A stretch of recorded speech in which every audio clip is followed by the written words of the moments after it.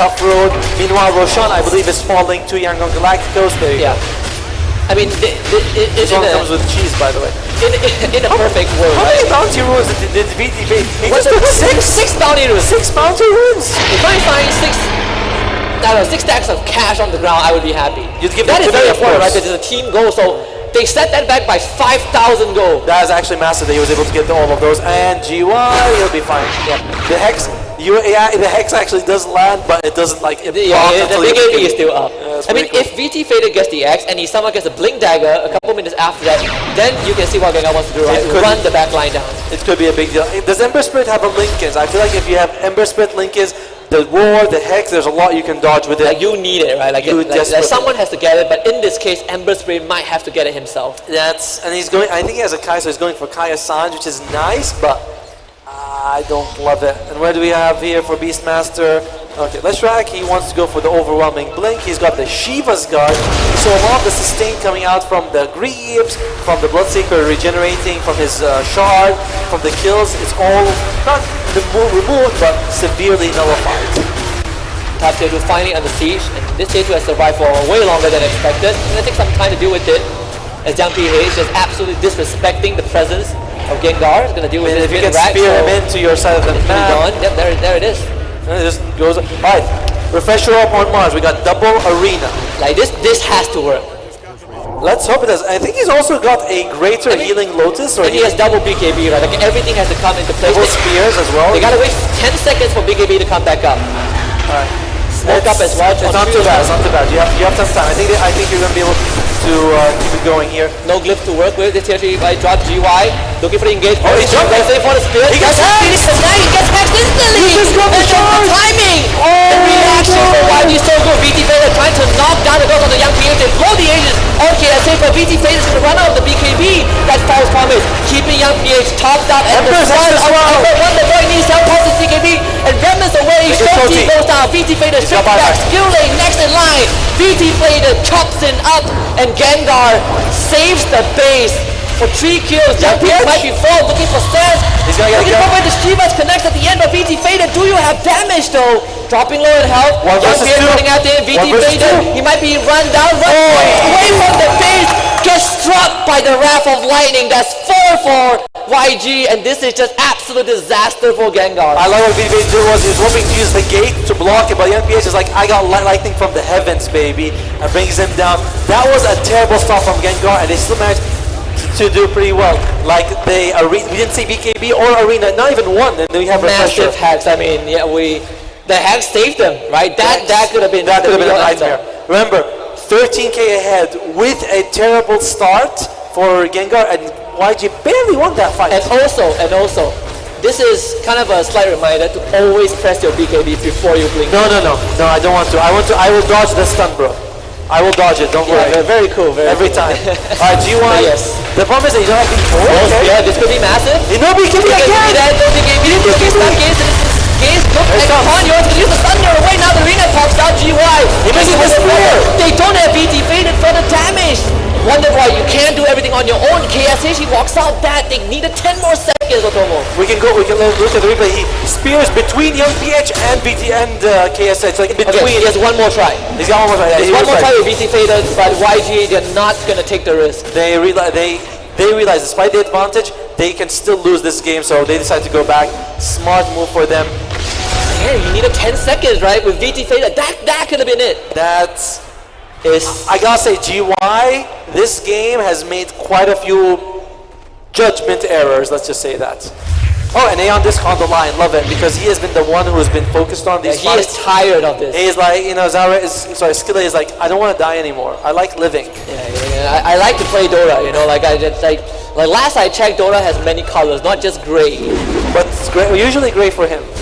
Yeah, exactly. What's the win percentage? Can we look at the win percentage? It is 97. I mean, it's 97 for YG right now to 3%. Yeah. Do you believe in a miracle, Otomo? I do. I think it's more like 20% for Gengar, honestly. Right. Like they can get a good initiation, they can win a fight. It's tough to get there, though. I mean, you're hanging on the thread, right? Only one set of racks left on the bottom side. It's still something. The problem is that the lanes are going to be pushed in. for them. Buybacks we have on the Ember Spirit and we have on Zawe, and that's it. So not a whole lot of buybacks to work with. Yeah, and they smoke this up. has to be right. If the cores die, it's gonna be GG. Come on, GY. GY is all on you. He does not have the Can't pressure. get hexed though. Like he's standing in front. He gets hexed again. He can't be in front. Okay, good first down. Force that good cookie, and now BT Vader pumps everything. BT Vader, Trying to run into them, but KJ is just destroying his profile in the front. He has nothing to Down. work with. No buyback. If he's down, BT Vader, no good. buyback. It's good. YG cleans up house. That's 3 dead for Gengar. This should be it for game number 1. Nothing left in the tank for Gengar to work with. And of course, always says he wants to die, but he knows that he is unkillable. A team wipe for YG and Yango Galacticos with a dominant game 1, 37 minutes in. It was pretty much in their control when we started the game. There were signs of life for Gengar. Oh, yes. There was a great fight where they were able to just team wipe them. But unfortunately, and I gotta say this, I do think GY could have had a few better arenas. He jumped the gun. He multiple times blink in without the BKB being used. With the refresh orb, you could BKB and then jump in. So even without, right? That's kind of like the rule of thumb. Yeah, Always right. press it before you jump. that unfortunately he jumps in multiple times, does not get it off, and that's why it kind of put them in a tough spot. But the Galacticos, they take game 1 and they take it in style. Lovely stuff with Young Galacticos. I think we did not expect anything less from these boys. We've seen them in multiple, tier 2, tier 3 tournaments. They've always put up a good show. They've always, had that top 3, top 4 finish. You sometimes even see them on the podium. We're gonna look at our highlight powered by our Monster Energy. Just lovely stuff. I'm jacked up. You see it in front of our table. I had one chat before. This is the start of absolute disaster. 3 for 1, and you get the first one. Zawe got it, which was a big deal because he was able to leverage that later on. They had to put 5 people top to push in tier 1, whereas Yangon was only able to only 2 people bottom lane to do the same thing. This is where I'm gonna say, right? It's a good thing that we have a best of 5. Plenty of time, plenty of space To adjust, yeah. for Gengar to kind of adjust, look back at what went wrong and make the adjustments, right? Again, we want to see deep pockets. This was the reveal of the Blink Dagger for GY, which we said did not go for him. He reveals himself, uses the arena, and loses his life. And it happened 2 times in a row as well, right? Yeah. So we kind of get the setback of like a 180 to 200 seconds. Long cooldown. Long cooldown, and the base defense not really working out in the optimal way that you would like to as a player from Gengar. But again, we want to see the deep pockets, right? There's a huge chance that we see kind of that reverse, right? Kind of that comeback. Game 1, just a tester. Do not worry, plenty to come from Gengar. No, I think they did better than I thought, honestly. Like, despite the So mistake. that was the bar you said, huh? No, I mean, to be fair, they did very well. And this was a pretty decent arena, wasn't it, for them? I mean, they had a very good team. They had some good team fights, right? I mean, credit to them. We see some holes that this game probably could have ended a couple minutes earlier, but we see some very, very good very good ideation. And one of the biggest struggles we see for some teams is that we are playing not to lose and we don't take those initiatives, but Gengar has always been looking for those opportunities. Yeah. They just need to polish clean up a bit of the initiation. They jump in on 2 supports and they don't get a kill because of the glimmers, and that is massive because Glimmer Kill is like, you block 400 magic damage, but it's actually more because you have the magic resistance on top of the On top of it, right? So, I mean, plenty of start. I mean, this is probably one of the best fights that you can get, right, for the side of Gengar. And this is one kind of what kept us in the game for another, 10-15 minutes, right? This fight, very crucial. They broke the ages 2 times in a row, once in this fight and once in front of the base. They just need a bit of that cleanup. And the one in front of the base was without GY getting anything off. Which fight was this? Was near the end of it. I do think they chased Zawe a lot to get this. This is actually a relatively, I'm not saying it's relatively decent for them overall. I mean, when those BKB start taking out 5 seconds, 6 seconds, you're in a bit of a trouble to stay in the fight itself. So massive victory in game 1 for Young Galacticos. Again, right, we came into this, we have high expectations for YG themselves. We're looking to see what Gengar can bring under the leadership, of VT Fader, and Co. But again, it's just game 1 with plenty more to come. We're gonna call for a short break, but do not go anywhere because we'll be right back for game 2 of this upper bracket between Gengar and Young Galacticos. Stay tuned.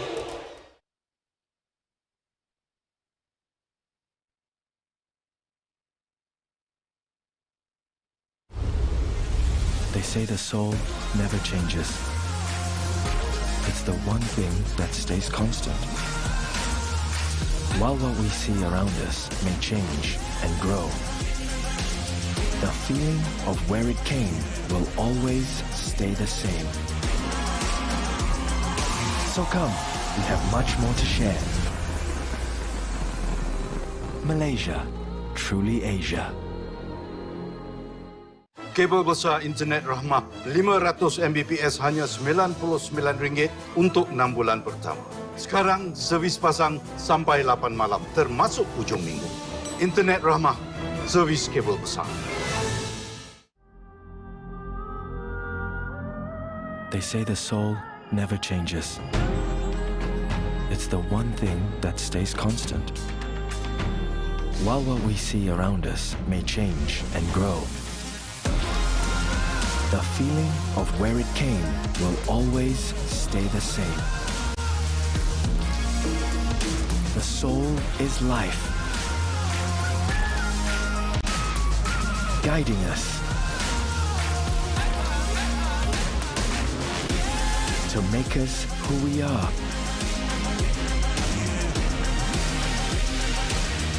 What we are and where we go. And where I'm from, we go forward. So come, we have much more to share. Malaysia, truly Asia.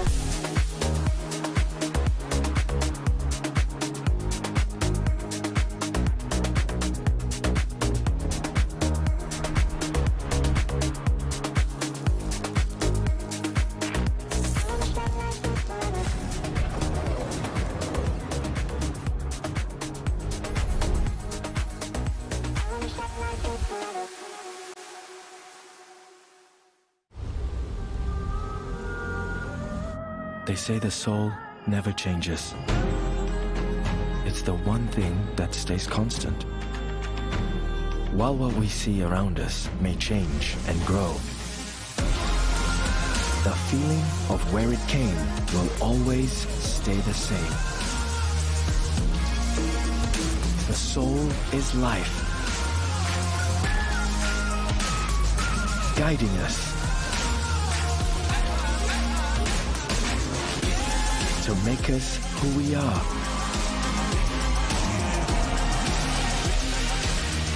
What we are and where we go. And where I'm from, we go forward. So come, we have much more to share. Malaysia, truly Asia.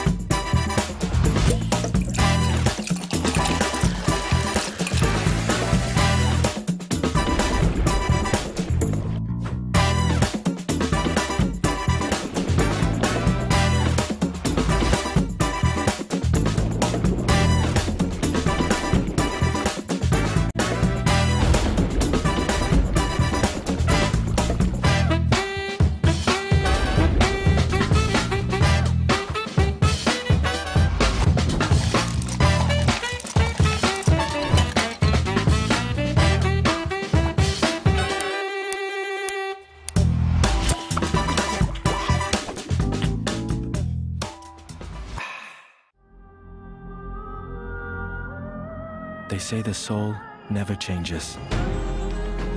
It's the one thing that stays constant. While what we see around us may change and grow, the feeling of where it came will always stay the same. The soul is life, guiding us to make us who we are.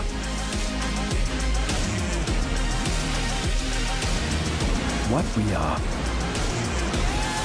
and where we go. And where I'm from, we go forward. So come, we have much more to share. Malaysia, truly Asia.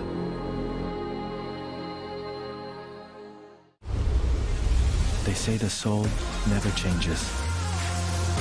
It's the one thing that stays constant. While what we see around us may change and grow, the feeling of where it came will always stay the same. So come, we have much more to share.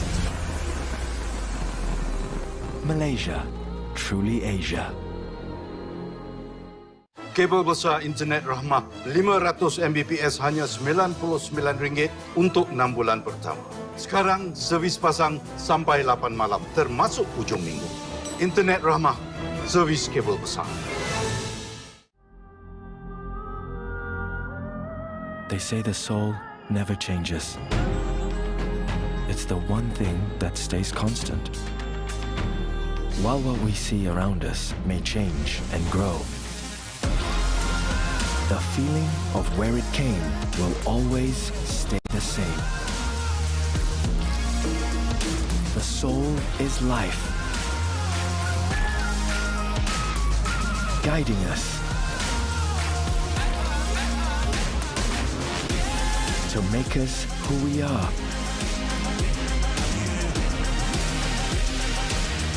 What we are and where we go. And where I'm from, we go forward. So come, we have much more to share. Malaysia, truly Asia.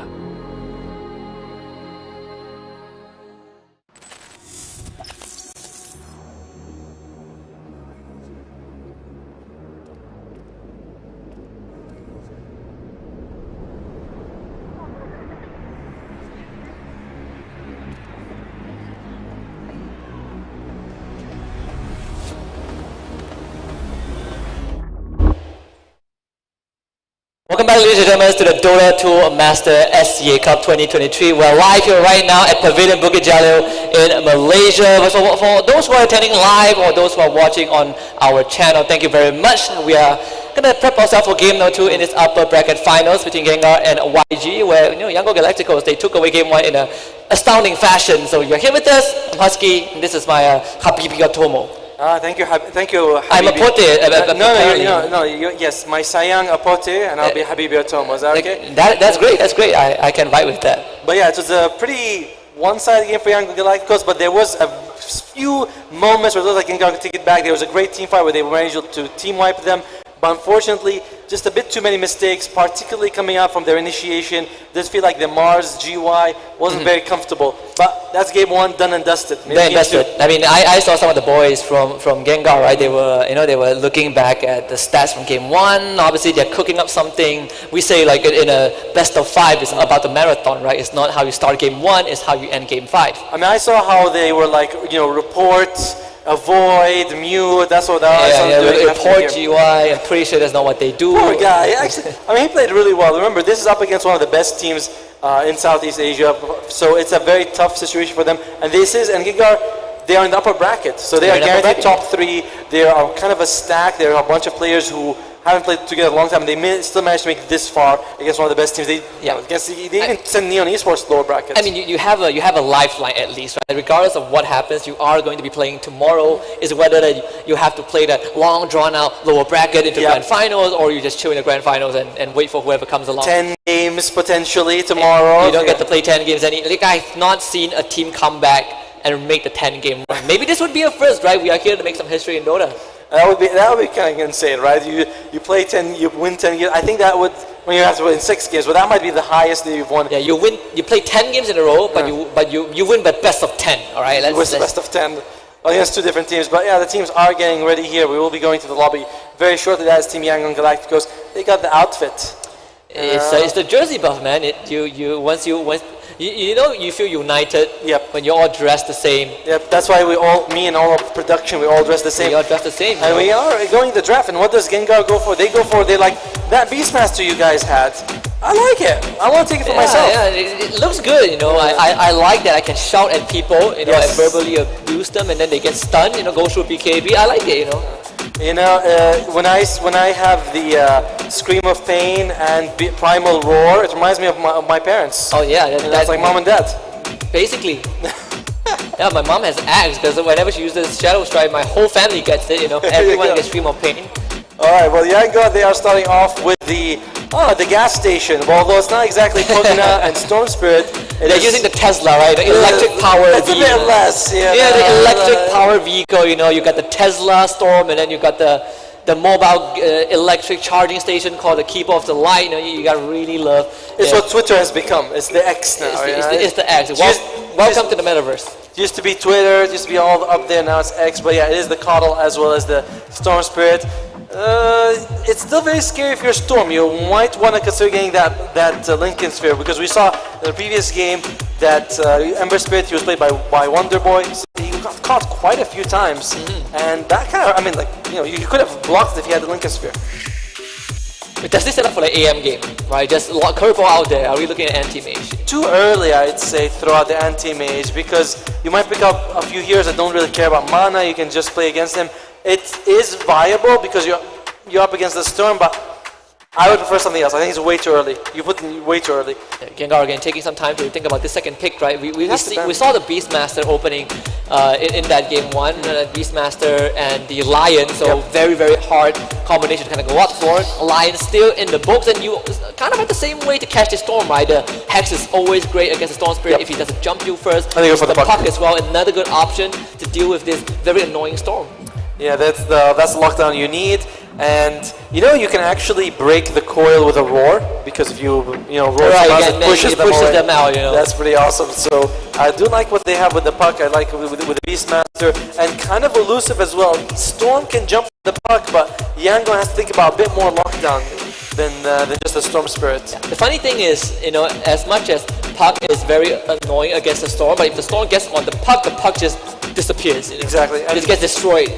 Between the two of them, like Storm, both of them of course rely a little bit on their being elusive, but for Storm you get BKB, you get a few items that buff you up. For a lot of pucks, he has a lot more health than the puck, that's for sure. So for a puck, it's much easier to burst him down once you catch him. Oh, yeah. And we are looking at some of the carry bands coming out here, Morphling as well as Medusa. Terrorblade could be an option for Gengar if they want to get rid of it. But I don't think Terrorblade does too amazing against the Beastmaster. He should be okay.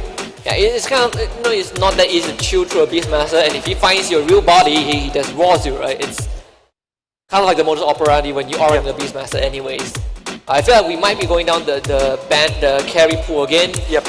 Okay, Faceless Void was a big contention in the game 1. I mean, YG does not want to deal with this. Slark could be great for Yangon. One is that you can use your Q, you break the coil and you just remove it half a second later. Same thing with the Beastmaster's Roar. It's like, yeah, it pierces BKB, but I don't care. But TA is also a really good band for them. There's so many, like, they don't have a whole lot of ways to remove those damage refraction charges. Life is very hard for Puck. It's, I don't think, I mean, obviously, yeah, Puck. I mean, obviously they're not laning to each other, but overall, it's still pretty annoying. Of course, you could use a blood grenade and remove a lot of it. Blood grenade at 30 minutes, you know. Hey, watch out. The supports do it. It actually pierces through BKB and Lion comes out, so they are going along the lines of, we don't want that Lion. I was gonna say that's make the anti-mage more possible. Yeah, and also I want to say the Nyx isn't too bad. The Nyx, both teams could definitely work with the Nyx. I'm not sure which one would be better, but maybe actually better for Gengar, right? Yeah, I was looking at you walk into Illuminate, you walk into a Static Remnant. For the other team, yeah, there's a Illusory Orb, but a lot of times we see him Illusory Orb, but then they just phase shift, so they don't get hit by anything anyway. But yeah, I'm looking. If I'm on Gengar's side, I have to really be thinking about this anti-mage right now. And they did ban the Legion Commander, right? One of the few heroes that you lane against it, like he's like, you want to fight me? Let's do it right now. And Slardar, which is another considered counter to anti-mage, is not very playable right now. And it's hard when there's a Puck, right? Like the Puck just coils you. I'm not liking. I don't like if anti-mage stays in this in the pool anymore. You gotta find some ways.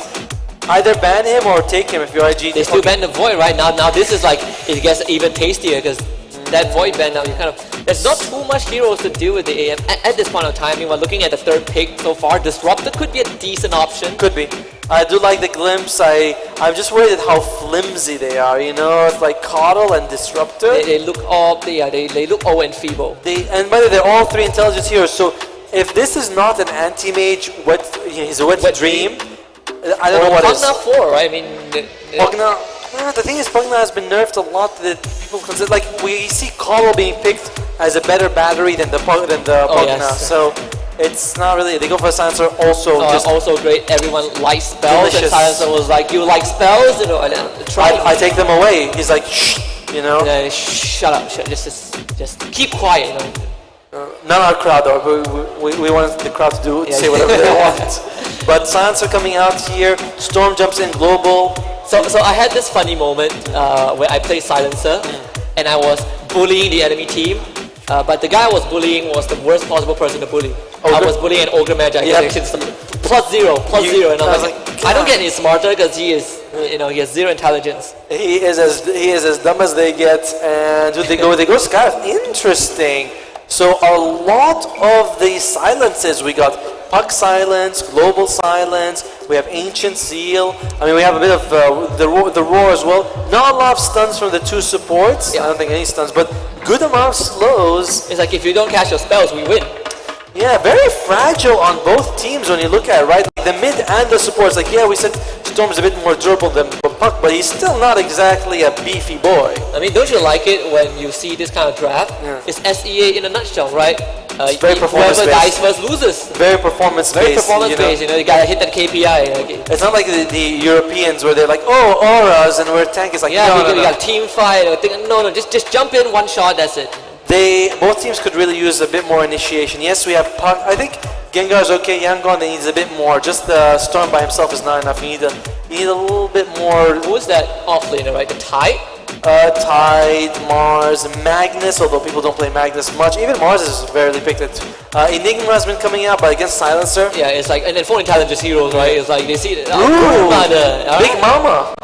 Alright, I like it. I like it a lot. Both Skyrath and Silencer. Silencer in particular despises Broodmother. He likes to ask one guy to shut up, but he doesn't like it when it's animals because they don't listen. I like this. This Broodmother pick is perfect from Yangon. It can get you auras. One pipe removes so much damage from one pipe, yeah. Okay, so carries are coming out last here for both teams. Slark, Terrorblade, PL are all in the pool. What else is really good? PA actually gets removed. Looks like they're taking out the big single damage burst, right? Yeah. Like they just destroys your Puck, Okay, Naga Siren's out. Silencer, your Sky Wrath. I do think both teams would really want to consider a carry that can be in the front lines, take some damage, a big burly tanky kind of hero. I'm feeling... Juggernaut? Juggernaut's actually really solid in... This could easily be another Bloodseeker game for Gengar, right? I wouldn't mind it for Gengar because I want a way to control the Broodmother, right? Like, you look at their heroes, there's no Spirit Breaker, there's no Bounty Hunter, there's no real way to sort of keep the Broodmother. Yes, besides, you have Coil and Roar, but I would like my supports or even another way. I feel like those two is not enough. They go for the Monkey King, solid band. Static Storm into a Wukong, that's crazy. Minus PL banned out as well, so to see their final pick. This time it will go in favor of Gengar first, so they gotta reveal that post 1. See YG saving that. You see the Ursa better in game 1. I don't think it would be a good... I think Juggernaut. Juggernaut, right? I think Juggernaut. Get rid of the Glimpse, your Static Storm doesn't really matter too much. Lifestealer could also work, but I think the Juggernaut's better. I don't want the Slark for them because it doesn't do anything against the Glimpse. I don't think it's actually kind of decent against the Broodmother. No, they go for the Troll Warlord. I don't like this pick much. I feel like this hero is way overrated. But let's see what Yangon is going to go for here.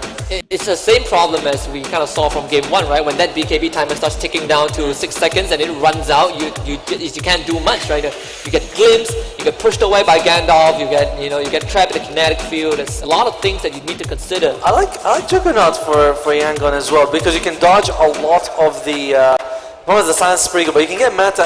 You want a Manta hero. You're up against a lot of silences. You want a Manta hero. Juggernaut, Manta, then you spin. You're kind of cool. Do you just draw right now? Drow? But then, like, you have 4 rings. No. I want someone in the front line. Drow would be okay, but no. I want someone in the front line. I'm feeling the Juggernaut. I'm feeling something. I feel the Juggernaut. Does the Slark still work? The Slark still works as well. Oh, there it is. There you go. Slark still works.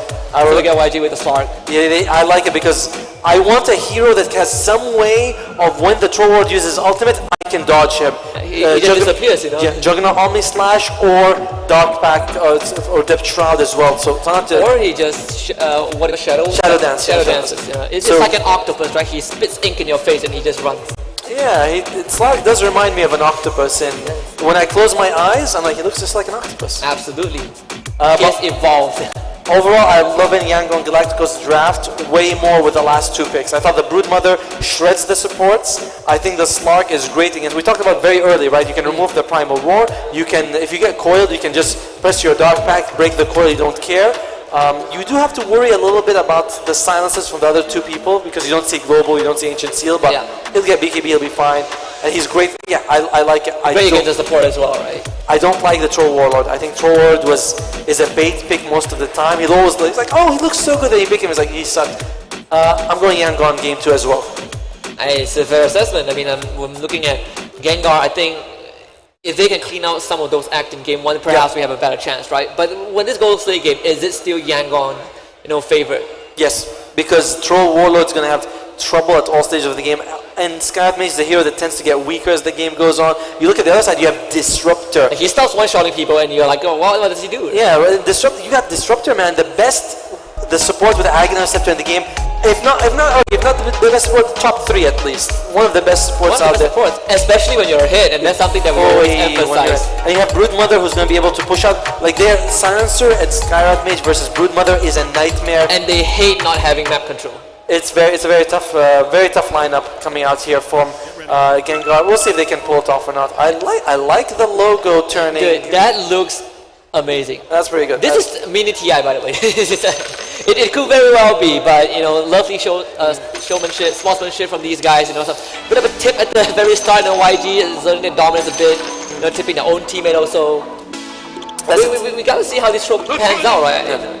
I'm trying to become a guy who only tips when my allies do well. I don't tip when my enemies make mistakes. Oh yeah. I become less toxic tips. That's my resolution this year. That is something that I've been striving towards. Like when my Enigma misses a black hole, I tip him. My Tie Under Ravages BKB, I tip him also. Of course. I tip him because it's a way of saying that good attempt. Yes, try harder next time. Try harder, but this is a good start. Maybe you can do it again, and you miss it the second time, and that's the second tip. No. It's all about positive reinforcement. You gotta empower them when they are down. So when they do something wrong, you need to tip them so that they so that they know that you appreciate them. No. When they make a mistake, you tip them. Then you write GG means good guy. Yes, good guy. Good guy. Good guy. Or you type like GG easy. GG. Okay, I can't think of something that starts with Z, so I gotta think. Go end as well. Go end. Alright, so KS Edge is going to be on the slot. He had a fantastic performance in the previous game. He will have to perform well. I feel like with Terrorblade, you kind of farm and then you just become this tank that just rolls over everyone. With Slark, you have to have a bit more mechanical skill to play the hero. Yeah, not saying he doesn't have it, just that's what the hero requires to pop You are kind of like dipping in and out with fire. Right? You're like, now you see me, and then now you don't, and I come back with 100% health, and you're like, what's up? You have to time your spells better. You have to time your your BKB. It's a more performative hero by far. But speaking of performative, you got Puck, you got Skywrath Mage, you got Troll World. It's very tough for Gengar. I mean, you got a lot of micro going on, right? You have the Beastmaster who needs to manage 3 pets. You have Broodmother who has to manage a bunch of her children. It's like schooling a bunch of kids. It's like. Here's a feast.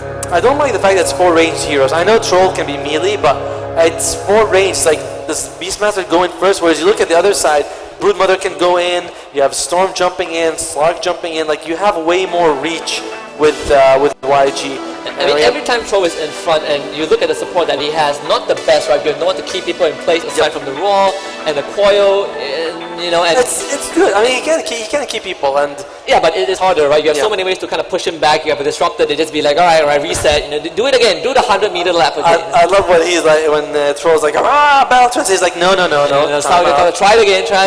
And even if you also have a disarm, disarms are really good against. And by the way, one of the best items against Troll, the U Scepter. That's true, because there's nothing. It's also good against Ursa, because even his stance resistance doesn't affect. Yeah, it's like, oh, we have a mad boy. Let's get him up into it. Take a ride. Cool off, come back down, and then perhaps then we will talk about this again when you don't have your ultimate.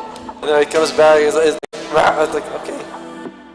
So we are waiting here, and hopefully the pause is done. There it is. It looks like no action at the beginning. Bounty runs are 2 for 2, so we have a very, very even game. What can... I don't know, I would rather have the Troll Warlord lane with the Skywrath and try to go for kills. I feel like you can get a lot of kills with the Sky Silencer combo. Put them in any lane and you can do well. I guess it's the same thing, right? When you have this Beastmaster, he's going to hit that Vanguard, he starts surviving in lane alone, and then you send this Skywrath elsewhere. Try to make the Silencer smarter by stealing some intelligence, get this Troll going. Alright, so mid lane is going to be Young PH versus Wonderboy here. Young PH had a great time in the previous game, but it was, I believe, Leshrac versus Ember, and he forced him to max out the grenade. That could be first blood, right? That's another good grenade on top of it. The glimpse is used. There it is for Sans. Good start coming out from Gengar here. Much better than the previous time. Zara overestimating his ability to withstand the damage. Not an Argo. Huh? Not an Argo. You can't do the same thing. Blood grenade as well. Alright, so bottom lane, Skillade versus Shoti. You don't actually get a whole lot of benefit from the Coddle and the Broodmother combination. Like, there's not much for you to refresh with the Chakra Magic and KS Edge. Ouch! And to be very honest, right, when you try to run at the Troll, he's gonna rolling axes, and then you miss your attacks, and then the Arcane Curse destroys all the spiders early on. So it's not too bad early on in the early game. I guess the concern comes when we hit that mid phase, right? Like what is going to happen when these level 6 start coming up online? The supports coming out from Gengar are way better early game in the laning phase. Silencer and Skywrath, way better. Disruptor is pretty good with the slug, but I feel like Coddle just gives you nothing. Like they have to be together to be effective, right? I think individually, Gengar definitely has kind of the early tempo going. True. I mean, like Silencer can do damage by himself. Skymage is well known for his ability to, solo kill people basically. And Shoti taking some hits. He's going for the double Wraith Band. Gives you so much armor and attack speed. And since she's a universal hero, she hits very hard. Right, Shoti. Just a normal thing. Actually, it pops, but they don't have the damage to catch up. They did use the blood grenade. Did it hit? I feel like the blood grenade was very on edge. I don't know if it actually landed or not. It's a bit iffy. It was a bit iffy. And check out the look at the CSing mid lane. Young PH doubling the CS of Wonderboy. You know, he's a wonder boy, not a wonder man. Wonder man would have been able to do it. I mean, he did have a pretty decent early game, you know, in the game. And there it is, Shoti again, Arcane Curse this time. Trying to go with the wall. This could be he does have the magic wand. One more hit. He's taking a lot. This Arcane Curse has been on. If it was level 2, I think he dies, right? If it's level 2, he just dies. Yeah, we'll see if he's going to go for it. But because he's in the web, he's healing up KSH. Zalray, wow, goes for the loads but doesn't get it.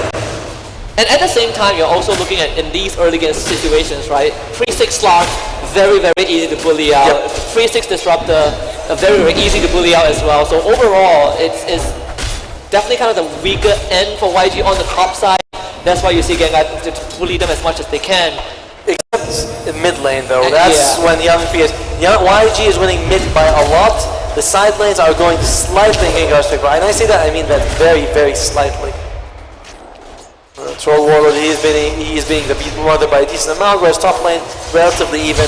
And Young PH, if he hits that level 6 early, he does have a lot of people he can eat. Wonder Boy taking a lot of damage. Yeah, and thankfully they are both kind of the same boat. Check it out. They are trying to secure this bottom water ruin, making sure that Wonder Boy doesn't get it. Skillay can get it. He might still get it though. He's gonna jaunt that. Yeah, he got it. So this mid lane sort of won so far by the puck. But I mean, Young PH does get some battery at least. That's what oh, good enough. Looking to take him now. One more arcane bolt, he's gonna be dead. The KSH leaps away. He jumps away from the axes as well, so they shave his hair, but they leave his head intact, and this could be a kill. He gets the axes. There you go. No +2, I believe, for Ponyo, so a bit unfortunate for the silencer, but overall, still a kill for the Beastmaster. It's fine. It's fine. If for that, you're training supports here. You're very okay with this. Bottom lane, it does seem like Shoti is going to have a decent time, but look at VT Faded. He is actually kind of crushing this lane. He is. He is 10 CS a hit as well. 10 lashes a hit. Now, denies as well. Coming out. Young PH, good dodge, so let's get some of the health back. And it fills up the bottle for his Storm Spirit, so that's always fun. And it gives him a tango as well. That is teamwork right there. That is pure support mentality. Yeah, and to be fair though, Young PH is the one who's having the best time right now, so you do want to enable him as much as possible. Okay, so KSH spotted out. Massive ward that just got placed down as well. VT Fader getting ran at by Shoti, but you can always fight, right? I mean, you don't really care. You have the whirling axes. Can't win him in a duel. Yeah, it's not a big deal. Just a little bit of harass, but Zalray, he's gonna get a bit smarter. Try to go for the deny, doesn't get it. Ponyo now gets some increase in that net worth. No intelligence stolen again, but still well worth it. KSH, he takes. He's just gonna be fine. Oh, Wonder Boy. Still no level 6 on each. Oh, the silence. Wonder Boy not gonna be dead yet. Ponyo showing up with the Arcane Curse. Will be forced away, forcing Young PH to retreat, and that is kind of the rotation. I mean, Gangnam making a lot more proactive moves. Despite all the investment they put into giving Young PH a good lane, he's only a couple of 100 gold ahead of Wonder Boy, so it's not like it's, oh my god, he lost. Wonder Boy actually hits level 6 before the storm. They both have level 6 right now. He can just go and ulti whoever he wants. I mean, you're also looking at the fact that they had to bring the Cardo to secure the water ruin. They had to give Young PH a tango and a refill. He's got a shield. Yeah, he's going to be even. By the time the Storm Spirit comes back to the lane, I believe the puck will have fully recovered, basically. 100%. I mean, look at the experience, right? Storm hits 6 first, but he kind of misses a full wave and a catapult. So in the end, Ponyo's going to have a good time. Meanwhile, Zalray again in danger. Ponyo chasing him down. Zalray. This is going to be an easy kill. Zalray will not survive, and Ponyo cashes in on another kill.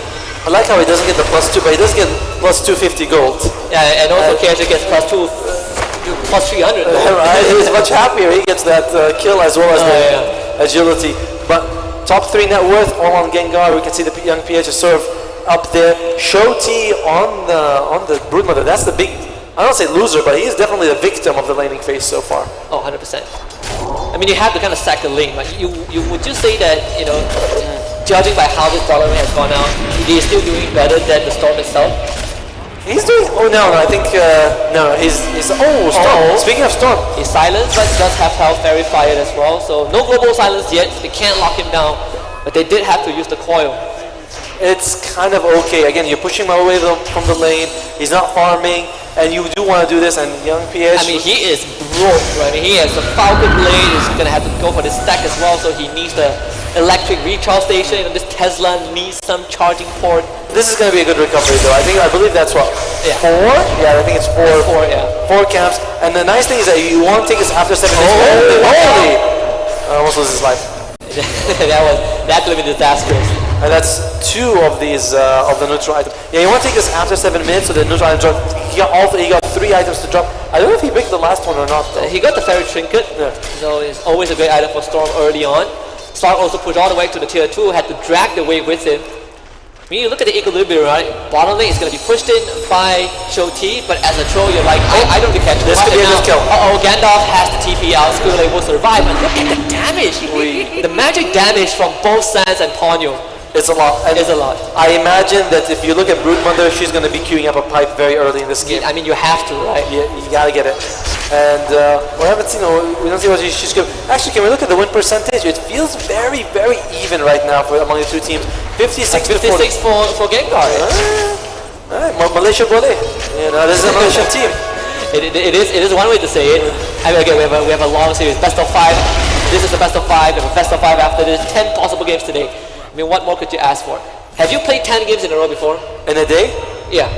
Yeah. Not in a row, but in a day, yes. Yeah, okay, in a day, that is more fair. Usually it's 10 losses because you lose and then you're like, I'm going to win the next one. You cannot sleep on a loss. That's the mentality. The mentality of a warrior is if you lose, you keep playing. You don't sleep on a loss, you sleep on depression though. Let me tell you after that. You don't chicken out on the loss, okay? And looks like Gengar is going for this faster push. They don't, besides the Beastmaster, none of their heroes are particularly good at pushing and... The troll, I get. Okay, do they want to go for this? The smoke comes out. They have a roar if they want to use it. The mid lane is GY is kind of baiting, I think. Yeah, he's baiting. GY. You guys to be in danger. No way to save it, so he will use the wall. Team's coming back in. Kinetic traps it just at the edge. You might go down. They're going to make a turnaround on the silence. The coil is going to be out. The Storm's going to try to go for it as fast as possible. The Storm is going to go down. The Shadow Dance used. The coil will run out at the end, but he doesn't have much mana to work with. No, 5 more seconds for the lead. No sting. They're going to chase him down with the arcane bow. He needs to pick up a silence at the edge. 2 for Gengar. GY, great bait right there. And they go Vanguard. He's tanky. He's very tanky, and the team was smoked, and they were not that far behind, so they got there in quick time, and that is a big punish command. The first, conclusive big advantage goes to Gengar right now. I mean, the silver lining is that YG did get the mid tier 1, right? That was what Gengar wanted to do. They want to smoke up, protect the mid tier 1, and then they sort of got an even trade. You lose that map a little bit, but you get 2 important kills, both on the course as well. Remember though, young PH, he was ahead of the puck, and now he's 500 gold behind. Shoti has recovered greatly though, he is second net worth, and I do think that he is the main spear of their the tip of the spear, as they say. He's the number 1 net worth. He has to make space for KSH and young PH though. It's gonna be like that for a while until the Battle Furies come online for VD Faded. Then that whole pendulum would swing the other way for Gengar once more. I don't think I'm not too worried about with VD Faded because he's on Troll War and that hero sucks. And Kia said he is going for a hand of Midas. He believes that I'll have the time to farm, and we'll see if he's going to be able to go. To be fair, Troll War will be farming as well, so you do have that. I have to hit faster. That's actually a good point. He is one of the few heroes who can really use the attack speed. I mean, Shoti has just destroyed this entire bottom side. Right? This is spider there. He's going for the Orchid on the Broodmother. So he shows up behind the Silencer, behind the Skyrat, behind the Puck most of the time. That's a free kill every time. So if the Broodmother silences the Silencer, is the Broodmother the Silencer? Yes. That is actually how it works. Yes, thank you. I thought of that on the spot. Troll Warlord, not too far from the Battle Fury, gonna take some damage, but making life pretty hard for him. They even threw the blood grenade at him. It doesn't do anything. It's just feed him a little bit. They do see skill Shoti, this is going to be important. It breaks the coil. They need a bit more damage. He silences while the Arcane Curse ticking down, but the rejuvenation C is going to be dead. Global silence even just to extend the Arcane Curse. He's dead. Lovely stuff from Sans. By the way, the Illuminate did not hit the Broodmother, so there's no heal coming out from that. I feel like that's kind of a bit of an issue. And he dodged it a little bit. He's like, I thought it was my enemies, Alright, nice deny with the board. GY, he is awake on He is awake, Game 1 he was Another resting. time, there's a TP coming up from the silencer as well. G-White just needs to survive long enough, and he might be able to do so. He has 11 one charges, has the Vanguard, has the hood, but the damage from they got more. Vanguard just sufficient. And now you're gonna blink into a silence. There's gonna be the glimpse. He's Maybe making enough to keep him alive though. He doesn't have enough mana to zip away far enough. He might draw the kinetic field insufficient, and the battery is just laid. Massive mistake from YG. He jumped in with no mana. Disruptor, he was able to glimpse the puck back, but it was not enough, and that was what was a win for Young Galacticos turns into a relatively even trade. But losing your Storm, he's the lowest farmed core. You kind of... And you put him even further behind. Yeah. 1.4k network behind the puck right now, and that kill got cashed in by the puck. Like, okay, Beastmaster dies, but he's still ahead of 2 cores on YG's side. I mean, you took 4 guys to take him out, and you lost Storm. You lost one of them, and this is going to be a nice stack being farmed here for Gengar. And what is the win percentage looking like here? Because 2,000 gold advantage, 5 kills. I mean, is it what are we hitting? 60% for Gengar? Should be right. I mean, 60, within the 60 range. Storm Spirit, what's he going to go for? He's going to go for the Orchid. I like Double Orchid. Double Orchid, right? Broodmother as well as the Storm. But I kind of almost think that he might want something a bit more defensive to just survive. Alright, so the win condition, very simple. Whoever gets silencers first, loses. Yes. Yeah. Whoever gets the rig tape over their mouth just in here. If you can't say your incantation, abracadabra. Silence. It's very cute when he just loses, like whoever shuts up first loses, look at VT Faded though, he is really starting to pull ahead of the farm. And Shoti, can he kill the silencer? No, they do a really good job of... Not the best build, they use a static storm, they'll find the silencer. Oh, the damage just enough to take him off, but they will lose the bottle. Gandalf getting Roar in the face, shout at the old man, give him some seizures, and it's a support trait. 1 for 1. I think that you're okay with YG though. You did use the global silence, but you were able to use the static storm, but it's not the biggest deal. They still haven't taken this tier 1 mid, so that's the silver lining for YG. You keep the map within your control, right? I mean, all the towers are still alive, except for the top one, but it's the least important one if you are on YG's side. I mean, yeah, plus it's more important when you can test Roshan, but... I mean, you keep the triangle for yourself, right? And that's kind of what you want. You can say the same for Gengar also. And Gengar, what we're looking at in terms of Wisdom Ruins, looks like it's going to be even, although YG hasn't picked their Wisdom Ruins just yet. And we'll see what this Broodmother... That first use of the Orchid gets them a silencer kill, but you have to be worried, right? When the enemy team is around, they actually protect him pretty well, whoever gets Orchided. Guys, you cannot talk, Everyone, hug him, make sure he's protected. Alright, so that's two people smoked up. Silencer might be the target. He's going to show up in lane. Kind of the only target, really. If you jump on anyone else, the global comes out. Puck, instant Orchid. No one to save him. He does have to use though, and that is enough. Baby. Lovely stuff. And now the coil again on the Storm Spirit. He needs some help right now, but the massive silence and some arcane damage. Easy kill, and Young PH has just been absolutely shut down so far. Yeah, this is now Storm Spirit. Look at his net worth compared to the freaking Skyrat mate. Skyrat mate, this is a support Sky. He ain't no core. And he is actually he's keeping it competitive with the Storm Spirit. And you look at it, you can actually have 4 silence debuff, the icon, at the same time on a single hero. Arcane Curse, Global Silence, Last Words, and the Waiting Rift. And by the way, I like what he's going on Sans. He's going for the Phylactery. He's very close to it actually. This gives him a huge burst of damage. Every time you Arcane Curse, you just do damage. Yep. I mean, Arcane Curse, Ancient Seal. Ancient Seal, not Arcane Curse. Ancient Seal, yeah. Also, somebody, you don't have to worry about that. So you have 2 very nice extra sources of damage coming. Obviously there's a cooldown, but still very worth it. I mean, we have a couple of seconds, so a hot tip for people who want to use Phylactery, buy it on Spirit Breaker. Every charge do damage. It's so much fun.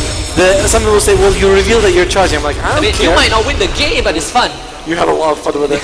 And by the time you get there, you never strike. It's off cooldown, so you get an extra 300 damage. It's all very fun. Meanwhile, Gengar, they do take the mid tier 1, so they were equalized on the mid lane. Young Galacticos starting to slowly pull back in terms of net worth, though. You can see the KSH, that minus, it's paying off. But now there's going to be a small, and this is going to be big. Shoti has to get out.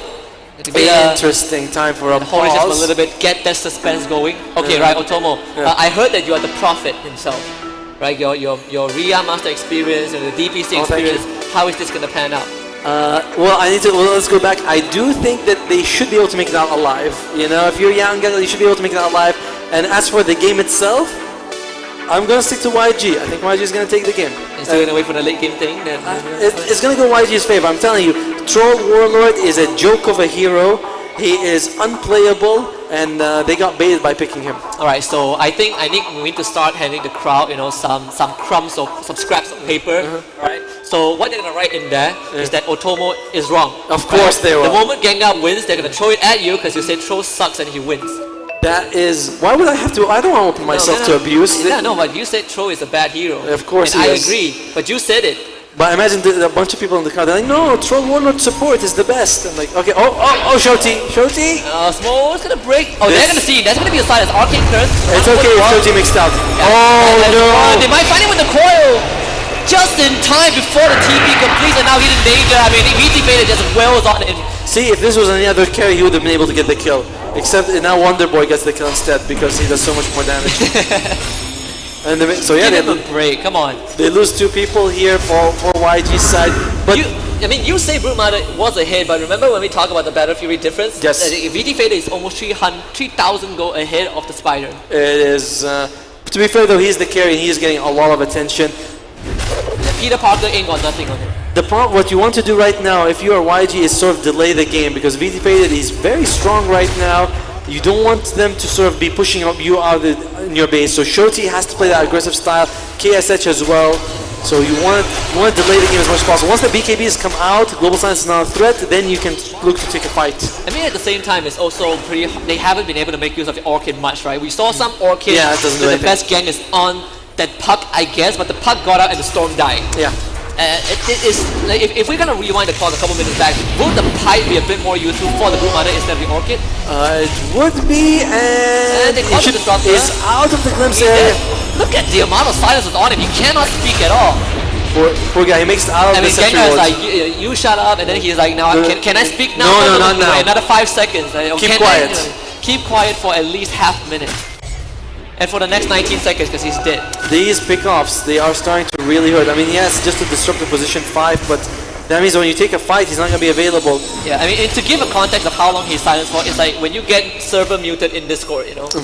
you don't get to speak, you don't get to dictate. KSH? You get rooted, BT faded, He's salty. Shadow Dance is going to be there, he's going to keep it silent, the ulti off.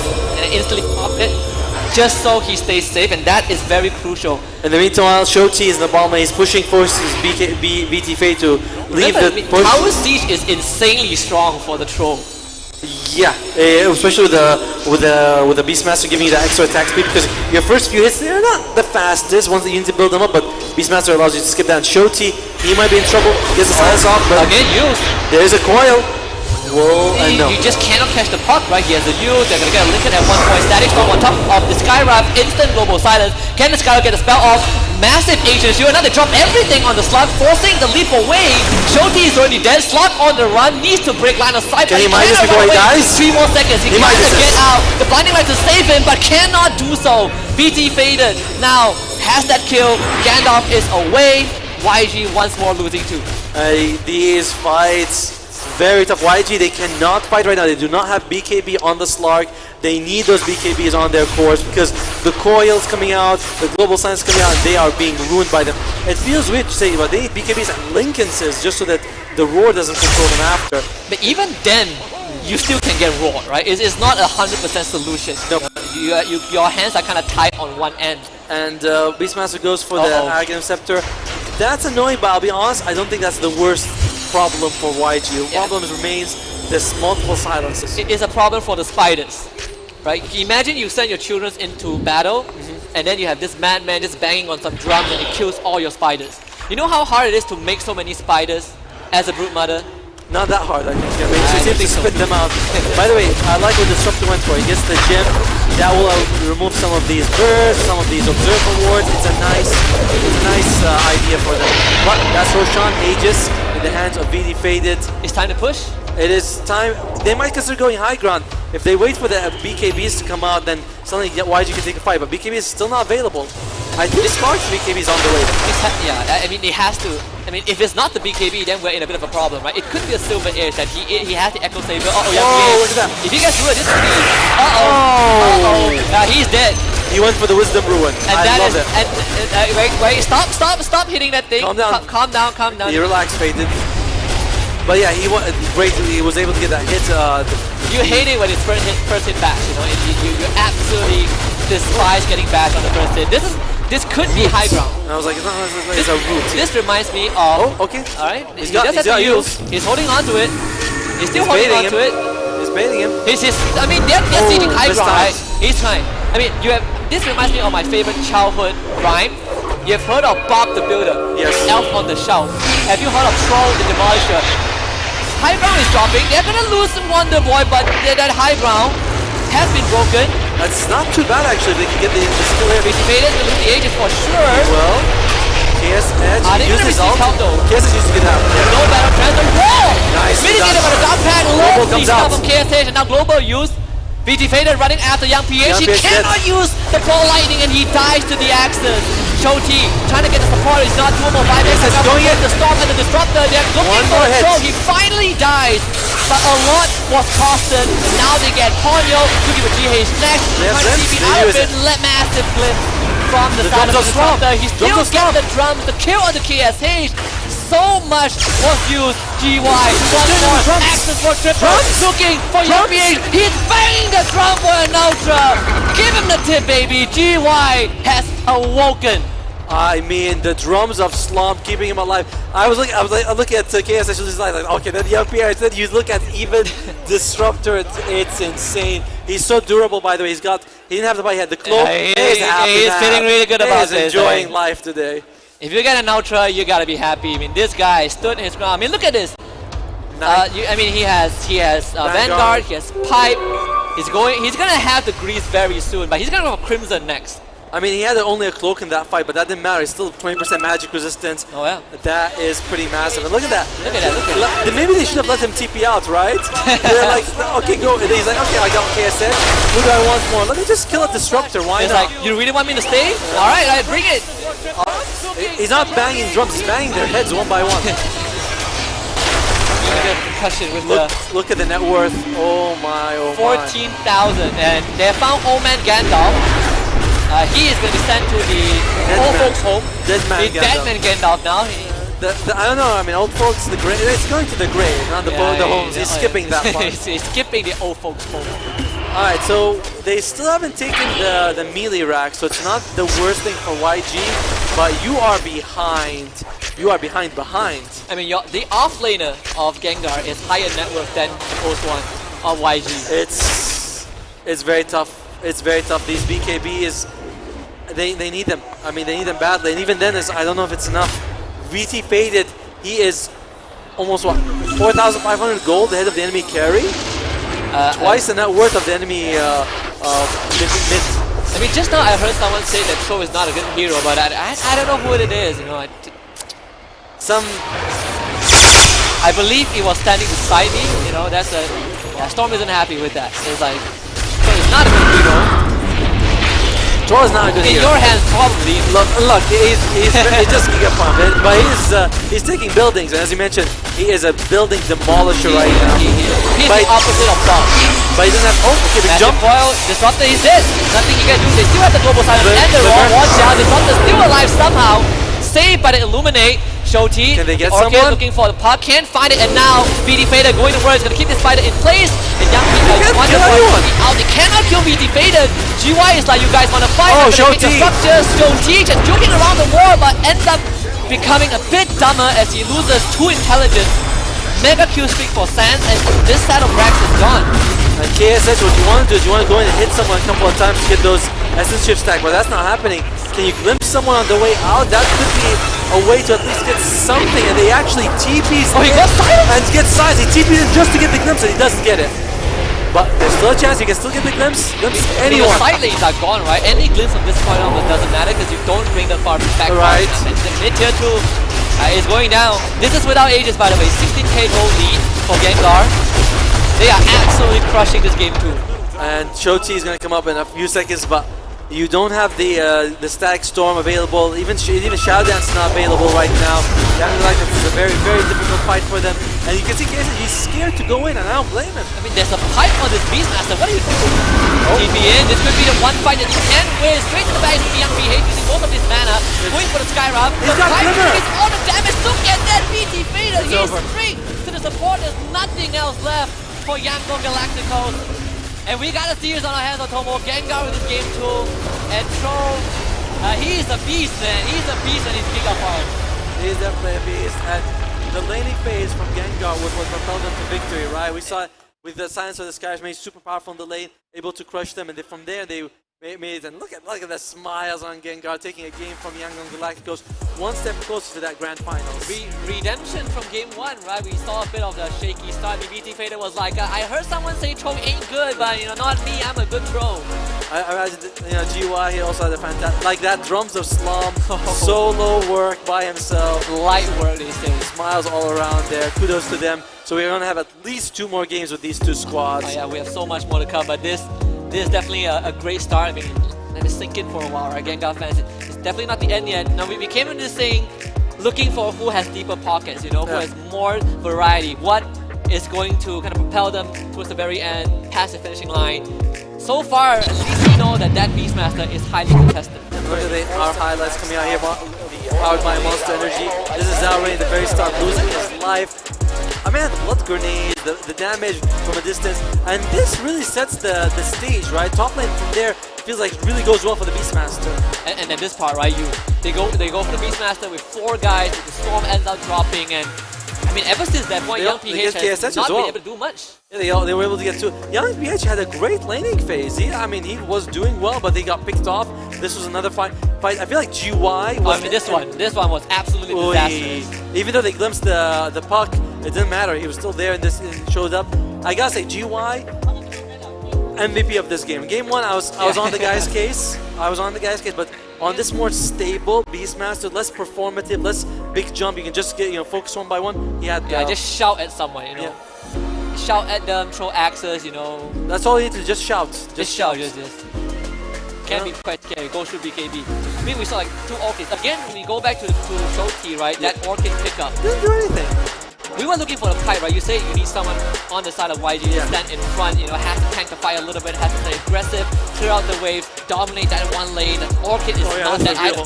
This was beautiful. Just banging the drums and killing people one by one. Then he goes for the disruptor. He's like, I'll just get him. I mean, science say that if you are in an environment with high decibels for a long time, you go deaf. So this is what GY did, right? He broke their eardrums and also their spirits at the end.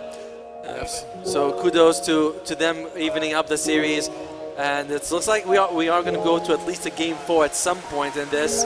But, man, I mean... GY, just what performance. I mean, when he got the Ultra, you hear the claps from the crowd. Right. We're getting heated up, you know. It's a Saturday. We're all out to have fun, whether you're doing a shopping, you know, whether you're here to see the game. At the end of the day, you know, this is a good place. When was the last time we have a LAN event for Dota? It's been a while. Hey, it's been well, not for you, but for me. It's been 5 years, right? I mean, actually, now that I think about it, I did have a LAN event a couple of months ago. But you know, not like this. Do you have a crowd that's a passionate? No, you don't have a crowd. Come on. My mom came and she was kind of passionate. Your mom, yeah. Oh yeah, you say your family is going to be dropping by today or tomorrow, right? So I'll say hi to your mom. But before that, I'm going to try and get his mom's number while we go on the break. But don't go anywhere. We'll be right back for Game 3 of this upper bracket finals. They say the soul never changes. It's the one thing that stays constant. While what we see around us may change and grow, the feeling of where it came will always stay the same. The soul is life, guiding us to make us who we are.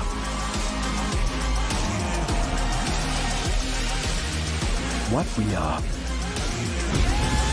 and where we go. And where I'm from, we go forward. So come, we have much more to share. Malaysia, truly Asia.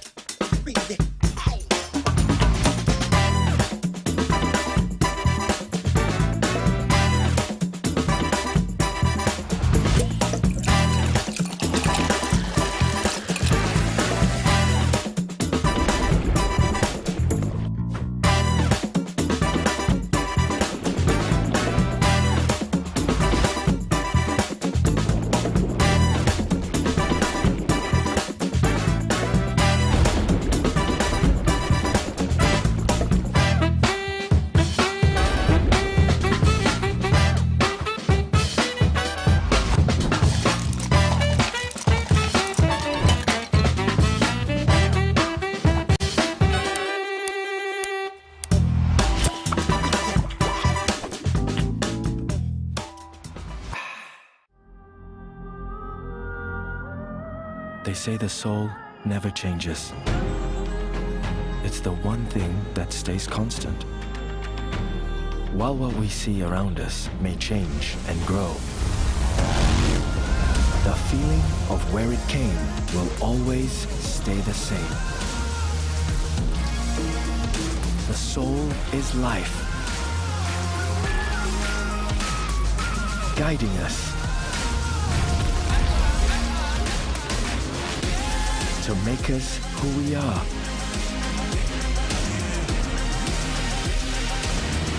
What we are and where we go. And where I'm from, we go forward. So come, we have much more to share. Malaysia, truly Asia.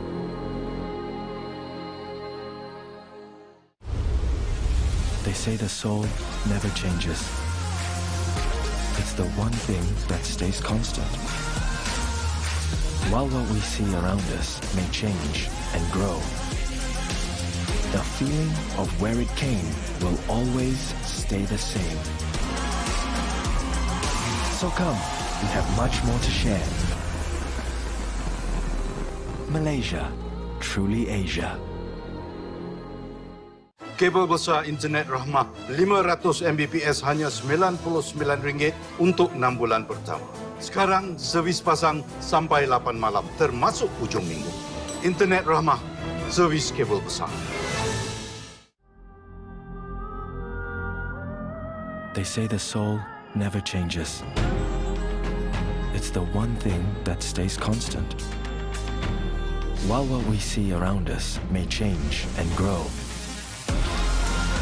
the feeling of where it came will always stay the same. The soul is life, guiding us to make us who we are.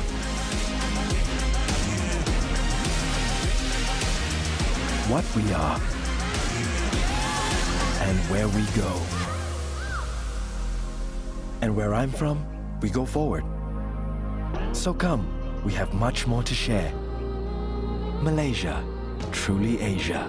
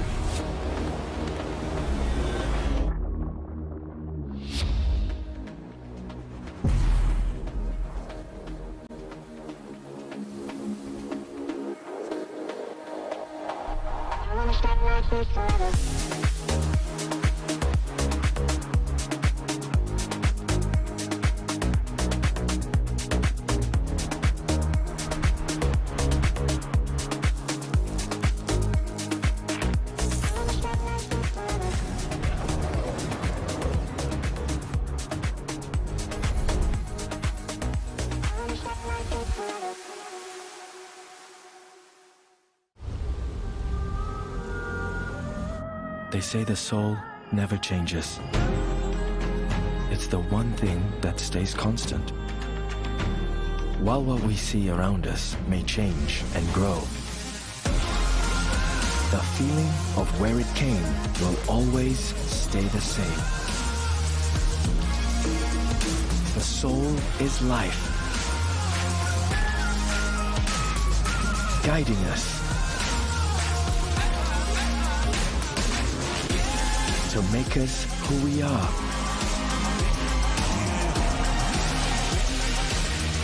What we are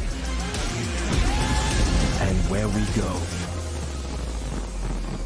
And where I'm from, we go forward. So come, we have much more to share. Malaysia, truly Asia.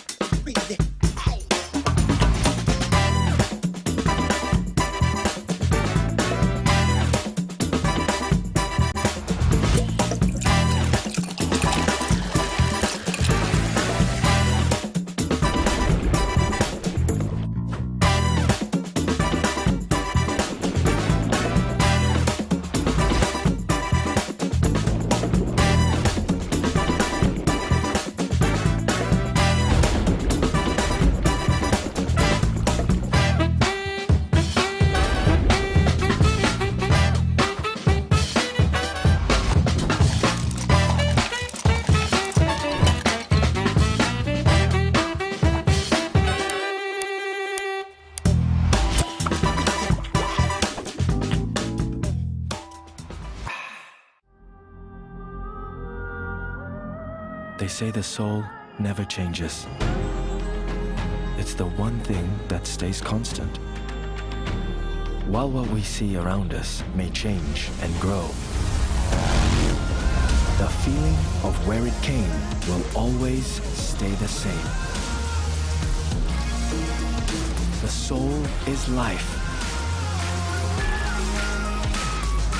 guiding us to make us who we are.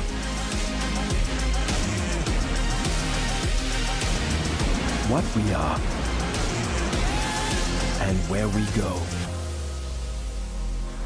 And where I'm from, we go forward. So come, we have much more to share. Malaysia, truly Asia.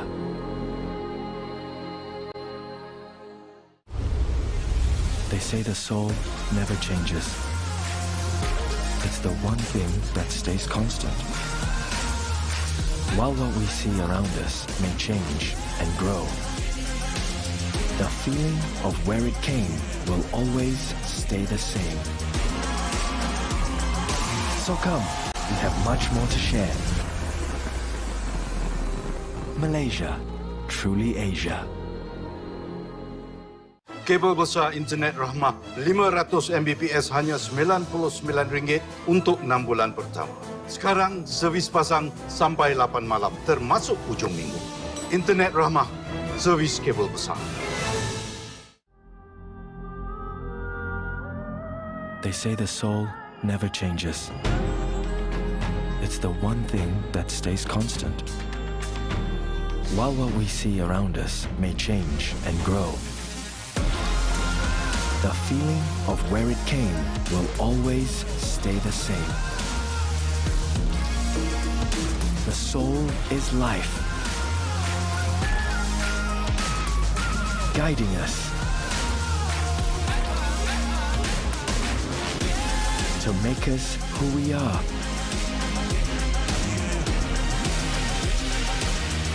What we are and where we go. And where I'm from, we go forward. So come, we have much more to share. Malaysia, truly Asia.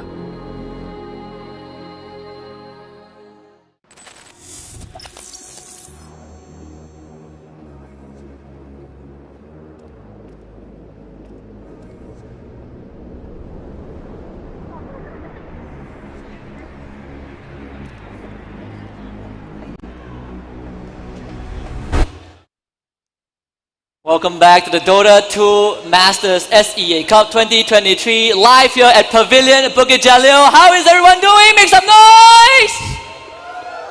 Alright, I mean, we're gonna warm up. We'll get more. We just noise. cool down. We just cool down. I'm gonna try in just a little bit. Actually, I'm gonna do it now. Okay. So, Dota fans, make some noise out there.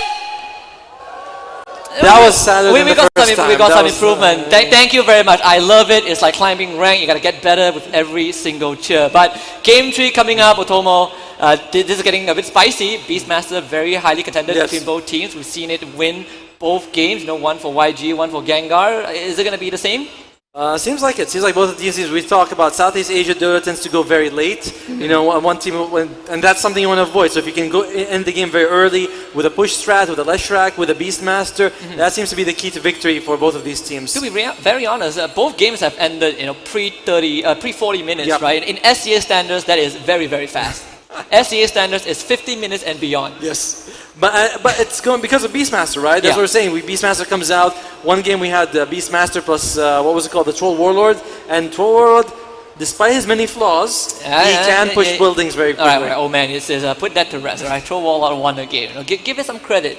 He gets some credit. VD Faded won the game using Troll Warlord. The Troll Warlord didn't win the game, so it was VD Faded. No. Troll Warlord won the game. All right, okay, Beastmaster won the game. But Beastmaster, and game 1 was with the Leshrac, game 2 is with the Troll Warlord. Yes. And it does feel like both the teams, and here you go, Beastmaster comes out. First pick for Gengar.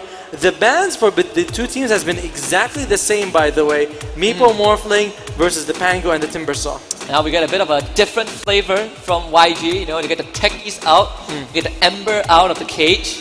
We talk a little bit about techies, right? And how techies is going to fare when it comes to these drafts, and now we get to see a little bit great kind of that early to mid-game tempo control, decent in the late game, Snapfire as a response for Gengar.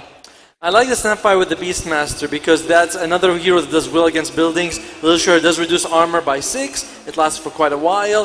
She's not bad with in the laning phase as well. You can cookie the Beastmaster, you can cookie a boar, you can even cookie a bird. Like there are so many options you can combo with. So it's pretty solid here. I just think it's pretty funny that you can use the Snapfire cookie on the hawk that is flying, and then it somehow lands while flying and stuns someone. That is the magic of Dota, you know, that's how it works. Dota logic, you know. Another hero that Yangon does not like to play against is the Faceless Boy. We've seen ban all 3 games, and in this game particularly makes sense just because you don't want it to be with the Snapfire, right? You don't want to have that Kisses plus the Chronosphere. It's too strong of a combo. Faceless Void has been a staple ban for YG. You know, all 3 games so far banned out. Medusa also in the ban list. Rubik now being taken out as well by Gengar. That's different. That is a bit of a deviation. That's a bit new. of a difference from what we've seen in the first 2 games. Yeah. It indicates that maybe we'll be seeing some very big team fight spell, and you can see there's a bit of head scratching, you know, going on. Like the Tide, the Enigma, you know, Magnus. Magnus is of course even a hero like Jakiro or Earthshaker. Mars or Phoenix. Maybe not Phoenix. Maybe not Phoenix. I was like, that one's a bit hard. That one's a bit hard. In my entire life of watching Dota 2 Pro, I've only seen the Phoenix Egg stolen once. By? FY. Yeah, if you say anyone aside from FY, we're gonna have a talk after. I was like, I've only seen that happen one time in history. It's only him. I mean, on the biggest stage at least. I'm pretty sure it has happened a couple of times. Oracle banned out by YG this time. A hero that they did kind of show up, right? Zorian on that Oracle. Big, massive menace. If they are thinking of going for a giant team fight, they might have to consider getting rid of the Silencer. You know, like if you're saying Enigma, because those are the counters. There's Rubik and the Silencer. They counter Enigma every time. We'll see. Even a hero like Dawnbreaker doesn't like playing against the Silencer. We'll see. They still haven't used much of their reserve time. They're starting to dip into it a little bit now, wondering what it is they want to remove. This Rubik ban is very, as they say, sus. Very unusual? Out of the blue? Out of the blue? Okay, maybe that's not the right way to say it. I mean, it is out of the blue. We've just not seen why are you banning Rubik? You know? Why is Rubik being removed here? What are you thinking, Gengar? BKB piercing ultimates, you know, what are we... We talk a little bit about the Primal Beast. To be fair though, I mean, Rubik is good against the Snapfire to steal Kisses. Yeah. I mean, the Cookie is also pretty good. The Roy as well, you don't want to steal the Roy. I mean, even Scavlas, and they do get rid of the Tide Hunter, interesting set ban. They ban a carry, a support, and an offlaner, and for Yango Galactus, they get rid of the Undying. They take the Clockwork. Generally, this hero, when paired with something like a Viper, could be very deadly. At the same time, it's also, you kind of want to have someone that can also play the vision game, right? Yeah, in both game 1 and game 2, it has been the Beastmaster and the Hawks. Now you got the Rocket Flare. You find a Monimus standing, you know, Snapfire trying to spit some fireballs. You get on top of her with a hook shot, and that is a good way as well. Oftentimes we see the Clockwork come out with something like a Drow Ranger. You know, you want, because I do imagine this is going to be a Clock 5. Clock 5, there's not a whole lot of range heroes that give you that slow, but Drow Ranger would be the best. They go for a Dark Willow. Okay, that Morphling ban makes a lot of sense. You don't want her to transform into the Dark Willow and Machine Gun Morphling. Yeah, the Aghanim Scepter on it. But, okay, decent lineup coming out here with the team fights, by the way, as well. War, Bramble, Terrorize, Kisses. What are they going to go with? Are they going to show their carry or are they going to show their mids? I mean, it's also very hard for heroes like Techies or, you know, Clockwork to navigate when there's a Bramble, right? Like, they kind of want to stick onto you.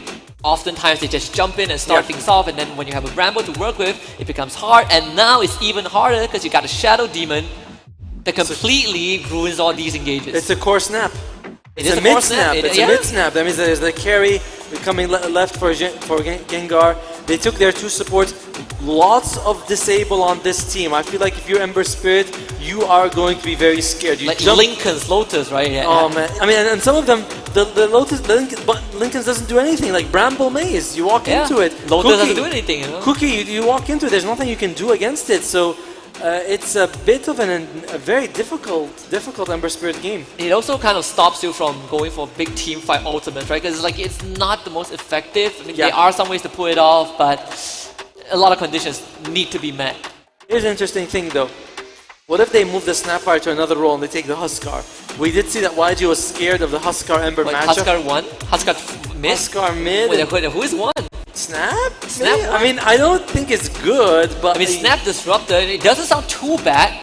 we've seen. The thing is, the Huskar will crush the Ember, That's you know? what you want, but at the same time, yeah, I feel like Snapfire actually does kind of well against Ember as well. Yeah. Well, we'll see what they want. I mean, he has Flame Guard, but you don't really care, right? You just Little Shredder, Scatter Blast, Flame Guard does nothing. And you're strength based, so you're naturally gonna have more resistance. You're universal. Sorry, you're universal. She's Used to be universal. strength based. She used to be. I think Dark Willow is also universal. And the Underlord comes out. I like this. Okay, when you have a lot of stuns and stuff, if you can simply tank through it, that is a big boon for your lineup. So I like the Underlord. He's interesting. His eyes are He's yellow. discolored, you know. He's discolored a little bit. Usually his eyes are green, aren't they? Yeah, he looks less fierce, that's for sure. I know. I like the green. And all right, so carries are the name of the game. Yep. Let's see. We have Terrorblade still in the pool. Slog's just been removed. Monkey has been a hero that has been banned. I think all 3 games. PA was banned the previous game. I don't like the PA much, but it is an option. Doesn't feel like you want it in this game for either team, right? Naga Siren is always pretty solid. Who would I think Naga Siren for Gengar would be insanely scary for them. Right after the Terrorize, Mortimer's Kiss is on top, Bramble Maze. But how is the interaction between Underlord and Illusion Heroes? Because normally he just destroys Illusion Heroes. He does, but once you get the heart, I don't think he does enough damage. It's one of those things where it's a problem early, mid. It's not a problem late game once you have a few items. It'll be a problem for a while. Exactly. All Illusion Heroes are going to struggle against that, but I think Naga Siren is among the least when it comes against. What about Bloodseeker? Solid, but I don't think there's anyone on YG that's particularly mobile. Ember as well as the Underlord kind of like they move, but they don't move a lot. It's kind of the supports who move. I don't know. I'm not a big fan of the Bloodseeker in general. Could be good though, just because of disruption.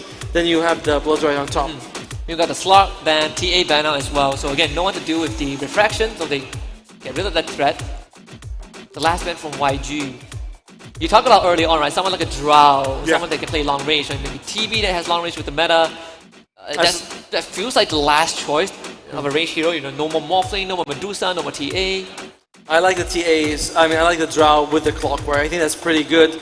You generally will have that long range. If you're up against 4 range heroes, so you can stay far up and hit them with the. It's not marksmanship. What's it called? Rain? Was it the rain of arrows? The one that you shoot a bunch of them. The volley. Was it volley? Something like that. Damn it. We should ask the crowd will tell us at some point. After the game, they're like, "You idiot! You don't know it." It's called arrow. I don't know. It's arrow. Something volley. Right. Yeah, I'll check it out in a bit. All right. So Gengar, they need a carry. They need a melee carry. I would like something like that. Naga Siren is generally the one I'm feeling. I do think that could also deal well with the Drow Ranger if they go for it. So I would like to see the Naga Siren here. Yeah. I think, I was also thinking, does Gengar want to go for the Drow as well? I mean, you have 3 melee heroes, one that wants to come into melee range. You have, plus you really buff up the Snapfire. Yeah. Like you give them so. But marksmanship is not, it used to be 25, sorry, used to be a 30, 40, 50. Yeah. Now it's 15 and they go for the Ursa. The 15, 20, 25. I like it. I wanted the melee carry coming out here. They go for the Ursa. Does make the Drow feel a little bit better if you are Yangon. It's like like Clockwork, Underlord. You want to come at me? All right, let's brawl. And the Clockwork is pretty solid. They go for the Drow.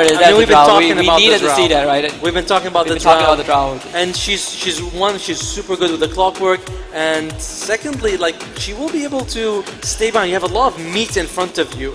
You have, like you said, you have an Underlord, you have a Clockwork, you have the cogs also. There's something that Ursa will have problems with. Yeah, and also they don't have the best way to kind of go on top of the draw, right? If you are on the side of Gengar. So it's an issue for them. And by the way, we want to make sure we also thank the people who made this tournament possible. So Sotinge, thank you. I was like, imagine saying that one wrong. Yeah, Sotinge. I mean, we took a sip early on. It's very energizing. I like it when the things I consume refreshes me. I like when the things I consume, I actually like them. Yeah, I like them and they refresh me. That's what I'm saying. Yeah, so, and also we want to thank Time Internet for they're actually responsible for all of this. All the internet that is being provided, and it's been pretty steady. I mean, what you play with like minimal ping, you look at all these, pixel perfect, time, instant hacks. You don't get that. Don't give me that 15 time punts. No. No, that one was unintentional. But well-timed hacks, the instant hacks. There we go. No. Instant hacks, the precast, whatever you call it, right? But you don't get to experience that every day. Yes. I have trouble getting these hexes off. I'm just glad we're having minimum delays thanks to them. So that works out a lot. But in terms of the two teams themselves, I am thinking this is a tough one. You're putting in a pickle, huh? I am putting in a pickle. I'm sitting on the fence, and I feel like the two drafts are relatively even-ish. I feel like when we go late, Brad, that draft is going to have a slightly better time against the Ursa and Gengar, right? We have very good, mano-to-mano fighting capabilities, but who is going to jump the draw in the late game? Yeah, I mean, Ursa can if you get Blink Dagger jump, but it's not the easiest, right? And and you look at the Shadow Demon, you look at the Dark Willow, you look at the Snapfire, these guys can't really get close to the not that they want to, No, not they are. I think I'm going to go with Yangon, guys. I've been with them 3 games in a row. Right. Has been 50-50 so far. It's been 50-50, but I'm going to be improving my my prediction rate after this. It's going to go either way, it's definitely not going to be 50 afterwards, but it depends on whether you are 66% right or 33%. What about right. you? Are you with I'm a bit on the fence, honestly. I'm looking at YG. It is a tough one. I'm going on YG. I think if we hit that late game, if we hit the C standard, the SEA 60-minute tier 5, I think YG is going to have a better chance. But we've seen how Gengar controls that early to mid-tempo with the Beastmaster, right? You put an Ursa on top of that, that is going to be the problem if YG can't keep up. That's the problem, right? Like you mentioned, because Ursa can take the Aegis, Beastmaster can take the towers, and suddenly you have this unstoppable. Are going to be starting off with a little bit of a pause, not because of internet though. I gotta say that as much as Ursa's name is called Fuzzy Wuzzy, he's definitely not Cuzzy at all. And by the way, I figured out the name of Drow's third skill. Yeah, take a guess. What is it? Oh, I have to. I'm asking you to take a guess. Wait, it's not marksmanship. That's the ultimate. That's the ultimate. Yeah. It's not gust. It's not frost arrows. Yeah. It's rain of arrows. I don't know. Multi-shot. Multi-shot. Damn it! Yeah, it's the simplest name. I like it. I mean, our boys, Malaysian food. How have you been enjoying Malaysian? I heard you flew in last night. Who? Which team? You. What flew in last? I live here. I've lived here longer than you. Oh, yes. Sure. I was born here. I was born here too, and I'm older by only a little bit though. Just a little bit. Yeah, I heard a decade is pretty. A decade is nothing. Yeah, a decade is pretty short, in terms of the millennias of life and all that. Yes, absolutely. But are having a bit of a pause here. They're enjoying this pause.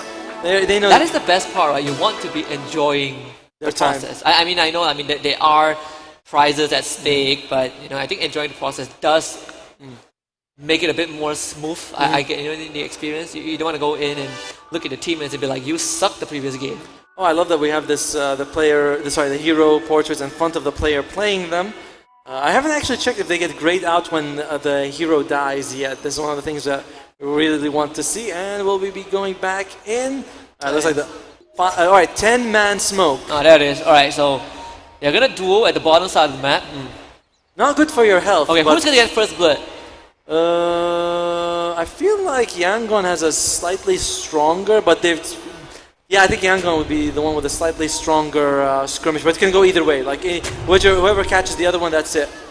They're gonna basically just sidestep they're all no one's gonna find each other. No more level 1, there it is.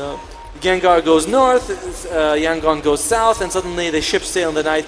But if Gengar goes back, if they go up that cliff, they could be in a lot of trouble here. And in general, it's often that the Radiant side is where they fight. Yeah, they're going to stay on their side of the map. I mean, YG has already covered basically the entire bottom side, right? There's no easy way for you to make it back there without make this big turn around the base, and then it's at this point you just take the enemies too, and you lose your two. And you just TP. And you're like, alright, that's it, whatever. They might still go and check though. I mean, again, right? You say level 1 skirmish, you have the battery assault, you have the blood grenade, frost arrows. They can still contest it. It's decent, yeah. But I mean, on the other side, it's also kind of these like, cookie, disruption. Like you don't want to walk into it. neither team I feel like will be very ultra confident. Oh, there it is. They see him. It's gonna be disruption instant. That could be his. That could be his death. That's gonna be first blood for sure on the side of this Clockwork. Battle Start was used. It doesn't really matter. A couple of the right clicks could be that stance once more with the first blood. Well, there's a couple of people in the crowd. They are big Gengar fans. Anytime they do something good, they just clap like. Hey man, it's nice to see that. Just what I was rooting for. Probably brothers of players, or they just hit Clockwork, you know. Or they just hate Clockwork. Right. Either way. Anytime Clockwork dies, like we're so happy. Or they don't like Zhao Rei and they met him in the palm. Hey, I feel like it's more of the first and second. You know? More likely for sure. I mean, you say even Zhao Rei ain't happy with that. Coming back again. Maze trying to sidestep everything. He's pretty good with those movements. This is pretty good. The dancing shoes, 2 consecutive better results used as well. That's pretty solid. They get GY to about a third of his health. Sanzos is about a quarter of his. And Zion is just going to be able to heal up. Lots of stats on the Beastmaster, by the way. Starting with +7, I think. 3 Iron Branches and 2 Circlets. Alright, so bottom lane is Ursa versus Shadow Demon. Not a combination that I would say has a lot of kill potential. See skill I mean, these early disruptions, when you put it on the techies, it actually hurts more than you expect, right? I mean, universal hero stuff. They do 30, each illusion does 30% of the hero's damage, so 2 of them, 60% per volley. It's ranged, it does hurt a little bit. Alright, so mid lane, Young PH, he has been, and I say in all 3 games he has won, sorry, in both games he won the laning stage, but he wasn't able to always use that to win the game. But this time he's also off to a good start, as usual.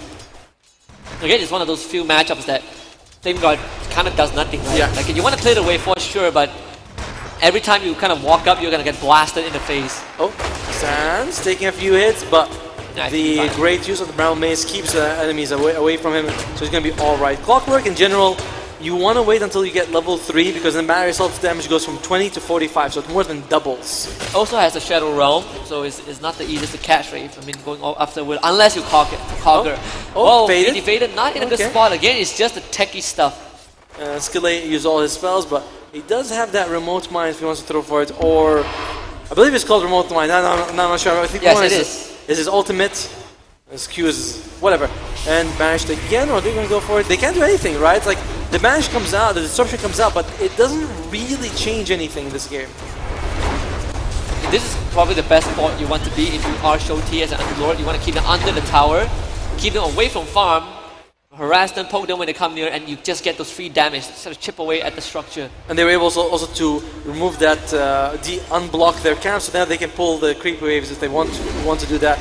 And how about top? Looks like GY, he's okay, slightly behind the Draw Ranger, but a lot of it comes to the fact that he has summons, he has the Dark Willow, so it's not the easiest thing for the Clockwork to get next to him and get those skills going. Oh, and he's got a Ring of Health, so harassing him is almost pointless. Yeah, just a usual day in the office for Beastmaster. I mean, off-laners. He played the Beastmaster so well in the previous game. Did. He dropped the beatness. Alright, definitely the start. Looks like Zhao Rei. It's not going to be as easy as last game, right? In this case, if you kind of go down the same route, it's not that easy to get on top of the Draw Ranger. You know, you have supports that can isolate you in these fights. I think phase overall seems like it's going fairly even for everyone. The biggest loser seems to be Shoti and the bottom lane on the Underlord. He is not having a good time. But alright, Zhao Rei, he's going for it.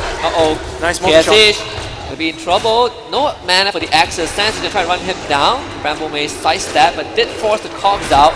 He's gonna try out the Blood Grenade as well. Sans might lose his life. KSH turns around. He's gonna use the Verifier. Not enough. GY. Lovely pick up a KSH. And now GY in trouble.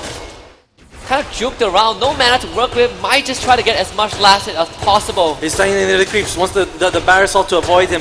But yeah, it may not be enough. The armor and regen, right? From the enough. banner creep as well, but it is not enough. KSH just finds the double. Yep, this is the combination we expect. The Clockwork and the Drow, the slow with the mini stun, with the cogs. It's very powerful. I in the drafting phase, I was like, what about Clockwork and Viper if it's a position 4? But if it's a position 5, you put it with a Drow, you win the lane. I mean, one of the biggest problems for Drow is to keep someone in position, in place. Oh, Zhao Rei should be relatively okay here. He's low health, but okay, get the hit. No more magic shield. Full Shadow Realm hit. Nope, not happening. He's gonna be fine. Yeah, broke vision as well. Broke line of sight. Lovely stuff. Broke ankles, baby. That's why he broke. Oh, Ponyo is in the top lane. Can he get a KS edge? I mean, you probably know this is happening if you're UIG. They actually did this in the previous game as well, remember? Yeah, and there's a Hawk vision, right? So and they just forced the clockwork home. KS edge is staying near the tower, but now he's starting to move out a little bit. Ponyo wasting a lot of time. This rotation, I think he's just gonna... I mean, it has to happen now, right? Okay, yep, there you go. There it is. But Zoran's the TP back. They might have missed the timing a little bit. Got the disruption. On top of the Bramble Maze, the Blood Grenade, it's easy kill for GY. Ponyo will pick that up, and Zoran now tries both of them in the car. Backup coming in with the blast off, but it's still 2 for Gengar so far. It's a 3 for 1. It ran down. It's going to be the slow from the board as well. A couple of right clicks with the job stance. One more. We'll pick that out. The remote mine trying to chase him down. It explodes, and it's going to be a double for skill lay, but 3 for Gengar. So at least, you know, they had to, both teams brought 3 people top, but in the end, it's Gengar who walks away. Very happy with how that trade went. You're killing KS Edge after he gets a double kill, and you can see he's not getting the creeps anymore. He was ahead of GY for a while, but not anymore. Again, GY biggest winner, right? 3 assists, I believe, going over to him.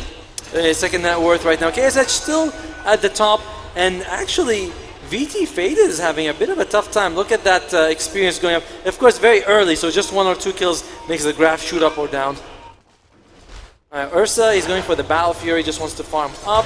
Wonder Boy, he has hit level 6. He's going for that ADOS first item. Doesn't have boots yet. Ah, there you go. Boots come out. Might go for boots of travel after that. There's a pro spotter also on the top side. Ponyo. Stack as well. Ponyo looking for some stacks. He's going to give his life for this for sure, but the Young Galacticos, all their games they made sure to stack. And oh, he needs to be careful. Ponyo, he's going for the Wisdom Ruin. He's trying. He's going to get it? He is coming out in a few seconds. That cannot walk through the tower. They're TPing in. They're going to get it, yeah. Underlord's like, surprise, here I am. Very, very needed. He's going to free go on Ponyo for sure.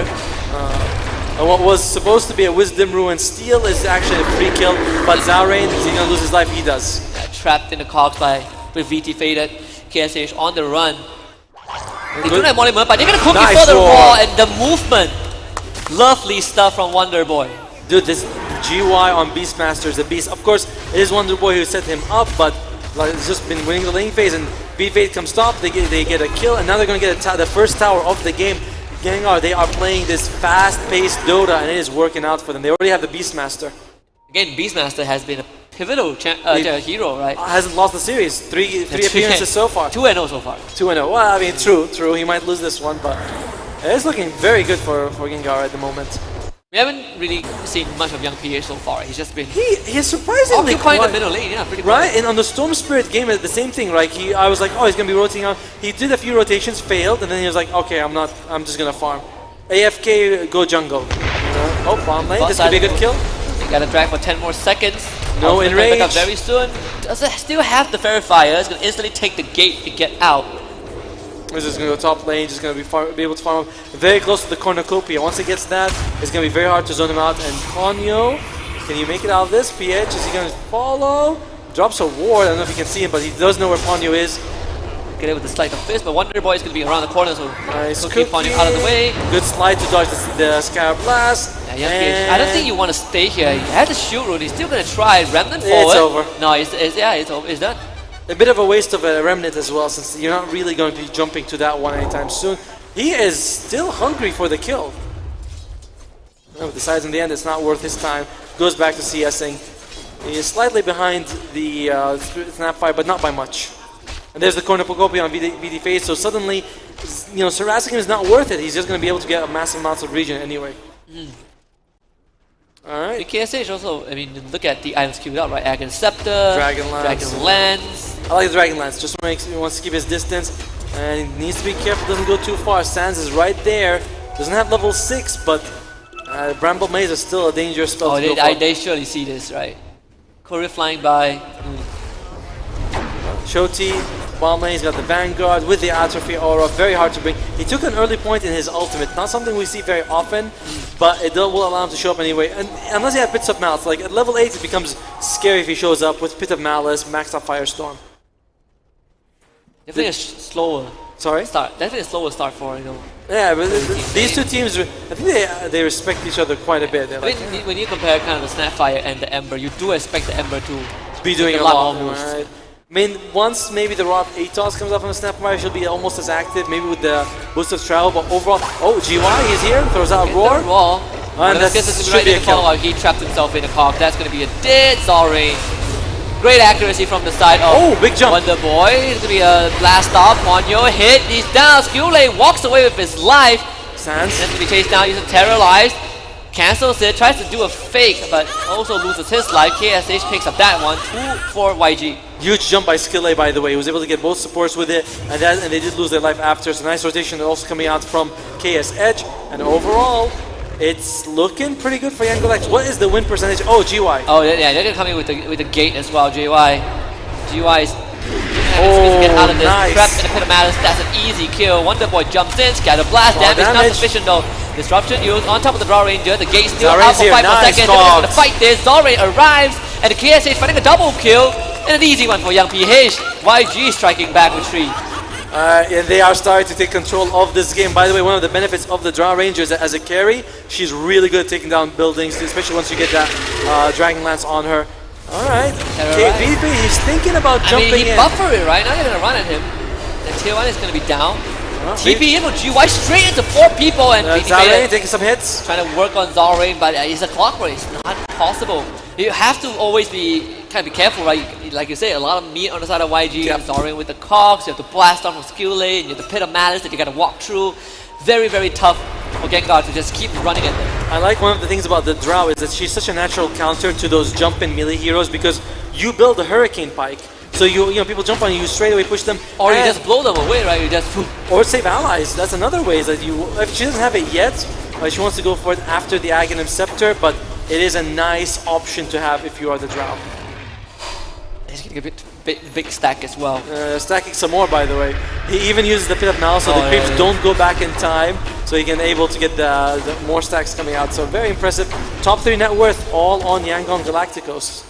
Drow is having a fantastic time. Almost 1,000 go ahead in terms of net worth. And fortunately, the Ursa's a hero that really gets, like, his farming speed really He just used his cookie to farm the cam, and now he might be dead. They throw everything on top of him. He destroys the Mind Point. He needs to save nice it. save. But it's not going to come up to his death, right? Pit of Man is on top of him. Young PH.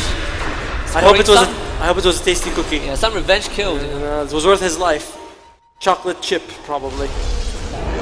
Probably found out that it wasn't. Right? He's like, oh my god, it's raisins. Huge jump shot. Pushed back by the Cox into a gun. They are ping-ponging him like a ragdoll, and this bear is dead. Dude, even Shoti shows up and he's like, I'm leaving. I don't even need to do anything. He's like, what's up? Alright. Yeah, I think he shows up. He gets the assist gold, by the way. Yeah, he shows up, he gets some money, and says, alright, thank you very much. I'm back to my top side. And he has got Vanguard, he's got the mech, and I'm worried because the damage, besides the Ursa, is very spread out right now. Especially the Snapfire, she's got good burst damage, but you kind of rely on that level 20 talent. Little Shredder does your attack damage to really become a, that's a core. 50 minutes, right? We're talking about 40, 50-minute territory right now. It's a long shot. I mean, at least level, 30, 35 minutes before she gets 20. Alright, do they want to go in for this fight? The ability to poke on Yango is amazing. They're going to run ahead, lovely stun, he's dead. And we talked about this, they needed some sort of shutdown on Young PH, the most valuable player outside of KSH. And Zalrain can't help him, he doesn't have the hook shot, wasn't available in that fight, so it's like, kind of on you. Draw Ranger opting not to go for either the Axe or the Hurricane, but for the Manta instead. You can remove the Cursed Crown, and you can also dodge the Roar. If you see the animation, you can Manta, he'll have to do Roar again. Tumbler Toy into the maze. What a hook shot! Lovely stuff with the hook shot. He might be dead anyway! The mech at the end! Great save by Shoti, and they end up losing Sans as he tries to chase for Zalrain. Dude, Yangon is playing, like they're baiting them. They're like, come into me, and then just make sure they get the these kills every time. What a move. It's only a support kill, but that was the Mortimer's Kiss being used. And I'm not feeling that fast pace. Look at that. Great hook shot. Jumps at the creeps, and they try to follow this was great as well, right? If not for the mech, he was dead. He was dead without the mech. And the raindrop. The raindrop blocked 120 damage at the end. And just overall, Gengar, they're trying to play this fast pace, but it's now opting for them. GY, he's going for, he's got the, what's it called, the Crimson Guard, that's nice, but you're up against a very mixed amount of damage, very mixed type of damage. 69% for YG, that's a good number. Oh, very, very nice. Trying to go for mid tier 1 again, losing Sands. This cross map play is very deadly, and a hook shot onto Ponyo also. Is that, that's it? Disruption, he's gonna use it, but it doesn't really matter, the bomb. Disruption just to delay the inevitable for them, and that's going to be, by the way, those creeps, that's 50 gold going into the illusions into KSH, so he's having fun. And Shoti, every time I look at him, he's using his ultimate to move around the map. And it's so hard, right? When you get a free boost of travel level 2, you can go to anywhere you want on the map. Oh, Zaurain, this could be a nice kill. Does have Cox, gets Rod instead. Whoa, the better result. The roar comes out just to ensure that kill. I mean, they have to run, you know? That's only position 5. They might be able to turn this around saying no roar. Not what you expected? Alright, if you are Gengar, what you want is you want to sneak Roshan if you can. You know, right now it is on the dire side, which is something that Young Galacticos can be comfortable with, but if you can smoke, get it, it would open up a lot for you. I think Yangon know this also. Yeah. That they are on the top side. That's why they're pushing top, like you said. They want to push top, they want to make sure that you don't get it. And I like what Techies is going for. He's going for straight up force staff. Usually Techies can go for like Greaves, because they farm really well. But they're going to Underlord, right? Underlord's going to go Greaves. Underlord, and I'm going to get... Daddy Underlord, you know, he's the nanny, he carries everything. I'll you know, counter the Bramble, I'll counter the Ursa. Even Roar, you get Roar, you face in the right direction, you can just escape from it. Yeah, no raw, no mana on GY, so this defense is not going to possible. Look at Underlord. Not only does he have the Greaves, by the way, he's got the Occult Bracelet, that's 10% magic resistance, with a great healing Lotus. Oh yeah. That is a lot of health. I'm kind of scared. What do we have here for Young PH? Oh, okay. Oh, did you see that? It's going to be very important if they find him though. They need a bit more control. Terra is going to be there. He's running in fear. But fear ain't enough. Very close. They almost messed up. They used the disruption along with the Rod of Aethos at the same time. And that's 800 gold, but they might lose Roshan though. You can see that. I mean, Gengar, they are posturing all the way to Roshan pit, but it's done. It's done and dusted. Roshan gone. KSH can get this. At least something. It might still be worth it to go for it because Young PH is dead. You could take a 5 versus 4 fight. You do have more risk. Oh, this smoke. This is awesome. They want it. Okay, they spot anyone. The smoke can instantly break. Smoke breaks. There it is. They see it. It don't matter. Smoke shot straight up the GY. KSH is firing away. Can they find him straight into the back? Kisses, around baby. GY. Look at the Crimson Guard. So tanky. The force stab used by KSH, but his whole team is dying. I mean, the Cookie's gonna save the Willow as this Drow TPs to safety. I mean, can they get more? Too. Otek is almost caught by the disruption, but I think he's going to be just fine. And it's a 2-for-0 trade. Gengar, they don't take the Aegis out of their hands, but they still get lost. He's gonna be fine. He's gonna be fine. I think he was in range of Rod of Aethos, but maybe he decided not to. And look at the kisses, man. Going for GY, he is so tanky, and like they're spread damage. They lost 2 people very early on. Luckily for them that KSH make it out. GY, not tanky enough. No, not tanky enough. He's gonna get an easy one. It's 2 dead already for Gengar. While you're trying to TP, the Cox just missing by a hair's breadth. He uses a good use of the Tumbler's toy, but you need to, you know, it's always one of those things where it's like, I think it's on the edge and he's about to TP, you have to do something. Yeah, that just nullify a little bit of, you know, what Gengar did earlier on, right? Again, the Silver Lining, Aegis still in the hands of Drow. Drow TPs out, comes back, gets a kill onto the off lane on the side of Gengar. Perfect. It's still in the YG's hands, but Gengar is playing this really well overall. Like that was a good time for them to contest.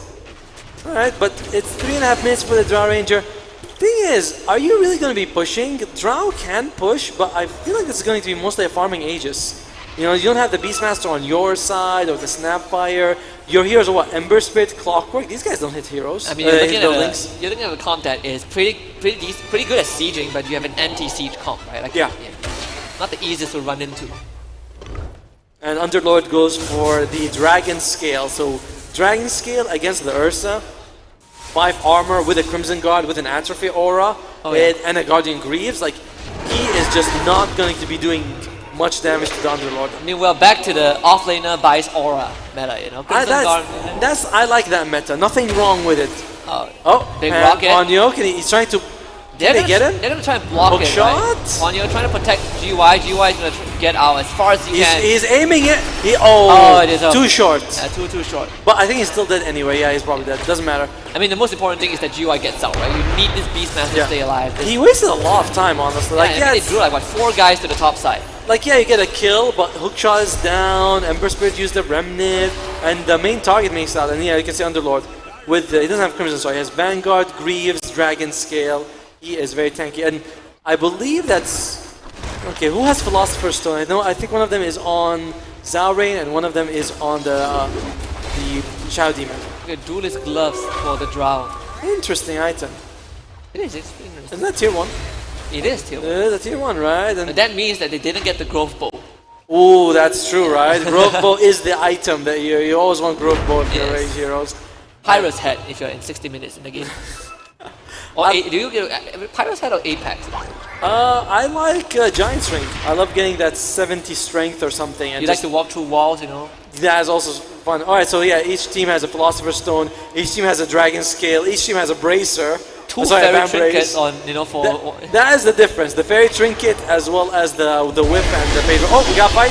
So it's not a fight, they are just going to They're fighting the Tormentor, And right? who does it go for? Oh yeah, this is actually one of the best shards. You get the Demonic Cleanse. It's a heal. It removes a lot of... You remove the Pit of Malice, for example. It's fairly helpful. You remove Great the for the Seeing Chains. Ursa, right? It's like a mini Yes. enrage for him. Like, it is actually pretty good. You know, the Searing Chains as well as the Pit, they don't matter for you. Even the slow from the Drow, but that's usually reapplied very fast.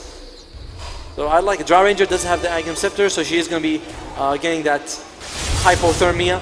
Really good percentage damage added to her. I mean, it's a slow and then does some damage as well. It's yeah. This is the only time. I mean, this is probably the most logical thing in Dota, where you can literally die of a real life element, which is a hypothermia. Yeah, it's very cold. Hypo means low.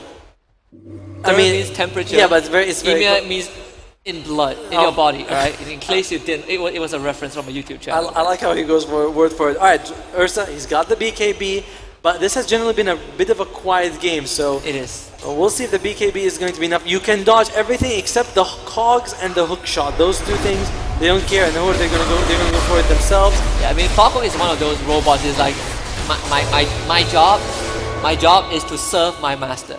Alright, I so, stick onto you, I trap you, and I become scrap metal. alright, so what do they get here? They get the Reactive reactive taser, yeah. It's not as good as it used to be. It used to be that you get the disarm on it, but that was added naturally, so it's still good, but it's not amazing. I would have preferred the clockwork, honestly, just so you get that the jetpack flying. Yeah, It's so cute. it is really fun. The overclock, you know. It's the best ability. Jetpack is cancellable on casting hookshot. It is pretty nice because it gives you flying vision, right? So It is. That's the thing. You can also cog someone, then fly, and you just and leave also them there. multiple rockets, you know. It's yeah. Oh, Wow, that's for the overclock. overclock, yeah. And there it is. I mean, this could be a big one. Yeah, they're going from behind. This is big moment. Yangon Snapfire Galactus. is seeing all this happen, right? The tower just went down. KSH has to be very careful. Aegis is timed out a minute ago, and if they take, by the way, if they take us, that's a signal. If you take the, They're going going for it straight in. BKB finds Zara in first. Hook shot, force stab, trying to buy some distance and some time. Massive Pit of Malice to keep the rest of Gengar in the back. They're going He wants to kill to someone. over to the show T, but this is the Underlord. You cannot beat him. He is a punching bag for the side of YG, and definitely GY is end up gone. losing too. There's nothing that's good that can come out of that. The problem in that fight was that Ursa cannot get his claws on anyone. You can see he tries to go for the clockwork, Glimmer. He's like, okay, I'll go for the Underlord, but Underlord, we mentioned, is so damn durable. And look at all the damage. All the damage is just Ursa. The rest of The the Pit team. of Malice also, right? It kept everyone away. Actually, we have a replay. We can check that out. We can see Ursa just has no chance of catching anybody in these fights. And 7,000 gold advantage for Young Galacticos. At this point, by the way, Drow also becomes quite durable. Yeah, and it's starting to get into kind of the territory we discussed earlier on, right? Who is going to jump the backline? Yep. Honestly, Ursa is the only guy, but at the same time, he's kind of like the guy that struggles to stick onto. It's not like a troll that can kind of root you in place, right? This one needs you to stand there willingly and like beat you. Or you get yourself a basher and hope for the best. But overall, right now, YG in a good spot. And the thing about Gengar's draft, the Snapfire, this is the worst part of the game for her. When your magic damage is falling off, but you don't have physical damage from your The level transition 20. phase, Yes. you know? And look at that, he's just just starting to build a Chrysalis, but you also are thinking about the Blink Dagger as well. So very, very expensive. This is why we say, right, 15 minutes and onwards, this is what you are looking for. Your Snapfire. You're struggling if you're Wonder Boy. Age is catching up. Nothing wrong with being a bit older. No, nothing wrong for sure, but you know, with age comes maturity and wisdom. Yeah, but don't win your Dota game. No, definitely not the Dota game. Young PH, by the way, another quiet game, 5-2 and 5, so he's been involved in about 10 kills, but not really in your face, kind of content to farm. And to be honest, I don't see why YG wouldn't want to farm. They have plenty of time. You're the team that has the late game, unless Snapfire does, you know. So you're gonna win either way, unless Snapfire gets multi-little shredder with a Divine Rapier Daedalus and kind of one-shot 3 of your teammates, and then maybe yes.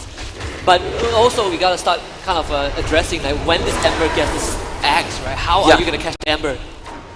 Yeah, their control is a bit limited. That's gonna be a problem. They have like what, 2 stuns? Excluding the Bramble Maze, right? They got disruption. You can use the disruption shut up the cookie, but it's not 4 stuns. It's not.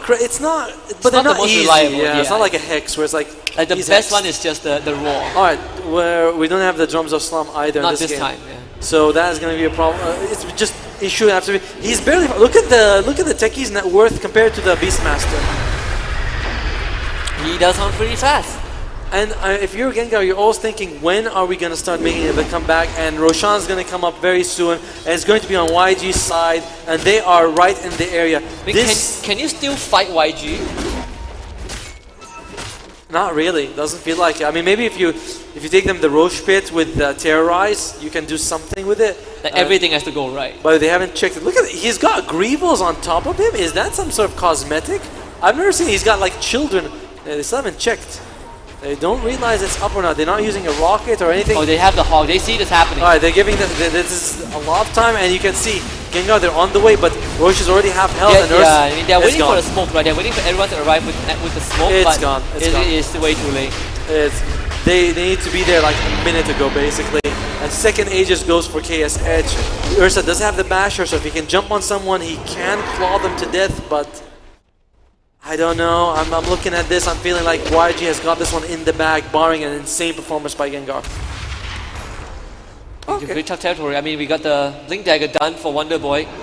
Still needs to go for the Daedalus. And even if you get the Daedalus, it's one of those things, right? It's just like the IO core back then by Ana, where you have the item, but you need the levels as well. Exactly. It has to go hand in hand. They are going to lose Ponyo for sure. This high ground defense is going to be very, very tough. I like how Zarin actually hook shots for it. He's like, yeah. He comes in, they get 700 gold, almost 700 gold for that one, so really well played. Like, it's just a nice free pick-off for them. And unfortunately, if you're Shadow Demon, you don't have great targets to disrupt. Maybe the Underlord just to get the Atrophy Aura. Yeah, but we say the high ground defense is good for Gengar, but now it was good. It was good, but now it's getting a bit tough.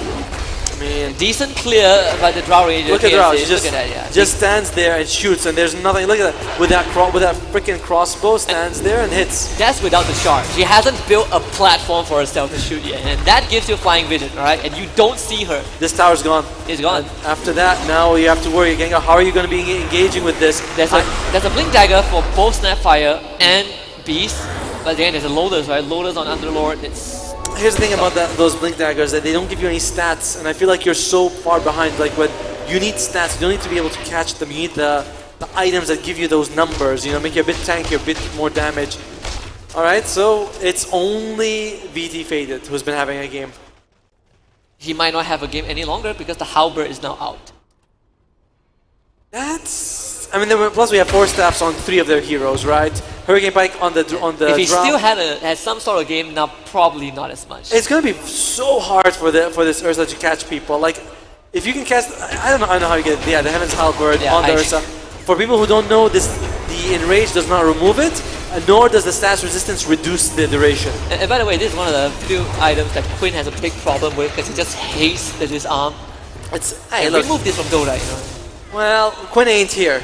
Yeah, he ain't here. No one cares. No one cares what he has to say right now. And Ember Spirit's got the cheese, so even if you focus him down, it's gonna be it's gonna be an issue for them. They're just gonna go hit the racks. Yeah. They have a dragon skill on the Underlord, so that's 22 damage over time as well. Smoke up. Third Blink Dagger also picked up, this time by Ponyo also. Look at the back line. It's going to be awesome. The clock is going to block all of this. He's going to see it, right? Big jump. Blink in with a raw. Wizard again. He's going to be on the clock. They're trying to break One Zoro in force staff. front. Force staff away. The Fierce Speed, that lovely stuff. Instant buyback from Zoro to rejoin the fight as the Ember now in a 1v1 against GY to force him away. That is going to be a kill for Young PH. No buyback. But Gengar has no more follow-up for this. Okay, they were able to get a kill, and it was a good kill, but unfortunately it just buys back and you lose someone, so 1-for-1 trade. But in the end, Young guys, they're fine with this because there's no buyback on GY. Use the roar, so even if buybacks is not useful, they might consider going for more. The Aegis is still there, Cheese is still around. They practically lost nothing. Nothing of value. You know, it's just it's a buyback on your post 5. Pretty cute force stab, blink in, BT Fader, look at the Underlord, it's just not, he gets instantly disarmed by the Halberd, they lock him down with the ATOS, Bramble Mace is going to be there, but the Underlord just likes getting hit, lovely hook shot. It's going to be a force stab to save stance, and that mid-Rex is also going to be taken down. Lincoln Spear on KSH. That was just a hook shot just to zone them out. You know, it wasn't a hook shot for them to go kill, it's like, yo, move, you know, like don't leave me alone here. Let's get away. It's going to be another set of racks coming out for YG, and if you are a Gengar, this is it, you know, this is the mega. The fresh Lincoln instantly blocks the disruption and causes Ponyo to die. The timing could not have been worse as the Dark Riddle also falls. GY just respawn and he's going to go down as well for another 50 it feels very seconds. Over. This could be done deal and that's GG. Gengar could not withstand the bulwark of YG and it's now 2-1 in favor of Yangon Galacticos. That was, I mean, like the draft from the start, we were saying like it's kind of feels a bit flimsy from Gengar, whereas for YG, we love the clockwork and the drop. We were saying drop. Perfect pickup at the end, counters the Ursa, and just fantastic performance. And YG celebrating the game right now. They still need one more victory to go to the Grand Finals. At least one more. There's one more game, but yeah, they need one victory. More game, right? I need one more. But we have minimum one more in this one, or 2 more if Gengar closes it. Again, either way, for fans of both teams, you know, they're going to be playing tomorrow depending on which side of the aisle they're on. But we have the high game highlights powered by Monster Energy right here. And lots of kind of go through, right? We see this first blood, you know, kind of expected for Gengar, but things started going wrong very, very fast. This one, they played around GY so well. Even though KSH and Zarin are low health, they still are like, yeah, we can play around them. We can do enough damage. A little bit of breadcrumbs here. He's trying to survive by staying near the creeps, not take the battery assault, but it doesn't matter. You might not take a battery assault, but you're taking arrows to your heart. It's a tough one. I mean, we hit like 25 minutes and you start to realize that the problem... Oh, this was a good one. Cookie, no, this one was great. But that's it, you know, that's pretty much the extent of it, you know. I don't like the Snapfire mid. I think the Snapfire mid, that was the big problem because this hero has a massive transitional problem from magical to physical and she just suffers in that. Zarin loses his life in this one, but you don't really care. They were able to get, I think, 2 for the price of 1 in this fight. And Skillet actually makes it out just with the skin of his teeth. Yeah. It's never a good sign when a techies makes it out. You hate to see it. But that guy's kind of, he wants to die in a way. And just he jumps wants in. And but you have to make him. And Zarin was able to get this one also. He was able to hookshot himself to safety. The mech comes out, and that's a Snapfire Kisses core. Snapfire Kiss is wasted for nothing. And the best part is the Skillet even jumps in with the ult, takes the Monimus Kisses, and still survives and baits Ponyo in to die.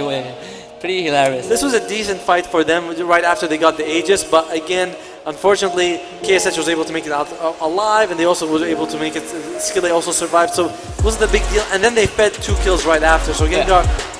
It was like an even trade after a really bad trade. It kind of felt like desperation, right? You feel compelled to get more, but this is where a disaster strikes at. Exactly. Absolute disaster. Nothing for Gengar. They lost 2 members. This is Ursa. Like you talked about the pit, the force stabs, and the fact Ursa. He's like, I can't get my. He just runs away, right? He's like, all right, you got. That's it, guys. Piecing out. It was a bit of a quieter game. I think neither team. If I was Gengar, I would imagine that you want to play a bit more aggressive, right? Because this waiting situation when you're behind, you're just giving them more advantage. So, unfortunately for them... I mean, it's always tough when you're in a spot where you are not... Like, it's hard for you to win fights, but you can't walk out on the map, right? It feels very suffocating for Gengar. So one more game. At least one more. Depending on whether they win or lose. But we gotta also thank, this... Our one of the beverage partner Sotish right here for kind of boosting us because I'm having a great time just just enjoying the crowd and the games, but I'm also getting juiced up by So Tinge. And they have, of course, a bunch of flavors that you can try. So we have with us the grape. We're trying to try the peach afterwards, watermelon and lychee. So whatever you like, there are options for you. And yeah, make sure you try it out. We have a booth over there if you guys want some samples. Yeah, I just finished my second, third bottle, so I'm gonna crack this open probably very soon. I'm gonna keep that energy going. No, not this one. This one is for this one. We have to put it there. We can get other ones from under the table. Yeah, we got plenty. We got plenty of stocks going. I mean, but for Gengar, they don't have much else going in the series. Backs against the wall. Backs against the wall. They're on the edge of playing one more game, and they're down to the lower bracket finals. Good news is that they are still going to be in the tournament. Yep. But it's going to be a longer road if they drop the next game. Yeah, and I think we are going to be taking a little bit of a break here. We are going to give the players a chance to recoup for Gengar. They have to find a way to at least win one more game. And for Young Galactus, like one victory and you are guaranteed at least second place. Bit of money in the pocket as well. And you play lesser games, right? So we're gonna take a short commercial break, and we'll be right back for Game 4 of this upper brackets finals, the best of 5.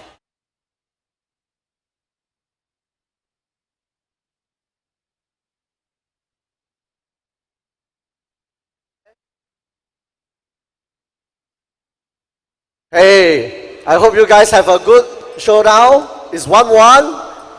And what's going to be the next? I'm not sure what's going to happen, so do your best. But anyway, this is Andy Cole on behalf of Dota 2 Mastercard Southeast Asia 2023, powered by Sam. We had the opportunity for an interview special for Monster Energy. So we have the team here from YG, from Myanmar. They flew all the way here. It was kind of hassle to fly them in with the visa. Thanks again to Events Canada and Minds Euro for their immediate support to prepare all those letters. And also thanks to all our other sponsors. Yeah, especially special thanks to Monster Energy today. It's really very energetic. Yeah, they came here with all their drinks. They came here with their promoters. And they came here with the full support. So on behalf of the whole crew, I sincerely thank you, Monster Energy, for this. And perhaps we can take the next few minutes to talk to the players. And YG, would you like to introduce yourself? Let me help you, bro. Yeah. Hello, hello everyone. We are from YG from Myanmar. I'm very honored to be here to compete this tournament. I'm very proud. Good. Maybe I would like to ask you about some of your experience. I know that you guys have a lot of challenges when I hosted this tournament together with Event Canada and Minds Neuro, empowered by Tam. But I just wanted to hear from you. How do you feel about this tournament compared to many other tournaments that you have attended? I can't say names for sure. I'm not here to shoot, but I'm just want to hear, what is your experience so far from the time you check into the hotel, the gaming gears, and the atmosphere and the support. Do you feel that you have received enough support from the organizer in Malaysia? Yes, of course. I got everything good. Like, for example, this PC gears, etc. All the gaming aspects are very good for us. Very comfortable to play. So I'm very enjoying this. So I know that Burmese people eat very spicy food, right? Yes, yes. And it seems that Malaysia is also in a country in the SEA region, and I believe the food definitely suits your bad taste, right? Yeah. Okay, good. Wanted to check with you. Have all the drinks that you try for Monster, do you like the taste? Or which is your favorite? You guys like the black or the pink? Not Blackpink, I'm not talking about Blackpink here, guys. Yeah, so which color do you like the most? Okay, yes, so guys, we have a clear winner for the esports player. Black. I think maybe they like it not because of the drinks, it's probably because of the color. But of course, the drink, Monster Energy drink, has been notorious for their drinks, right, as well. Yeah. So tell me, right, for Monster Energy drink, if you do drink a can, like, do you think you can go to play longer hours of games? Does it keep you energetic?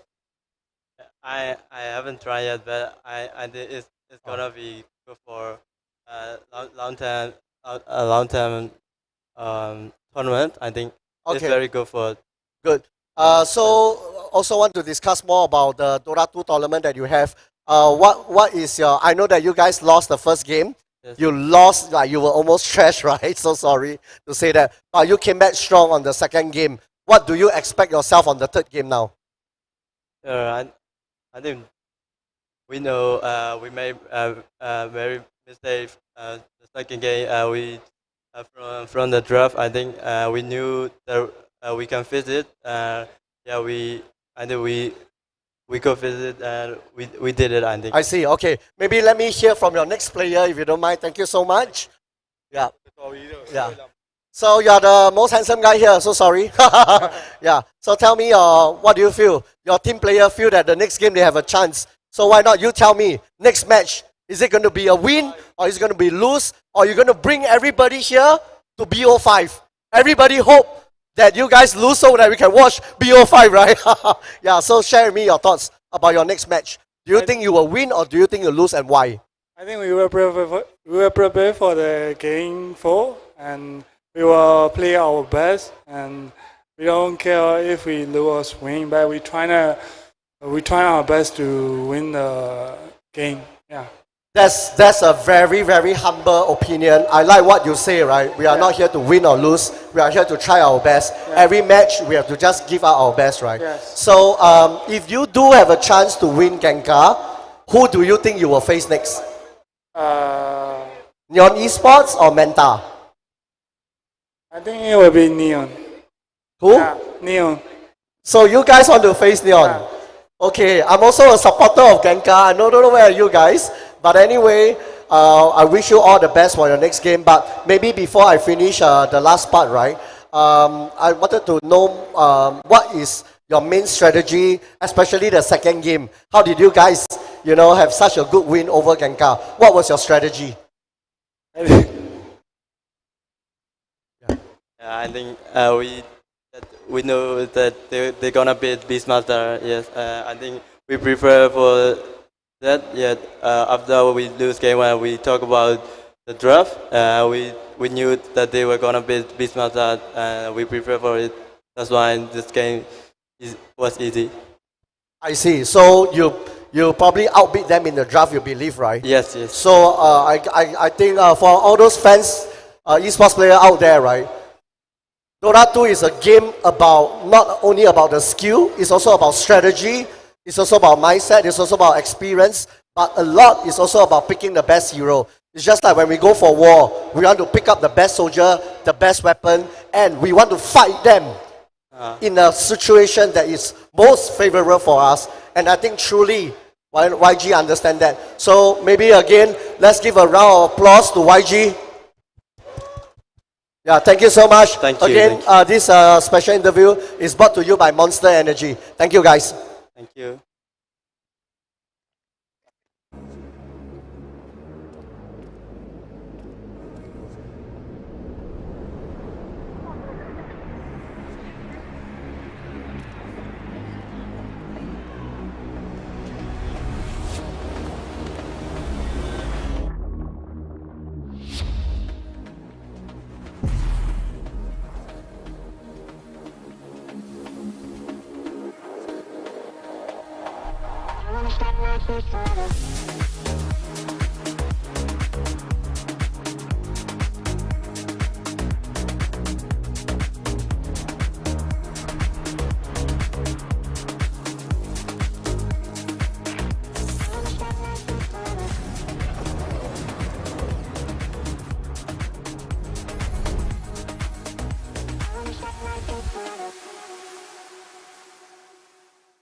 Kabel besar internet Rahmah 500 Mbps hanya RM99 untuk 6 bulan pertama.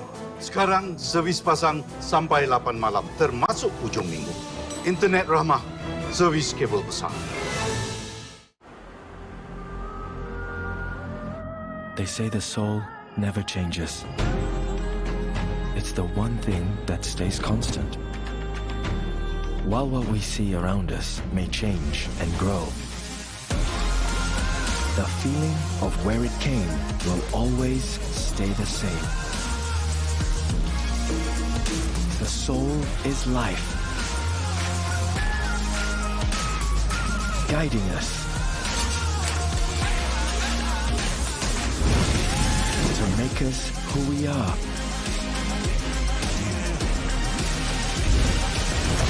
what we are, and where we go. And where I'm from, we go forward. So come, we have much more to share. Malaysia, truly Asia.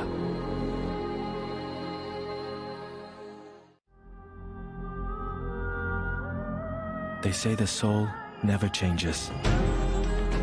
It's the one thing that stays constant.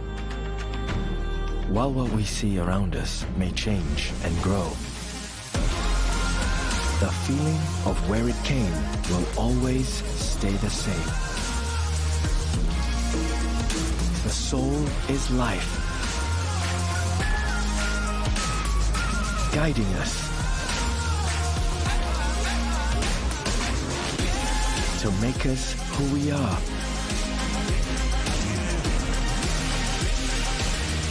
What we are, and where we go. And where I'm from, we go forward. So come, we have much more to share. Malaysia, truly Asia.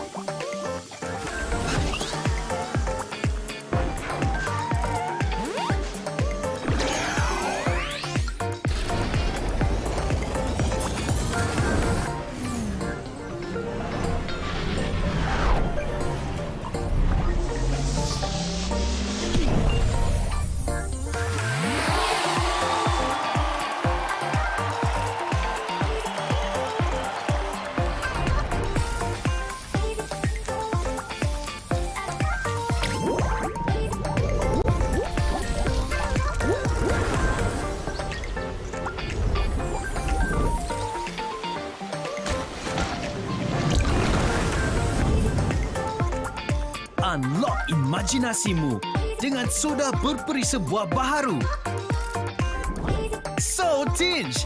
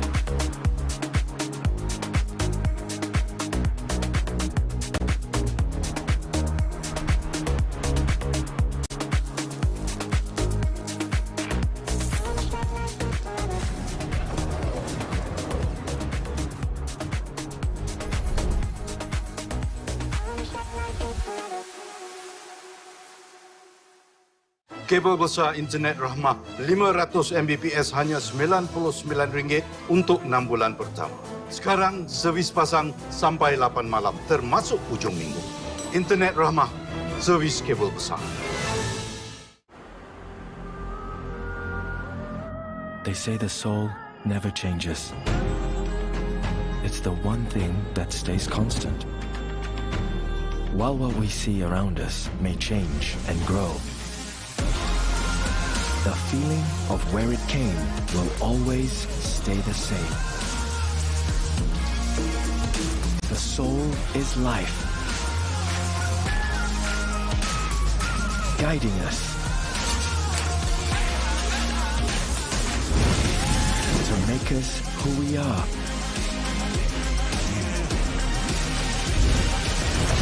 What we are and where we go. And where I'm from, we go forward. So come, we have much more to share. Malaysia, truly Asia.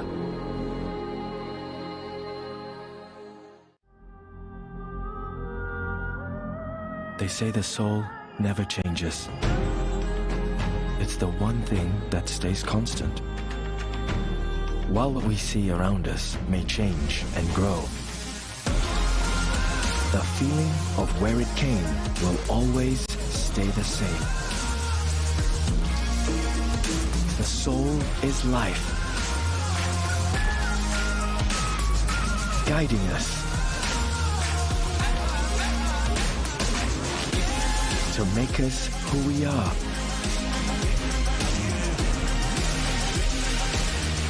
What we are and where we go. And where I'm from, we go forward. So come, we have much more to share. Malaysia, truly Asia.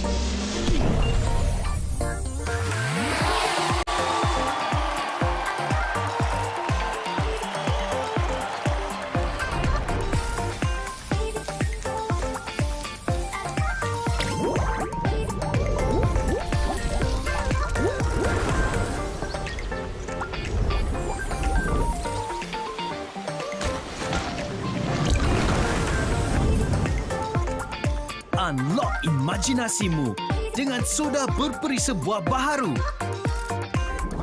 So Tinge.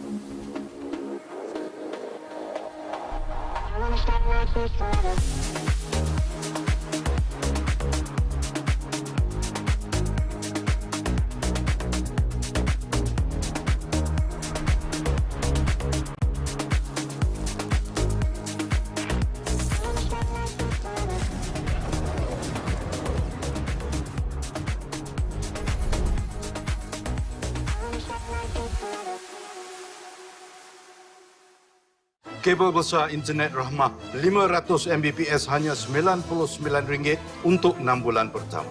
Sekarang servis pasang sampai 8 malam termasuk hujung minggu. Internet Rahmah, servis kabel besar. They say the soul never changes. It's the one thing that stays constant. While what we see around us may change and grow, the feeling of where it came will always stay the same. The soul is life, guiding us to make us who we are.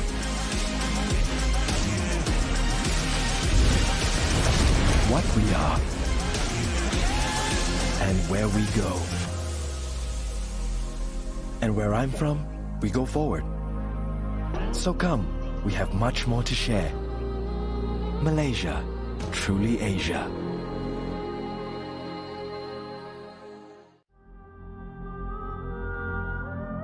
They say the soul never changes. It's the one thing that stays constant. Welcome back to the Dota 2 Master C Cup SCA 2023. Again, as said from the very beginning, we have a treat today, right? Everyone came here, us included, thinking it's a best of 3, but no, we got a best of 5 coming up. That means it's going to be game 4 time. Yangon Galacticos leading the series 2-1.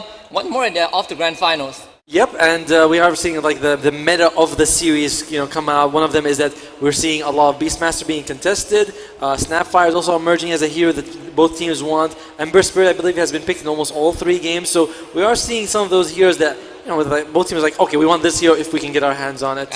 Absolutely. I mean, it's going to be very interesting to see how this one plays out. We've seen Beastmaster being contested, right? Like you said, all 3 games, but Game 1 and 2, Beastmaster win. Game 3, not so much. I think we kind of found an answer to the Beastmaster. We identified a couple of issues that Gengar were facing with, the inability to dive the Drow Ranger and just mid to late game tempo, not in their favor. Now, Draft's going to be pulled out very soon. We're apart in Beastmaster and Death Prophet for Gengar. They are doubling. This is not just doubling now, this is triple down on the push. We have the Beastmaster, as we mentioned before, and we also have the Death Prophet with the Exorcism. On the other side, we're seeing the, I believe this is, I'm 100% sure that this is at least the 3rd time I see young PH go on the Ember Spirit, and he's also going to be playing with a Snapfire on the side. Gengar, they get rid of the Drow Ranger, a huge problem for them in the previous game because KSH took it, just hit the towers, and there's nothing they can do about it.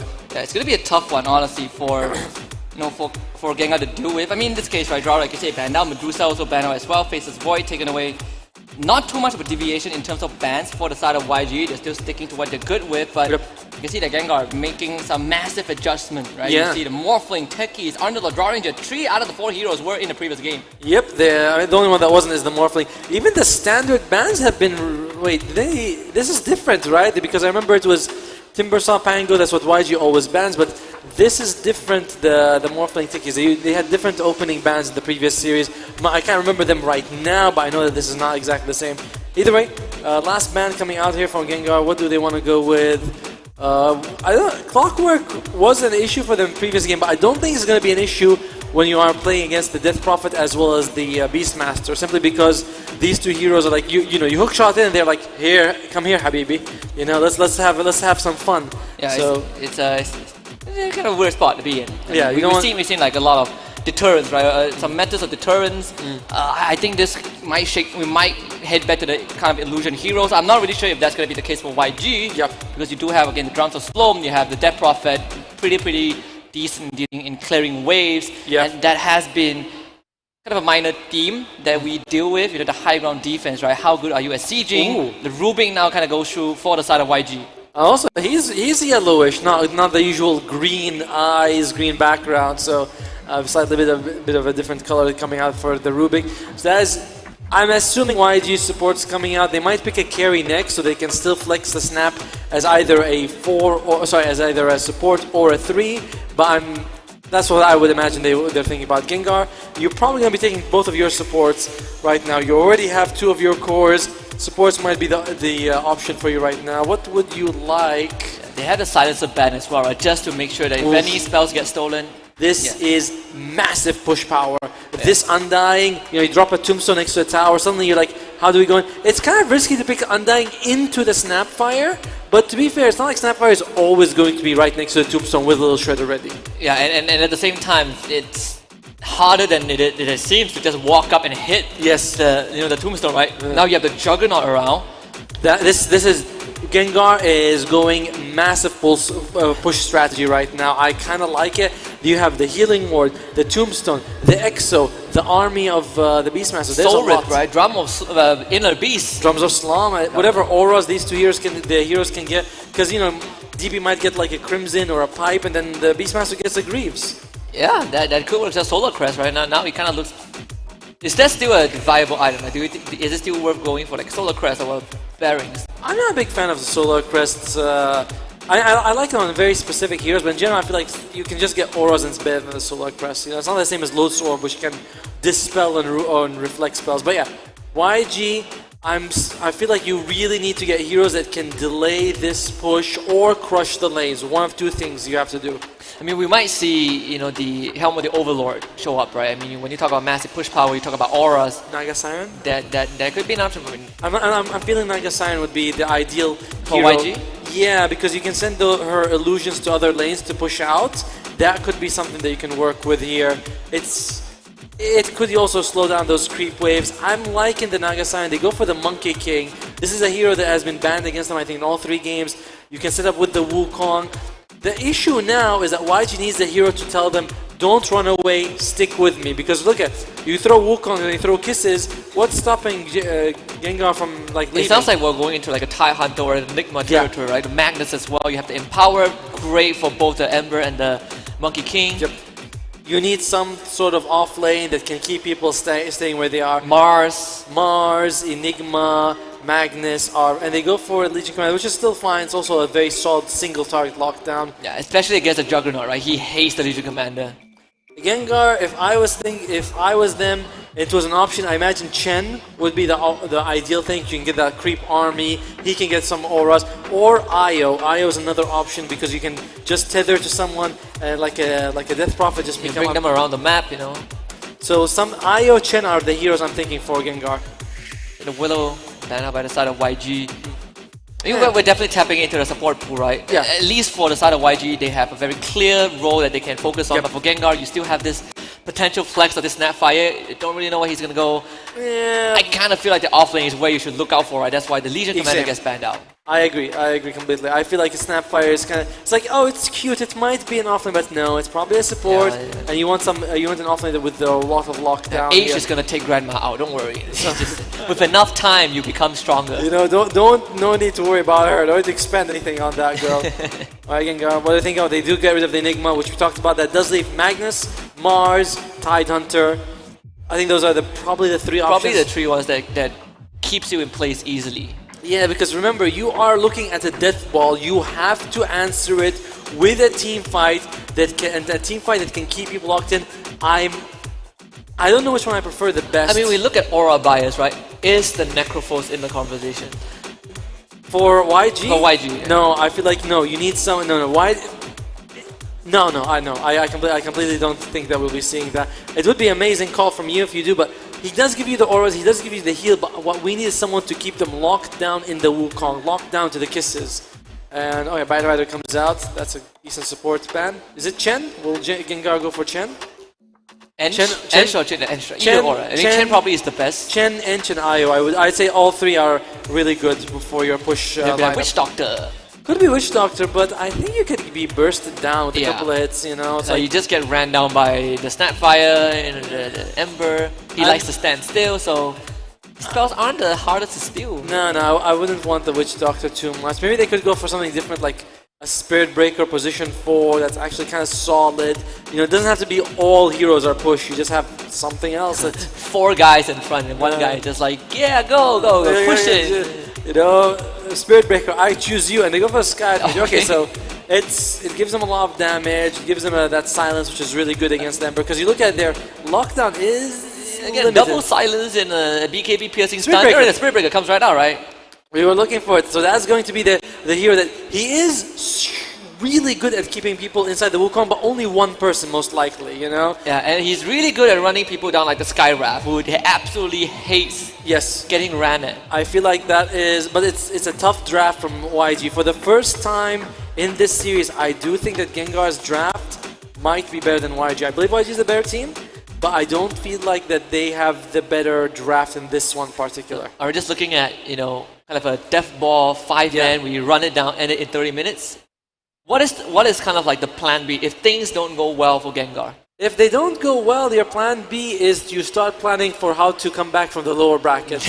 No, because seriously, like Death Prophet is a good hero, but she does tend to fall off a little bit as the game goes on, and you are going with what was it, Undying? Undying, yeah. He's really only later on good for the save. It's not the same the value you get from him. So I'm not digging their draft, 30, 35 minutes. I'm digging the first 25. Yeah, running a fast draft in SCA is you gotta take a lot of balls to do that. I mean, well, they're 5 guys. They have plenty between them. It's like 11 balls, you know. Sure. Thank you.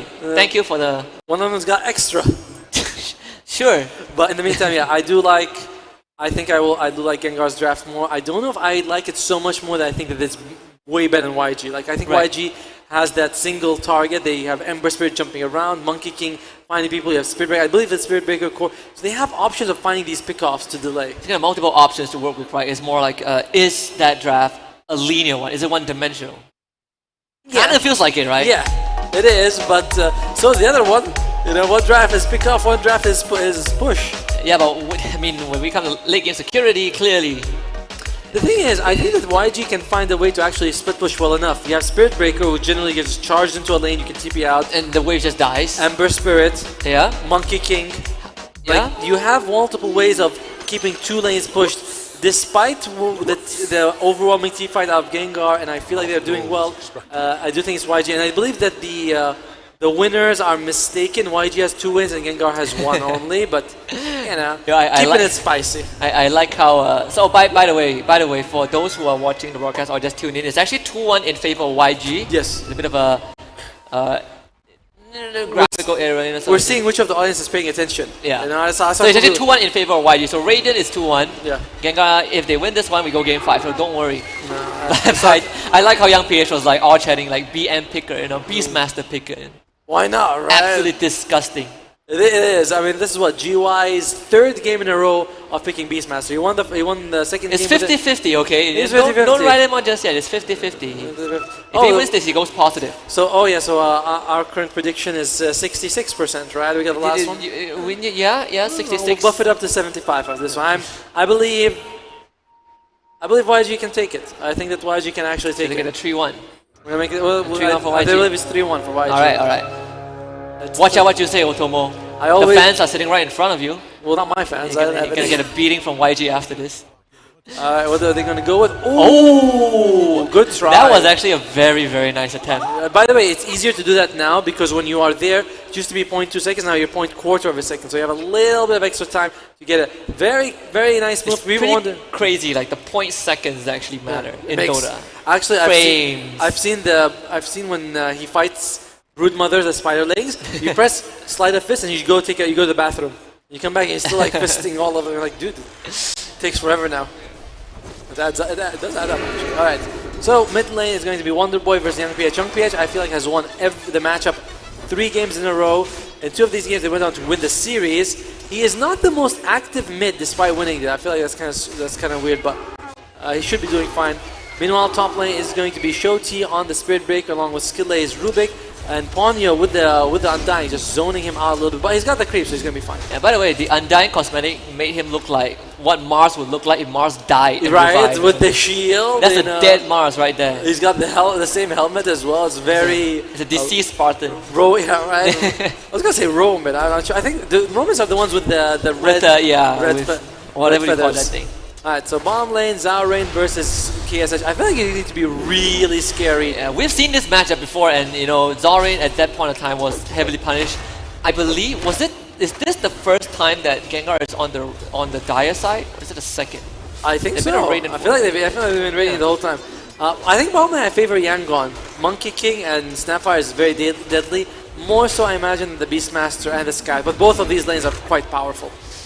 Oh, my Ponyo's taking some hits. Yeah, he's gonna be fine, you know, double DK. He's got a couple of mangoes. He has a shield. He's got a shield, that's true, the biggest deal. And look at that charge coming out just to get a little bit of CS here on VT Fade as well as Harass. But overall, it's looking really good from Gengar. Look at that CS. Yeah, and that stack is gonna push right underneath the tower as well, right? So VT Fade is gonna have a very decent time in trying to kind of secure the last hits. I mean, Spirit Breaker is probably one of the only heroes that you start maxing bash on because it's so good with the charge. It gives you, charge as well as Nether Strike. Yeah, so there's a fun fact about the greater bash, right? So it's a constant 17%, but if you level it up, it actually lands easier. Mathematic works that way. For some reason, Spirit Breaker bash lands easier. I've seen way too much clip of Spirit Breaker landing 2-3 bashes in a row. I'll take your word for it, and they should be just fine. Just charge away, no stuns. So whenever the tombstones drop, they can do it everyone. Ponyo taking some hits, but he's alright. And this tombstone, I think they want to farm it. If you can farm it, it is worth a lot of gold, 125. But with the way pushing towards YG, I think that is going to get denied, right? That's the problem, right? I mean, I think you can only deny it if it only has 1 hit left, so you're not going to be able to deny it. But yeah, probably YG can't get it. And bottom lane, KSH still suffering quite a bit. I mean, you're up against spammers, you know. Go straight for Ponyo, and attempt from Shoti, instantly insta stick charges, blood grenade on top, no spin from VT Hater, you know, 5 more seconds, so timing's a bit off. And it looks like Shoti is just going to be kind of fine. I mean, it's pretty low health. I mean, offlane Spirit Breaker, right? Right. Offlane Spirit Breaker is always a tough one to play because there's a reason this hero is usually played as a position 4. You want to be mobile around the map, and you don't do that as an offlane very well. And when do you start doing that, right? Because no one is there to catch the wave as you would have any other offlane, like a TIE Hunter or Enigma. Sans takes the bounce back in the face. That's first blood for KSH. Well, we said that this is a very, very powerful combination of the Monkey King and the Snapfire, and it works out for them perfectly. Alright, I'm liking what we're seeing here from YG, and looks like Monkey King slowly recovering. If he can get this creep, that creep is always makes me nervous because it's worth 2. It is. And especially when... And it also gives it to your support. Right, remember, can you imagine when the support's there and you miss it and you're like, I'm sorry, man, I'm sorry. The one time support can blame you for missing the last hit, you know. He's like, dude, that's the only goal I was going to get for the next 7 minutes. I had the legal rights to earn it, and you messed it up. I could have, Crystal Nova it, but you said no. Yeah, you had to get it, and guess what happened, you know. Good job. Faded is having a fantastic game, basically free farming the lane, but we can see that Shoti is also doing well. Bomb lane is the one where I think they're more focused on killing each other than they are on killing creeps. And does show though, KSH is slowly coming ahead. I mean, if you survive the first few levels, the impact of Sans does drop a little bit. Exactly. It's a little bit. And he goes for level 2 concussive blast, right? So it's not like he has the most damage. Yeah. No ancient shield, ancient steel. KSH doesn't really care too much. And you can also usually dodge the spells pretty well. There you go. There you go. I was gonna say, right when you use your mischief, you should be able to dodge because they're not the fastest abilities in the world. You know, I was like, oh, he's in trouble. Cookie in front. Good dodge by Sans. But it's not enough. He's gonna die. That's gonna be a second kill for KSH. I mean, Skyrap is pretty fast though. He has the boost, but good Primal Spring for the kill. That was actually pretty good footwork, right? Dodging the cookie, almost making out alive, but not enough. And Young PH, he's taking some damage, but he is just as, same CS as Wonder Boy. So overall, Gengar, they're not off to the start they need to accelerate the game. They have to be winning the laning stage. Now I can't say they're winning the laning stage right now. Expiring, Young PH has to consume the 1 charges. Doesn't get the creep, the flag bear, but he's gonna be fine. Oh, GY! Yeah, he might go down, trying to heal up a little bit, but again, Primal Spring just to catch up. KH having a massive opening. If they win this game for YG, it's because of the bottom lane. Because the other lanes are fine, like they're going okay for getting up. Bottom lane is the one that YG is winning, and they are winning it hard. And that's the Beastmaster lane, right? That you need him to kind of start sieging. I mean, you have Wonder Boy alone, but it's not enough. He doesn't have much mana though. The Shield Rune is going to block some damage. It's okay. They put the supports mid. Starting to put a little bit of pressure on that mid tier 1. Ponyo, he's going to take some damage, but they're going to be fine. Spirit Breaker's coming in. This tower is taking a while to fall. It's not quite instant. Zorin also shows up. The charge onto Ponyo. Use the tombs on Ponyo. The decay not sufficient, and if they're forcing the boy back, that's little to no damage dealt to the tower. They do take out Zorin, but this is pretty much it. Tombstone falls, and now you have Young PH trying to deal with the Sky Wrath as Wonder Boy does find both the support. Young PH trying to heal out with the bottom a little bit. No Crypt Storm, no mana. So that tier 1 stays alive. They trade 2 supports for an enemy support, which is also not too bad. Oh no, they are not gonna get the Wisdom Rune goes to VD Faded, and that means that Gengar is very likely to get both Wisdom Runes. That's actually a massive victory for them. Like, you look at the mid lane, I was like, okay, it doesn't matter if YG hold the top, but the 2 Wisdom Runes, that's a big deal. A big deal, especially when Skywrap is gonna get it, right? So puts him closer to the level 6. If he, if he is close to it, he's gonna get, the what do you call it again? Mystic Flare. By the way, there's research was done on this Wisdom Rune, and if you get both Wisdom Runes, the first one you have something like a 62% chance to win the game. That's pretty just wild. like that. Just like that. You mean I hit him? Look at that. This one says 73. That was more than 62. So that double Wisdom Rune it does a lot for them. Experience adds a lot of value, Well, that's what the Wisdom Rune gives you. Gives you experience. Waiting for the next siege wave. Alright. Gonna come in anytime soon. They want to go for it. There's a big charge coming out.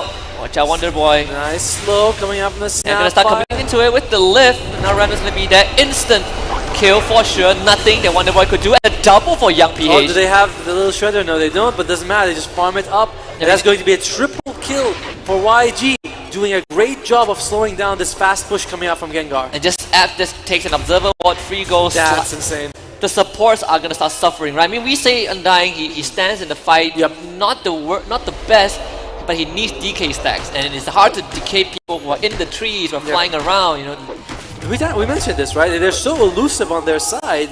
It's that they will be able to sort of open up the map on YG. It's Spirit Breaker, Monkey King, and Ember Spirit, of course. Bottom lane, GY. The supports, they don't have TP, so they might not reach in time. GY gotta start running, but even then, tries to cut the tree, doesn't get the stun. Good roar to stop the charge. The bounce strike does miss. But GY finding refuge. Supports have arrived, but GY still stunned up by the cookie. And landing 2 of them, GY still falls. Mega kill for KSH. But now, the Death Prophet has arrived. The strike not enough as the TP will start to get channeled. They all make it out. The Skyrim Mage drops again. And at the end of the day, maybe the Juggernaut can get this kill. Cut the tree with the Whirling Blade, and that's KHA spun to death. Wonder Boy with double to get the shutdown. Very, very much needed. VD Faded putting his team on his back just now and making sure that they get something out of his power. I think he's going to be losing his life as well. There it is. Triple kill for Wonder Boy. And massive victory from Gengar. A lot of it comes down to GY getting the roar just before the Spirit Breaker. The precast. That was insane. Holy. He made sure to face the direction as well. And I don't think he had vision, right? Because he was in the tree, so makes it even crazier. But they're going to run him down for sure. Okay, alright. No more this time, huh? There it is. Q. That is unfortunate. The guy went for Arcane Boots instead of the Vanguard, and that lack of durability is costing them right now. So Gengar... They punch hard, but they do lose the GY right after. Yeah, I mean, no Omni Slash right now for VT Fader for another minute. So this is a big window for YG to start making these pickoffs, right? Because the resistance is not going to be as much. Blade Fury stolen by the Rubik as well, so massive skill to keep himself alive when the Death Prophet, Skyra runs at you. I'm wondering, VT Fader, he's not going for Maelstrom, he's going for Battle Fury, which is the slower build-up. You usually want to spend more time farming if you go for that. I don't think it's wrong, But more durability, I suppose. yeah, just that I'm wondering if the team would like prefer him to go a bit faster. You know, remember when we talked about why by 30 minutes mark, I'm all in on YG, and I feel like the battlefield encourages you to farm even longer. I mean, KSH is also going for the battle. That's different. But that's different for the Monkey King, of yes, course. it's completely fine if he goes for it, I think. But it is interesting to see what VDP is thinking. Higher sense of urgency for Gengar. Exactly. It's like for you, I feel like you have to be go, and Maelstrom's a way better fighting item. Oh, GY is going to go down again, and one of his kisses on top of him, and Young PS looking to get the kill. Still has one last remnant to leap away. Into the triangle he goes. Wonder Boy chase after him. He doesn't have mana, but they just can't catch up to him. Even though the DP is actually much faster, and Zarain does lose his life, but it's kind of irrelevant because you kill GY, who, look at the farm on this Beastmaster. He's really low. I was about to say he's barely ahead of the Spirit Breaker, and I was like, oh wait, Spirit Breaker scored. But yeah, I mean, even then, right? Even then, he's still pretty low. I think that was his second death, at least. Second or third. It's still a very, very poor Beastmaster. Oh, okay. You can see KSH is like, I want to go in, and then he sees VTV. He's like, no, my nemesis. Sees VTV, he's like, no. He killed me once before. Oh, now that's that's a stack of stacks, man. That is money. Cash money. All right. Wait. Not two more. You need two more. Possibly three, I'd say. It is a slow process. It's a slow one, but I mean, at least, yeah. Okay, so this is some vibranium axis. Look at it. Take your time. Got some. Meanwhile, mid side, Searing Chain. The silence is there. The damage might be enough. Young PH. Silent Fist dodge. Flame Guard is up as well. They're trying to whittle him down with the right place. Wonder Boy gets the kill. Lovely stuff. As Skillblade tries to spin Ponyo to death, but that Blade Fury is going to run out, and his life as well. Silence and destroyed. That is a mega kill streak for Wonder Boy, and he got a +1 on top of that. And now Snapfire Zarain gets rid of the rune, and he most likely will also get run down. Again, there's a use if Wonder Boy wants to use it. So far, I haven't seen him use it once. There you go. And up you go. Tries to TP away Zarain, but not. That is a kind of a blunder from YG. I mean, Wonder Boy is having a great time. I mean, most of the kills on Gengar is on him. It's his best game so far, by far. The best game, his best performance. And I gotta say, I'm kind of not liking what YG did right just now. Losing so many people like that, you have to make sure that you don't give them a chance to snowball. And you just did. Yeah, and we're seeing a little bit of a problem with the Spirit Breaker, right? You are not moving as much because you need the farm. You're a core, yeah. And when are you leaving the lane? Right? It doesn't feel like there is a... It's harder to find the time to move around because if you're a post 4, you don't really care so much. But if you're a post 3, every death is a grief, it's a setback. If it's a post 4, you can charge anyone who's about to die. It counts, you get assist gold for it, even if you were nowhere in the area. But you can't do that as a core because you want to save your charges for escapes, to push out lanes. So it's just so much more cumbersome to place here. I see the kisses, the sounds, he's losing his life. It should be fine. Oh, one more! Oh, that was not enough. They're going to charge him though. Okay, but he's being charged up. Did we commit to it? I think you commit to it. I think there's another fight happening. Oh, wow, Young PH. Right, I mean, at the edge, a Silent Fist, but they do take out Skillblade. There's 4 members of Gengar running as Zarain. Grandma is starting to run away, but they have vision. Can they catch her though? Grandma turns around, blasts her in the face, and takes an army straight. VT Fader taking no prisoners. Not even the OP. He's not playing around. He's not playing around. He's like, I want blood. Yeah, I want your blood, your dragon. Is Mortimer a dragon or a dinosaur? He's a lizard. He's neither. He's a lizard. Depending on the cosmetics you wear, that's the correct answer. Because he could be a crocodile. He's the thing that I usually, get a slipper for when I find it in my house, and just, that's what it is. Overgrown slightly. Ponyo, being charged up. I mean, they have vision in the top jungle, so easy for them to pick people off. But the support value is gonna drop a little bit. Right? Yeah, but he's still the most farm support. That's fantastic for Gengar because you really want Undying to have a good game. We're getting very close to GY's Aghanim Scepter, and overall win percentage, I imagine Gengar, it's not 72, but I imagine it's still up there. Oh, 78? Does it? Holy I mean, crap. Does the 30-minute timing still change, or because of the game that Gengar is having, that it's going to be extended a little bit? No, it still feels like 30 minutes. Maybe if they take a giant team fight, then you're like, okay, but for now, it's still, that's 70% for Gengar. If they end within the next 30 minutes, if it goes longer, switches massively in Yangon Galactico's favor. Oh, and I think they were able to get that third Wisdom Rune. It's a lot of experience. Yeah, they are smart. Alright. There it is. Can they get any pick off here? If you're Gengar, you might also consider taking Roshan fairly soon. It's on your side. You have the Healing Ward. You have the Exorcism. Almost got the Raw off. And meanwhile, Zorin just got... Why it was in the jungle, placing out some wards as well. So that means that entire jungle is going to be cleared out by Gengar, and they're going to get to top tier 1. You take this tower, you can take Roche. Oh yes. It would be a good option for Gengar here. There's the creep wave. Silence. Okay. They have a follow-up. They don't have a blink to engage yet. Too hard. Too hard. It's fine though. I mean, this triangle, right, is starting to fall into the control of Gengar. TP to mid for Wonder Boy, and this wave is going to stay. Meanwhile, Skewlay. Okay. He just follow up instantly. Tumbler's Toy forward. They get the lift off, but it doesn't stop Wonder Boy. He puts the regenerated seed down, but gets drained now. The Omni Slash was perfect. Bounces onto the Bara. Spirit Breaker used up into the air. He is going to be dead. Wonder Boy finds a double because of that, and Ponyo finds Zalrain. 3 for Gengar. By the way, I don't like what we're seeing Shoti, but he got a Hand of Midas. A Hand of Midas in a game like this when the enemy is pushing. Oh dear! No, that's a I mean, Wonder Boy is having a great time. Godlike on this Death Prophet.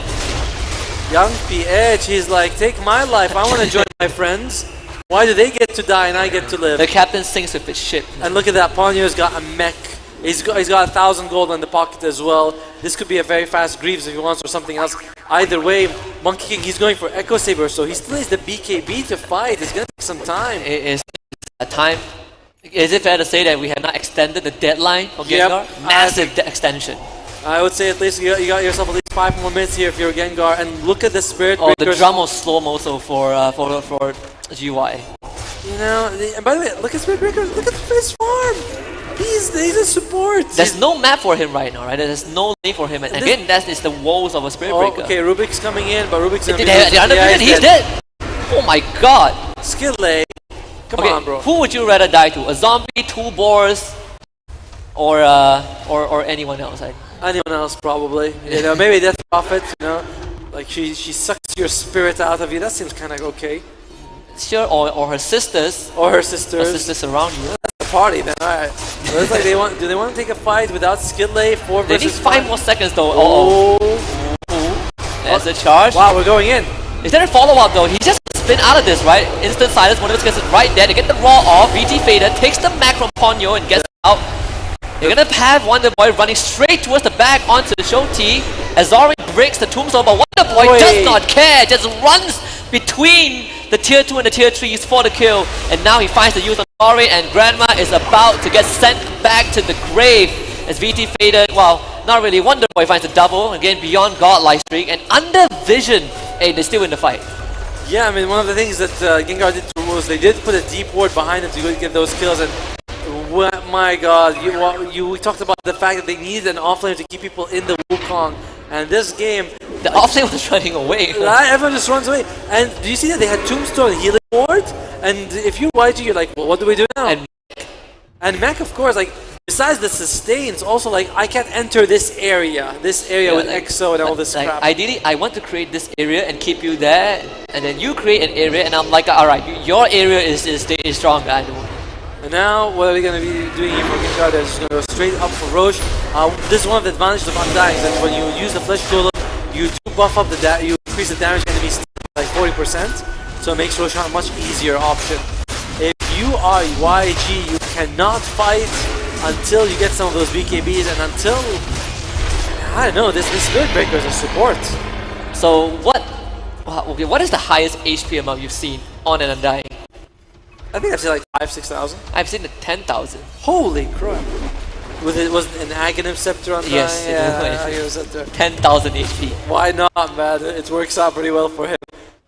All these lane wars are also diminishing in value for the side of YG because you can't take the fight, right? Like there's no way of stopping them. You're not able to cut the wave. That's 2 couriers killed. That's pretty good by FPS. It's actually like 700 gold for his team. It does make a difference. Mid-side though. They might be going for Wonder Boy. Can we look at Wonder Boy? Can we look at Death Prophet? Death Prophet? He's gone on. Charge as well. Silence. Massive use. One of his kisses. Also delayed. Oh, he coming in, and he might go down. Needs a bit of damage, and they found him.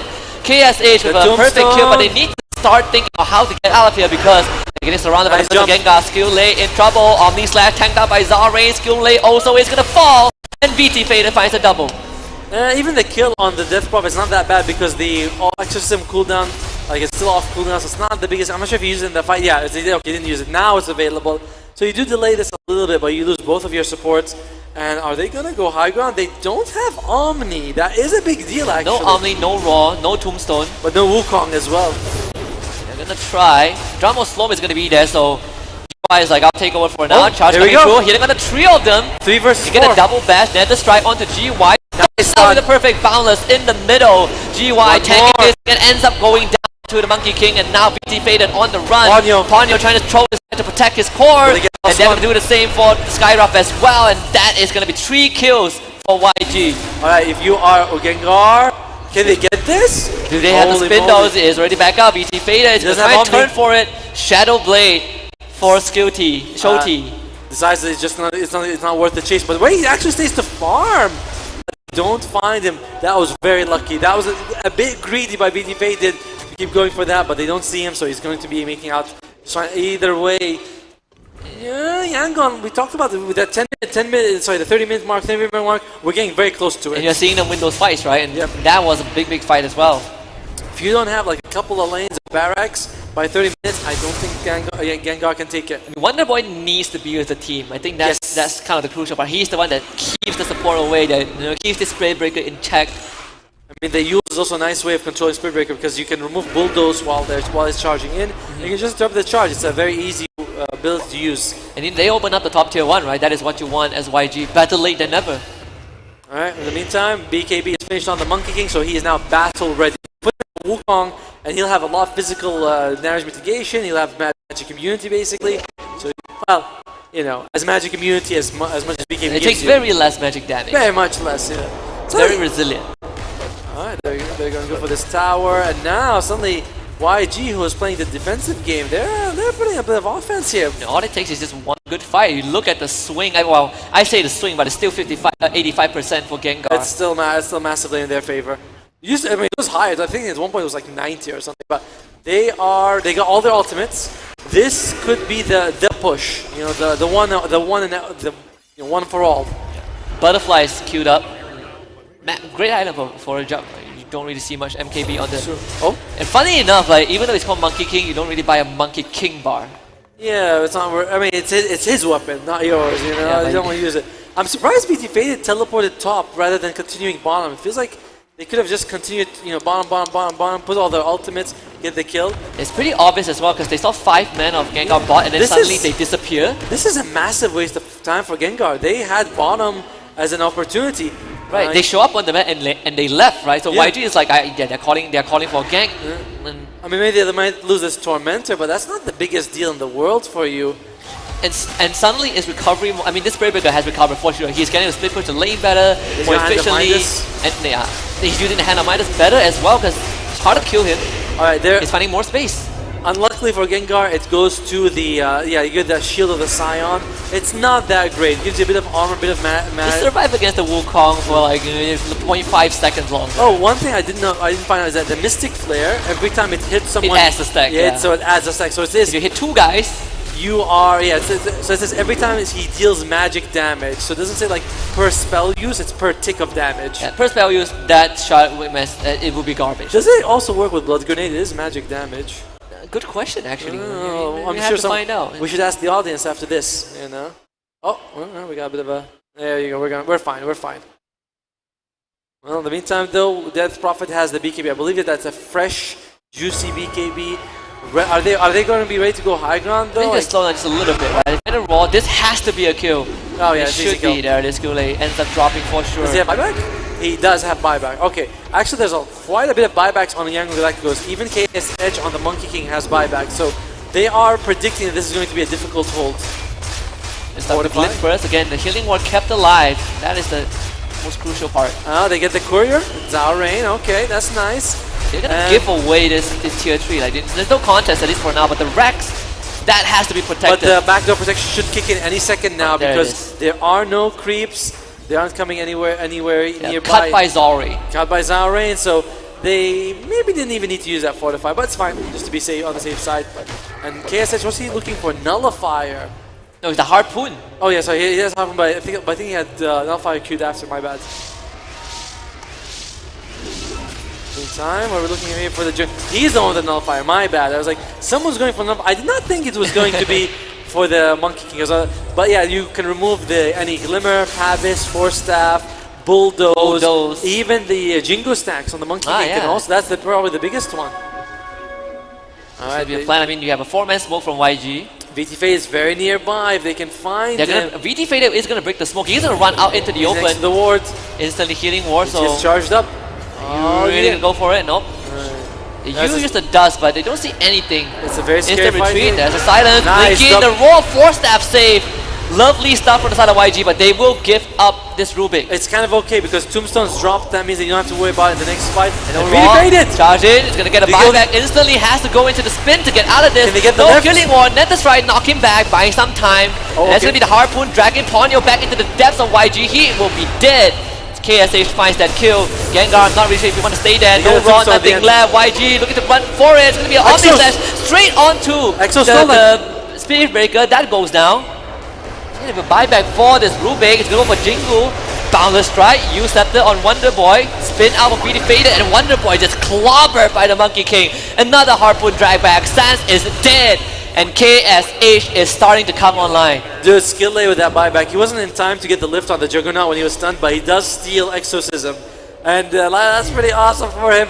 And all of the damage does go thanks to KSH, who has been playing an immaculate game. This time, where Gengar has one more fight in them. If they lose a decisive fight, the game is over for them. They were able to get a couple of bonus skills here on Sans as well. Yes, they lose Show T, but I don't think that's really too relevant for them. They're flying Rubik's Cube. Well, it is a very scary situation. Oh, actually, we didn't see the graph. Can we have a look at it just a second again? It is going up a little bit.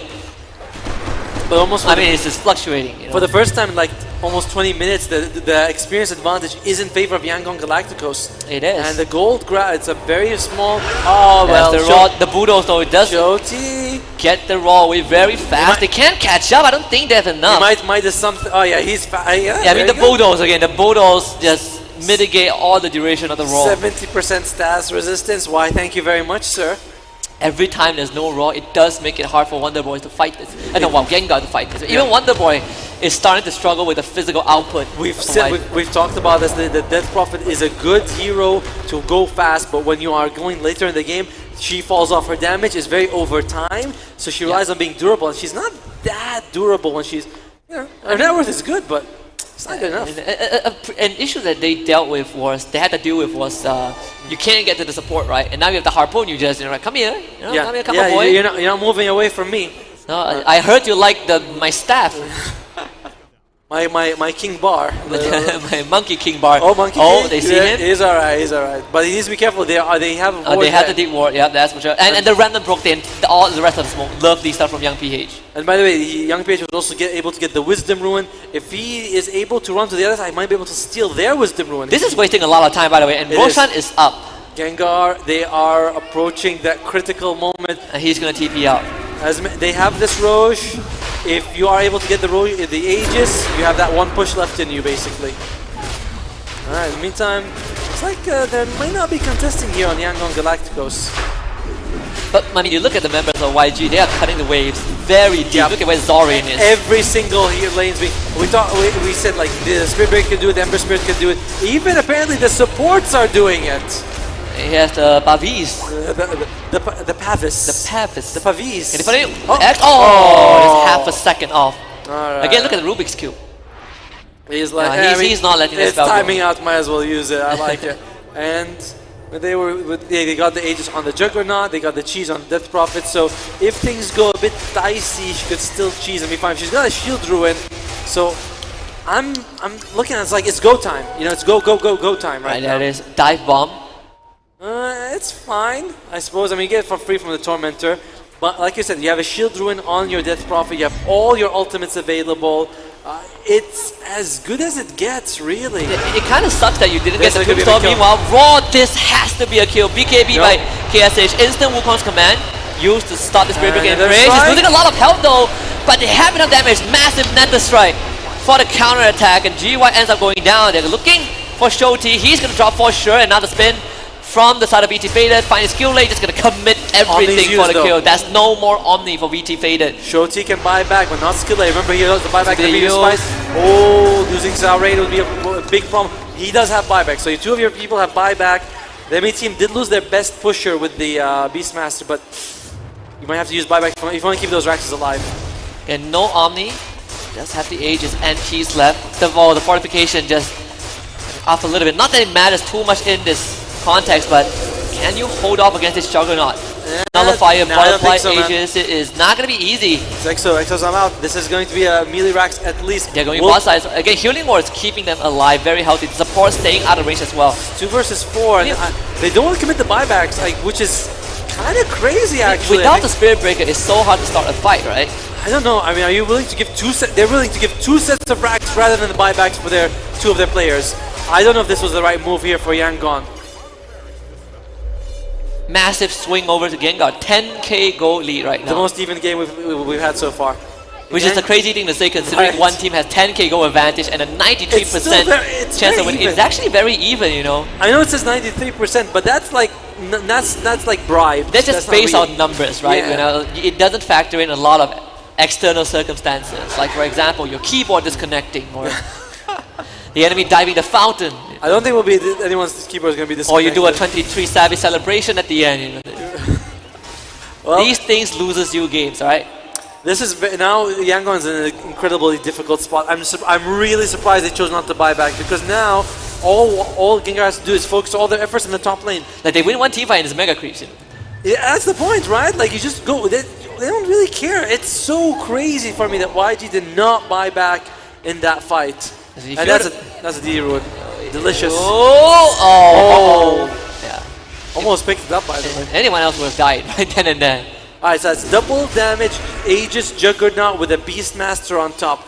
Is there anything scarier in the world? They're running it down. I mean, one Omni Surge can kill the whole team at this point. Basically. He is hitting for 400. He has a Divine Rapier. Alright, let's put it that way. He's hitting for a lot. He's going to go for it. Still not about half duration on this. Can they get it? You need to control him though, alright? Not bad. Looks like enough. The Aegis. He does get the spin off, doesn't die. Healing Ward is going to keep him alive right now. Stolen Blade Fury. Can he do too much though? VT Faded instantly with the Omni. And just eviscerates 2 members of YG to get the roar as well. Onto the Monkey King, KSH dead! No buyback on the Monkey King. VT Faded and Wonder Boy putting the team on their backs, but they need to finish off a couple of loose ends as well. Zorain rooted down, chopped to pieces by GY as everyone starts falling. Zorain buys back. They want to look for the Skyrim, finally charging to the grave, but Young P hates also fall. No buyback for December as Gengar starts investing their buybacks into this fight, and VT Faded is looking for some sort of high fight. The charge away from Shoti, but doesn't matter though. That tier 4 is getting engaged on. VT Faded working on the structures. The blink fall from GY, beating the drum in the face of Zorain. They drop the Nullifier, force him back into the fountain as the rest of Gengar start working on this tier 4. 2 more seconds for Rubik. Buyback from Young PH. They gotta keep the throne alive. VT Faded working on the throne as fast as they can. Instantly Zorain ends up dropping. They need 30 seconds for the Monkey King, but I don't think they have the time. The throne lasts in half, 20%. VT Faded chopping away. Game 5 is gonna be happening. And my god, it all comes back to not using your buybacks to defend that second set of racks. By you force yourself to defend one spot, very unfortunate for them. And you can see Gengar there, like, that is a sigh of relief for them to go to the 5th game. Winner has a spot in the Grand Finals. Loser, you're going to be playing at least 1 series tomorrow, possibly 2. If this was a best of 3, YG would have been in the Grand Final. So best of 5 is a treat for all of us. But VT Faded, Wonder Boy, just incredible game. It was such a close one, by the way, because if it was like, I still feel like it all comes out of that buyback. They were on the clock for Gengar. They barely made it to victory. And let's look at some of these highlights powered by Monster Energy. Yeah, just, I mean, we talk about kind of the ticking time bomb, right? 30 minutes, and then it got extended. And you, at one point, you see the Monkey King coming online. They were winning some of those intense skirmishes. You know, Monkey King was completely destroying the Death Prophet with the physical damage. Pre-Nullifier, pre-Butterfly Juggernaut. We thought that they're closing the gap a little bit. I thought so. And Aegis goes over to Gengar. I feel like if you can't one-shot this Juggernaut, you take away the agent first, you have no chance of winning fights. It was so close, by the way, that last fight, because remember, if they had killed him, he would have lost the double damage on him as well. So and Aegis breaks, right? The Aegis breaks and the double damage goes away. That's like the thing. So really unfortunate for them. That's almost getting the kill there. So almost getting the escape on Shoti. I mean, Wonder Boy, this Sephiroth is something else. The entire game, Gengar was like 5 to 10,000 gold ahead, and it feels like that's why Yanko and Galacticos really wasn't in their face as much as they would have liked. Just running people down. And this is one of those good fights. I mean, KSH, great support from the team. You keep them in the Wukong's command, and you know it's also one of those few moments where you get to see the support from YG doing a bit more for the team, right? You can facilitate this Monkey King to start getting those kills. Not that it matters in the long run, though. You see, I mean, Gengar, they try to spend some time trying to hunt for the members of YG, and it ended up being a Roshan, and afterwards it was just 2 sets of racks. The Omni Slash being used, I thought that would be a bit of an issue for them, but he had no buyback, so really good attention to detail. VT Fade, remembering that Skillet doesn't have buyback, so a kill on him is very worth it. At this point, why they didn't buy back is beyond me. It would have been a 4-on-4, they could have defended their racks, but they decided to give away 2 sets of racks rather than using 2 buyback, which is crazy because then they had to buy back in the next fight anyway. But now you have no, like, I don't know I don't know what was the thinking there. Saving the buyback for the last fight, probably. Saving the buyback for tomorrow, maybe. We still have next game, right? We still have one more game. And the winner. They're gonna go into game 5 with an extra buyback, okay? So that was a little bit unfortunate for them. Then they lose Shoti in this fight as well. So really well played by Gengar. Yeah, and no, we kind of went through a bit about the struggles of a posty Spirit Breaker, right? If he gets a hit, it's really good. If he falls behind, he starts looking like a support. It is. The hero is not great at farming as a core. He's great at better at farming as a support, if that makes sense. He's good at farming enemy supports, but you know he can't farm waves as much. So I mean it's been back and forth. You know, game 1, game 3 for YG, game 2, game 4 for Gengar. I think this game 5 is destined. We're gonna go for a short break and we will return for the decisive game of this upper bracket finals. We'll be back. Changes. It's the one thing that stays constant. While what we see around us may change and grow, the feeling of where it came will always stay the same. The soul is life, guiding us to make us who we are.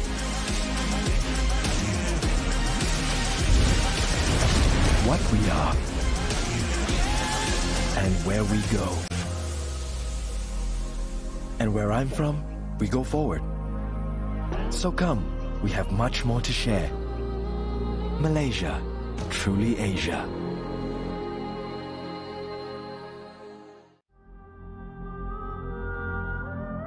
They say the soul never changes.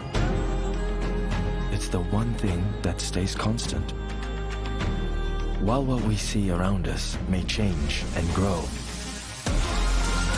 the feeling of where it came will always stay the same.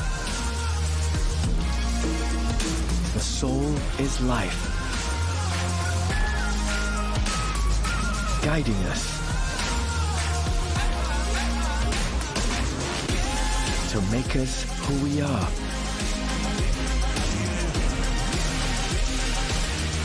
What we are and where we go. And where I'm from, we go forward. So come, we have much more to share. Malaysia, truly Asia.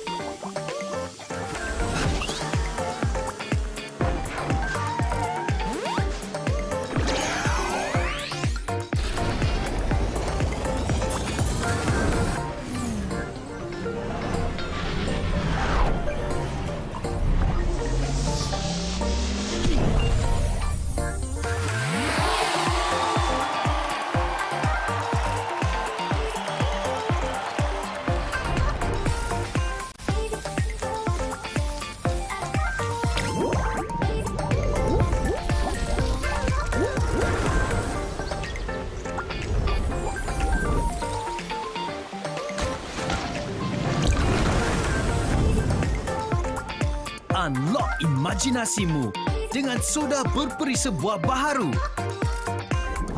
So Tinge.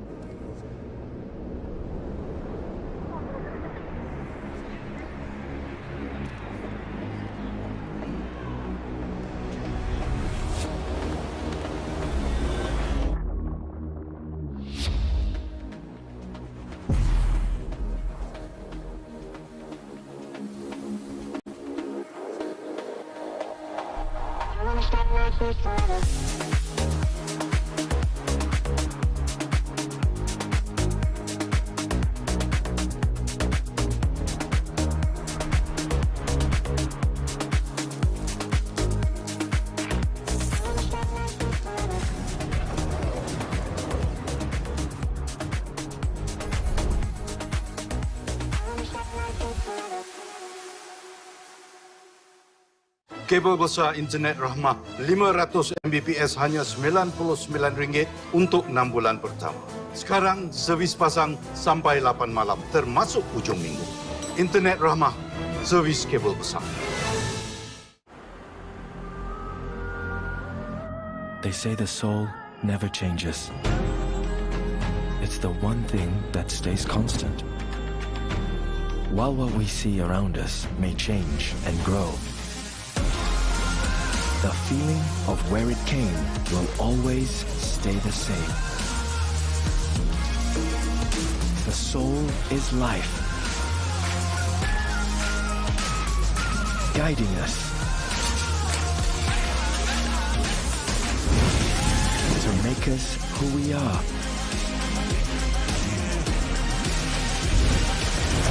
What we are and where we go. Oh, and he's snoring as well. Welcome back to the Dota 2 Master Cup SCA 2023, powered by Time. And we have a Game 5 coming up, so it's going to be an exciting one between Gengar and Yangon Galacticos. It feels like fate has willed it. We have to go the distance to figure out which team will be our first grand finalist. But before that, I have something I want to share with you, Otomo, which is I would like us to cheers on this because our official beverage partner, So Tinge, has been keeping us awake and topped up for the entire day. So I'm loving this flavor. I'm having the great one. You know, early on you had the peach one, I believe. So it's a great experience. You know, I'm loving the flavor. I'm loving kind of the sugar. I love sweet stuff, and you know some of the gas in there, and that is perfect for me as well. He loves sweet stuff. That's why he always asks to cast with me. You know, he's like, I want the sweet things in life, and that's our partnership. But yeah, it's been going pretty interestingly today because I did not think that we would see Gengar put up this much of a challenge against Yangon Galacticos in almost all end of the draft phase. I'm thinking, okay, it looks like YG is going to be all right, but the previous game they even went for something crazy with Gengar. They went for this very fast push strat. It looked like it was about to fail, but it did succeed in the end. And now we have a Game 5. Yeah, we talked a little bit about how kind of YG coming in as the slightly more experienced team. You know, Gengar, they have something to prove. And the fact that this thing went to 5 games, you know, it kind of defied expectations a little bit, but you can also say that it's Gengar kind of coming in to prove a point, right? And at the end of the day, it's about those baby steps. You know, we're looking for some validation, and I think they are well on their way to find it. If this Game 5 goes that way, they're going to be in a very good spot. I agree. And a reminder, winner here goes to Grand Finals, loser goes to the lower bracket finals, where you tomorrow might have to play up to 10 games if you win, because best of 5, that's a lot of Dota. And there's a lot of stress for the Grand Finalists to look at. Yeah, you know, the whole time you're playing, you're like, if we lose this, we can't go. If we lose this again, it's like, oh God, what a headache. And yeah, that's going to be a lot of work for the two teams, for both teams. Whoever loses is specific. Yeah, again, right? We have seen 8 games come back, 8-game run to a trophy. We have now seen a 10-game one.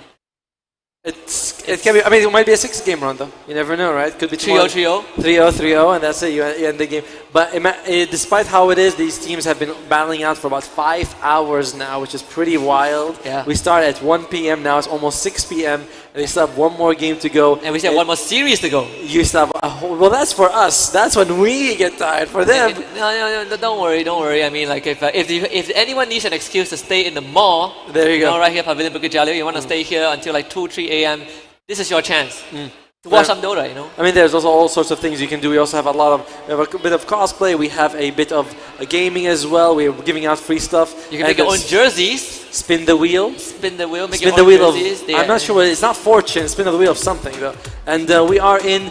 This is the 5th game in a row where we see the Beastmaster come out. In 4 of those games, GY has played it on Gengar's side. It's kind of wild. It is kind of wild, right? It's like. If it works, I mean, he has a positive win rate, you know, 66%. That's he won true. 2 out of 3 games. That's true. Yeah. Whenever you have a positive number, you want to stick with it. I mean, there's nothing there I can disagree with, but it's very interesting because YG in all Gear games, they have banned these 2 heroes, the Pango and the Timbersaw, saying we do not want to play against them no matter what. And what is there it is. Alright, they take out the TIE Hunter. It was a hero that we have been kind of discussing on and off, right, for the past 3 games, like this TIE Hunter. Pretty decent in a lot of situations. You know what's interesting, by the way, is that by picking the Tide Hunter, if they ban, they can't ban, like, Gengar wasn't going to be banning offlaners. Before, Gengar can ban offlaners to limit YG, but now there's no point banning offlaners, right? And anything you ban, if it's a support or a mid, you're also hurting yourself. In a way, you're limiting your own hero pool. So it's kind of interesting how they adjusted with this. They're like, oh, you're taking offlane first? We'll do the same thing. Yeah, we do the Undying also, right? I mean, the Undying, Rubik, same thing, same support picks for both teams. We talk about the Undying in the lane, right? We see this post 5 Undying. Yeah. Not too many ways to deal with a Tombstone, right? Even if a TIE Hunter, he doesn't really like Tombstone. You could take a Snapfire, put it as a 4, and then that's okay. That is true. But in general, TIE Hunter is actually pretty bad against the Undying. One of the reasons is because you spam Anchor Smash, and that just gives him so much magic stick charges. It's it's the same as going against Bristleback. Yeah, you spam Anchor Smash, and Undying was like strength. Yes, thank you. You know, I was like, why not? And he would, and you know, TIE Hunter would want to go man-to-man fight, but Undying that's his zone, his area. Overall, and we get the Dry Medusa ban.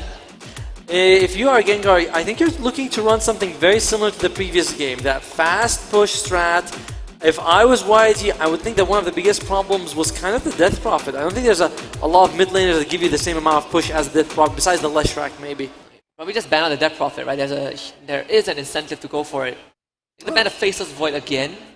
They have been sticking. They have been banning Faceless Void. The exact same bans almost every game that we've been seeing, and a lot of core bans coming out. I believe only core bans in the second phase, and apart from techies, all of the bans are just core bans. I mean, SEA Dota, right? I mean, everyone wants to carry, so if you ban out the carries, no one can carry, and you win. That's that's the way you want to do it for sure. Yes. I like that though, right? Like everyone's like, who cares about supports? I don't. Yeah, sometimes I ban a carry because I don't want my post 1 to use it. Alright, so what are we looking for here? Both teams have an offlaner. Both teams have a position 5. Rubik is usually played as a 4, but he can go for either side. They take away the Dark Willow. This Snapfire comes out. So, yep, they see that Undying. They're like, I want to make sure we get that Tombstone out of the way. We take the Snapfire. It wasn't very effective in the previous game against the Undying, though, was it? Yeah, because like, you don't get much opportunities to just walk up. And I mean, we saw some fights where the Snapfire was like Lil Shredder the Tombstone, but his whole team was dying around him. Didn't matter at that point. Alright, what are we looking here for Gengar? Chen is in the pool, Death Prophet is in the pool. They could go for Skyrath, Io. These are also heroes that you could consider. Leshrac as well. I'm feeling like they succeed with the fast push. They might be thinking, you know, let's run it back. You know, round 2. Still a decent Death Prophet game, right? But in this case, we talk about needing an offlaner to keep you in place, and that's something that they were lacking in the previous game, right? Yeah. Spirit Breaker, not really the hero to help them out. So this TIE Hunter does add a little bit of value, but we are seeing the exact same pick so far. Juggernaut, third pick for Gengar. Yeah, arguably the best carry when it comes to these fast push lineups, because the healing ward tops everyone up. He can go up to the high ground with the spin on. And Kraken Shot doesn't do anything in his Omni Slash. Neither does like or Blade Fury, right? Kraken Shell is like, yeah, very both. cute, you know, like you're shedding, but sure. He'll just shave him off one by one. Alright, so Leshrac or Death Prophet, or will we see one of the supports come out here? Io, Skyrath, Chen, Enchantress. I'm feeling like we're gonna get one of these heroes. I think the Chen still has a space there. I mean, It does, but it depends on whether they want him or not. The thing is, Chen's usually a 5 and Undying's the 5. we saw the Skyref in the previous game. No, it's just that fine. is to IO. do with like Ember. Right now, you are not seeing the Ember just yet. And the question is, do you want to hold on to your mid laner? I feel like do you just review your support here?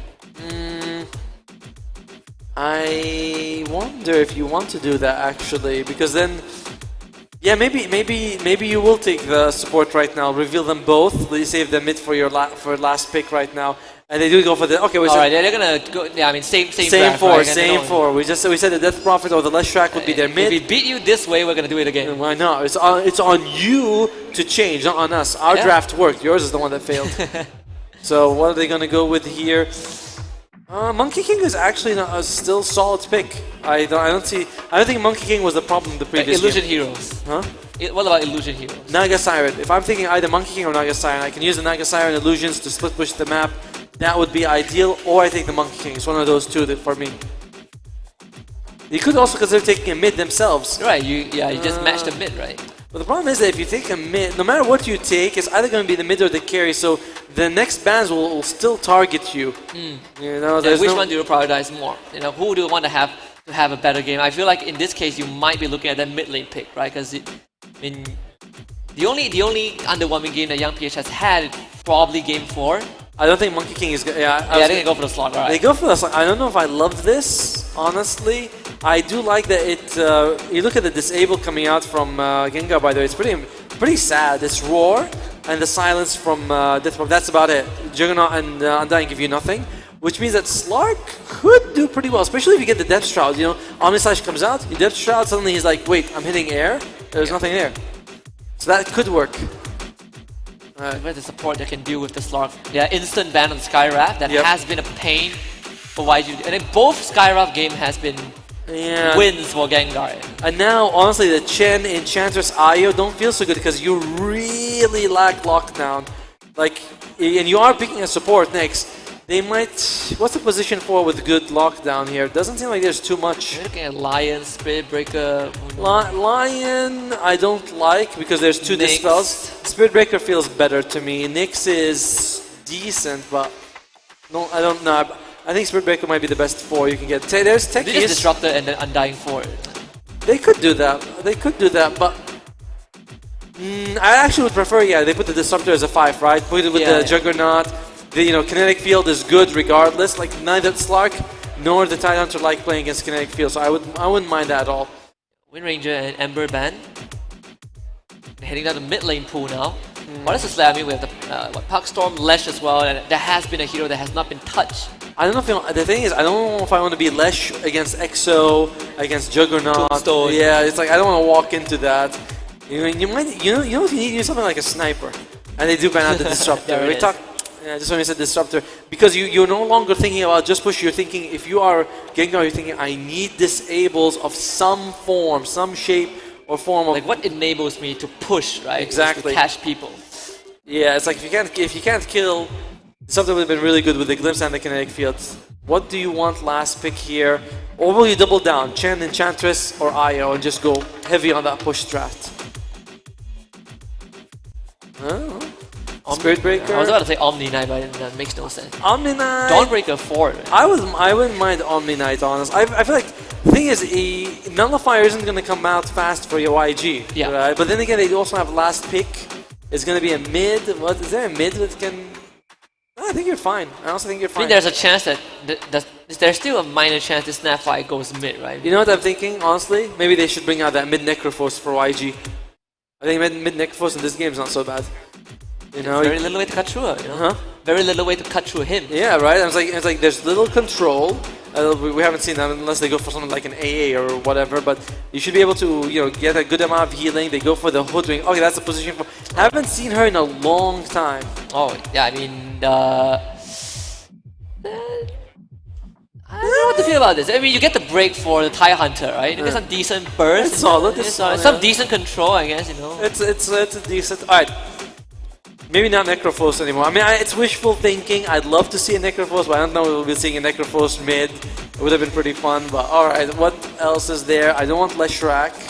I like the idea of a sniper, but again, these are rather unseen heroes, the sniper and the Necrophos that I'm suggesting.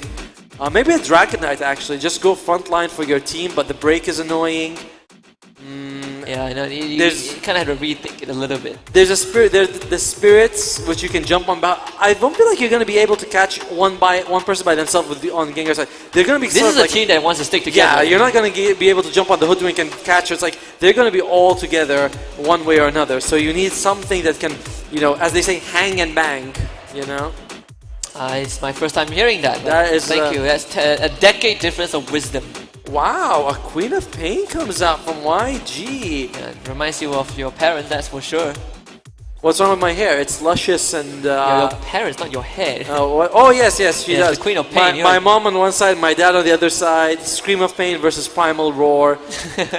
Definitely was a long weekend when that happened.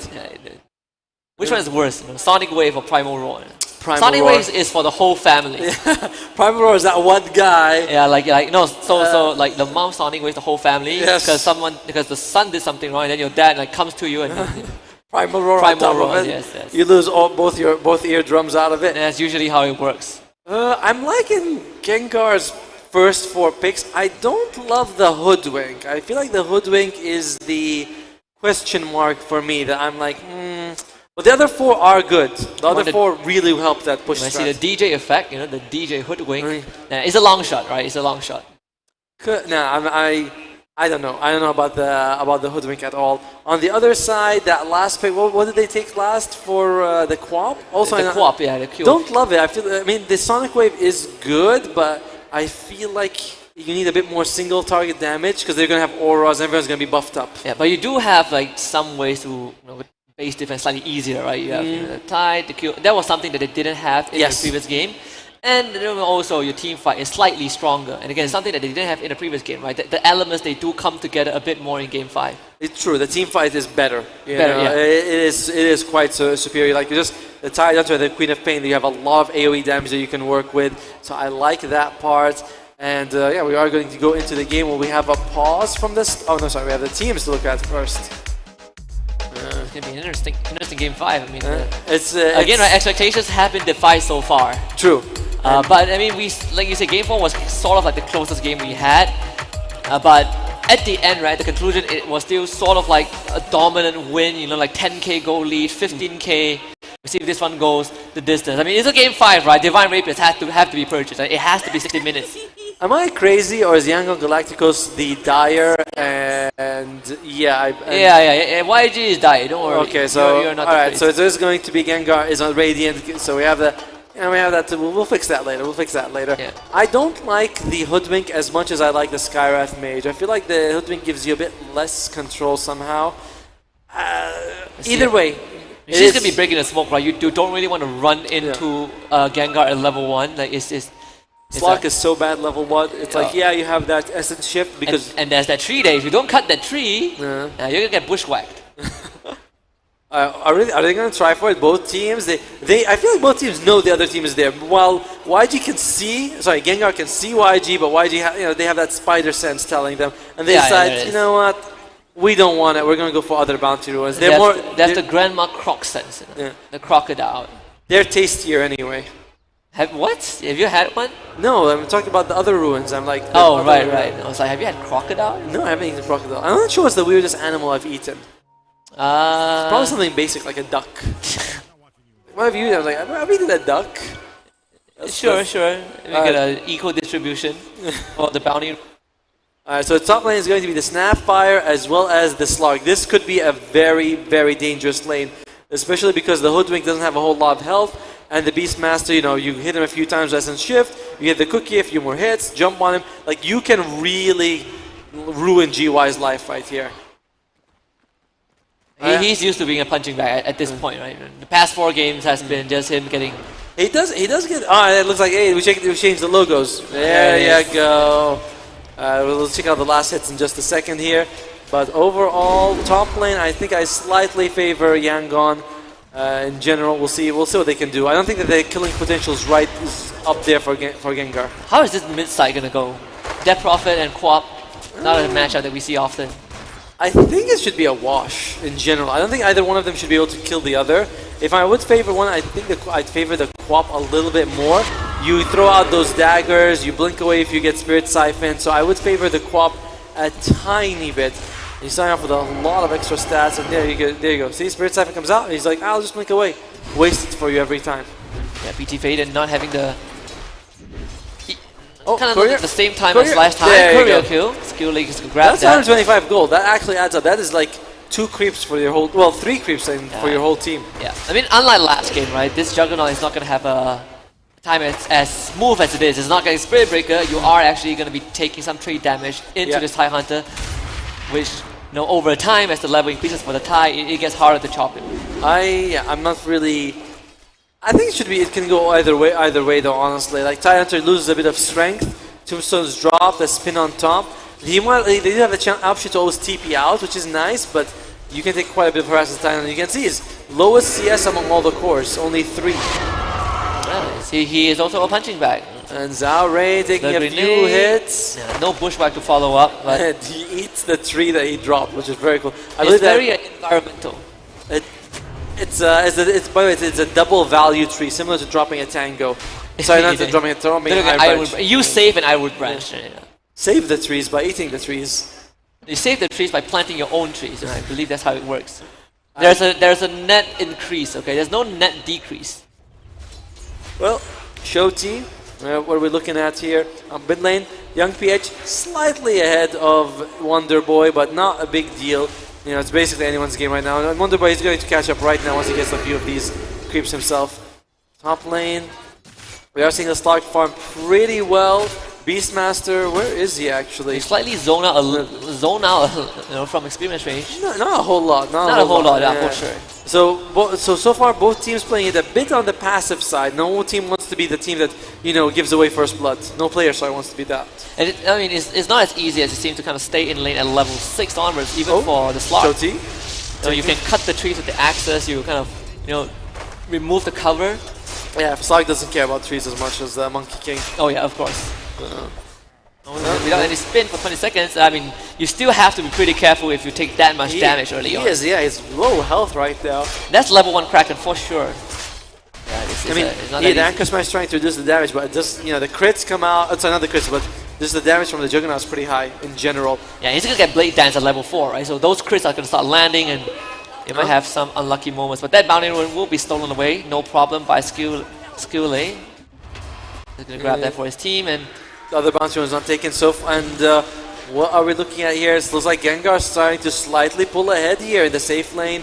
The Juggernaut is twice the CS as the Tide Hunter. Mid lane is...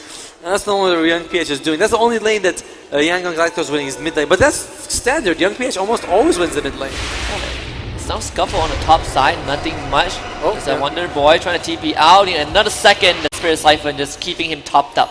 And I like that they keep attacking him because sometimes they TP to like the tier 2 tower and they just join back the tower. It's like, no, keep hitting him so that when he goes, if he goes to tier 2, he still has to walk back. Alright, so they are leaving Shoti just a little bit by himself. He's doing okay. I wonder what he's building, if he's going to go for...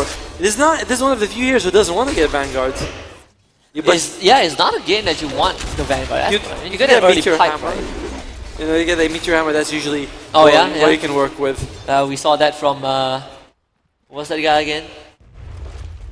That guy. That Bad Boom guy. The Bad Boom guy. Pure? No, not Pure. Pure is... Post 3. Yeah, isn't Pure the post 3 for Bad Boom? I don't know what we saw this morning. I completely forgot. I think it is Pure, man. Okay, it could be him. It is, alright. We should ask the audience. We'll be like, is Pure the offlaner for Bet Boom? And so I know. Who watched a Twitch stream in the middle of the tournament? I bet they know that. Dude, Tide Hunter is really losing this lane right now. Even KSH on the Slark, he is also suffering. Yeah, he is having a mind control moment, that's for sure. Like, just play like Seb. Yeah, just play like Seb. Why can't you play like Seb? It's not that hard to win against me. Okay, this could be something. But KSH has barely any health himself. Yeah, watch out. I mean, the Scatter Blast is doing some damage. He just has to go back. Like, Hoodwink may be easy to bring down. She doesn't have a whole lot of health, but KSH just got nothing to work with. It's a net negative as well, right? The wave is pushing into GY, and he's not afraid to fight this. You know, while the siege cannon took away one of the creep, which is unfortunate. Young PH is going to have to do a lot of work. He's got to be able to open up the map for his team, and all the axes come out. He isn't able to deny. Zarin does get that Lotus, but it feels like it's a very small victory overall. Yeah. Now VT Fader is starting to chip away at the tower health, right? And again, this is a more than 1,000 net worth lead for the Juggernaut as compared to the Tidehunter, and he's almost 1,000 ahead of the Slug also. Yeah, we said that the Tidehunter, it's like your Kraken Shell does nothing against is the Juggernaut, and we're seeing it now. Young PH, he's level 6, but he hasn't actually put a point in his ultimate, which it's awkward because if you're Quap and you leave the lane, you might lose the tower. Holy, that's a bushwhack, Akon shot, wow axe. Pre-6, Pre-6 Slug is like a baby, okay? You can kick him around and there's nothing you can do about it. You kick babies? No, I don't kick babies. I'm just telling you he's as easy to bully as a baby. Of course. Well, I don't know. I never bully babies. Yeah, well, and by the way, your son, okay? No, I don't. My son bullies me. Trust me. You can ask him that question when you get home. Trust me, kids are the bullies, not the parents. I can attest to that. My sister beats me in a fist fight. That is not the same thing. And she is. Because I'm talking about like children. Anyway, GY, he's just farming away. He is second highest net worth. He has absolutely shut down KSH.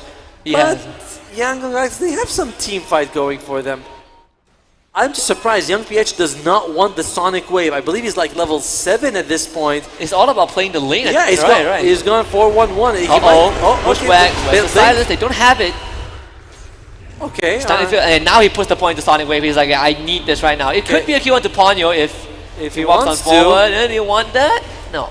Looks like it's just gonna go back. Oh, wait. Oh, wait, he's coming back. He's coming back for more. Ponyo. Oh, Akon shot slow. There it is. Bushwhack, max range, and that's first blood for Ponyo. Lovely stuff from San. Sonic Wave on the Wonder Boy. Not enough. Forced to blink away. And zombies right after him, but they do the tombstone times out. Young PH, luckiest ruin he could ever gotten. I mean, the zombie got tired and just died. Okay. I think zombies don't get tired. That's kind of part of being the zombie. Well, in the meantime, though, that is a big kill coming out for the Undying. I can see he's farming. He is farming almost as good as his Death Prophet, actually. Which is crazy. Yeah, this Death Prophet doesn't have a whole lot of gold. Why is that? Well, level 4 Shadow Strike, right? Well, lovely telekinesis. Sans is gonna drop, and now VT Fader, he's like, I'm ready to fight this one. It will take out Zara in first. VT Fader, do you still want to continue this? Drop the healing ward, instantly taken care of by Young PH. Actually, it was a miss uphill, so he still keeps it. You know, I gotta say that is actually a better trade for Gengar, just because you are giving a kill to one farmed person, one poor person. The poor person appreciates it a lot more. Yes. You know, and you can see like the gap for Wonder Boy and the Quap percentage-wise has decreased because of those kill trades. I'd say Young PH, he is same net worth as the Juggernaut, right? So you kind of have this balancing factor for YG. Do they think they can kill KSH? If he gets roared... I mean, if he gets silence on anything, he just... there's no silence on the Death Prophet. She hasn't taken a point in it. Oh, there it is. So it was roar or bust, and you can usually see the animation of the roar. Yeah, you just press dog pack, right? Yeah. So you press W, or you press your ultimate. They're just gonna use raw on Grandma. There's 5 men on the side of Gengar just showing up, showing Grandma how it's done. They really do not like the Snapfire. Yeah, they just yelled at her, and she's like, please, young people, stop doing that. And unfortunately, she lost her life. Yeah, she has some hearing problems, but I'm pretty sure with 5 people surrounding it, it works out the same. Alright, so trade of towers in the top lane. Gengar is going to get that one. Mid lane is going to go for Young PH, which is pretty good because you only have the Quap pushing it. It's almost there. She's got Young PH forced to blink away. Has a ball, but doesn't have anything on it. GY, he is going to be scaring away the Slark. Young PH is winning in levels. That's what winning in levels and experience, winning massively in Go as well, right? You kind of see the parallel between Juggernaut versus Tidehunter and Quap versus the Death Prophet. There's this one core on each team that has this overwhelming advantage. Great lead, Yeah, except Beastmaster and Slug, where it's not the biggest deal. 500 goals, like, it's okay. Yeah, I mean, look at the circumstances. You can kind of accept it, right? Beastmaster and the Hoodwing, they made life for Slug very hard pre-6. Yes. And I wonder, though, that when Gengar is going to consider pushing together, similar to last game. Oh, Undying might be losing his life. Undying. He's gonna run as Scream of Pain. Young One less DK is PH. gonna be dead. Whoop, the sharpshooter is gonna find a kill. More work for Gengar, that is for sure, and they might lose more as Skule tries to run away, but you have Wonder Boy sticking onto you. It's Mami Dead Prophet, killing spree for him once more. And I mean, this Dead Prophet has, in the game 4, beyond godlike streak, and right now game 5 is off to another good start. Yeah, Wonder Boy on this hero is insane. And I do feel like Young PH is a mid who is very conservative with his spells, you know what I mean? Like he doesn't rotate as heavy as some of the other, a lot of other mids that I've seen. He's saving for the big moment. You know? I mean, the big moment could have been, 10 minutes ago if you wanted you want me to Sonic Wave 100 HP Undying? Are you mad? Yes, and live. You can live after doing that. But Wonder Boy uses the EXO, but he's not able to actually, do too much to the tower. Yeah, no siege wagons. By the way, do you notice that in the audience we have half that supports Gengar and half that supports Yangon Galacticos? Yeah, what a perfectly balanced as it all should be. I probably butchered that quote, but you very get much so. Thanos reference. Thanos would be like that. I don't know, not him. Anyone but He's him. gonna snap me, that's for sure. Like I will be the half. Everyone's random except you. Yeah, except me because I got his quote wrong. It's like I'll snap him then everyone else. Alright, so we're looking at here for GY. He's going for the Agam Scepter. It seems to be that standard build that he likes. He goes Vanguard into the Agam Scepter. And in this game, there is not a huge amount of burst damage that you have to worry about. Like, you can expect the fights are going to be fairly extended. Yeah, and by the way, we have not seen TIE Hunter getting active with the Ravage. He just got a 12-minute dagger. We are going to have to kind of wait. There will be a dagger review pretty soon, right? And that's kind of that one big moment to put YG in the lead. We'll see if Shoti can actually get that big Ravage. If he can, you got Kisses on top of it. You can do quite a lot here. The IPS is pushing this lane. They don't want to reveal the TIE Hunter Blink. You can see him, he's hiding in the trees. Doesn't want to show us just yet. Smoke comes out. Who can they find? They really want to use this Blink Ravage. And I mean, VT Fader, he's just hiding in the trees at this point, right? You're not showing yourself, and he goes he's going to take the gate to the top, Twin Gate. He's like, I don't want to stick here anymore. This is probably the worst target to find. If the Hoodwink breaks the smoke, then there's very little value. You do see the Observer Ward, so Hoodwink's going to lose his life, and it's completely fine. That's fine. The rest of Gengar just moves away from that bottom jungle. I mean, if you're a Gengar, it's not bad though, because you didn't use any you didn't use Ravage or anything, so you're kind of okay for this for Yangon Galacticos. Yeah, but YG is like, it's a free kill, Huh? We're not investing in it too much. True, exactly. But it did show the Blink Dagger. It did show the Blink Dagger, but it's still kind of worth it, because remember that first Blink Dagger we saw this series? Oh yes. The Mars Blink Dagger, that was like one of the worst Blink reveals in history. It was the unluckiest one, okay? Unlucky, worse, whatever you want to go with. Either way, if you're YG, a free kill is a good kill. And yeah, we talked about keeping people in place, right? So the ATOS bought by Wonder Boy, that is kind of a decent way to kind of root people down. Yep. Another thing is that if you are a Gengar, you are also on a timer, and those kills they give you, they take away 1 minute of that time basically. Oh, yes. So it matters a lot. Shave it off. Slowly. Every second counts for Gengar. Every second for Young Galacticos, it brings them closer to victory. They want to go late. Not that easy to push into YG also, right? Fate Bolt, Anchor Smash, Mortimer's Kiss, Scallop, and so many skills to do with it. Again, no Siege Wagon, but they're gonna try with the EXO anyways. Yeah, not the easiest. Jump in by GY. Landing on a trio of them. Mortimer's Kiss is to follow up. GY would definitely drop before getting any roll off. No opportunities to use it. Stolen wild access before he drops. Good engagement. They don't separate, they just say, oh wow, look at that wild access. Look at Ponyo loses like half his life. And they have healing more, right? So it's go time. They can Ravage is down. They have the sharpshooter to break the pass, and the Kraken Shell might go off. They use Wonder Boy using massive help, but he was up just in time with the Cypher. Now Omnislash to the back, Zori drops. Shoti comes out to try and tank it up, and it's going to be VT Faded, spin to safety. Ponyo absolutely eviscerated, and a Sonic Wave to blow Wonder Boy out of the water. That's 3 for YG. Now the other side of our audience starts clapping. They're very happy with that fight. And honestly, that went really well for Yangon Galacticos. Despite the fact they didn't have Ravage, Gengar, they were like, let's force this fight. That's kind of crucial. If they are not ahead in that worth, this is a very bad game. Sans is gonna be okay. Oh, he's in the trees. Oh, the trees, man. Well played by Sans, but still a few essence shift stacks given over. They say save the environment. You never know when trees become useful. I'm quite worried for Gengar. Yes, 60 minutes and only 2,000 gold advantage, but this is a push lineup. It never can fall behind, basically. And VT Faded. Are they going for it? He's in trouble. And they're gonna spin on top of me like this. Let me show you how this is done. Oh, he's got no Omni, he's got nothing. He has no Omni. That's one of the freest kills I've ever seen. Did he have... Can we click on Juggernaut for a second, please? Just, no, yeah, okay, he didn't have the TP scroll. That's one of the reasons why he's like, yeah, I can't TP out, can't spin TP. Still, that's a valuable kill. And KSH takes the throne. It always feels really bad when a Rubik kills you with your own skill. You know? Yep. It's like 60%. like someone counterfeits your copyrighted stuff and then just beats you with it. You know, it's never good. I wouldn't know too much. Yeah, it's like if no, I can't go there. It's like if LOL beats Dota. It's never gonna happen. But I'm just saying, you know. Ponyo is gonna drop also scatter blast to the face. Yeah, then Young PH finding that kill. That's what happens to people who say LOL is better than Dota. That's what we do to them. We do what we did to Ponyo. We did a bit of Ponyo, sure. He's got. By the way, you can see his game is not as good as the previous one. He had mech on Undying. This game's got the drums. He's going for first staff, so less of that aura sustain for the team. And overall, we are starting to enter very, very dangerous territory for Gengar. 17 minutes in as well, right? It is not like the previous game where you have Wonderboy cutting the way between tier 2s and high ground tower and getting kills on off laners, and that is not happening this game. Philosopher's Stone on the Rubik, that's going to help him scale up for as the game goes on, which further puts Gengar on the timer. But hey, look at that. They do have the Aghanim Scepter finished on the Beastmaster.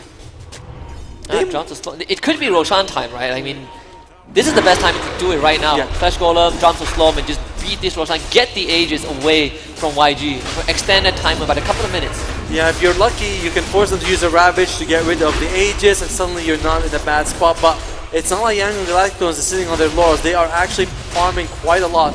Mid lane, bot lane, and even the jungle by the Tide Hunter. So this was... GY actually takes the Aegis.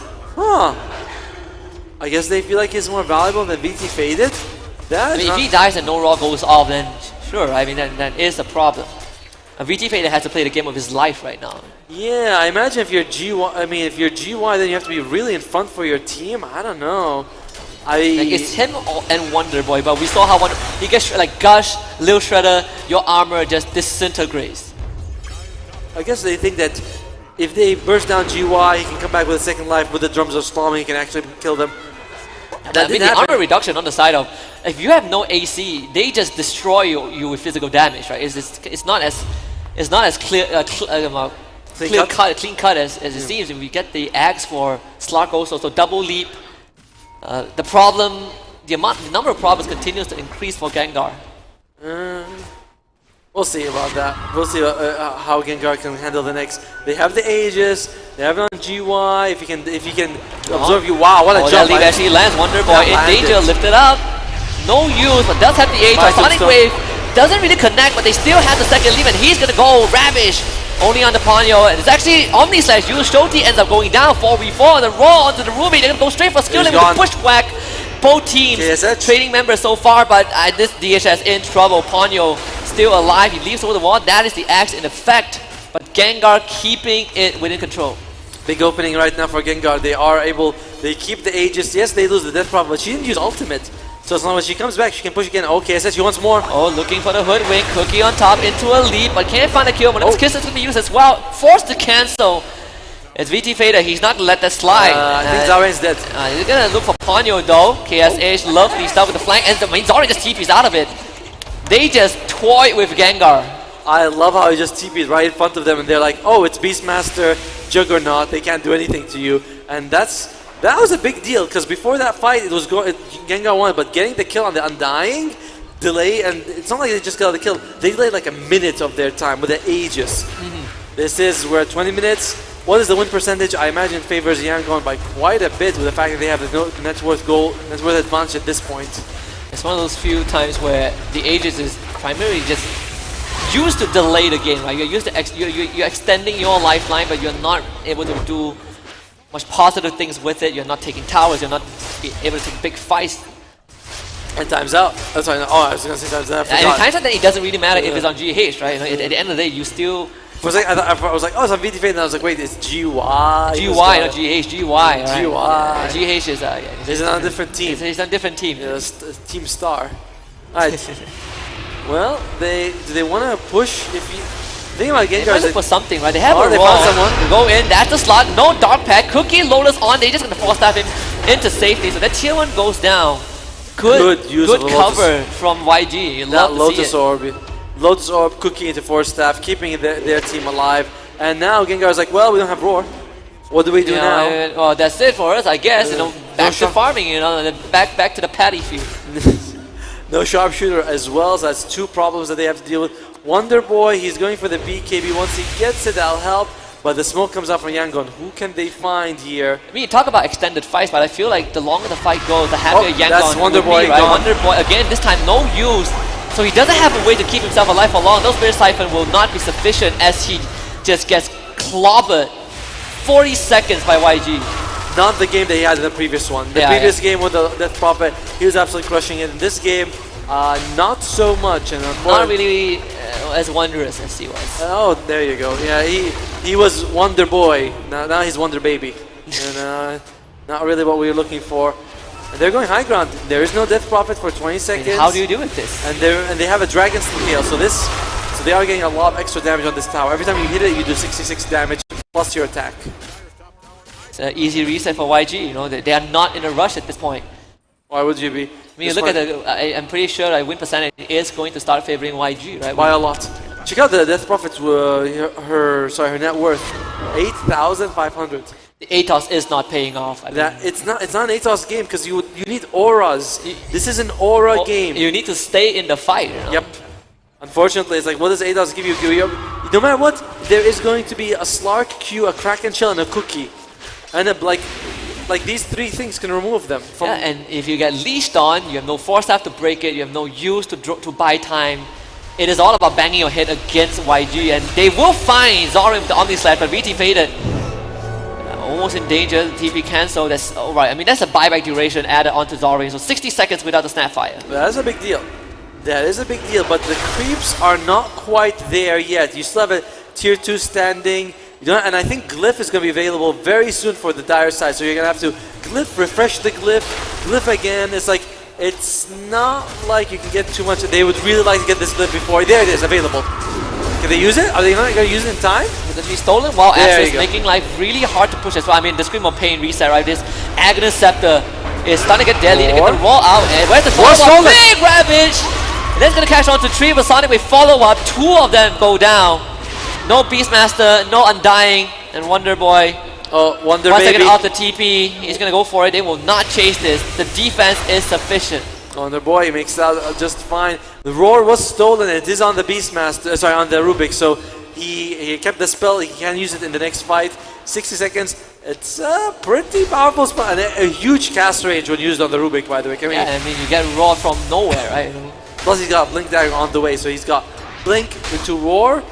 You might be very worried if you're a Juggernaut. Yeah, unlike the Beastmaster that has to blink in front of you to Raw, the Rubik can blink into the trees, tree right? and one Raw. No, he whispers. You know, he's like, and then he's like from the trees. He's definitely scary if someone. Wow, Wonder Boy's level 13. He is dead.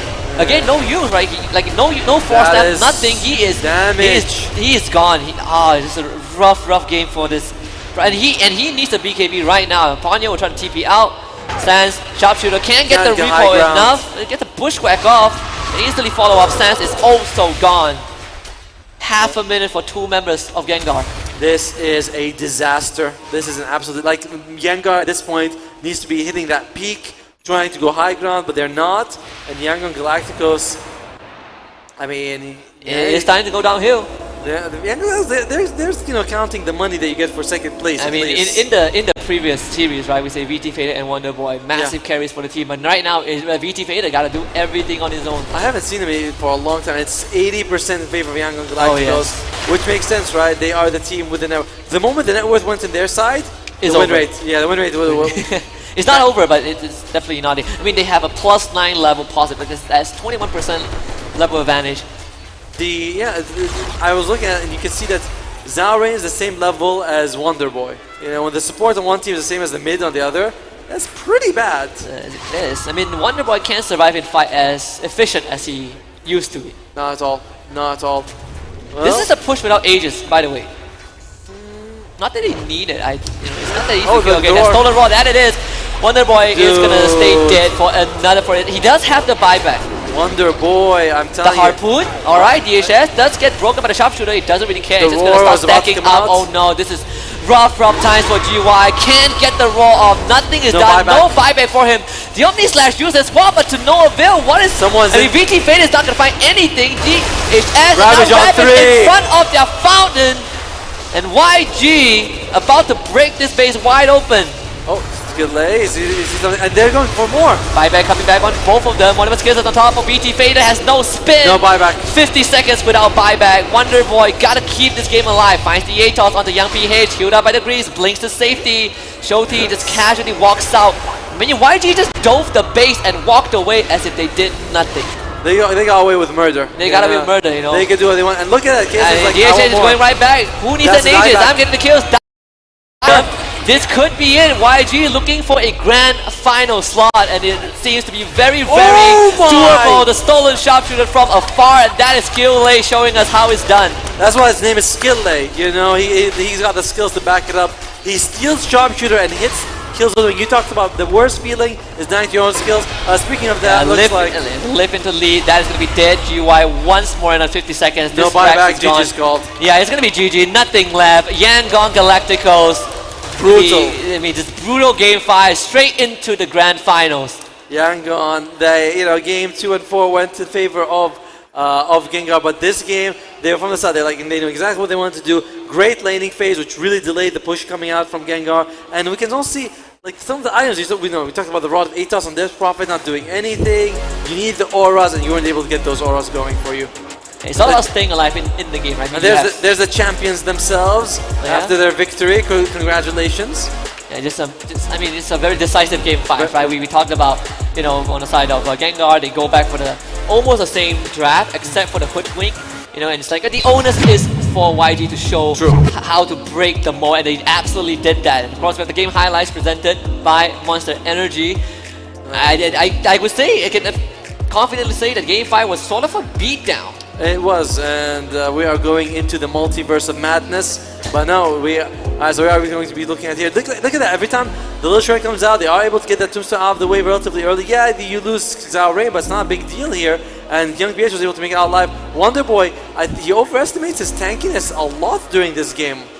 Oh yeah, I mean, again, our armor shred, right? Gush, Lil Shredder, no use. I mean, it's just a tough game. Just Slark on top of you, hitting you, doing that damage. And it is a very unfortunate situation for them. He doesn't make it out of this fight, but by this point of the game, it's basically over. Young Galacticos has a net worth advantage on the much better late game draft. It's sort of like you're looking at Alchemist draft, right? The moment an Alchemist comp just falls behind in net worth, that's it. That's almost GG.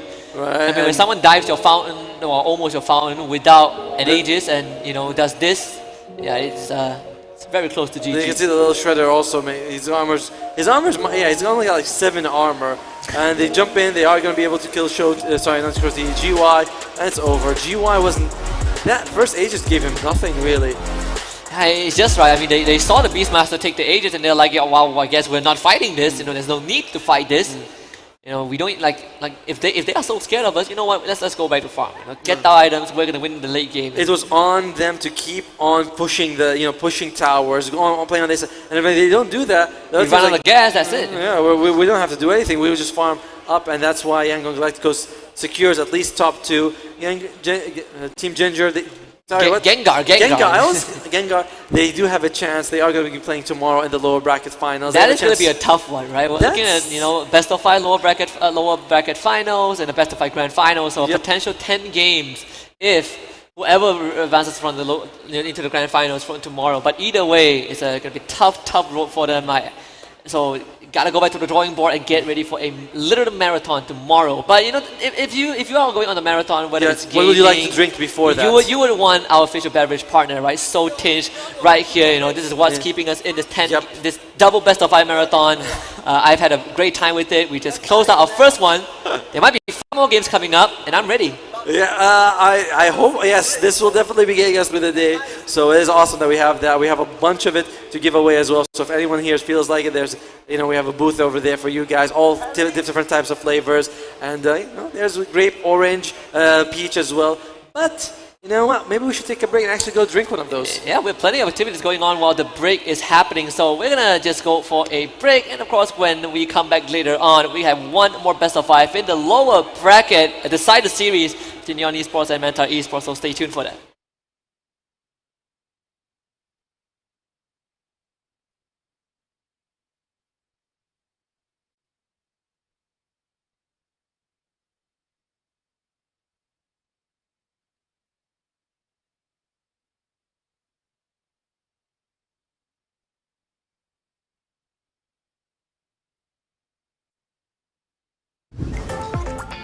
Unlock imajinasimu dengan soda berperi sebuah baharu. So Tinge.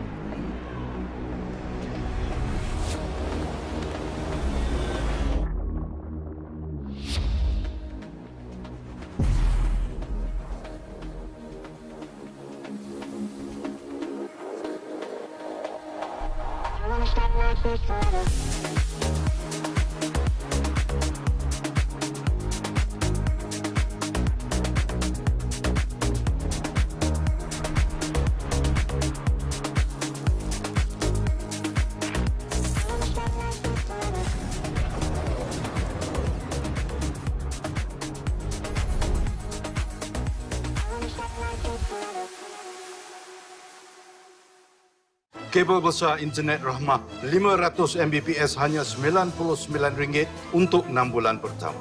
Sekarang servis pasang sampai 8 malam termasuk hujung minggu. Internet Rahmah, servis kabel besar. They say the soul never changes. It's the one thing that stays constant. While what we see around us may change and grow, the feeling of where it came will always stay the same. Okay, thank you guys. We have a very exciting match earlier on between YG and Genka. So sorry for the loss, Malaysia team home ground Genka, but trust me, next year we're going to do it again. This isn't our one time. We are not here to just do a one-time event. We are here to stay, and we look forward for you to continue next year. Once again, let's give a round of applause to Genka first. Yeah. Okay, so tell me, I would like to check with you. How do you feel? Maybe we'll start from the overall experience. Since it's our first time doing this tournament in Malaysia, in particular for Dota 2, and I think some of you guys know that I've been in the scene for the past 8 years. I want to ask you, right, from a coach to a tournament operator, how was the overall experience in terms of the tournament?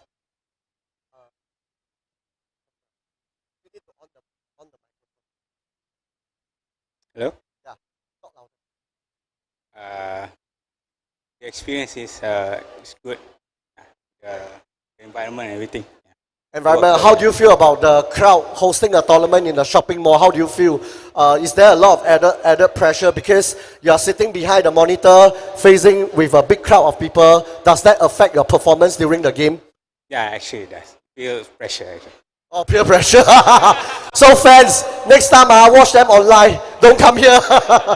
Just kidding. Okay, did you experience any, we know that Dota 2 require very high speed internet and stuff like that, right? Do you experience any technical glitches during the game? No. Okay, I see that you guys are holding on the Monster Energy drink. Can you tell me what is your favorite color? Pink. Original color, black. Why? Black symbolize power. You all don't like peach? Peach for female Dota players. I see. Maybe we pass the mic to one of your star players also. Yeah. So star player, how do you feel? Share us your thoughts during the game, right? It was a very intensive I think game. it's like an amazing event, and like the setup and everything, and also the PC, internet, everything is like good. Yeah, maybe like the first few games it's under a little bit pressure, but I think we overcome it. Like for myself, I overcome it, and I think we will come back stronger for tomorrow. Yeah. given the chance that next year, would you think that you will definitely join my tournament? Because, guys, we have a hard time inviting all the Dota 2 team. They don't know who are we. So I just want to hear from you. Can I guarantee from you next year you're going to join this league again? Definitely, I will join it again. Yeah. Oh, so appreciative, man. Yeah. And thanks for that I participate this event. Okay. Yeah, thank you. Also, also like to hear from you, right? We also have the system, the platform, and a lot of other things. In terms of our communication, the event management, did you feel that we have done a good job from the organizer perspective? Yeah, I think it's very professional way. Because I don't, because maybe you guys is first time here the tournament, but I think you guys done it like perfectly. Yeah. Thank you so much, guys. You hear that? And I also want the I staircase view next year. And also maybe I feel the setup like better than major. I don't know the Bali major. Yeah. Oh! Did you guys hear that? They said that this tournament was better than the Bali major. So once again, thanks to Events Canada, Mice Neuro, and also Monster Energy Drink for this. Last but not least, have one quick question. Why do esports players like to drink energy drink? I think Monster or either Red Bull. Oh, so it's either Red Bull. Can you tell us, like, in terms of Monster, right? When you drink a can, like, how long can it allow you to play more? Like 2 hours, 4 hours more? I think it lasts like 3 hours. Yeah, the things. Yeah, the energy. Yeah. Cool. Okay, so you guys here, thanks again for Monster Energy Drink for supporting this. And once again, thank you, Genka. Thank you, guys. Thank you, guys. So get ready for the next match. It will be Neon Esports versus Manta. Again, it will be best of 5. So for those that want to watch this exciting tournament, please come back in the next half an hour. Thank you, guys. Okay.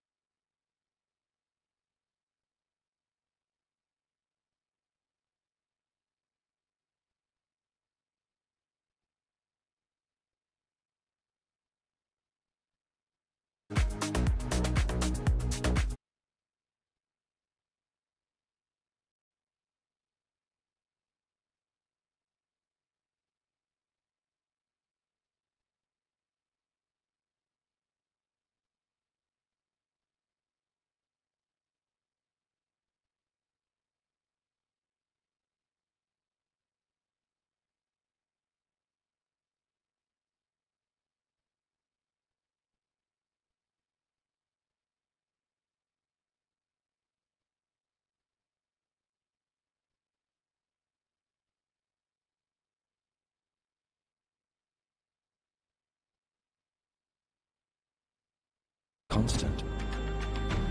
While what we see around us may change and grow, the feeling of where it came will always stay the same. The soul is life, guiding us to make us who we are.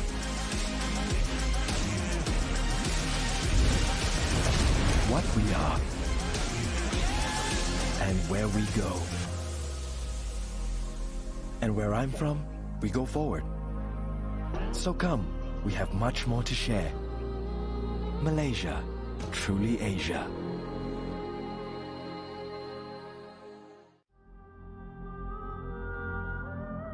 They say the soul never changes. It's the one thing that stays constant. While what we see around us may change and grow, the feeling of where it came will always stay the same. The soul is life, guiding us to make us who we are.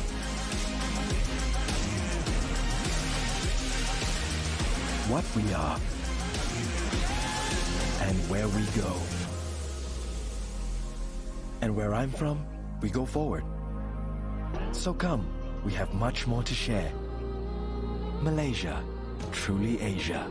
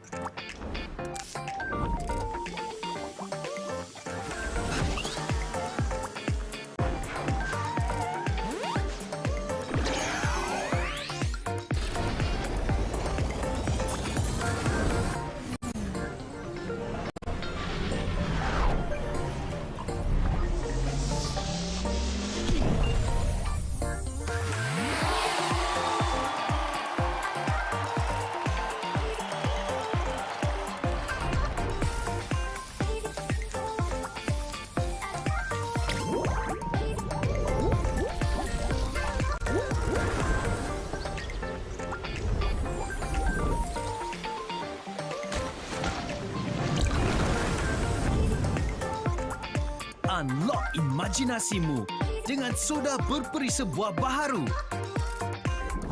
So Tinge.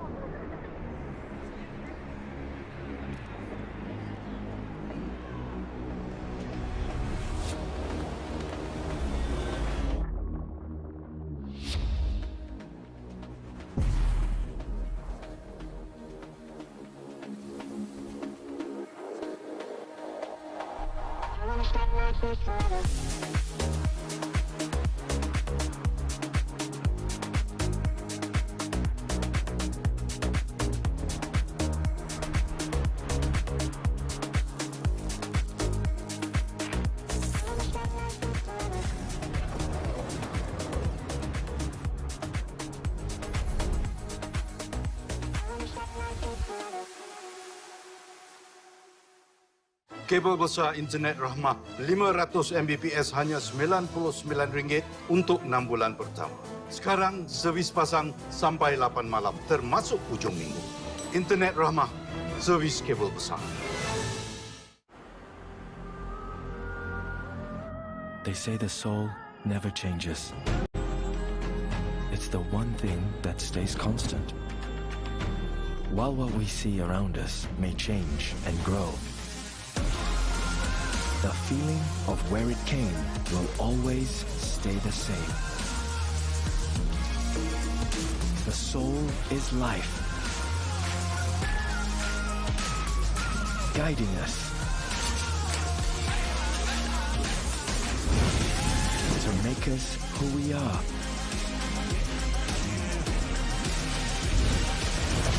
What we are and where we go. And where I'm from, we go forward. So come, we have much more to share. Malaysia, truly Asia.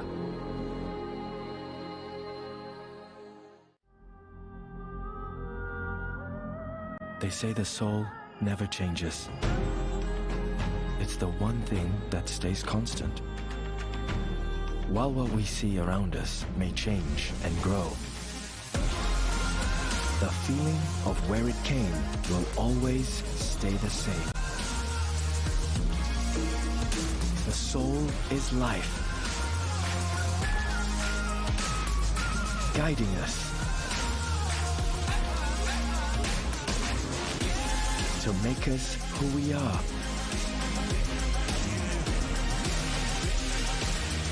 What we are and where we go. And where I'm from, we go forward. So come, we have much more to share. Malaysia, truly Asia.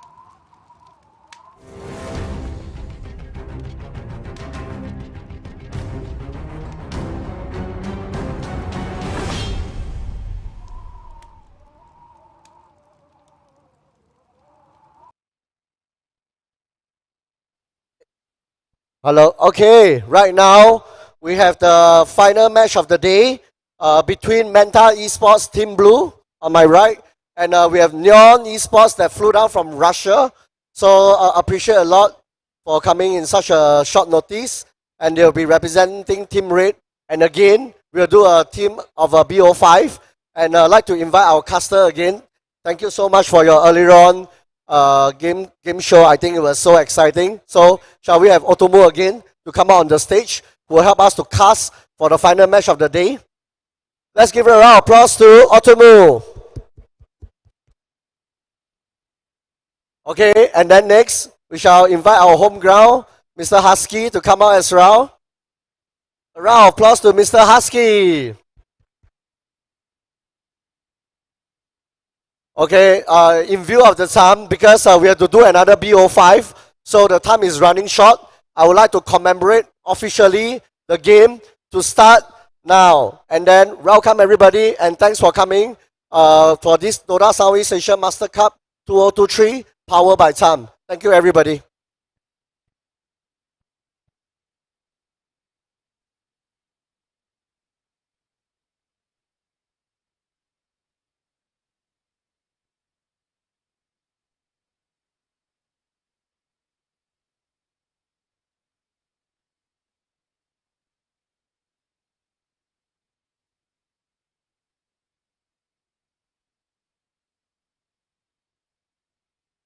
All right, thank you very much, Andy, for the introduction. So it's been quite an interesting day. Yeah. You know, we had one full best of 5. You don't get to hear that every day. Nowadays, even TI don't go to 5 games, but here we are. We have won 5 games, and we're about to have another 5 games. Potentially 5 Potentially games. 5 One- games. But it's the best of 5 guarantee. Neon Yes. Esports against Manta. We talked about how Manta Esports made it here because we did have some changes, right? UDV couldn't make it, and here it is. Manta Esports now taking that slot, heading into game number 1. This one stakes definitely going to be a bit higher. Lower bracket, loser goes back home. The winner faces Gengar tomorrow, and the winner of that will play in the grand final. So long marathon ahead tomorrow, but they got to get through this first. Yep, Manta Esports, as we mentioned, this is a team that was eliminated from the tournament, but they came because UDV couldn't make it, so they came in as last-second replacement for them. These are the players for the team. So this is a team from, I believe, all the players from the Philippines. Yeah, Manta Esports, there it is, Derek, Earl, Kimizu, Karma, and Aries. And of course, that's Gengar's logo, but I know, Manta right, Esports, I don't was worry, gonna this say. is Manta Esports. We are not missing out anything. And of course, again, right, I think that sometimes these things do happen. You make it in the top 4. Unfortunate circumstances, I think, for UDV, but for Manta Esports, it's a second chance at life. Right? You get to kind of see what your opponents are capable of, and you get to kind of prepare for it. And now the question is, are they prepared enough to take on Neon Esports? Which you have been giving me a lot of history lessons about this team. Yeah, when we get to Neon, I will be talking a little bit about them. But yeah, Karma, this is an actual pro player. I've read this name before, and I have to make sure where it is. But I believe that this is a player who played at the DPC at some point. But yeah, so Manta might be a little bit more up there than I thought, because I was like, oh, it seems like it's a stag, but it's like, oh wait, Karma's there. He is quite a player. Yeah, I mean, very exciting, right? There's the carry as well. You gotta have the top 4 quality. I think that's the important part. I mean, they've come a long way, right? Neon Esports, this is the team that you have been very, very excited to talk about. Because they have the first South African player to play in the DPC, which is Castaway. He was like, I think he reached 10,000 MMR playing like mid or carry, I'm not quite sure.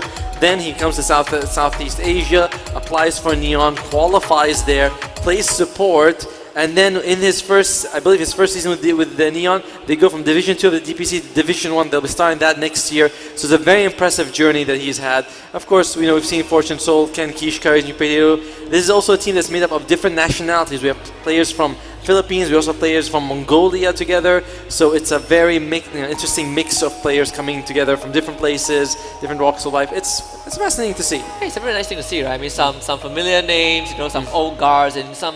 I've kind of gone through like a lot of the interviews and different teams, regardless of what genre, what game genre they play. I think the general consensus is that you have to have a good balance, right? A good mix of veterans and new blood. You kind of have this. You get to kind of share the knowledge, right? I think having some fresh thoughts and some veteran experience is a good remedy. I mean, we've seen it sometimes when these more newer teams, they go to these giant tournaments. It's nice when they have an experience, but even if it's just the coach being like, hey, I've been here before.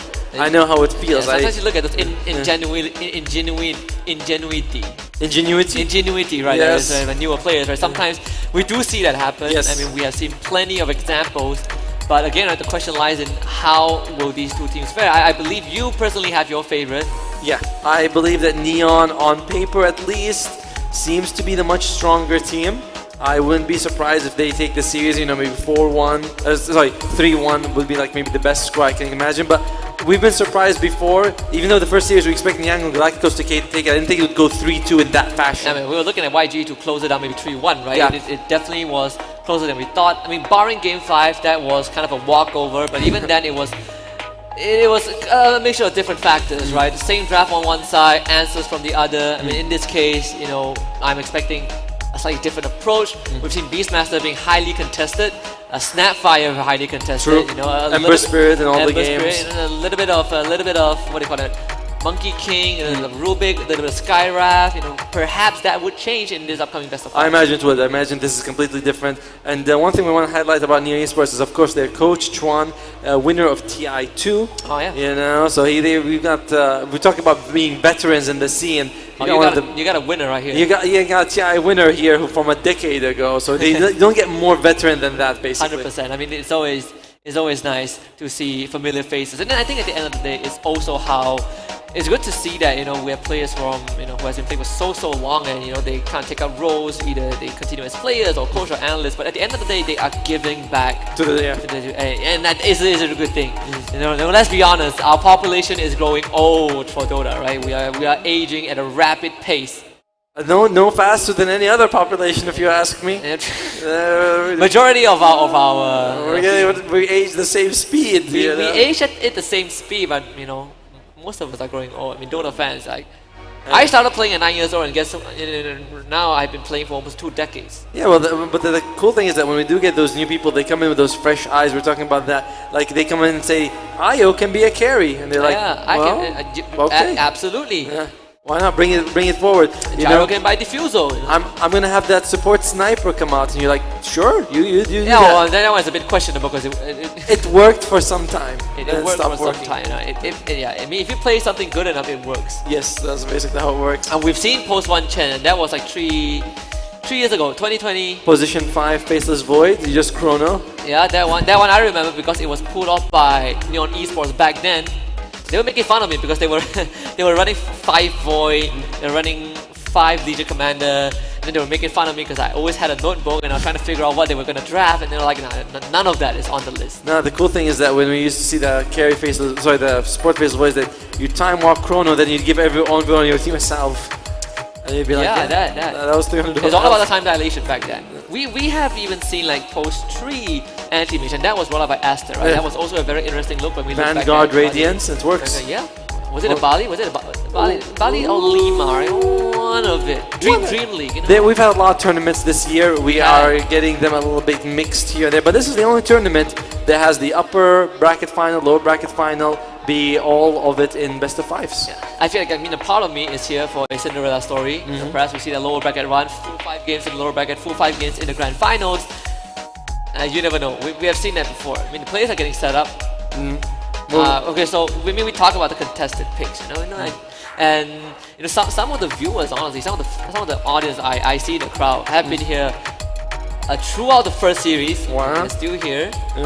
We'll be here until the mall closes. This is one of the few times you can have an actual reason to stay in the mall after operation hours. Why? Because we have a good Dota coming. Everything stops, but the show goes on. Dota never stops, right? The show must go on? The show always goes on. Well, in terms of actual heroes that you mentioned, has there been a hero that actually stood out to you the entire day, or was probably the Death Prophet? Right? Death Prophet. I think that was kind of one of the Death Prophet and Skywrath Mage. Those are the 2 oddballs for sure. I think that also comes down to like what the team wants to achieve, and in other circumstances, those 2 probably will be swapped out easily. Yeah. Maybe like something like a Primal Beast, right? That has been a hero that you've been actively telling me about. You think we're gonna see that? Where is the space? Where's the place for this guy? I would love it if we see the Primal Beast as a position 4 coming out, as a nice support. I feel like he brings a lot of durability to the team. He brings a BKB piercing disable, great chase. Just that's like it's like kind of like Spirit Breaker, but a little bit different. Yeah. What is the one hero you miss? I mean, I say it's Earthshaker, right? But what is the one you miss? Do you mean like competitively, or do you mean like in my pub? Competitively. A hero that I miss. I kind of feel like I miss Phantom Assassin. It was kind of fun that she could just jump around, has an interesting laning phase. I feel like a lot of the hero carry pool has been really condensed into like few viable heroes, and that's it. That's all that we can play with. I miss Bane a lot. Bane is my favorite hero. Bounty Hunter. Bounty Hunter is good. That's good. I'm not a support player, right? So my list is going to be in the support pool. I'm a support player too, but I still miss playing against PA. She's such a squishy core. It's the easiest thing to kill. Right? Yeah. And being a sniper is easy to kill. And sniper, I miss him too. I miss everyone that's easy to kill as a support. Yeah, I'm just killing things like Witch Doctor and Silencer and Skywrath. Silencer's always. Pick someone on your own side. So yeah, Silencer's a fun hero. I like him. I know a lot of people say he's boring, but I feel like timing the global and getting that +2. You have the satisfaction. Yeah, right? It was like I ruined his life. It's nothing he can do about it. And I tell you, the best counter for Silencer is Ogre Magi. Actually, yes, because you don't steal intelligence. You don't steal intelligence, yeah. And he's got none. And I believe in Neon Esports they are quite good with the Silencer as well as Lich position 5. That's one of these heroes tend to be not easier to play, but very impactful if you are sort of newer to the role. Oh yeah, wait, really? I mean, would you recommend Silencer to a new player? Yeah, because a fight begins, you press R, you're automatically useful.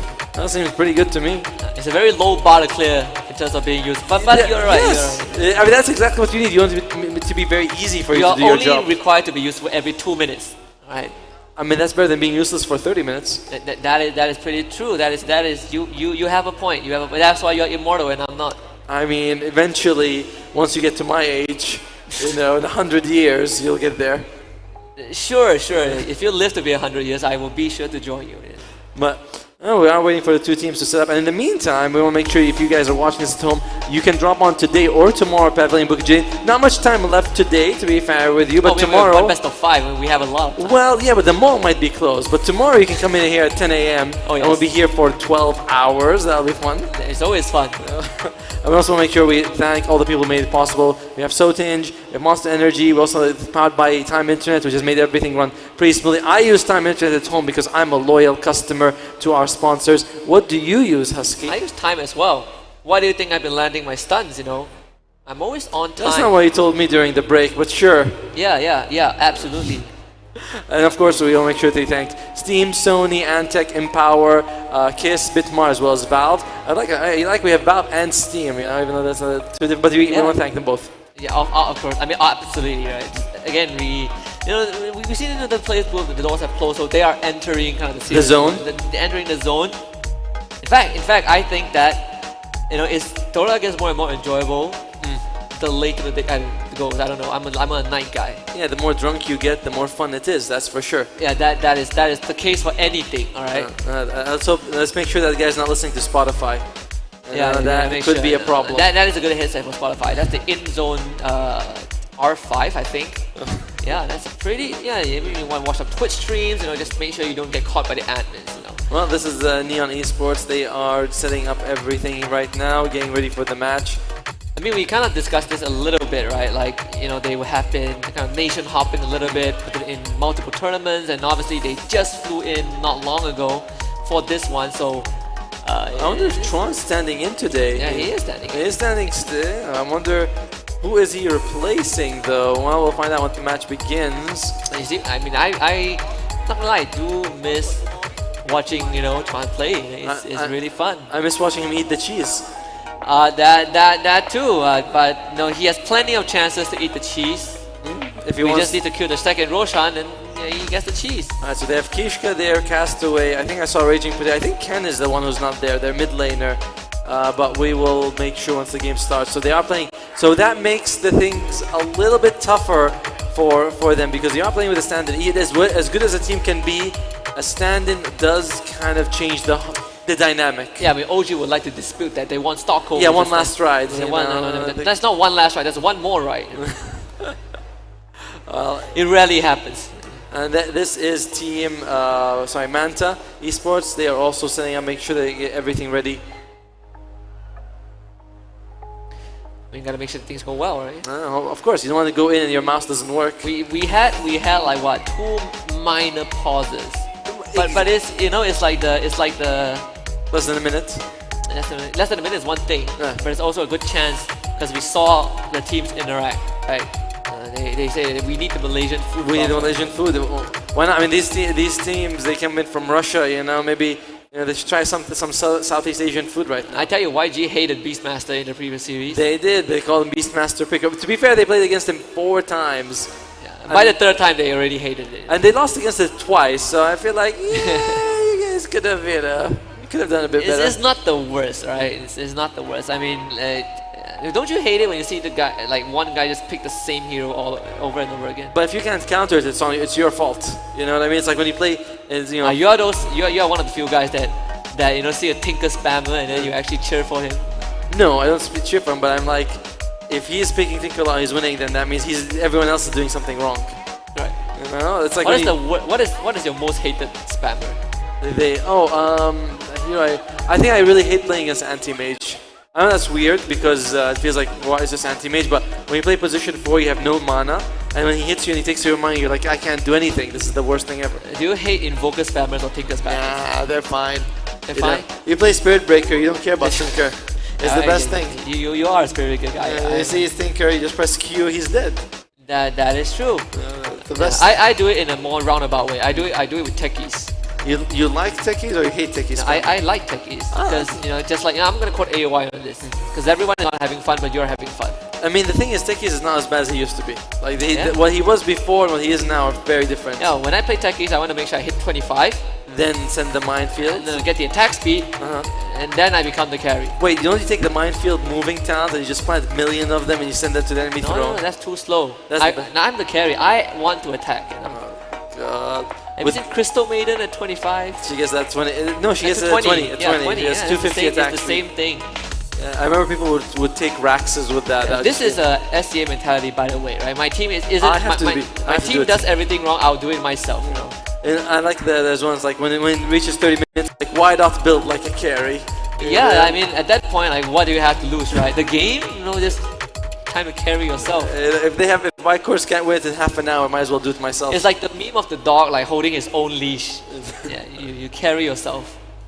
Well, we are still waiting for the teams to get ready here.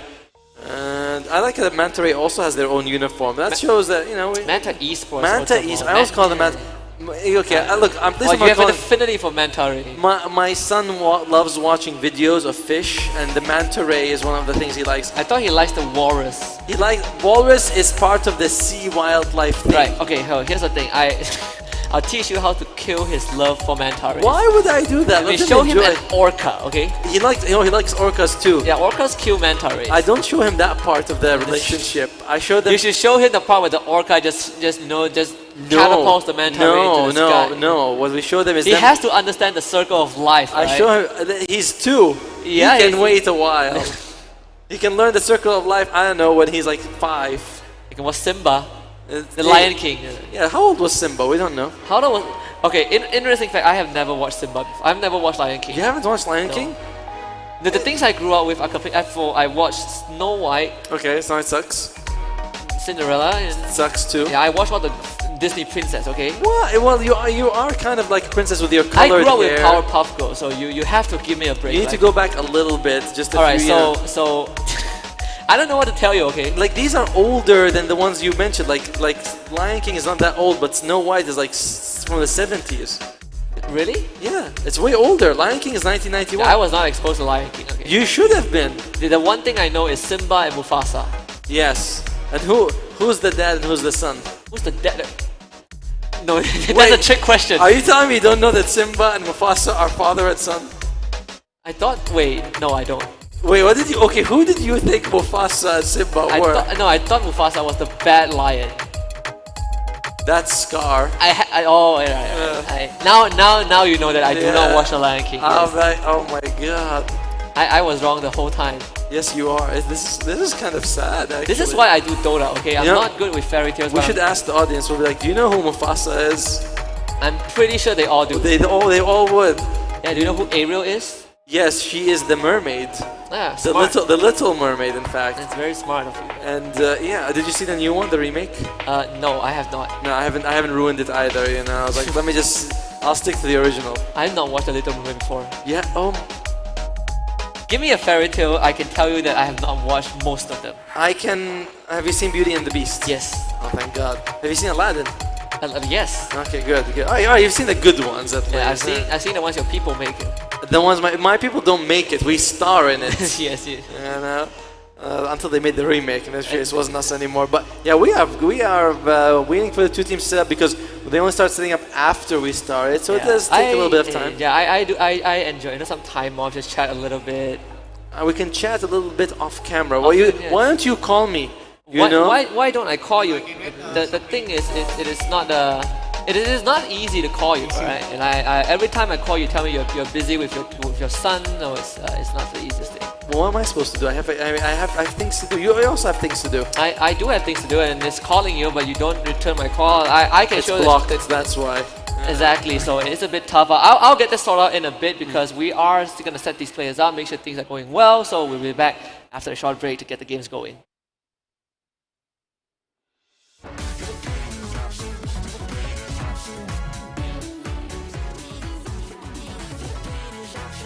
You can tell every lie, every time I laugh, you know what's going on. You can see through me like glass, but you don't need to ask, cause I'ma say nothing is wrong. Smile on my face, but dead at my core. We were in deep, now we're back at the shore. Stay together without a doubt, we knew each other both inside and out. I wonder every day how it became like this. Now wishing in life there was a redo switch. Used to read me like a cheat sheet on a low week, make me feel weak on my knees when we split. Down, we were going for the long term. How did that go? And I'm getting burned, how did we quit? How to admit, but sadly that'd be the end of the script. And damn, I gotta move on, away from my comfort zone. Yeah, I gotta stay strong, even if my wounds open and show. Yeah, I gotta live on for the present. Know that everything'll be okay, just fine. Everything'll be alright, right? I can't take this pill, not any longer. I'm just acting tough, I'm nowhere strong enough. When I see you smile, that's just some torture. Every time I think about you, girl, the pain is absolute.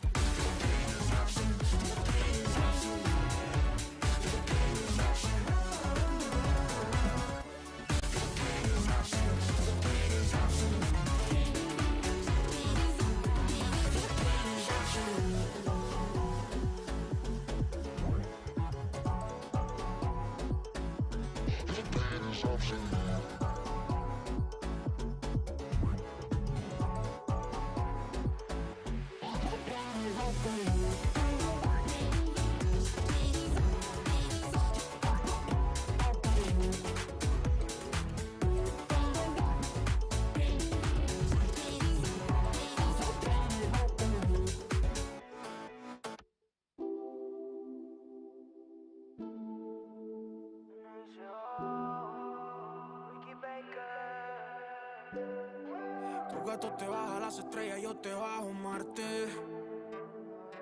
Pero si no te lo hace ni rico, ¿cómo puede amarte? ¿Crees que es mentira todo lo que siento? Siempre soy el malo del cuento. Pero es que quiero darte, no paro de pensarte. Pregunta a tus amigas que he tratado de olvidarte, pero es imposible todo lo que vivimos. Baby, toda esa farra, todo ese humo, todo ese vino. Dañamos todo, dañamos el cuarto. Un polvito eso no lo comparto. Y si tú quieres te parto. Bebé, es que noche de infarto. Espero que no sea alcohol, que si se enamora nos dejamos todo, el amor perfora. Baby, la volví señora, abre la caja Pandora.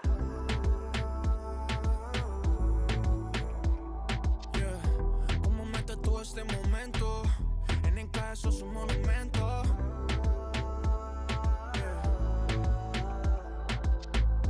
Nadie siente lo que por ti siento. siento, baby, lo siento, pero es que quiero darte. No paro de pensarte. Pregunta a tus amigas que he tratado de olvidarte, pero eso. Alright, we are back for Dota 2 Master Cups SEA. Master Cup, yeah. 2023. Master C Cup. Master C Cup. And it sounds just as good. One more best of 5 in the lower bracket. This time Neon Esports against Manta Esports. And the draft, I believe, is going to be ready in just a little bit. And we'll be jumping in very, very soon. Hopefully we'll be able to see what the two teams are cooking up for us in this first game. We had, the first series felt very familiar most of the games. It felt like we were getting sort of 6 or 7 of the same heroes almost every game as the previous game. So it wasn't quite a lot of diversity. So at least in this game we're going to start off with a fresh, new set of heroes. Very exciting. And you go in, the first pick you see is Beastmaster. Oh yes, Beastmaster followed by Death Prophet. I kind of miss the times where Nature's Prophet was a thing. We can see Undying, Enigma, Timbersaw banned now. That is already a different start. That is very different, right? I mean, Timbersaw was banned in every game, the previous one, but, the Enigma comes out as a ban. Very different from what we're seeing. And that's Neon Esports, they are playing with a stand-in, by the way. I believe Ken is not playing today, but once we're into the game, we'll be able to make sure. He's being replaced by TI2 winner Chuan. Yeah. There you go. Yeah, of course. It's high expectations. We see Mars banned out by Neon. Again, already a very different, kind of different approach, right? Rubik first pick for Manta. Oh god. I mean, it's real. I mean, we've seen a lot of Rubik in the previous game, so that part's no different. But we'll see. We'll see what we're working out with here. What was Neon Esports going to be the opening pick? I imagine Lich or Silencer will be one of their position 5s, followed by a solid lane carry. Yeah, I mean, you can never get tired of watching a good Rubik game. I do. And Champions comes out. Yeah, there it is. We've been talking about the Eng for like 2 to 3 games, right? Yes. Eng Beastmaster, that one has to be a thing. Yep, and the reason you want to take Enchantress with the Beastmaster is because Enchantress is a very solid counter to the Beastmaster, so by having her on your side, you are able to mitigate that problem. And this is usually very likely to be Enchantress 4. This hero has been sort of upgraded to the position 4.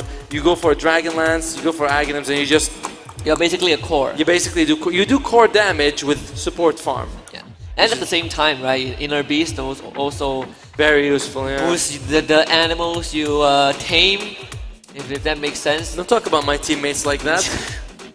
I'm pretty sure as a support you have no power over that, but good try. Okay, then Morphling out for Manta Esports. I was actually thinking when you're talking about the Inner Beast that it actually works really well with Enchantress as well, because you could throw, you don't care about attack damage, but you do care about attack speed, more impetus shots being thrown out. Well, pure damage, It's pure damage is best damage. And they ban out the Anti-Mage, one of the worst heroes to play against if you are human, basically. If you're anything. If you play Dota, Anti-Mage is the worst. It's like, oh great, he burns my mana, I can't use any magic. Yeah, well, guess what? It's 45 minutes, it's FF, or you have to buy like 6 mangoes every time you want to use a spell to try and kill him. It's like, great, this is not fun. No, not at all. Alright, so they do looks like they're interested in a fast push for Neon. They do get rid of Lich, one of the best heroes at slowing that down. You do put that Frost Shield on towers, 70% damage mitigation. It is not fun for you. And it's also one of those few, a good way to kind of test the waters, right? Like, let's play fast. Does this work out? And if it does, we're gonna stick to it. And that's what we saw from Gengar earlier on, right? They did try to play fast. It worked out. They stuck to the same thing. So Pagna banned out as well, one of the better anti-pushers. The Crapify, very annoying for right-clickers. On the side of Manta, they are banning out the post 1. So Slark is next to go. Interesting, because they have a very different approach to what we're seeing, right? Like, we're looking at Neon. They ban out the Undying is another one. They ban out heroes that can slow down pushes. Whereas Manta is banning out heroes that generally don't even want to push that early, right? The Anti-Mage, the Slark. Like, they seem to be thinking that Neon's either trying something else, or maybe they just, this is just, they're not seeing it the way we're seeing it for sure. Maybe this opening isn't convincing enough, right? Because it can still go either way. I mean, that's another slow farming hero. Yeah, it's not slow farming, but it's the Medusa. It's not a hero that, generally wants to fight in the 10-minute mark. It's not like a Juggernaut with a healing ward. Well, good news is that Faceless Boy finally went through. That hero has been in the ban list for the past 5 games. And looks like it's going to be the Skywrath Mage 4. Works really well with the Beastmaster. You roar, you throw that Mystic Flare. Even the lane, you have the slows with the board, with the axes. Ah, there it is. One of my favorite, Legion Commander. One of my favorite heroes. Great for when you're looking at this. You're looking at just roar as the stun, right? So having Legion Commander is amazing. Someone gets roared, you press the attack, they're fine. I like it. At the same time, the supports aren't the tankiest, and they are going to be surrounded by a lot of animals, right? The boar, the hawk, the edge creep. Yeah. Overwhelming. Oh, this is another good skill. You just blow through the health bars of the target. Easy dual damage as well. Well, I don't know. I'm not sure how I feel about. I like the Legion Commander pick, but I'm just worried because it might be worth mentioning that Neon Esports on paper is significantly better than Manta Esports. Manta Esports was eliminated from this tournament. They only made it here because another team dropped out, so they replaced them. Whereas Neon Esports is a Division 1 DPC team and arguably one of the most competitive regions in the world. So it's not really the most even game. And they do go for the Elder Titan. I like this quite a bit. This is a hero that does percentage damage at all stages of the game with the ultimate. Anti-push? Anti-push for sure. Is able to also just throw out the spirit and catch people. This is a very, very good. I'm liking the draft now a lot from Manta. Yeah, it's gonna be interesting. I mean, Elder Titan is also one of the few heroes that has been absent for quite some time, right? I think we've seen it once or twice at Riyadh. I believe it was played by OG in one of the games. Oh. But Pangolier gets picked up. That is also one of the heroes that slipped through perma-ban in the previous series. And they're going to have to think about banning out that Bloodseeker if they want to make sure that they have any sort of game for this Pangolier. So we are going to be able to, we relatively know what's happening, right? It's going to be Pango mid, Beastmaster off, Sky 4, Enchantress 5, and I imagine it's going to be Bloodseeker being banned. It's not this phase, it's going to be, I'm sorry, not this particular ban on the next one for sure. I don't really feel like you want to go against the Bloodseeker. What else are you worried about other than the Bloodseeker? I feel like Bloodseeker is probably like the primary one, right? Probably the best one, honestly. I really don't think that there's anything better than that. Then again, will they actually pick Bloodseeker? I mean, where would you put it? You have Morphling carry and Legion Commander off lane. So it's like, is it even worth picking the Bloodseeker at this point? I feel like you just ignore that possibility, right? Yeah, it seems very unlikely the Bloodseeker will come out if not banned, because I have seen the Morphling mid though with the Phylactery. That can work. It's pretty damn solid. It's something I feel like Neon, you might as well ban the Bloodseeker just because if you don't, it gets picked up, you're going to be kicking yourself. Who deals with the Morphling? I mean, at this point of time. Sorry? Who deals with the Morphling? Who do I what? Who deals with the Morphling? Oh, who deals with the Morphling? None of them really deal with the Morphling, honestly. Like, it's kind of like you kill everyone else, and it's like you have enough damage to kill the Morphling, but yeah, it's kind of hard for Neon to really approach these fights. Illusion heroes also, don't feel too good, right? No, Illusion heroes hate going up against Morphling most of the time. And I mean, if Legion Commander, if Elder Titan, they... Bloodseeker, wow! They're gonna ban the Bloodseeker, like you said. Primal Beast banned out. They banned out the Bloodseeker themselves? Really? I didn't think that was gonna happen at all for Manta Esports. Are the bans flipped or something? What the hell? Hey, don't question, right? I mean, top 4. Yeah, I mean, no, I'm just wondering if maybe we have the overlays different and these are the bans from Neon, because I would imagine that they would want to ban out the Bloodseeker. It seems like that would be the more logical thing in my mind, but at the same time, it looks like they, maybe Manta was like, well, there's no way we can fit it in our draft, we might as well get rid of it. They need a mid laner here for Manta as their last pick. It's going to be a hero that goes up against the Pangolier.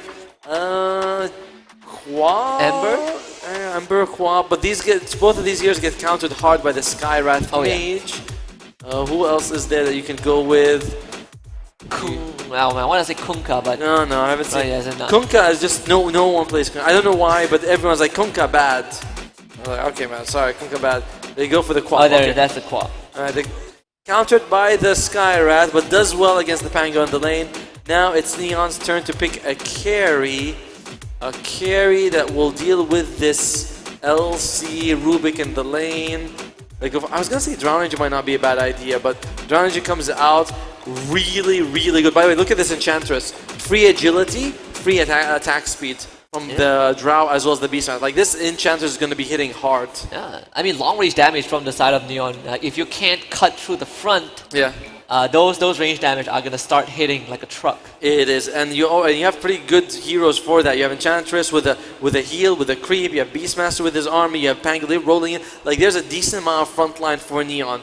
I don't think that they're actually heavily outdrafted for Manta. I think it looks even. It's right? It's like very comparable. It's like a rock paper scissors. But I will say that I believe in Neon. I do think that this team is significantly better, and I feel like you have to outdraft on Manta by a lot for me to think that they're going to take it. Who knows though? We've seen crazier things today. I mean, it's good that this is, you know, sort of like the even start, right? Yeah. That would be the best way to kind of see where these teams stand. Obviously, you know, you have your money on Neon Esports, and very understandable. Right? I don't have money on them. I want to be very clear. That I don't have any money on them. I mean, again, right? Well, you can kind of put it in a way that, you know, it's like one team needs to prove a lot more than the other. That could flip very easily. I mean, overall, this is the elimination series, right? And sometimes, you know, we have seen when your backs are against the wall, you do see some pretty crazy stuff. Like I am looking forward to see how this game is going to play out. But win conditions wise, what are the teams looking for? I mean, it's kind of hard because I feel like Neon has kind of a lot of going for them. They have the early game push with Enchantress and the Beastmaster. They have Pangolier giving them team fight. They have the Draw Ranger for late game. I think that they kind of, there's nothing that they really lack. Everything is kind of okay for them. For Manta Esports, on the other hand, it does seem like they really need the Legion Commander to pop off. Because, you know, you are going to have your Morphling go late. So you want to go late game for them. You want to have Legion Commander go pop off early on with the Queen of Pain. Then later on, you can win it. And we would talk about like the Legion Commander Rubik lane, right? Yes. But into a draw, it becomes slightly less effective. Much less. I mean, you don't get to run into the draw. Overwhelming odds is no longer targeted, so you are never hitting that spell, you know, most of the time. But there it is, game one. The lower brackets, semis, Manta Esports against Neon Esports. Elimination series, of course, just the litmus test, see where the teams stand, and we also got to test to see if things go smooth, so we got mandatory pause. Interesting. Wait, is Struan playing Rubik? Is he playing the position 4? Does that mean that where is it? Kishka's not here, and Ken is playing. So I'm not very familiar with how they look. In a bit, don't worry. We'll find out. We'll find out. We'll go in a bit. We have at least 3 games to find out. We'll know the names by the end. You know? Yeah. And you've got plenty of time to get things straight. But of course, you know, gotta make sure that everything is okay. This is a minor pause, you know. Not because. Oh, there it is. There you go. So yeah, Ken is playing. And Kishka as well. Wait, the Tronche. What? Yeah, instantly broke the smoke. It's gonna be Elder Titan. Like Ustan that had the Astral Spirit, Blood Grenade used, he just get it back, the damage! He's fast! Can he finish him enough? He is running away as fast as possible. First blood for Derek onto Fortune Soul, and just a bit of an unfortunate encounter in this jungle. And yeah, the thing is they caught on the Elder Titan, which is a very little bit. I think he has something like 780 health starting, and he got the 5-man Spirit. And he's just going to be fine. He gets all the extra movement speed. Even with the slows on top of him, he manages to mix it out just fine. So Karma is going to be bottom lane here. He's going to be playing with the ET. And that is going to be a bit of a tough lane, honestly. Yes. So Kishka, I mean, ET into Morphling is one of the few matchups that I find very interesting. Right, so it's Tron is going to be playing with the position 4, and Kishka is going to be, so is Raging Predator the one who's missing? I don't see his name anywhere, so I think Kishka is taking his role in this tournament, and Raging Predator is taking a bit of a break here. Alright, we'll see how that's going to go for them. I feel like replacing a support is easier than replacing an offlaner, but who knows? I can't feel like it. Sorry? It might be, might not. Yeah, right. Maybe the offlaner is like. Don't doubt Coach Tron. Right? I just farm. I didn't say that. I don't doubt the TI winner. Oh, Ken misses that one out, and he's gonna have a bit of a tough time once Earl gets a few of those points into the Shadow Strike, because you just give away the health. You're gonna be ticking down. It's not the most fun you can have in the game. Yeah, even into a Elder Titan, right? Like he's gonna have the Astral Spirit. He's gonna run at you. He has high damage. It's natural order. Your boards aren't gonna survive too long. And strength-based hero. Overall, you just are a bit more durable. I am more concerned about this top side. Right? You got this the Rubik LC matchup into the Ench Drow is a double range into Yeah. an LC that just could not get close. And you got a slow from the Drow, you got pure. It's not fun at all. I don't think that you can do too much as a Rubik either. Alright, Karma is trading some hits. Yeah, like it feels like if Rubik gets out of position, they'll murder him. Oh, definitely. Oh, Absolutely destroy. I mean, Wow, look when they he- use. Aries actually trying to run down he Kishka. wants to, he's gonna punch him hard. With that briefcase, there's a little bit of damage coming out. Even Chuan takes a couple of hits. And Eric, look at him, he is tanky, 760 health. Yeah, That's and 660 health. You know, he has. I mean, just no stats. Right? There's 3 stick charges, 3 tangles. You just cannot beat him in a fist fight. no, even 2 versus 1. By the way, he's got some cosmetic because that's not the usual briefcase that he has in his hand.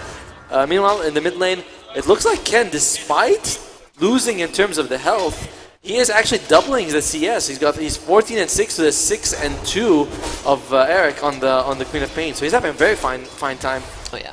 Castaway continuing to just bully Derek. I mean, is it Derek? Is it like Eric with a D? I don't know. Drake. Yeah, I mean, you see, I mean, Oh, all this Fortune Soul. consider, right? Fortune Soul, blood grenade. Yes, take be it. careful, buddy. He's taking down, has to pop the stick charges, turns around with the multi-shot. That's That gonna could be a kill. Derek, one last right click, Castaway finds that kill. Lovely stuff. Castaway wasn't sure the first hit was going to get the kill, so he actually moved closer. If he had gone back, might have been enough with Empis, but either way, a great bait by Fortune Soul. He's like kind of low health, goes back, eats a fairy fire, and he's going to be fine. Yeah, I was about to say that you look at the last hits between the LC and the Drow, it's actually not too bad for the Legion Commander. Not at all. No, he's actually keeping up, and that is very, very good news in this matchup.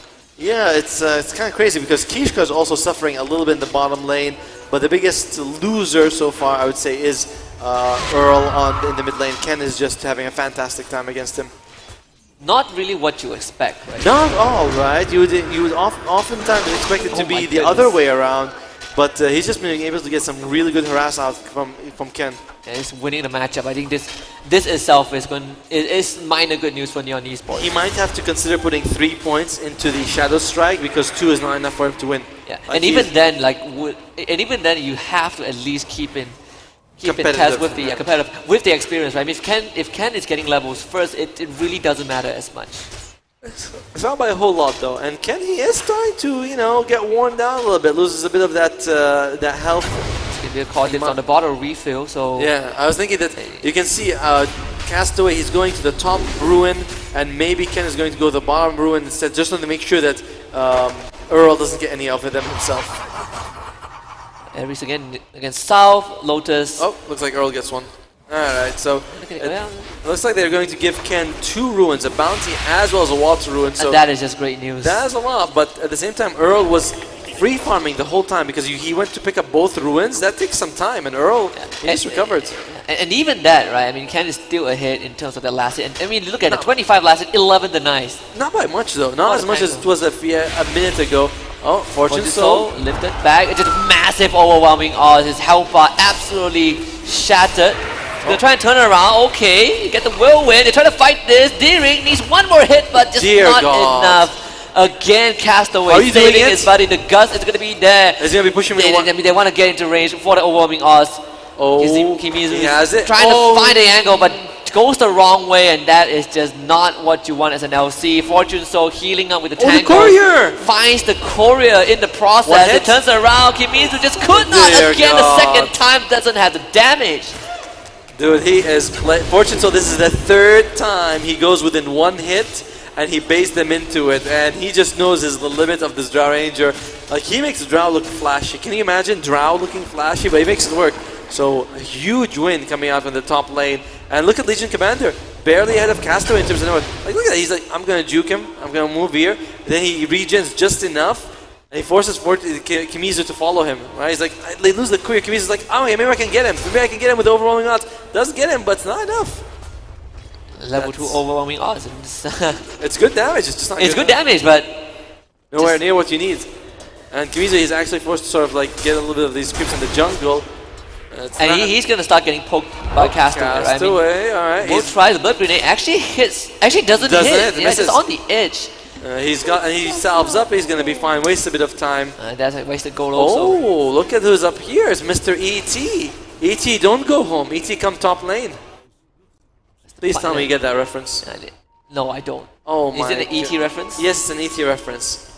You know what? Forget about it. Forget about it. It's my fault. I feel like we are we're from different age range. Oh yes, I know. Even though like it's only a handful of years. You watched ET? I only know Elder It's not like I Titan. was there when ET was made. All right, I watched it like decades after. All right, so Elder Titan comes top. I don't think Elder Titan's actually gonna have a much easier time. I mean, he's gonna get a run down. Neon Esports continuing to just run through this game. Look at the net worth on Earl. Look at the net worth on Legion Commander. By the way, this is the biggest, probably the biggest surprise in terms of matchup, right? We can't demolishing Earl in the mid lane. And demolishing is the right word, because that is what happened. He just crushed him in the mid lane. It's not what we thought was going to occur at all. Kishka, he is the one guy who's kind of behind. He's the only one who's not really having a free lane like the other two, but I think that's the biggest problem. Yeah, once he gets the roar, you know, the usefulness is the same. Carmel, as we mentioned, this is a pretty like outstanding player, so makes sense that Neon Esports would have. If they're going to struggle, they're going to struggle against this guy in particular. I mean, he's having a pretty good time, right? In a 600 goal advantage, 700 goal advantage over the Beastmaster. Obviously, big part of it is because of Ares, it's ET. Win lays more than enough. You get a couple of Astral Spirit stacks and just run at the Beastmaster. Punch him in the face a few times, which is alright. They might get. Oh, wait, I thought that the Trons. They might try this though. The Echo Stomp. They get silence on the Morphling. There's not going to be enough damage to kill Karma, and now Ares going to walk forward. Body box there. Wait for Kishka needs to try and run. Actually has enough movement speed to outrun Ares, and the boar slow helps him out. I mean, in the end, it's not the other side wins, so it's kind of a whatever trade, you know. We do have the Sonic Wave available on Earl. We'll see if Earl wants to rotate around the map to get those kills. Generally, the faster we get that fast level 6, your best thing to do is just use it, you know. And thinks about rolling in, but he can't find Drick. No, they might roll now. Is he gonna get it? No, he's not gonna get it. Actually, he does. Wow. Doesn't even roll any. It's just not fair. That's what they are saying on the. It is just not fair that he was able to get that kill for basically nothing. And this is you feel like you're made of paper when you're up against a Pango with the head, and oh dear. And yeah, I mean this Legion Commander is gonna be dead again, and this time it's Fortune Soul that claims him, right? Can we see the win percentage? I'm feeling like it's all coming Neon at this point. And Chuan, okay, this could be a nice kill for them. Echo Stomp, for sure. They could be the Sonic Wave, just like what you asked for. You know, don't hold it for Christmas, as you say. You know, that does remind me of my childhood yet again, but. That is a good kill, but I don't know if you really want to use the Sonic Wave just to kill, you know, Skywrath Mage. Skywrath Mage is the lowest net worth here in the game right now on Neon. The lowest HP. Sorry? Lowest HP, probably. Yeah, it's just Skyrim lower HP has less HP or inch. I wonder. I think inch. You actually have lower. Yeah, it's inch by about 100. Oh yeah, there it is. Generally, Enchanters has the lowest. Misses almost it. Got the Ancient Steel. That could have been disastrous. See, if this was TI2, he would have landed it. But hey, that was ridiculous. Don't doubt him. He's still gonna get something done. Guess the mid tier one, all right? Got the mid tier one. Derek is gonna get blasted with the Arcane Bolt. And don't doubt Mr. Chuan. Come on. I'm just saying, if this was TI2, my name is Chuan as well, right? So I take a lot of pride in that. You know, our bloodline won TI2. So Drow Ranger, what's she going for? Interesting. She already has a power trade and she has a Gloves of Haste, so this could be a Hand of Midas flying out to the Drow Ranger. What do we think? Do we think it's going to be a Hand of Midas? Is it a good item? If you're ahead, sure, but I feel like you don't need it. They're going to get the Leader Commander. Again, Kimizu just could not catch a break. Ken is on a killing spree. They know where Ares is going to be. Alright, here it comes. Ken looking for him. Is it Hand of Midas? It is Hand of Midas on the Drow. Alright. I mean, Ken is just going to start rolling, alright? That's one roll. It's playing ping pong right now. Almost sends him to the heavens. He's stuck on the cliff, by the cliff, and as Ken dominating Neon so far is just steamrolling through Manta. This is a different, I mean, we talked about the drafts do not favor like Manta or Neon by much. It's fairly even draft, but the teams themselves are quite in a different league. You know, Neon, Division 1 DPC here against Manta, which is a team that, I mean, I don't mean to be rude, but I don't think I've heard of them before. This might be, and they were eliminated in this tournament. They only came because another team wasn't able to make it, so it is a tough challenge for them. A lot to prove. A lot to prove. They have to prove it right now against a very tough team. That's going to be a good stomp. Does catch the...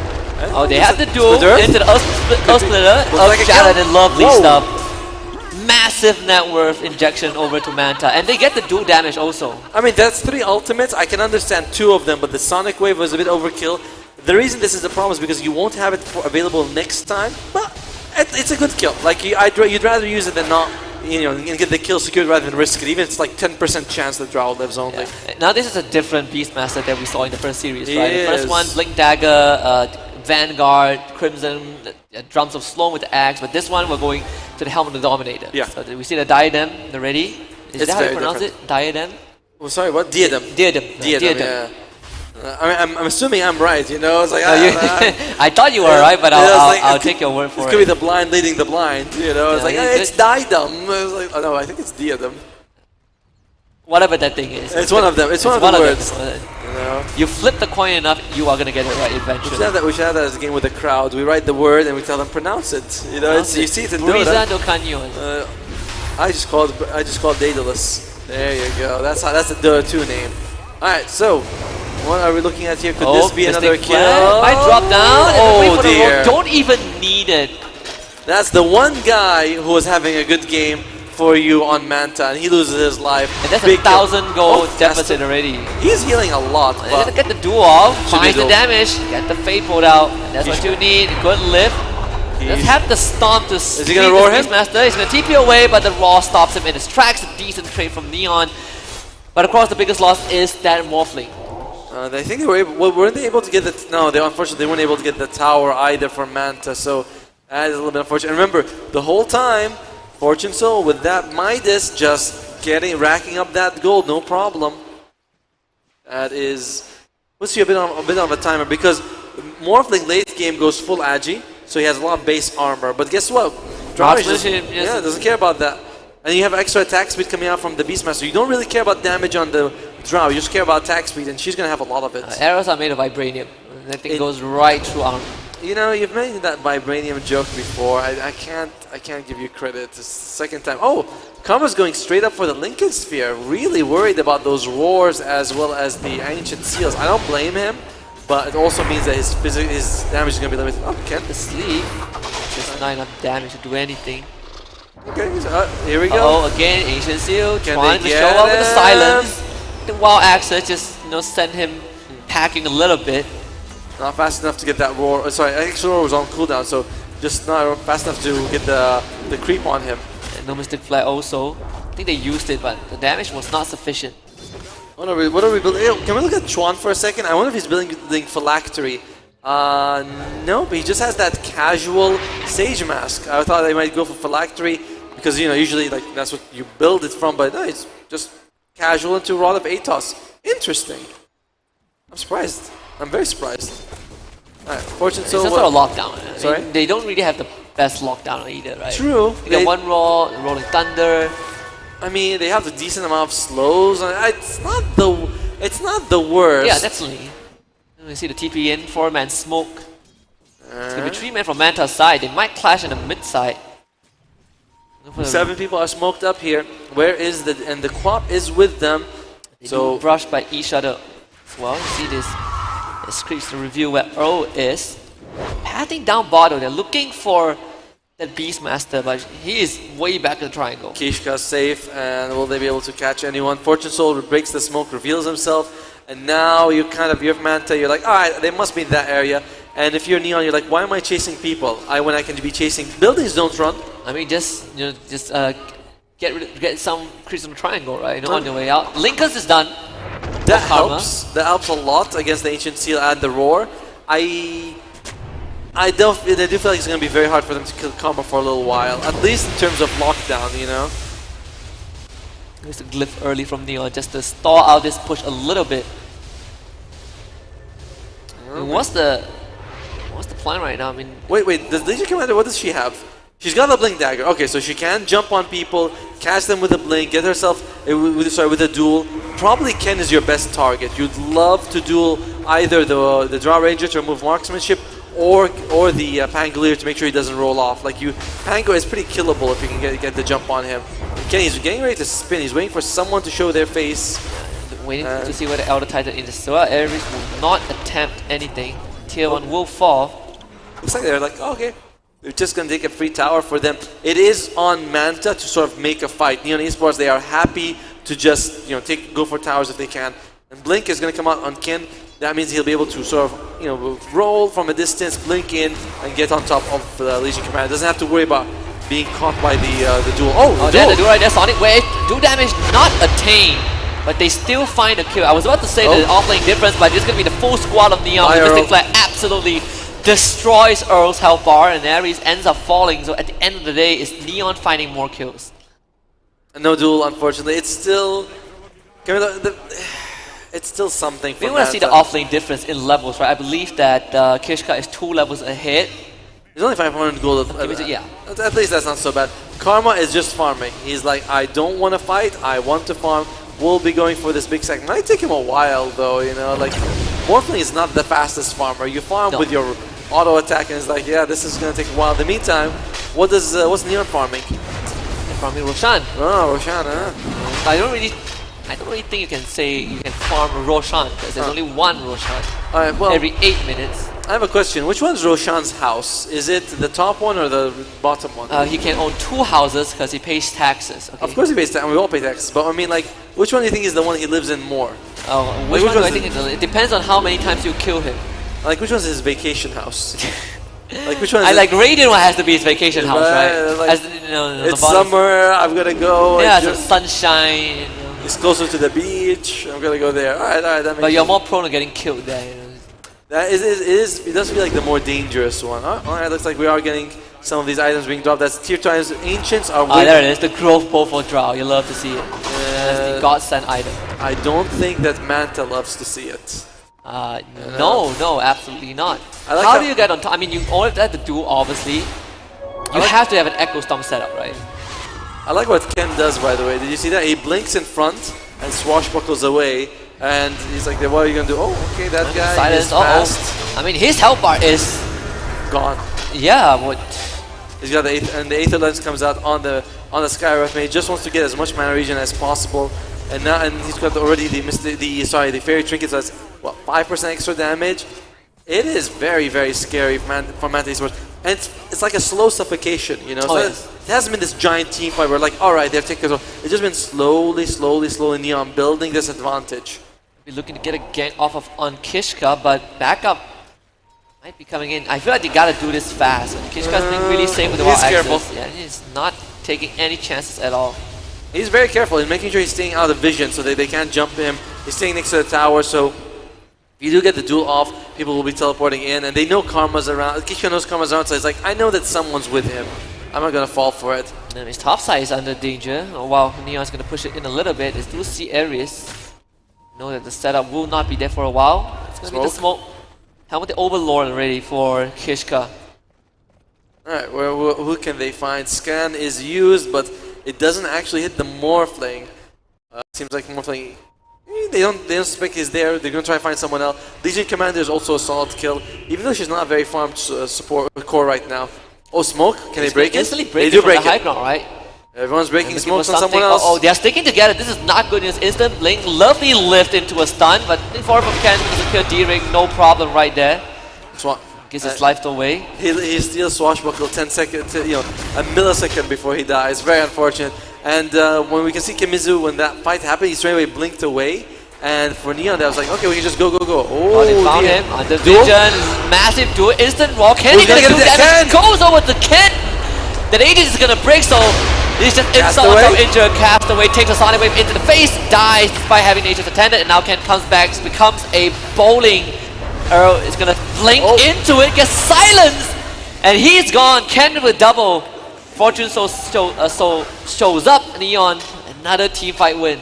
I think you have to thank your lucky stars that Ken is the one who got the duel damage, not someone else. Because if it goes on to like the Enchantress, the Drow, you are gonna hate it. So it's not the worst thing in the world that Ken gets duel damage, but it kind of sucks because you really don't want to give anyone duel damage. You want to take it for yourself. Yeah, he's already one-shotting your support, so I believe giving any sort of damage at level 2, I think it's just level 1 duel, but it's 18, yeah. Yeah, this is still a lot. 18 at level 1? No, because 10? You get that plus 8 talent at level 10. Right.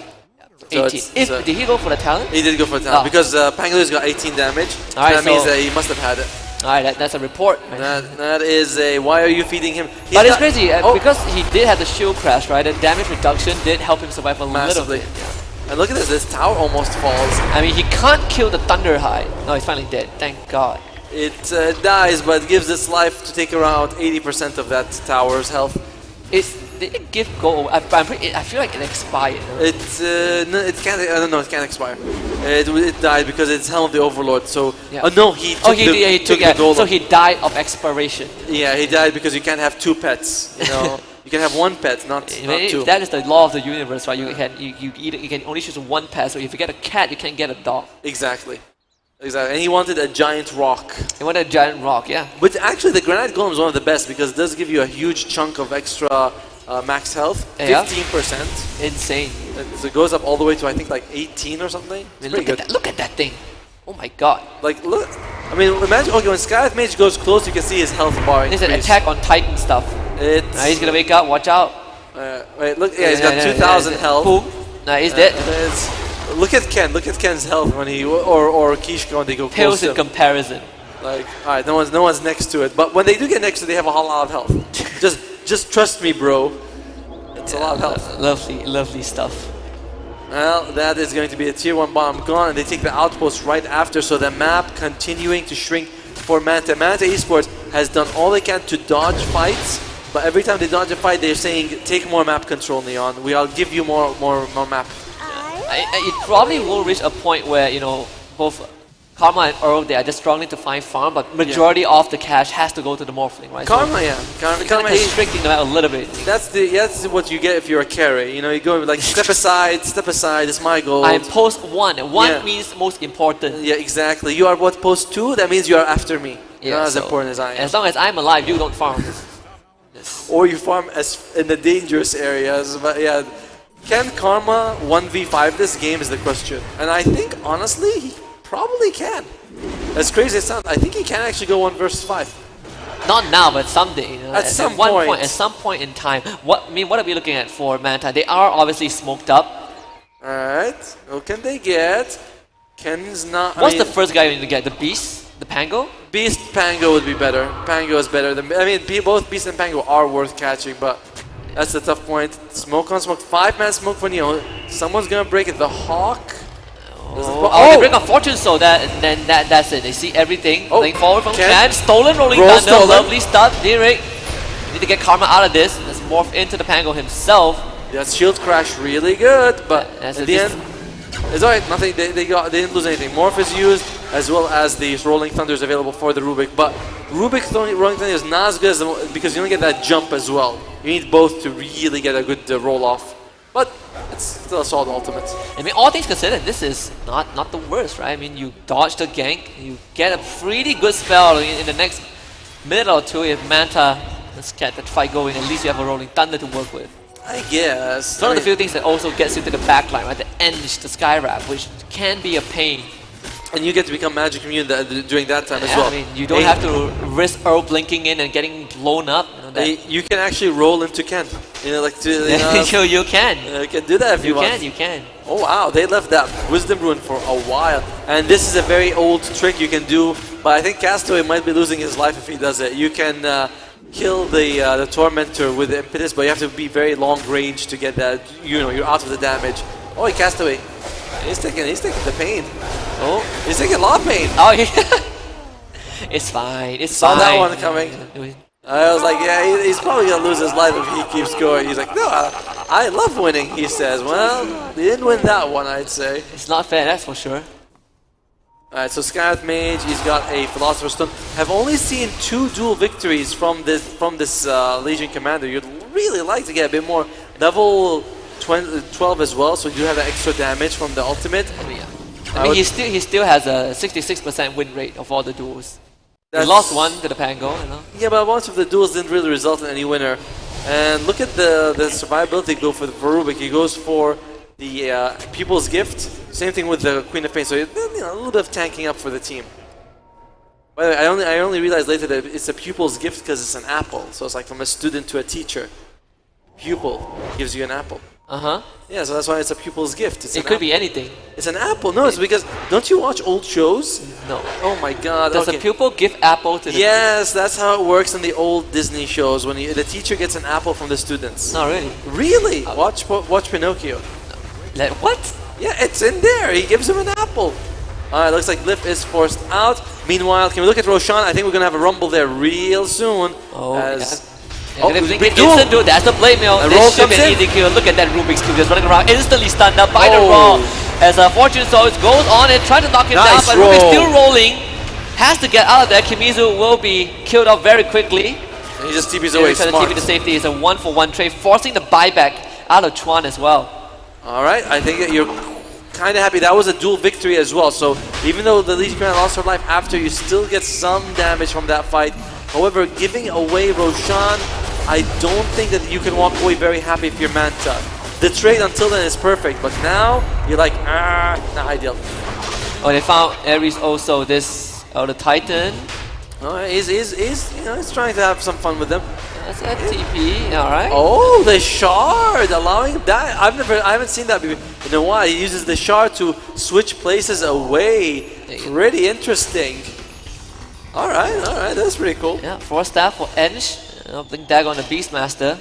They actually didn't commit to Roshan, No, they did so not. Duel is back up. Duel is back. I mean, to be fair, Duel is almost always up. It's got the one of the lowest cooldowns in the game. Yeah, It's like Duel's. I was like, yeah, I think I got that one.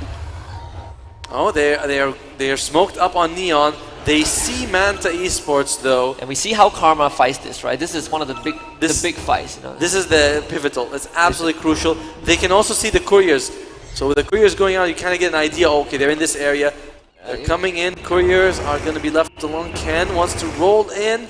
No one is in Roshan, so they know they're roughly in this area, and they're in these areas. It just broke onto Ares. Can he swap in time? No, the impetus kills him off, and the Rubik also falls. Buyback. Because they have to fight this, right? Ares instantly returns to the fight, but they have no smoke. They lost control over Roshan as well. It's very awkward. If I was Manta, I would have considered standing right next to the teleporter and just waiting Roshan, waiting to see if I can get something going for me. And Rubik also buys back. As the buyback press the attack, gets rid of the silence from the Gus. They really want this fight. Blink forward, almost gets the Raw, forces the BKB. Beyond just restraint and discipline. But very unfortunate now. Now the BKB is down on the Queen of Pain and Roar was not used. You kind of almost wish he would have roared and you could have just removed it with press the attack. I think Roshan's about to fall any second now. Do we still want to commit to this though? I mean, they are being zoned out. They should find a way in. Ares he jumps in. Instantly silence, blown up. Aegis going over the Fortune Soul and Karma now forced on the run. Kishka saving that Raw for this one moment. Sonic Wave, massive stuff. But Karma needs to stay alive and he will. TPing out, they get Fortune Soul. The Earth Splitter does break the Aegis. But now Earl is in danger. They're chasing after him with the damage. He blinks away, but the Arcane Bow is going to chase him all the way to Neverland. And the Axis does miss, but the Arcane Bow actually disjointed at the very end. Lovely stuff from Earl, but Neon still wins the fight. Yeah, that's a 2-0. Remember, they used buybacks on their supports to get that fight to happen. Rubik as well as Altan bought back before this. And yeah, very close, nice survive by Earl, but it doesn't matter in the end. You still lost a whole ton of that. And this almost touches him. It actually explodes on the backside. She's like, yeah, I'm fine. I can just blink away. 18,000 gold for Neon. Very one-sided. That's the advantage. It's a very one-sided. I mean, how do you fight, right? I mean, we are well. I want to say we are entering danger zone, but we have been in there for a long time as Manta. We are entering Oppenheimer zone. That's what the zone is. It's that dangerous. It's really hard to tell. I mean, you're almost 20,000 gold. Your supports are more farmed than the enemy cores. You're really sitting pretty if you are Neon. I mean, John found Dandelion Amulet, so it's extra magic, not magic resistance, but you're blocking more magic damage. Pretty good against the Morphling if you are seeing that shotgun. Yeah, the shotgun coming at your face, the adaptive striking. I'm like, I got it. I mean, the Legion Commander is at a point where you kind of desperately need the BKB, and he still hasn't had it yet. And a big part is also like the early game, like absolutely bully. Janus, by the way, has got a gem, so she's going to be able to spot out all these observer wards, which is kind of nice for her. Yeah, and Legion Commander? Just got the BKB. Okay, alright, that's going to help you quite a bit. BKB is coming out, but then again, you're up against the roar from the Primal Beast, sorry, not Primal Beast, When Beastmaster, it's Primal Roar. Primal Roar, yeah. Yeah, but Primal Roar could be a skill for Primal Beast. right, it should be. I feel like it seems like it would suit him. Oh, Yeah, mid-side, almost Almost. finding Earl. hoping to get that BKB to pop. He's also got the Ogre Seal Totem. Oh yeah, I love the description of that item. It says, hop like an Ogre Seal. yeah, one of the best items introduced during the Labyrinth. You love that. High ground coming though. I mean, they don't have the ages. It was popped early on, but still, it's not the easiest fight to take. You know, it's supposed to, being a bit cautious with this push. They know that they're ahead. They know that, all they really need is one team fight. Why rush and, throw away a life or two and they can take game one. And there's a glyph. It's not used just yet, so that tier 3 will break. This is an elimination series, by the way, so Neon, they want to make sure that they don't, they just end this as fast as possible. This team is probably pretty tired. They flew in from Russia last night, so time zones and all that. And see, Queen of Pain, Earl actually going for Shiva, so you don't have that extra clear with the Aghanim Shadow Strike. And that could be a bit of a problem in that late game. I would say late game, but we are already at that stage because Neon fast track their way there. It's also a really good amount of damage coming out if you get the Aghanim Scepter. Alright, here we go. This could be the last one. Can they get the duel? The double Linkens! Oh my goodness, and just like that, suddenly this LC can't do much. Straight to the back, it's gonna be both Ares. Fortune Soul in danger, DD is pop, Karma pops his BKB. They all want to run him down, but he's not that easy. They found it in the Gust. Absolutely perfect to stop Karma from morphing, and Fortune Soul is just gonna shred their health bar. MNC leaps away like an ogre and dies like an ogre. 3 for Neon, and every 3 for the Drow himself. The frog dying off screen, that, I mean, didn't you see me waving? I'm pretty sure they did. That double Linkens, amazing.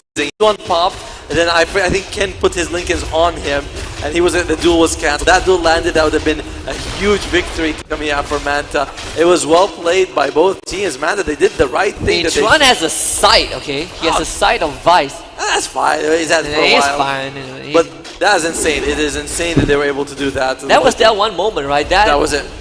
So at this point, they are going to be able to get 2 sets of racks. There's no glyph here. I mean, if you are, and Manta, you're 30,000 gold behind, 2 sets of racks. It's 8 to 27. You've really got nothing left in the tank. Maybe one more fight, for pride. One more fight when the draw has one extra item that makes a lot of difference. He's going for the Silver Edge next. I mean, that was just unfortunate. Like Earth, I mean, that was the Earth Splitter, right? Earth Splitter, Duel, Sonic Wave, everything from the kitchen sink. And to be very fair, despite the duel not landing, they brought him down to almost 30% health, right? Yeah, his actual Linkens popped twice at the end of the fight as well. Popped the second time, and it was a really valiant effort from Manta. But it's not over yet. There is a chance. 30,000 gold lead is definitely not over yet. Throne hasn't broken. It's not over yet, but it's very overish. It's overish. Yes, You're a pessimist. I am a realist. Oh, they're gonna find a duel. Sonic Wave damage. That's a good kill. Blow him up very quickly. Ares in the front of Splitter, hitting on the 2 of them. Nice roll by So Ken. instantly he goes forward. The Hex is edge 1. Massive stuff. The waveform keeping Karma alive. The Flame will be there as well. Can't get in the bash with the bash and Swashbuckle. It's Kimizu, he wants Fortune Soul, but I mean, you shall not get him. Because in the end, they do trade. Oh, looks like they want to go for more, but it's going to be fine. Morphling is going to go back to base. He has no mana, so he should be able to regen for that. And Fortune Soul, another fight. This guy has been playing this entire game on 20% health. Every time they try. Remember the laying stage? Kimizu, he's like, I'm going to kill him with my overwhelm. It's one of those frustrating experiences, right? When you're playing a game and there's just this one guy you cannot kill. Yes. It is frustrating. And Karma gotta be really careful. Remember, I mean, there's a Hex, right? Linken's already broken. Can easily be broken again. Yeah, I mean, you can just do it with the Scout, Ancient Seal to Hex, or the other way around. That's also fine. Anything into Hex, you know. And they do get Hex, Arcane Ancient Seal, they get Wisdom Ruin. 1,400 experience. 2,800 actually, because it's 2 people. Oh, yeah, it's 2 people, yeah. It's 2 people. You can get the other one on the other side. That's 5,600 experience for your team, just like that. And double damage ruin in the bottom lane. We'll see if Ken spouts it out. Looks like he's walking towards it. He's like, hey, I like it. He's going to put it in the bottle and give it to... Overwhelming Blink. Oh, there he goes. Second Wisdom Rune. So it is both of them going... What is the EXP advantage for the Dire side? I imagine... It is 34. I mean, it's 17 levels 34%. That is at 35 minutes. that's pretty massive. They are one full hero. I mean, they probably have a 6 hero at this point with the amount of Right? levels Yeah, a that level they have. 17 hero just hanging around. Oh dear, Brown Ranger opting not to put the Hand of Midas in the backpack. Okay, that's, I mean the inventory. That's weird. I mean, there's no space for Earl to farm at all, right? He's been given the karma, so Earl has been stuck on that plate mill for Even for Karma, a by the long, way, long is, time. he doesn't have much net worth. He's behind Fortune Soul and Ken, and even Kishka. Everyone. He is. I mean, but his way he's having a better game than Earl and Kimizu. He's having the best game out of the whole team. Let's be very, very honest. Alright, so this is going to be the Little Friends. They attack someone with bonus attack speed, bonus movement speed. Not too bad if you have a Beastmaster on your side. Doesn't help you too much because Manta themselves don't have creeps. But, you know, it's nice. Yeah. It's another way to Anything break... is a luxury, right? It's another way to break Lincolns. Yeah, it is. There's another thing you can use it to break Lincolns as well. I mean, you complete. Well, Manta, they do have a war in the triangle. I mean, there is some sort, very minuscule vision control, but that's pretty much it. You know, like at this point, I think it is definitely Neon's game to lose. 100%. Double silver. I mean, Silver Edge for the morphling also. Get the Blink Dagger for Chuan, so Blink Ancient Steel Hex. That's gonna be a game ender for sure. Okay, Earl, they're baiting with Earl. They're hoping someone walks in and they can sort of get a kill He's off. gonna break Fortune instantly. Soul. Kimizu. He's gonna pop the BKB, but can't use the duo. Look at the double damage. Absolutely strong. Ares has found the draw. They're gonna get to the back instantly to blow him out with the Sonic Wave, but it could not. He eats the cheese, I believe. Fortune Soul once more just evades death. Kimizu buys back. Does he really want to be able to? I don't think he's going to be able to find one.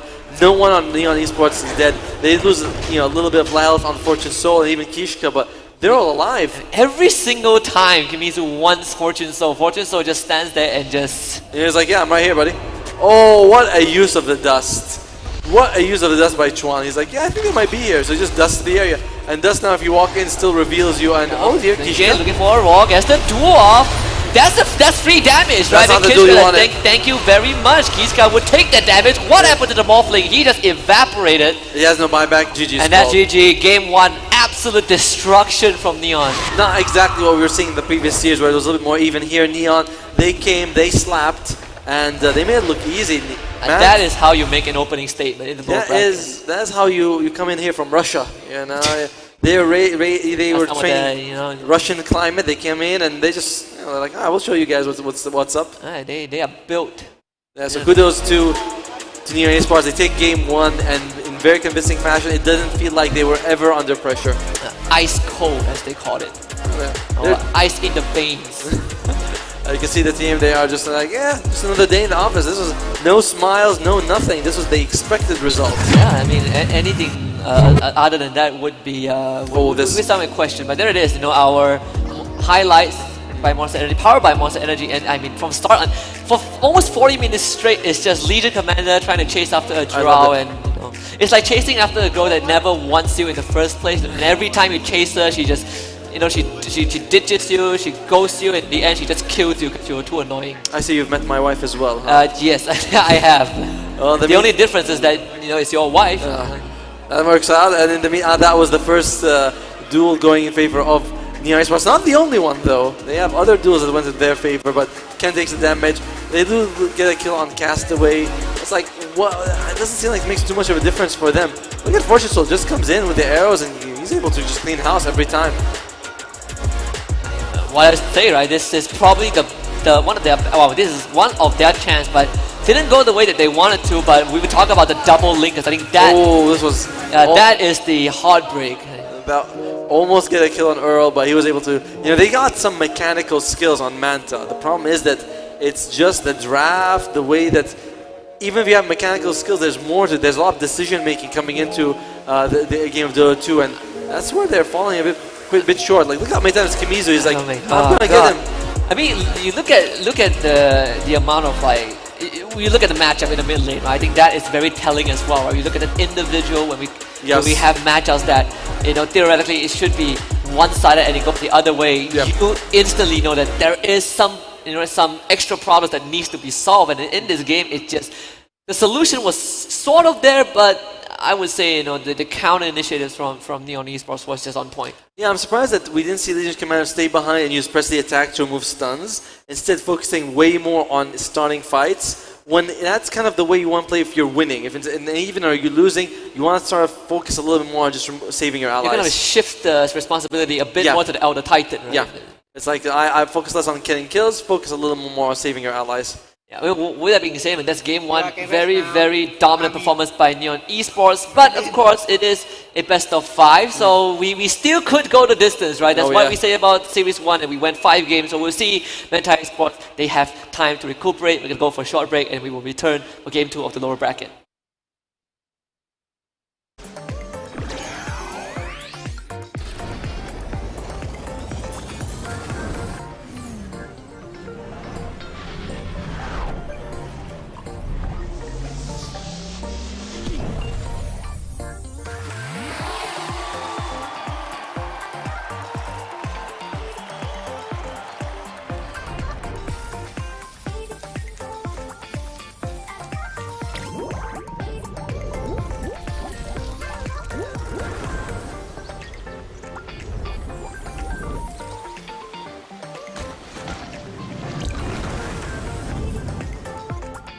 Unlock imajinasimu dengan soda berperi sebuah baharu. So Tinge.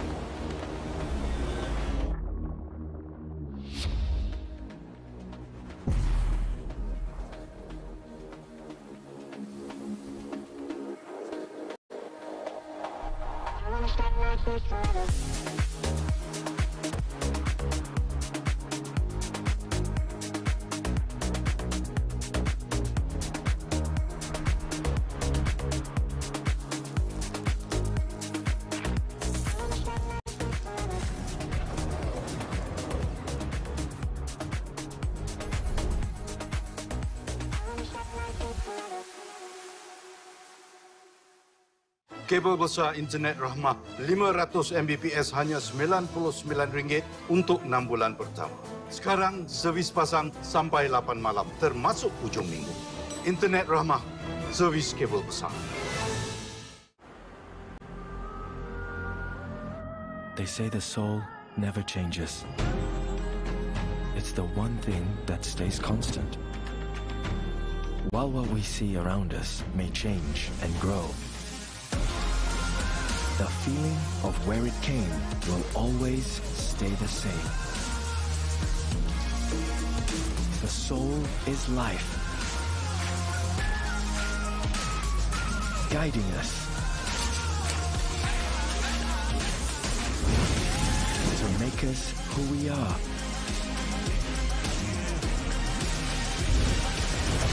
What we are and where we go. And where I'm from, we go forward. So come, we have much more to share. Malaysia, truly Asia.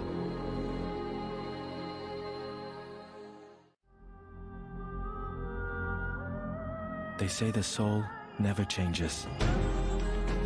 It's the one thing that stays constant. While what we see around us may change and grow, the feeling of where it came will always stay the same. The soul is life, guiding us to make us who we are.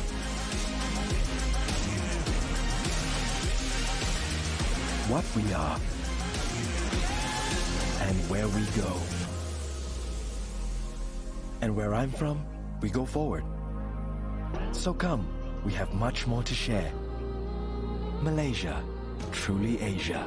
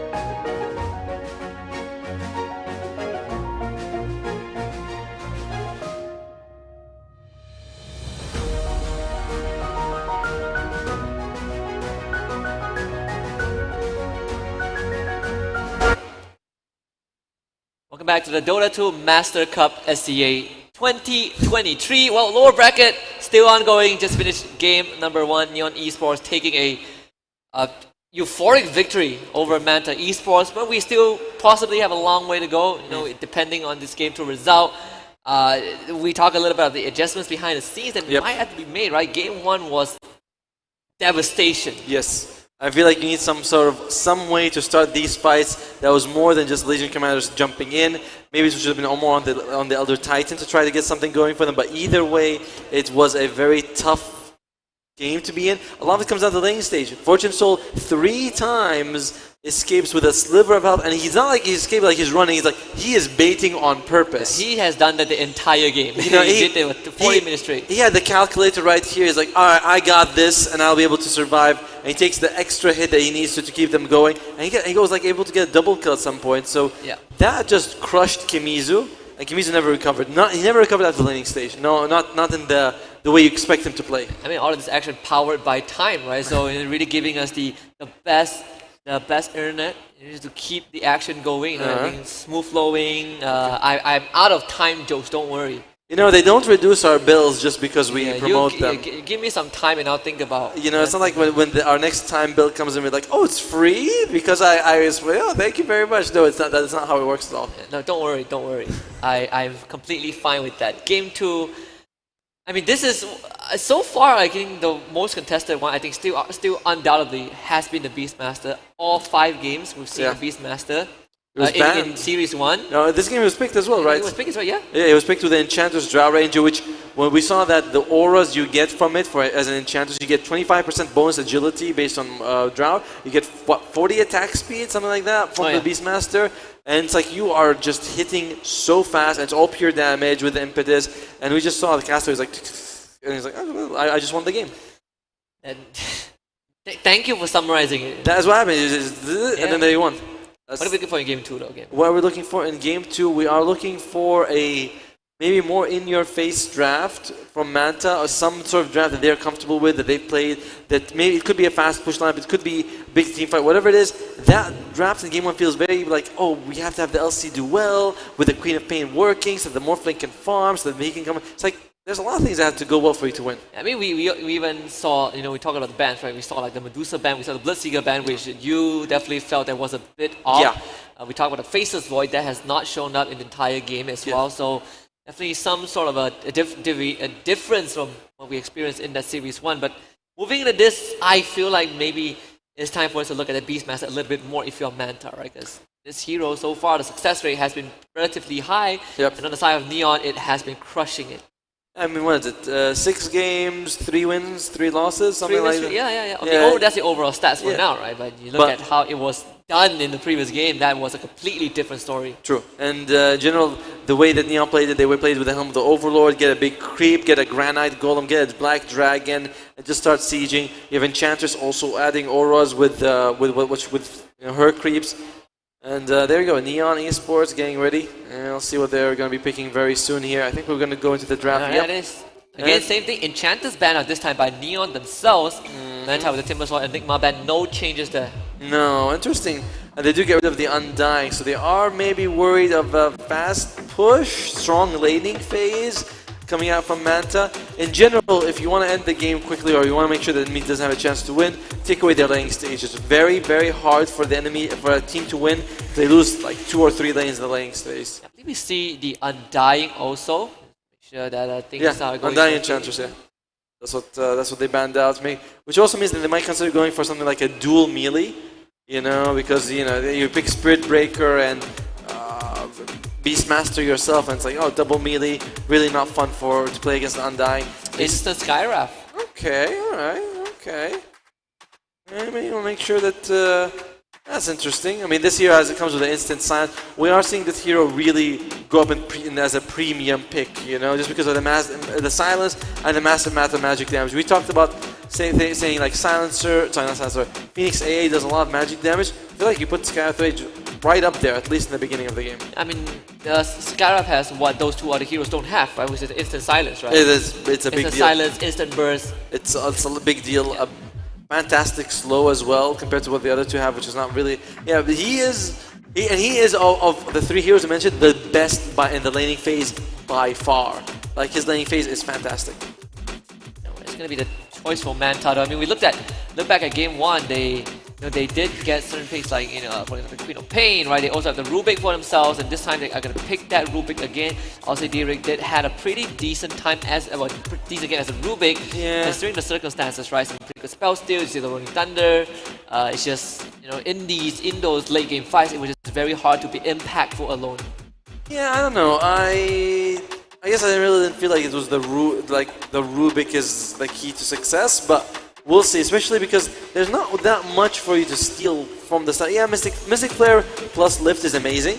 If you can get plus Telekinesis is great. Oh! There it is. That is your boy, the Primal Beast Unleashed. There is finally. I don't know if there's gonna be a support though. It might be a mid lane because you see Rubik. That's gonna be the position 5. I believe Primal is either as a 2 or a 4. That's his best role. Could be a 3, but like this, I love seeing. I mean, that was also a hero that was banned last by Neon, right, in game number 1. So, with the Manta, you see that Ember picked up by Neon. Okay, we'll see what they can do with the Primal Beast and Rubik. I don't know if you want to put the Primal Beast against the Ember Spirit in the mid lane. To be fair, I don't know that matchup very well, but I don't imagine it's going to be able to. Maybe the Primal Beast, if you get a few points in your Uproar, at least 1 point you start off with, you are able to use that to get extra bonus damage. You can last hit and deny very effectively with that. So that could be an option for Manta. That's a pretty decent wave clear. I mean, Onslaught Trample. It's great. I mean, I just love walking around and farming. The massive ganking potential. Right? One of the few heroes that literally just shows up, stuns you, and grabs you, and that's it. And pair him up with you should pair him up with a Spirit Breaker. Oh, yeah. Spirit Breaker charging one lane, Primal Beast coming up from the like it's like being hit by a truck and a bus at the same time.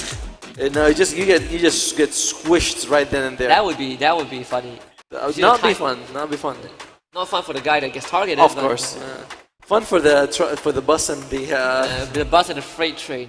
So we see the tiny banner by Neon. So again, right, we go down the ban list. It is shifting a little bit. Yeah. For Neon, the Naga Siren also taken out as well. They might be considering taking a Broodmother.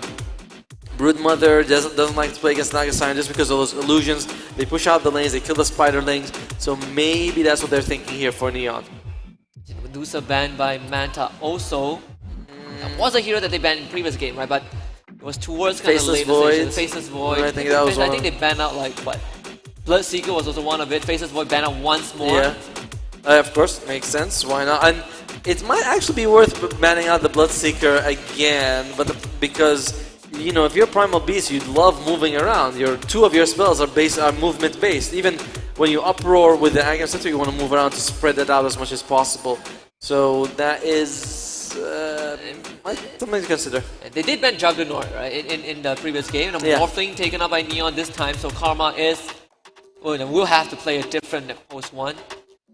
Drow be considered though. I mean, Drow was a big issue. I know you have a Primal Beast again on top of the Drow, break the Marksmanship later on, but I wouldn't like the Drow too much this game until we get a little bit more of the picks. But the best heroes Drow is against is the Morphling, and Morphling's taken out, so I don't really feel Drow as much. Let's see what they're gonna go with here for Manta. They're taking their time with this last ban. I like the Bloodseeker ban, honestly. I feel like Bloodseeker could be a solid ban for your team. Plus, if you do that, then if you're Neon, you can focus on holding people. Like, if you move out of Mystic Flare, it's like, if you're up to the Mystic Flare, what do? You move around the Mystic Island. Yeah, you die. That's what you do. You die. You're like, I can't. I'm damned if I stand still. I'm damned if I move. I might as well just... It's like getting decrept and also Face Edict.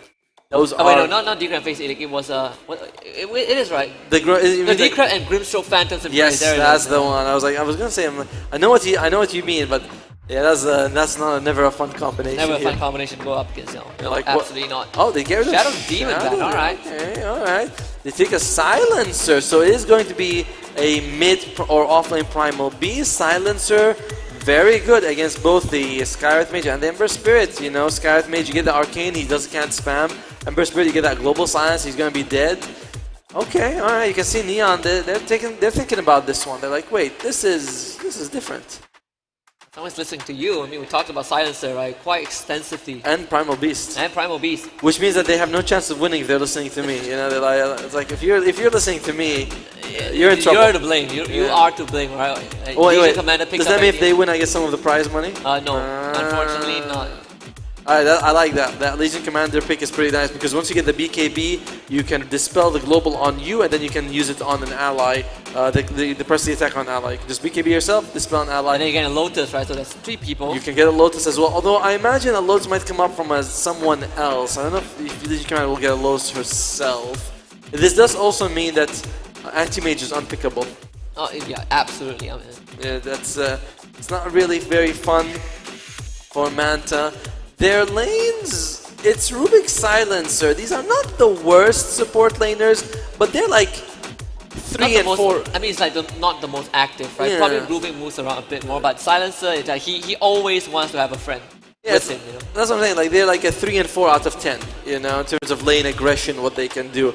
They're both heroes that do much more when they hit level 6. And speaking of heroes that can do quite a lot in the lane, we do have Disruptor. So Disruptor, Skywrath, a much more impressive duo. I'm looking at the Slark to come out from Neon Esports. I think that Neon will consider the Slark just because you glimpse someone back and he just continues pounding on them with shanking them. Sorry, not pounding. You've been to places. Not to the same places you've been. That's for sure. Yeah, that is for sure. I mean, you look back at game 1 with kind of the faster tempo play, the Disruptor is always going to be much of a stronger hero overall, right? And you already have a lot of ways to kind of catch people. Again, Glimpse, Mystic Flare is always going to be option, Glimpse Duel, Glimpse everything. No, a Disruptor in the hands of a team that is snowballing is it's the worst team to go up against. It's probably, it's like one of the best heroes you can, if not the best. It's the worst experience you can go up against. Oh, yes, the worst. Oh, Drag, wow. Okay, so Primal Beast still could be mid, could be off, yeah, right? still could be mid. I mean, could be an off Dragon Knight. But how, I mean, Dragon Knight and Rubik, again, right, it's not the most active lane, but it surely is not that easy to kill. I'll give him that. I don't really like it against the Legion Commander also, right? Because they have like this long duration stun, but anyone you stun, they just be like, oh, press the attack. I feel like Primal Beast, Dragon Knight mid just makes a lot more sense because you put a slightly more pressure on the tower, right? The Primal Beast doesn't do exactly the same thing. Fair point, fair point, fair point. I guess in the end, it all comes down to the matchup, right? Who's going to be the carry? And if it's a carry that you feel like the Primal Beast can deal with, because I think both of these heroes are fine going mid against the Ember. I don't think Ember is like, oh yeah, I can destroy them. It's like, nah, they're like, we're fine. Ember sees a Dragon Knight is like, right, sure. You farm, I farm. You see a Primal Beast, he's like, you farm, I'll try to farm, you know? It's a bit of a minor difference for sure. Let's see what we're gonna work at. TB Monkey King ban. Alright, so what are we? I think we have carries on both sides, right? Yeah, so we have carries on both sides. Slark feels very premium for Neon. Works well with the Disruptor in the lane, and you're up against 2 tanky people. You can remove the global silence if you time it right. You're fairly. I'm feeling the Slark a lot for Neon. What about TA on the side of Neon? Bloodseeker ban, that's what you have been looking for a long time. I do think that it's a good ban against the Primal Beast. Definitely feels like they go for the Juggernaut. Right. Okay, that's fine. He goes for Manta. What do you want if you are Manta? By the way, if you're gonna get Slark, if you get his shard, you can cancel duels instantly. If someone gets duel and you use the depth shard on them, the duel's cancelled. Because the Legion can't dismiss, no, it's completely dismissed. It's not like it's the Legion Commander still fighting. No, it's completely ended straight away. It's one of the weirder mechanics in Dota. Do you go for Ursa? I mean, I like Ursa. Monkey King is banned. Ursa Slark. Of the two, I think. Oh wait, you could go for like a Life Stealer. Yeah, it's gonna be the Slark. Right? It's gonna be the Slark. We've been talking about. I was gonna say Life Stealer because if you get Glimpse, you can just. I don't know. It's not the sound that he makes when he rages, but you can rage, and you'll be fine. You can rage in game. You can rage. I was doing some raging yesterday, man. Yeah. 3 losses in a row. Can you believe that? I can. I have been going on a loss streak very recently, also. Yeah, but that's different because I'm kind of like a good player. So loss streaks. Why don't you just be better? Oh, okay. Yeah, I play. Not good enough, apparently. Yeah, absolutely. All right. So here comes the draft from the 2 teams. I mean, again, I don't think Manta's outdrafted by I don't think they're outdrafted. I feel like the draft is okay. I'm sure it's got some bit awkward stuff. The Primal Beast and the Dragon Knight, those are a bit weird. But you do have a Silencer who can do a lot. Rubik, potentially, we'll see what he can do. You have a Slark with the Silencer. I feel like that's a solid lane.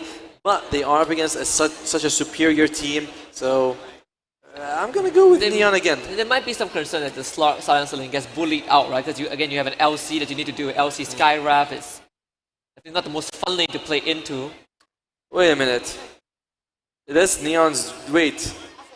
Did you see that? I think we didn't switch the overlay. I think with a Neon's draft is actually Manta, because remember we talked about Disruptor being great for Neon. Turns out I think Disruptor is on Manta, and that means that we'll have that cleared up pretty soon. Yeah, because no, I mean I see Castaway, I see Chuan. Was it Chuan on Dragon Knight? Yeah, Chuan's on Dragon Knight, so it's going to be the position.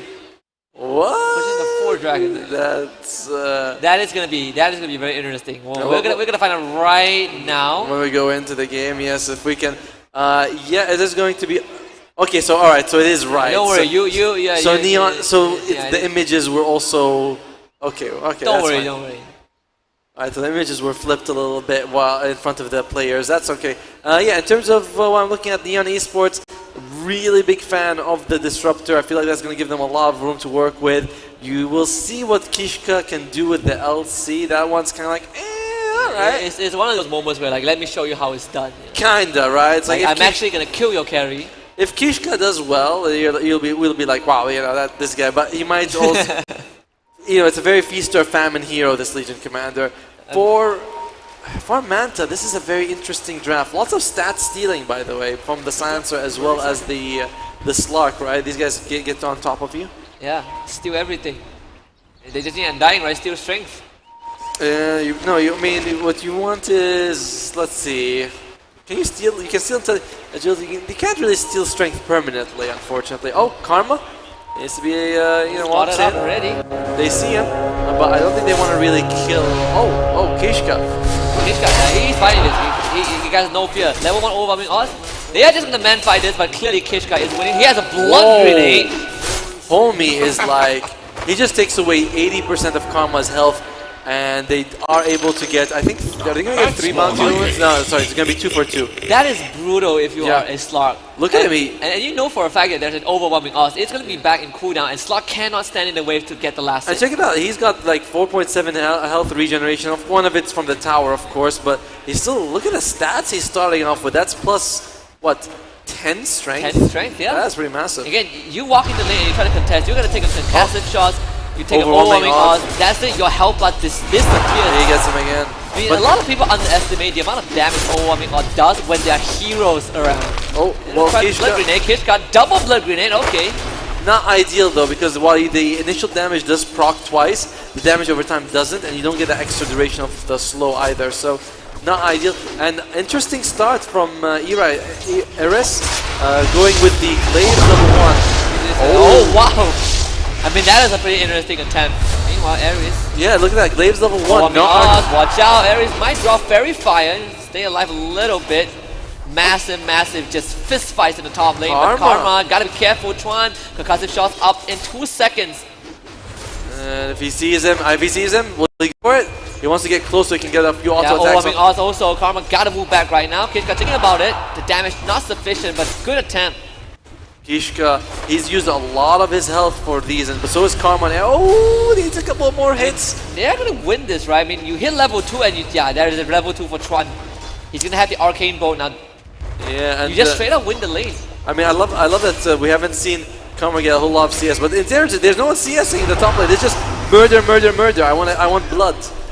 And Ares finally gets the They're Arcane. CSing the heroes, right? Well, not even that. They're harassing the heroes. Let's see. That Glaives, by the way, this spell was nerfed heavily in that it takes 20 mana instead of 50 mana to use. So you really run out of. Before it's like, oh. Okay. Alright, that's cute. Alright. Always love it when people do that. I mean, Karma did get a Sao. Okay, that's by the way, that's great concussive. He's gonna get first blood. Chuan's gonna get the first blood. Kishka, he's gonna fight this from days 2, and I'm not sure if Karma wants to stay. One more Arcane Bolt will do him in. Can he get him? He doesn't straight line of sight. Pops the stick just in the nick of time to survive. Oh my, you know, oh my. This is a very rough start for Mantis right He's now. doing the fortune so, but his teammate is dying. Yep, and Kimizu. By the way, you cannot onslaught out of the kinetic field. So if you play a lot of Primal Beast, you learn that very fast. You try to onslaught in, then you just get stopped by the fence, and you're like, oh, that's not fun at all. Working as intended, you know. Yeah. Well, I mean, you got Magic Immune, so it is working as intended. And Kishka gets the frickin' Healing Lotus as well, so everything is going in their favor right now. I mean, all things considered, the last hit and deny is pretty much the same for both of them. I was gonna say that. I'm gonna be like, well, it's not really that bad. At least you're getting CS on every player, basically. Mid lane is going to be a matchup we haven't seen for a while, and Earl's actually winning it for a tiny bit. You know, a little bit more, just one more CS. And there it is, Dragon Kill, and I guess the last hit. Actually, could have been a deny because he doesn't have enough damage, but overall, Ken just losing out the trade just through right clicks. I just realized that taunt, he's throwing a beef in the air. Oh, you never knew that? I did not know that. Yeah, some good steak and turkey. You know? I don't play Ember Spirit. I'm a support. And you've seen enough Ember Spirit. That's like your #1 enemy, right? No, I don't think that. I don't think so. I think Arc Warden and would be one of the worst mid to play against. I hate playing against Arc Warden. Haven't seen Arc Warden in a long time. Yeah, that's because in Herald 3 they don't know how to play him. Yeah, even at the highest level, I didn't see Arc Warden. Oh, Kishka. He doesn't have press the attack. Needs to be there. Kishka looking to be fine. Blood Grenade used. Keep him alive. Overwhelming the damage again. Level 2 Overwhelming just absolutely clobbers Ares. And Karma, he wants this kill. Let's get some decent stack. Look at that. From Chuan. Dude, they are Fortune Stone does drop in the bot side, but Kishka, he's going to get that Overwhelming Odds back up, and Karma has to be very, very careful. Kishka's the one up. And again, the trade just like that. It is so much damage. Ken taking massive damage as well, has no slide of fist. Unless Refire doesn't have the mana. That's fine. He is supposed to use the salve and the bottle as well. So Earl, that freezes thing. Can we click on Earl for a second? I want to see what he's actually taking. If he's maxing out the Dragon's Blood or not. And that kill on the bottom lane, really nice for them losing that great kill on Fortune. Kimizu, he just redeemed himself from the previous game. He's like, finally, I got him. Finally. Yeah. Oh, and for the record, when you onslaught, even if a person is magic immune, you still push them. Yeah, you don't stun them, but you push them. Allies and enemies. Get out of the way. I can't tell you the amount of times I pushed my allies who escaped up a cliff into the enemy. You know, I'll be like, oh. Yeah, that sounds very much like you. That is. Last time I played with you, that's how we lost the game. You know? That is what. To be fair, when I do it with you, I do it on purpose. With the other people, I do it by accident. Okay. Get the Asians to silence. Not the easiest target to kill, but they can trap in the kinetic field and try to get rid of MNC with the blood grenade. Get Glass and Dragon Tail stun right there. The right click. They need a bit more. Castaway can't find the vision. MNC drops at the very end as Chuan lands the finishing blow. Surprised that we didn't see the silencer also move in. It's just kind of leaving Earl a bit out to dry, but Derek shows up. It's just not enough to save his ally. Yeah, got the double damage in return. Still, it was a big commitment, and we are going to be seeing them. We're going to be seeing if either team makes a play for the Wisdom Ruin. Look at Ken. He's like, yeah, what are you guys going to do to me? Karma. Low health. Kishka has been bullying him this entire. He's losing all of his raindrops at this point. Kishka, he's face tanking this. He's like, you want to go? You really want to go? Yeah, that's what you get. That is what you get. You don't mess with Treston. You don't mess with Commander Treston. Yes. Leader of the Iron Legion. Yes. That girl, she is. That girl is something else. Very powerful. In the meantime, looks like Skylight Mage Chuan is going to go for. The duel comes out. What? Treston? One last. Oh, couldn't get it. Very RNG, close. I mean, level 1 cooldown 2 seconds is a bit long. And looks like she will be able to make it out alive, but no dual victory, and there's going to be 1 for 1. He's about the right click. I mean, He's actually misses, but he got the lift. Doesn't matter. Step on Castaway right into the dirt. He gets the kill. So that was an interesting kinetic field. Wasn't able to really get the Rubik where you want to. It's very tough, right? You have to get him out of the edge, but inside. And look at them. Look at that slicing and dicing he's doing to all that meat. Looks good. Yeah. I mean, look at this, right? I mean, this is what we expect. Dragon Knight mid lane, but the Dragon did run out. Campo use again. It's sent away very quickly. He's got Pulverize, but probably not really worth using in this situation against full health Juggernaut. The 10-stick charges also.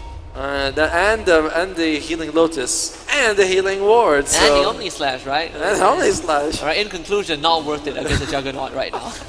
Alright, but the person who suffered the most is Karma, who in the previous game had the best time, but I kind of like that he is on the slog even though he's suffering, because I feel like he might be able to join his team and help them out early, and maybe that will be enough to, you know, put them in a slightly better spot. It's not as one-sided as game 1 despite everything. In fact, it's just a 1,000 gold advantage for Neon.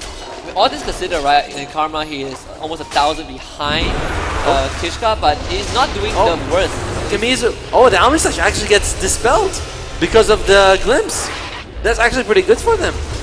Walking TP away as well, so this mid tower is gonna fall. And for kind of nothing, Neon gets Dragon Knight stuff, you know? Yeah, just casually going in, spitting on the tower. And it's put doesn't get the. That's actually a big deal. They didn't get the last hit. You lose about like 150 gold average if you don't do that. So not fun, but whatever. It's still fine. Alright, Manta. That's the problem is that you look at the terms of net worth. Yes, the Emperor is suffering a little bit, but Kishka and Fortune Soul are way up there. Yeah, he is destroying the slog. I mean, as much as that was the case, right? Karma is doing a pretty good job of kind of staying alive. Yes. Go into the jungle early. Did have a stack, I believe, to work with just now. The Orga camps. He has just hit 6, so that makes his life so much easier. I mean, yes, but at the same time, it feels like it's not really a great consolation prize. We'll see what's coming. He's catching up to the Ember Spirit, you know. So he's not the lowest score. They're the same, you know. They're parallel. You want to get that? You want to get this science level 6? Lady used as well. Stolen at least. Oh yeah, it's not gonna make a difference. Can't do that. Yeah, I'm surprised he opened up with the Pulverize, because you generally want to save that for the TP. It does pierce BKB, so there's really no reason to use it like that. A bit of a misplay coming out here from Kimizu. And they can't defend the top 1 because there's no more Pulverize, right? You have very less tools to kind of start any fight. So finding Kishka, they can get this for free. But they might be able to get the bomb tower. Looks like they are going to go for that for Manta Esports. Eris? Yeah, nice debuff, bro. Karma has got no mana, so I don't think you really want to fight this, but it might be a bit. Oh, did he get Chuan? And they have the onslaught. Yep, coming up from nice Twin Gage and a spin onto Chuan. Yep, just getting. I mean, Deering's on a killing spree on this Rubik. That he's doing a fantastic job, and we're seeing the Ember Spirit here. Does he want to engage? Feels a bit risky. That's one of the good things about the Primal Beast, right? You can take the Twin Gaze and instantly get a gank off with the onslaught. Yeah, the hero is very mobile. It's not like as mobile as a Spirit Breaker, but one of the closest in comparison. Yeah. Alright, so you have to be careful of the glimpse, and I think this tower is going to fall, but at least they get a kill out of it, and they delayed for about an extra 40 seconds. That's still something for Manta. Like, the tower is going to fall either way, but you get something out of it, all that effort. Earl? Very even so far, right?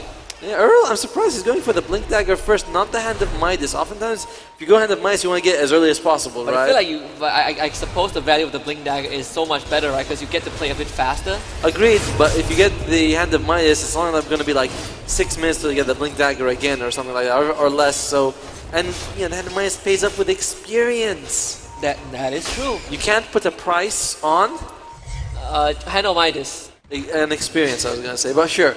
And it's a very close. The gold difference is nothing. At one point, it was literally even, and the win percentage tiny bit in favor of Neon.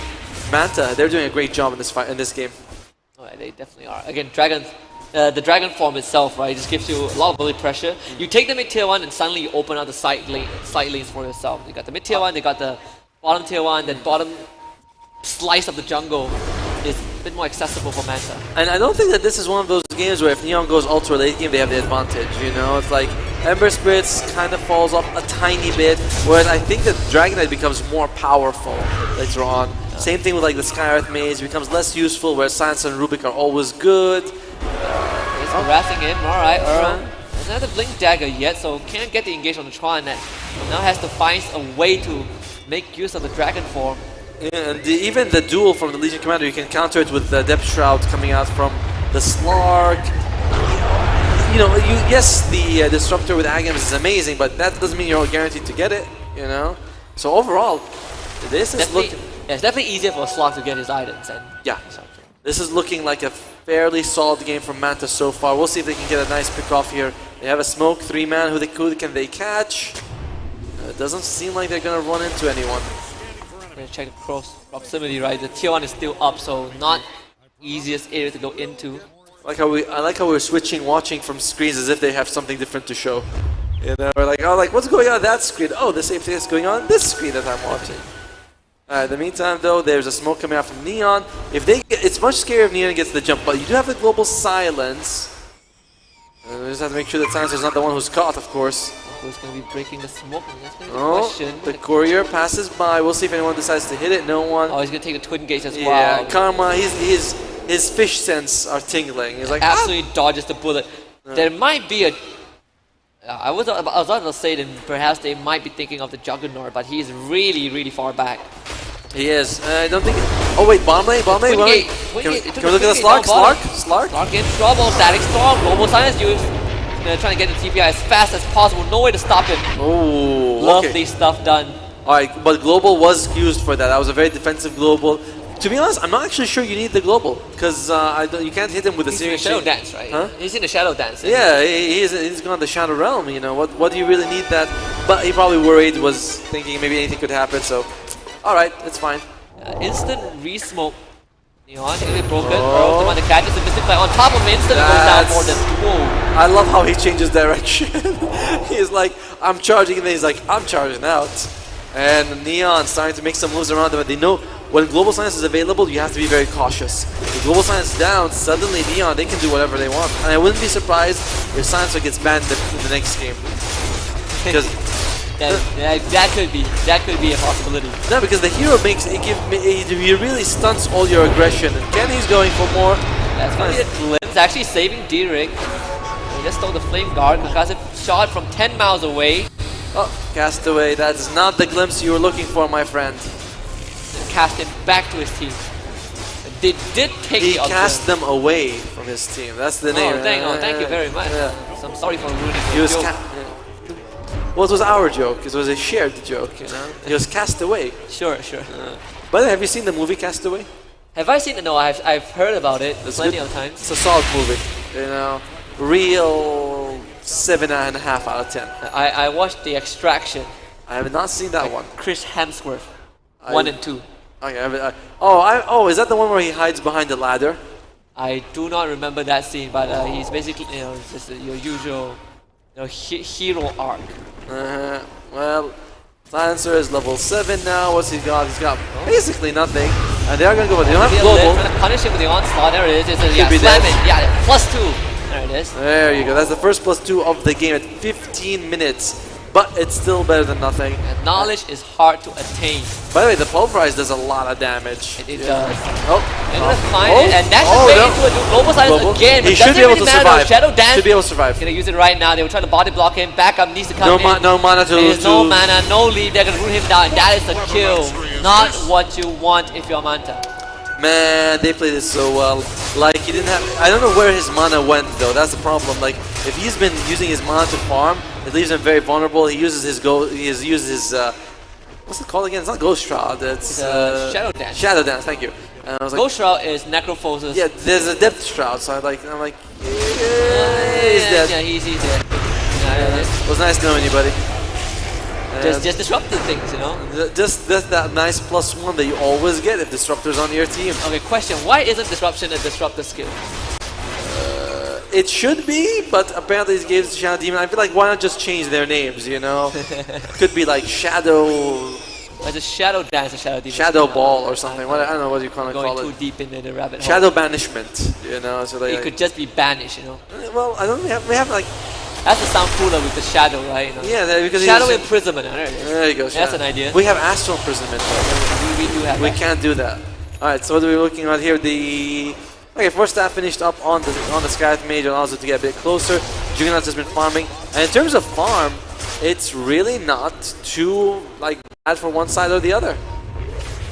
But Karma, cool. I mean, it's how do you defend this, right? Again, Global Sign is not there. I mean, the Primal Beast, you kind of feel like he needs to start it, and they might try. He has the BKB. He's got the BKB, yeah. He can jump on anyone. Can be broken by Kishka. Here we go. And also, there it is. Blink is straight away. Castaway is dead. They found a Skyman is trying to be there. Global Silence. I mean, the Arcade, the Ancient Steel will be there. Ares taken out by the duel. Instant series chase on top of D-Rig, and that's a big streak taken now. They will find one. Okay. The supports go down Karma's now. here, Onslaught. The pound's gonna be there. Karma going for the. Get it, he does. Kishka hit him. Kishka on the edge, and now Pulverize slam him 6 feet under. Earl with the double, and Manta respawn something. Fantastic fights coming out from them. I mean, that was without Global, by the way. And the almost do you see what he was doing on Kamish? He took the whole thing. They walks back into the creep, so they jump to them, and he's able to survive. So really well played by them. I feel like he was the star of that fight. Onslaughts into the disruptor, kills him, catches the. Oh, this is not what he wants. I mean, he didn't go double kill, and yeah, that. Earl, we just praised you. Oh, Static Storm is stolen though. That is a very powerful spell. He's gonna use it right now. If he lives though, you might have to use it right now. There you go. Onslaught on top well played. of the Ember and the Trample. Enough damage. I mean, we talk about this man on the Rubik. He is something else. Yeah, that was really well played. Kimizu gets the kill on the Ember Spirit. It's a 1-for-1 trade, but I favor Manta just because I feel like they need the. Wants to live. He's tanky. He's tanky. He's a durable boy. Lose the duel at least, but he might still go down as Tron gets to finish it with the arcade bow. Now Kishka tries to run away. Instant pound very tanky. Down the glimpse will help him survive as Karma gets sent back, and his Neon Fortune Soul shows up. He tries to get rid of Karma, and now Karma is stuck he's in static. Let's get the plus edgy, but does end up going down. Maybe not. The pound's not enough as Castaway with the right. He wants to glimpse. He's like, I want more. I want more. Putting the vision. He sees him. He's doesn't go. Earl? There you got him. Tumbler toy? Whoa, doesn't actually get the there you go. Oh, yeah, he is dead. But they don't have a duel. It might be available in a second or two here. He's just gonna be chopped to death. Dragon form dead, by the way. Just use the dragon form. And now Neon takes the biggest advantage of the game we've seen. He actually, Castaway has to put a single point in the Thunder Strike. And might want to put just one. Just for the vision. For my sake, you know. To be fair though, Kinetic Field is so good this game. Controlling Slark, controlling the Primal Beast. It's a great ability. Yeah, to be fair, Slark can't really constantly stand there and fight you in the Shadow Dance when you have to play Fury online. Yeah, he still gets cut. He's like, pain. Can't fight this. Well, Kishka, he has been having a good game so far. Fortune Soul's got the Ruins, so he can really go up and hit a tier 2 tower if he wants. Biggest goal advantage we had this game, 3,000. Yeah, they smoke up, but I don't know. Can they find anyone? Oh, the quick pole run. Gets it. They saw him just at the edge. Gets out of the Kinetic Field, but gets Duel instead. There's no way that Kimizu is going to go for that onslaught. I don't like how he starts the onslaught again. He's like, am I gonna? Really. You're on your own, like, that's not my fight. Who told you to get the glimpse? Like, what am I supposed to do? Oh dear, Karma. Does Karma have a Manta or BKB coming up? Because he really needs it. That Manta is slightly more useful. Yeah, because generally the Manta you can. Problem is that Manta doesn't remove the glimpse. It's very hard to glimpse though. I mean, it's possible. It is possible, but it is tough. It's not easy. Whereas, but you also don't. I think I'd rather get the BKB. Just get the BKB, man. Both suck. You have to get both. Honestly, though, you have to get both. In SCA, the BKB always sucks. No, it's good. It's the item of cowards, right? No, it's the item of men. It allows you to jump in like a man. No, a true man kills their opponents before they die. A true man is able to take a hit from his opponents once in a while. You won't take a hit if they die first. Yeah, well, you're not gonna kill 5 of them. No, but I just need to kill the one carry on their side. And they murder you to return. All right, there's a smoke up. Yeah, the PA mentality. It's all about the one shots. Let's see if they have one shot right now on Manta to come back into this game. 7,000 gold behind, really starting to fall behind in terms of net worth. And they need to find someone, but no one is even near them. Neon not even in their forest, and Karma decides like, yeah, this is a waste of time. I'm gonna stop farming. No BKB coming up, by the way. It is going to be the Agnes Scepter, the double pounce for the start. That's not bad because you actually do need it, but I wonder if he's gonna go for BKB after. Primal Beast has the BKB. What about Earl? Is he going for BKB at any point on this Dragon Knight? Yishka? It's just leaving the Wisdom Room. He's like, I don't need it. Look at that. That's a triple stack. His BKB is being sent out right now. I mean, they have these lane wards, right? But overall, they have not been able to catch Fortune Soul just roaming into the lane. It's a lot of caution exercise. Well, Ken is just...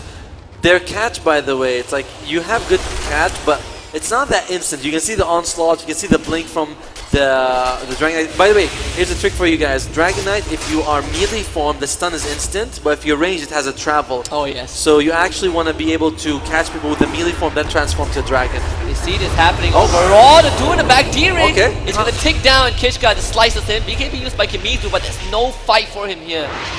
I mean, the duel was used, but they don't get duel victory, but still, Neon walks away happy because Global was used, and oh, they get both supports. It is a death by 1,000 cuts. I feel like Manta, this game started off much better, but they have lost control of the game. And they were the one with the lane wards as well, right? While I believe Neon came to the Twin Gates and just jumped them. Oh, here comes the healing ward. They're just going to go for Roshan right now. And Kimizu, he's going to be okay. Yeah, he's going to be fine. Look at him, he's got the shield ruin and the what should we call it, the glimmer. 50 shades of different color when 50 you have shades. multiple buffs. That's actually 50 shades of gray, but it's not, that's a different... That's what you died before, that's 50 shades of gray. Of depression. Well, actually it's okay, it's when you die the 15th time, you're like, and that's Roshan, Fortune Soul picks it up. I don't know how things go good for Manta. And also Ember just got the U Scepter, right? So I mean, good luck being the DK or the what do you call it, Primal Beast. Yep. Life just gets harder. Well, if you have the BKB on Primal, it's okay. You can still onslaught, but yeah. And actually, even the slot, right? He dispels himself. That's surprising. I don't think there's much to dispel apart from the Searing Chains and the Thunder Strike. Ancient Steel, I guess. But you can't. You can't. Oh yeah, you can. You can already silence. Yeah. So why would you? Like maybe if you BKB is about to run out, you get it by the Ancient Seal, then you can use it. That's an idea. That would be like some insane timing. That would be some genius 110 IQ moves. It's gonna be high ground for sure. I mean, Why they have not? the healing ward. There it is, Manta.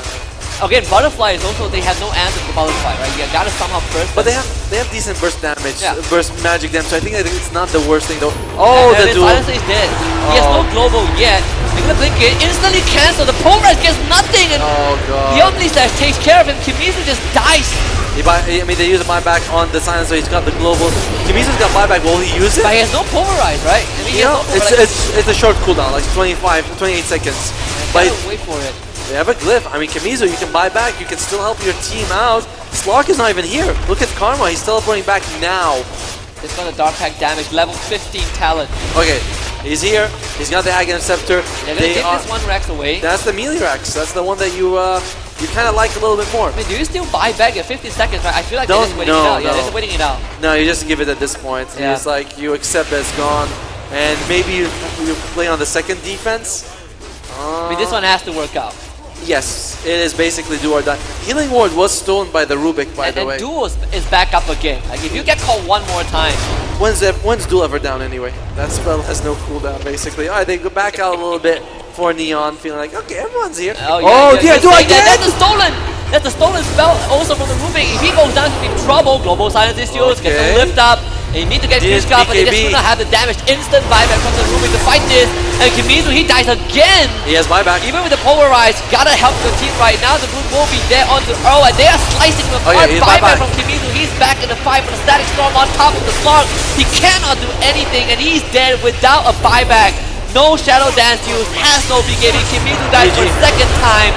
And it is just dissection from Neon. Game 2 goes their way. I mean, it was a little bit closer than game 1, but at some point, I feel like you look at Manta and they just weren't willing to play more aggressive. They weren't able to play on the enemy side. It is a worry because you are up against a Legion Commander, so you can't like separate and farm, but you have the Silencer. Maybe that would have been a good time for them to just group up. You have Primal Beast, you have Silencer. It's like you have ways to go in and make sure that Primal Beast gets a kill. And this one, I mean, it did go off to a good start, right? But again, when you transition that to kind of the middle game phase to start to see a bit of the chink in the armor for the Silent Manta. You have to take those fights properly, and of course the necessary targets that you need to catch as Krishka, as the Legion Commander. Absolutely astounding. I don't think it's so much a chink in the armor as...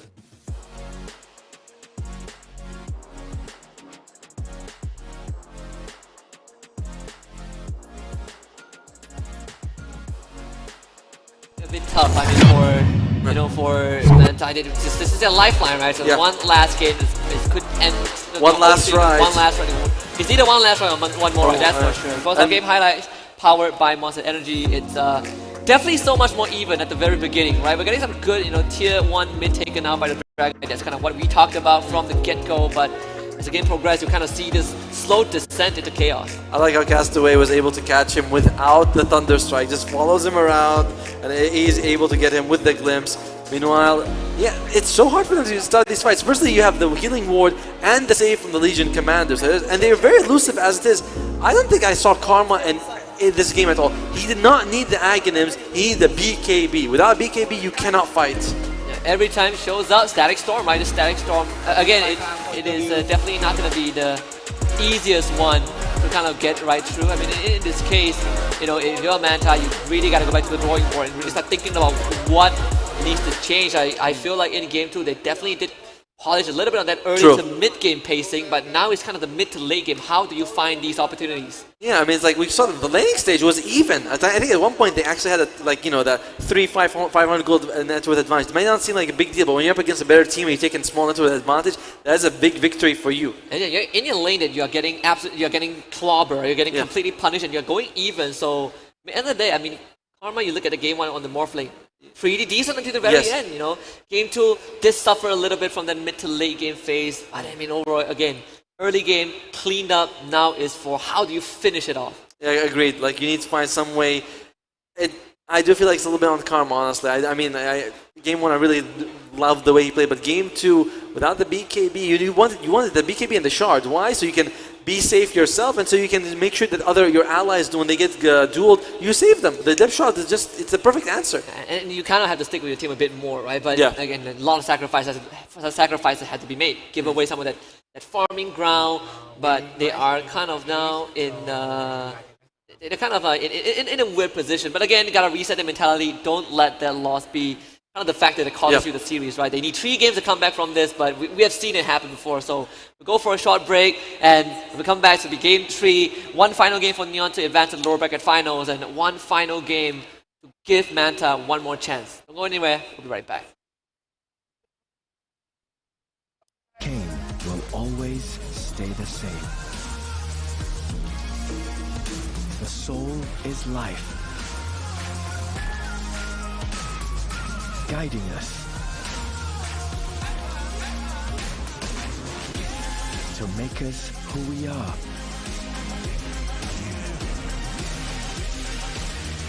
What we are and where we go. And where I'm from, we go forward. So come, we have much more to share. Malaysia, truly Asia.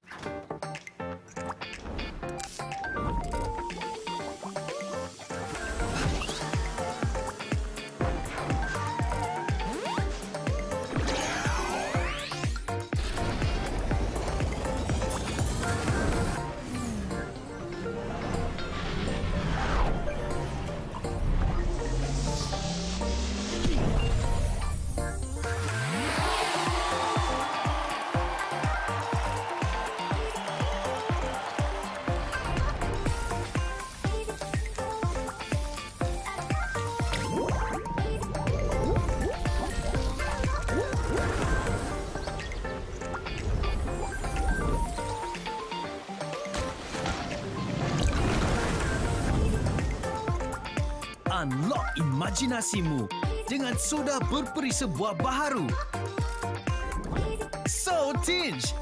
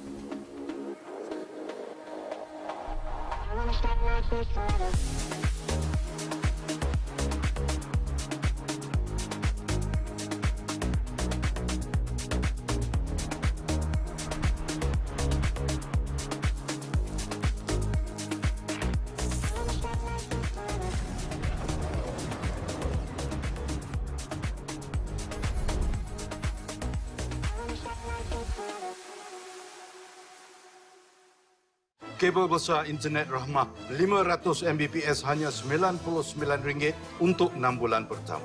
Sekarang servis pasang sampai 8 malam termasuk hujung minggu. Internet Rahmah, servis kabel besar. They say the soul never changes. It's the one thing that stays constant. While what we see around us may change and grow, the feeling of where it came will always stay the same.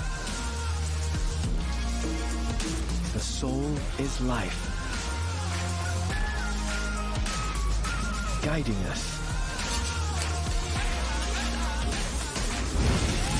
to make us who we are.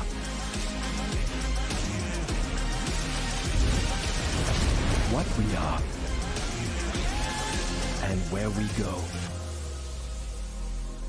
And where I'm from, we go forward. So come, we have much more to share. Malaysia, truly Asia.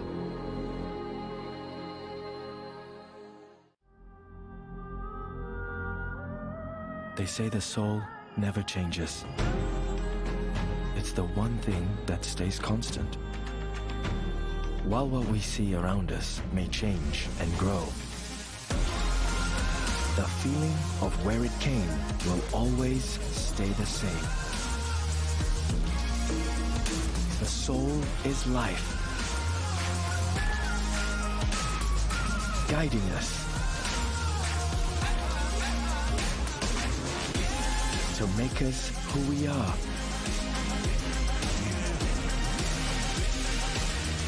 What we are and where we go. And where I'm from, we go forward. So come, we have much more to share. Malaysia, truly Asia.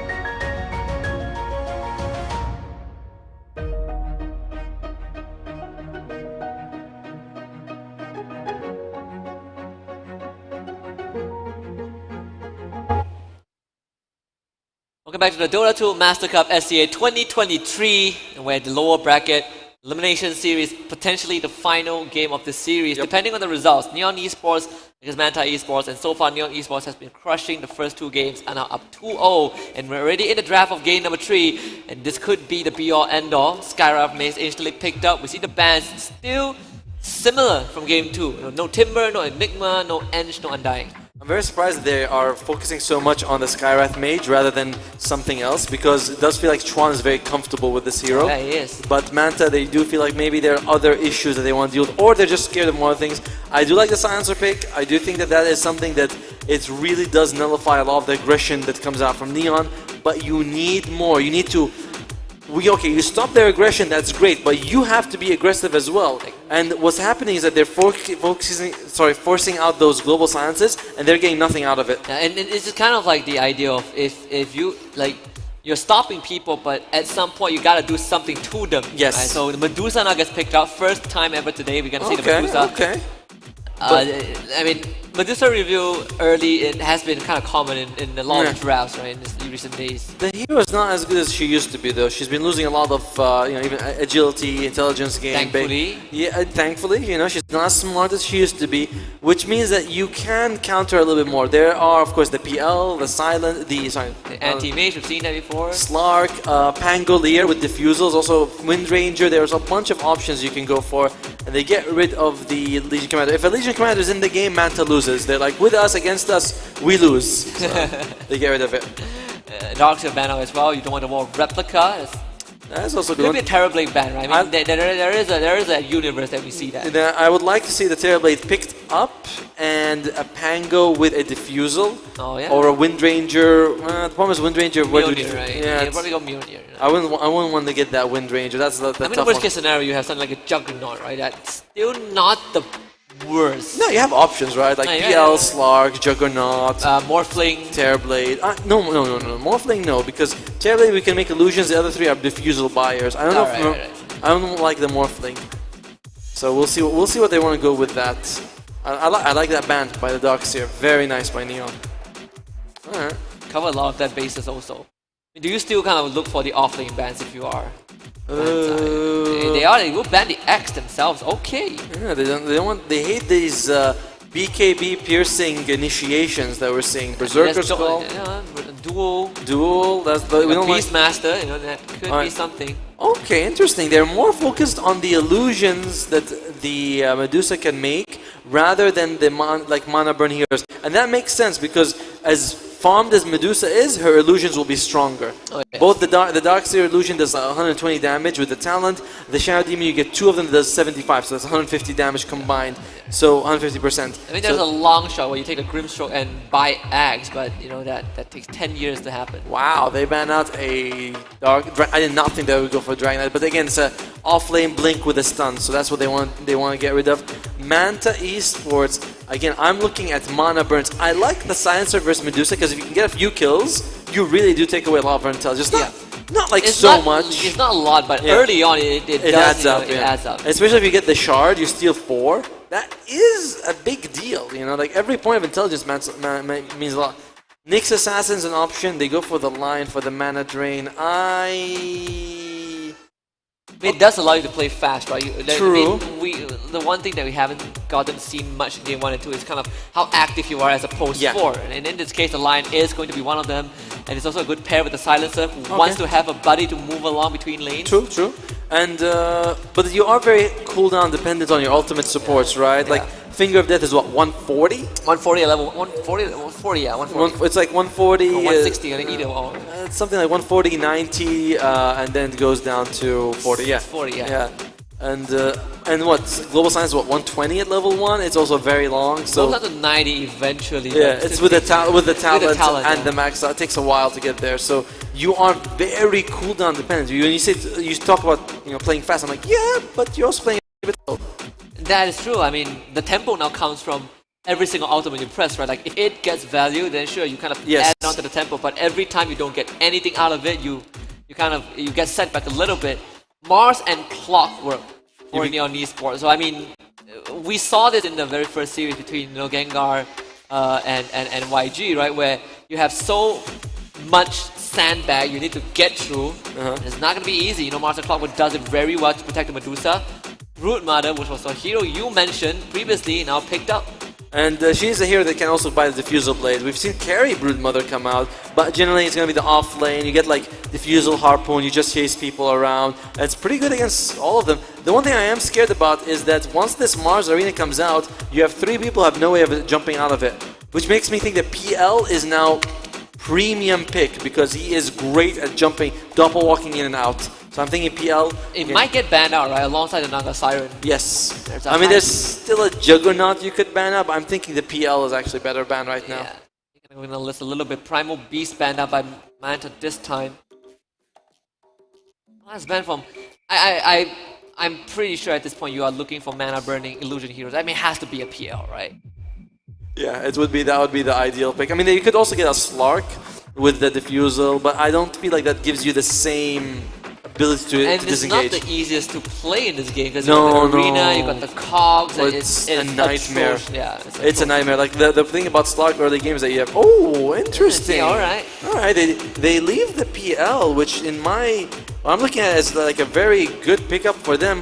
They need an offlaner, sorry, a mid for Neon right now. Imagine it's like an offlane Medusa and they take the PL. We've seen some offlane Medusas and it can work and out. Mars mid, right? I mean, or mid. Gaming plays a lot of the offlane Medusa. You know, it's very annoying to see Ace on that hero. I've seen mid Medusa, you get Phylactery, you just run with your team and you can make it work. It's nothing to scoff at. But they are thinking about this one, Neon. Do you want to get greedy with it? That would be the ultimate question. You want to get greedy? I think you go for more standard mid here, but we'll see. I think that Medusa could actually do pretty solid against the Ember Spirit in the lane, but they are taking their time on this one. A carry. Actually, Slark is really... Oh, they go for the Tiny. Alright. So Tiny mid is going to be the Mars offlane and Medusa carry. And they go for the Meepo! Oh, there it is. I mean, there has to be a Meepo game. I love it. I absolutely love that they're going for Meepo. They're going big. This is potentially their last game in this tournament. You know, I'm loving this Meepo pick. It doesn't give you a whole lot of mana. Like, he's not a diffusal buyer, but you can get that from the Brood as well as the line, even a little bit from the When you're Silencer. multiple people whacking someone, you do take away a lot of that man. True. I mean, even just Silencer, right? You just carry 3 intelligence all the time. Which brings me to this question, right? So obviously Meepo has a lot of clones, right? So when they surround the Medusa and the split shot hits them, doesn't it kind of kill them fast? I don't know. Well, you just make a Meepo. Yeah, it's true. Maybe whenever one of them goes low, you just put it on your head and you're like, I'm good. You know? I have 6,000 health, like, come at me, bro. Yeah, so it's actually, it's fine. I like this pick quite a bit, this Meepo pick. I can't, but I look at Neon, you know what I see? I see 4 very durable heroes. I see a Mars, I see a Clockwork, I see a Tiny, I see a Medusa. And I'm thinking, I don't know if you have the damage to chew through that. And by the way, there's a lot of decent AoEs as well, right? You know, Arena, you have the Spear with the shot, Cogs, the Avalanche, you know, the Mystic Snake once he gets the shot also. Maybe concussive shot against multiple people. I mean, you have the Meepo, and he likes to cuddle with one another, and then you have this big Avalanche, you just like, you know, just stop it. It's Manta's best draft, but I'm still going with Neon. I'm still 3-0 for Neon on this one, but we'll see what they can do. And these are the players definitely on the 2 teams. a turn. I mean, usually you would see like a Broodmother and then that, or the Meepo. You hardly we get to see both of them pick at the same time. All right, this Medusa. is a treat. You know, with the whole day we've been seeing Medusa banned. Today she gets picked. She gets picked up in the last match of the day, our 8th game of the day. This is absolutely crazy. We have been in for like what? Holy cow, 12 hours? 12 hours of good Dota. I am not complaining at all. We'll see what the Broodmother can do. I'm interested to see what he's going to build if he considers the Diffusal. By the way, this is a Grandmaster Lion. So if anyone knows how to play this hero, it's him. You know, I hate to be that guy, but I always say that, you know, the meta doesn't say anything. It just means you have played him enough. Yeah, well, that's a good thing. Yeah, but doesn't mean you're good at it. I've seen Grandmaster TIE Hunter that gets destroyed. That's still, I mean, it should mean that you are good with him. That's what it should mean. But it doesn't necessarily. Doesn't necessarily, but should. The impression, right? Yeah. First impression matters. Like it's on your resume, you know. Graduate with a Masters of Lion, and whether you perform. I have a Masters. What on the Spirit Breaker? No, in business management. Come on, man. Jeez. Alright, well, here we'll see what if there's going to be any rumble here. Looks like they are sitting up here for Manta, but both teams should know each other. The other one there. Can we get a stun? There it is. It's going to be a stun instantly onto the Mars. What if found a bounty rune? It's going to be his first blood for sure. And that is +2 for Ares. Right, he had +2 in the previous game. He starts with one +2, so he's really doing better than last game. He is already smarter. No, he's as smart. Yes, but his brain will be expanding very quick here. So it's going to be Silencer and Meepo versus the Skywrath Mage and the Mars. I gotta say, Skywrath Mage and Mars, that's a scary duo. I feel like that's a lot scarier than the Meepo and the Silencer. And look at Kama, he's like, get out of my lane. Meepo is intimidating. Yeah, Meepo is very intimidating. Castaway, he is going up against Kimizu. Yeah, gotta shed a battery assault, that's how you do it. Takes a... It looks like Wimby coming back up in a little bit. He's got a lot of stats, by the +4 stats. He's got a Tango. He's got Fairy Fire as well. So not the easiest person to kill. Yeah, definitely not. And he's going to come out and he's going to whack people up with that clockwork. Mid lane, Ken should have a decent time once he gets a couple of points in those in the tree grab. Misses the range, that's it. Sorry? Misses the range. That's fine. Sometimes you gotta let, that range looked like it was gonna give you a little bit of gold, not much. So it's like, I'll let that one go. When you go fishing, they say don't fish all the fish in the lake. Leave some. I do not believe it works in Dota. Hey, we've seen pros test BKB. They're like, I clicked it to make sure it works. I'm like, yeah, makes sense. Gotta make sure that button works. You button mash a lot in Dota. I don't want one of those, malfunctioning BKBs. I jump in, I click on it, nothing happens. I'm like, what? Where was this made? That's why you press it before you jump in, that's the important lesson. Well, either way. Alright, so what we're looking at in terms of CS, we are seeing Earl start to fall a little bit behind, but not the biggest deal. Overall, the CS seems kind of okay across the board. The carry's relatively the same, the mid's relatively the same, Earl's slightly behind. It's like nothing, it's only 2 minutes in, so we're not going to see a big difference anyway. Yeah, Castaway showing up again. Not fighting a... This is a very different hero from what he played in the previous 2 games. He probably played Disruptor. This Falcon is different. Oh, catches Kimizu. Good call to keep Fortune so safe. Now battery starts to beat that blood Fortune Soul's as well. Fortune Soul, he's taken away. Gets hexed up. That's going to be a kill. Deering just right clicks him to death. Both of them trade cores. The lane again, Earl against Ken continues to be a scuffle with the Tiny and the Ember. Is that +2 on the Silencer? Can we click on it for a second? Once if he got that intelligence. He did. That is +4. He is smarter than he was. He's got the big brain right now. That is 300 IQ right there. I mean, we say stealing intelligence from Medusa is crucial, but stealing intelligence from Skywrath also works. Very good. You take away his damage from the arcane Pokemon. I mean, again, it's not like you have to kill them like maybe 6 times before you actually dent them. Yeah, but it still makes a difference, a little bit of a difference. Yeah, I mean, tell that to a high elf. High elves love being smart. No one has ever seen a dumb high elf. Well, I say that Ares is gonna get clobbered. Oh, they go get the courier, which it's actually almost the same amount of gold, but that doesn't mean that for a while Silencer is going to be off the map, not helping Karma, and you really want to get that fast level forward. He's gonna get he's dead. Castaway catches him with the cogs. And suddenly Neon Esports, they kill both supports, which means that it's going to be a bit hard for Manta to get their course farming. So Eris goes mid, gives them a bottle. He gets a bottle refill. Oh, Kimizu. He's getting harassed. Battery starts coming back out right now. Castaway. Where is his spider nets? He doesn't have it. I don't see any spider nets. You gotta shed a battery assault. There you go. He doesn't need to. Derek is like, I'll just make sure he can't battery assault anyone. But this Broodmother, I haven't seen a single... Does he not use Spin Web? That is very odd. Because, I mean, you can walk out of cogs with it. It's very surprising. Wonder what the skill build for Kimizu is. I am actually very probably curious. 2 in the Insatiable Hunger. Can we click on the Broodmother for a second? I want to see if she has any spin webs or not. That is a Tiny. I don't know. Yeah, well, that's not a Broodmother, but kind of similar, Sure. They literally share not a single letter. Wow, they don't. Yeah, there's nothing. And one's a rock and one's a spider. One's a guy, one's a girl. I assume the mother is a girl, but... Sure, 100%. Have you heard a voice line? Have you seen the voice actor of a Broodmother? No. Is it dude? No, it's a lady, of course. Okay, going good. Oh, Derek, he's dead again. Derek might be losing his life, but they might be losing Mars in the top lane. So if you can trade this, you are very happy for Manta. They do get the Mars, they lose Derek. Yeah, man, share the bounty. I mean, it's better than getting it. I guess it's slightly more worth. I don't know. It's completely. If you run down into the tower, right? It's completely worth it for Manta. You know, they are able to get that +2 intelligence. There you go. He's +6 now on the silencer. They get the kill on the core. They lose the support. Very, very nice switch from Manta. 4 for 4. But we've seen this. We have been saying this team is pretty strong on the laning phase. Yeah. Tishka. They might try again. You know. Why not? And I think Castaway is in the mid lane actually. Can we look at the mid for a second? It might be a fight. Get an Earth Spike. Cause is gonna catch Earl. Silence of the 82, damage coming through. Avalanche Party is 100% gone, but they might be able to steal some intelligence. Actually, Sleight of Fist gets a trade before he goes down. There's +8, looking for +10. That's fine. There you go. +10 intelligence for the silencer. That is huge. They kill the enemy mid. Yeah, they also get they waste that rotation. Fantastic. He's smarter than 90% of my teammates at this point. I mean, to be fair, so is a Rock. And let's be honest, most of the people you meet in the pubs aren't known for their high anything, except for being high. Yeah, that's pretty sure. I've some decent experience, you know.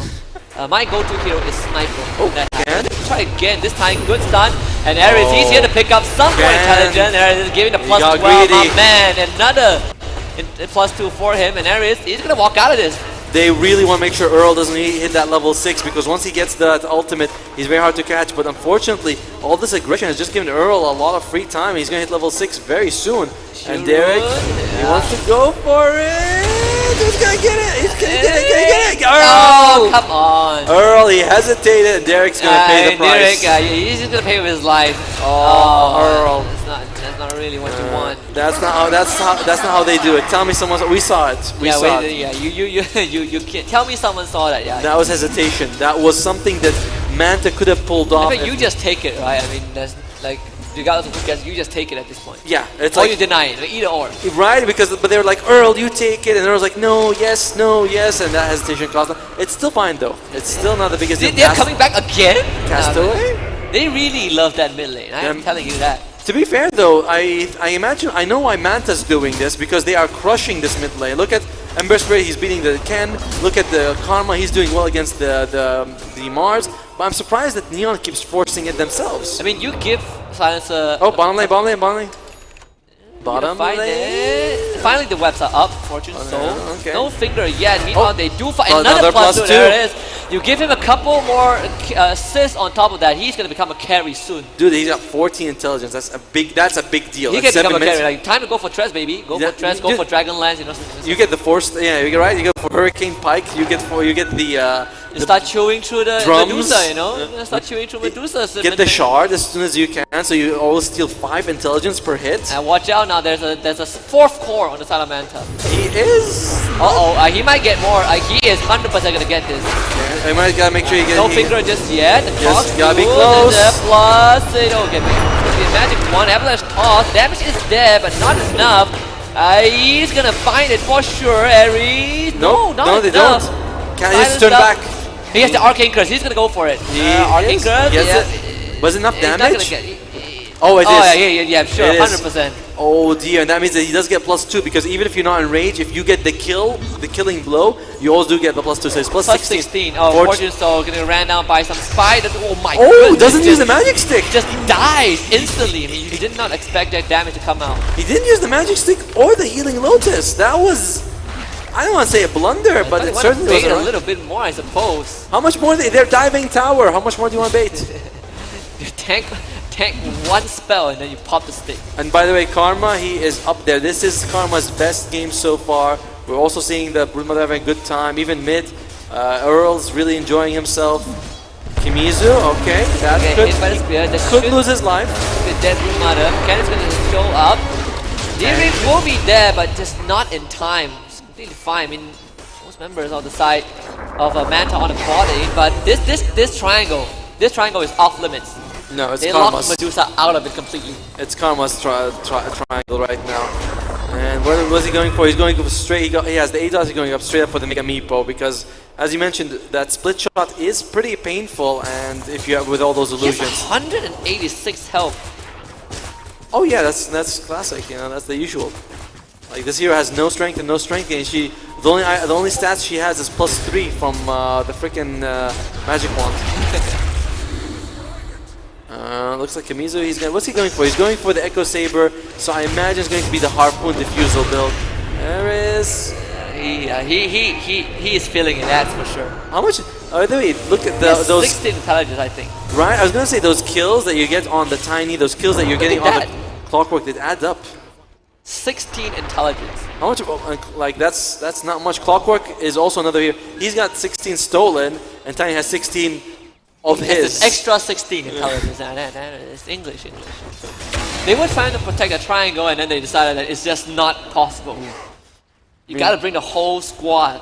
Castaway is only level 5 right now, which is a bit of a problem. You can see. Oh, do they want to get this kill? Can they catch him? A bit far. And it looks like he should be able to go. Look at how much life he lost just from the Arcane Curse, and you can look at the top. That is a lot of health being lost. I mean, he just lost 80% of his health. Oh, and he did take a couple of sleight of fists, to be fair. Yeah, so one finger would get him, and I imagine Eric would love to be the one to give him the finger. Maybe TP in, Fortune Soul. Okay. You really want to show up here. No ultimate on the Medusa, so not a whole lot of team fight presence that you're bringing with you. It does have kind of the threat of her being there, right? Like why would Medusa TP? Maybe the team is around. She must have her ultimate. I mean, they are around. Oh, this could be that Mars as well. He does have the arena, but finds no Kishka, tanky. Kishka, tanky use arena. Actually, still gets them in. Doesn't matter. Another +2, I believe. No, that wasn't +2. He wasn't in range. It's only +2. See, you don't play a lot of times. I know exactly the range for it because I've played this hero so much. He's one of my favorite heroes of all time. I play him a lot. Well, then how come we don't know the range of the glaives? glaives? Turbo, so range don't matter. Oh, see? Well, you can't. Well, that's not the same. Turbo isn't real Dota. No, the turbo is part of Dota. It's not real Dota. It's like Dota. It's like, Barbie Dota. It's not real. Alright, well, they got 2 people smoked. The support's on Manta. Who do they want to catch? He's going for Hand of Midas? Really? He has enough gold. The blink makes a lot more sense, right? I mean, I imagine it would be, but then again, you're also up against Silencer, so sometimes you jump and you can't do your combo anyway. I think he's going for the blink because he has more gold than he needs for the for the Midas. Yeah, that makes sense. Kamizu going for the mid, just gonna eat this. Bye tower. And it's gonna fall. There you go. That's Echo Saber finished for the Broodmother. Diffusal or Harpoon or BKB next as well. That's a spark of courage also. Their Harpoon is going to make the life of the Medusa miserable. Not just Medusa, but Skywrath, right? I mean, Tron has had 2 fantastic games as a Skywrath, but this one's going to be... Not this one, though. He is definitely suffering. They found a Medusa. There is a big global silence, so you can't counter-engage. They got the timing. She's got the ulti. Watch out for the finger coming through, and that's it. Big kill. The Hasten is going to be there as well, so not the easiest to catch for this Ember Spirit. Use the Blood Grenade. Arena finally thrown out. The Hex will be there. Hook shot in from Castaway. Nice. Catching them with the cogs. Mystic Flag comes out. Avalanche to follow what we can. And final kill onto D-Rig. This could be a fight that they can win. Silencer ran it as well. Can need some final touches. Slow down with the Arcane Curse. But meanwhile, the Spike will split up. Blood Grenade even thrown now by him as Ares refuses to die. And the Silencer somehow gets away. But they need vision for the toss. Can they find it? No, they cannot. Karma? Now Meatball shows up. Guys, the A-toss, and now Ares says, come on, Papa is back. Give me some of the sweet intelligence. And another +2 is +18 for fellow Silencer. That's all the cores dead. They killed the Medusa, they killed the Mars, they killed the Tiny. Great use of the global science to make sure that Mars cannot protect Medusa. Finger comes out when the Motor Mana is down, and that is just... It's all going for Manta right now. Can we look at the win percentage? It's gonna get, by the way, it's gonna get scarier for a little while because Mega Meepo isn't even out. Once Mega Meepo is out, then things get more intimidating. However, Fortune Soul with the Manta will be able to at least remove the global, use the ultimate, and survive some of these scary situations. But he's gonna need a Linkage after. And perfectly timed global as well, right? Yeah. This really just stops any sort of counter initiation. But they're getting pushed on, against the ropes right now. This is not the Neon show in Game 3 for sure. And the elimination is on the line. Manta, they have to win this and 2 more, but this could be the comeback that they've been waiting for. I was gonna say we were like, I mean, we are as excited now. Manta down for Fortune Soul. 3-man smoke. This is a deadly gang squad. But what can they find here? If they breaks the smoke, then you are very happy with it. In fact, look at that. They're sticking together. Earl. gonna be in range, but Oh, they smoke up. smoke up as well. Alright, Global's not available, so that's something. And Ken, he's very close. Yeah, But- they do see Oh, the jumps ward, in. and there it is. Instant hacks on the Tiny, and that's gonna be another +2. Aries is just gonna clear the ward while he he's gets out it. of Actually range. doesn't cash us in, whatever. Oh, I feel. Oh, well, he did. Maybe he's not that smart. Come Oh, on. they just found Castaway. That's gonna be a dead castaway. They are making space for Medusa to farm, and they are gonna get that BKB on the Mars. These are critical items: the Manta on the Medusa, the BKB on the Mars. But you are sacrificing quite a lot to get them. Like Tiny the just Medusa hold died. the lane alone against the Broodmire. Is it doable? What? The Medusa holding that lane alone against Broodmire. It doesn't seem like it, right? If it's just oh my god. That is enough. That is +20. Look at that. Chuan loses his life as well. He's been having a fantastic day so far, but that was not the game you wanted. Meanwhile, Broodmother bottom lane, just pushing. The triangle is starting to lose. I mean, not starting to lose, but they have lost the triangle at this point in time. Fortune Soul, he's got the Manta, he's going for the Butterfly. This is something. Oh, here we go. There's Kimizu. Avalanche. Can they find a toss? There it is. Finding the right target with the Dead. Stone Gates as well. And lovely kill on the Kimizu. Much needed. Hey, that's what 900 gold going in their favor. They need to do that. But remember, Stone Gaze is now not available, so you need to just a little bit go back on the aggression. Oh, that Mega Meepo is Mega now Meepo. available. Watch out, Titan Meepo. That's what we call it. No, it's I've seen that on something else. It's not the Titan Meepo. It's the you know the Power Rangers, the Megazoid. That's the Meepo. Tron, he gets the Wisdom Ruin. Needs to be careful that Karma doesn't find him. And Lion, okay, Ken. Find a Lion. Oh, the hook shot doesn't solid. connect, Does but land. it's fine. They still get the stun. Global Silence used as well, but this could be still turned around by the side of Mantai. I mean, the ensnare is going to be there. It's going to be a Mars dead is Tiny. here. Another +2 for Aries. He is turning to be a bit too smart. It's Einstein level. It's about to be Einstein. He is definitely up there with the smartest people. That's what they still get the global science out. It may not seem like these are great trades, and it's not. But getting the global science away means that for a little while, Manta cannot play too aggressive. These global science being on cooldown is a critical part of Neon's comeback. But look at Ken's farm on the Tiny. He's a support. He's a support man. He's a support. Avalanche toss, that's it. He's a support. Avalanche toss, then die. I forgot. That's a big step. The last one. And the life of a rock, Broodmother is going. Oh, here we go. Try again. Can we get a spear? Oh, what a Oh! slide. And This could be a turnaround. Ken might die again. Blinken. that- Instant ancient seal. that's Lovely something. stuff. Arena did get used. They will lose Derek, but the Aton's going to be there from Karma. They Tron? also find Tron as Nice well. hook shot. Good hook shot to keep Tron alive, but he's burning down. Earl will go for him. Who's- Castaway losing his health, and now they all need help. Kimizu gets a double. Karma is dominating. And 3 they- dead for Neon. And they lose Kishka in the meantime, by the way. That was off camera. It was too violent for us to show. All this to give Fortune Soul a good time, and he is farming as we mentioned. He's caught. He's- They he's just just gonna turn ulted. around, right? They're just gonna keep They need help. You get 2 meeples, but guess what? There's still one more that you gotta deal with, and Fortune Soul needs to run. I do not think that is possible. And they're just gonna chew away at the mana bar, the Mjolnir Prong, multiple meeple, and he is Yeah, gone. he's tickling them. He's not doing anything. Look at that, look at that. He just popped the one It's shot. taking a while, but he's gonna die in the end. And I'm feeling like we're seeing a game 4, buddy. I mean, Ken is getting ran down by Ares. Oh, well, no, they can't come And by that's this. +2. 26 extra intelligence. By the way, Ken also has Hand of Midas, so he is kind of like, yeah, I think I'm gonna scale. Ogre buying Hand of Midas, but without the multicast. I'll be honest. I think Ogre getting Hand of Midas is legitimate at I all. know, you've been telling me that for the past 6 years. Yeah, well, yes, because it's been legitimate for 6 years. You can multicast that. It's how God intended for it to work.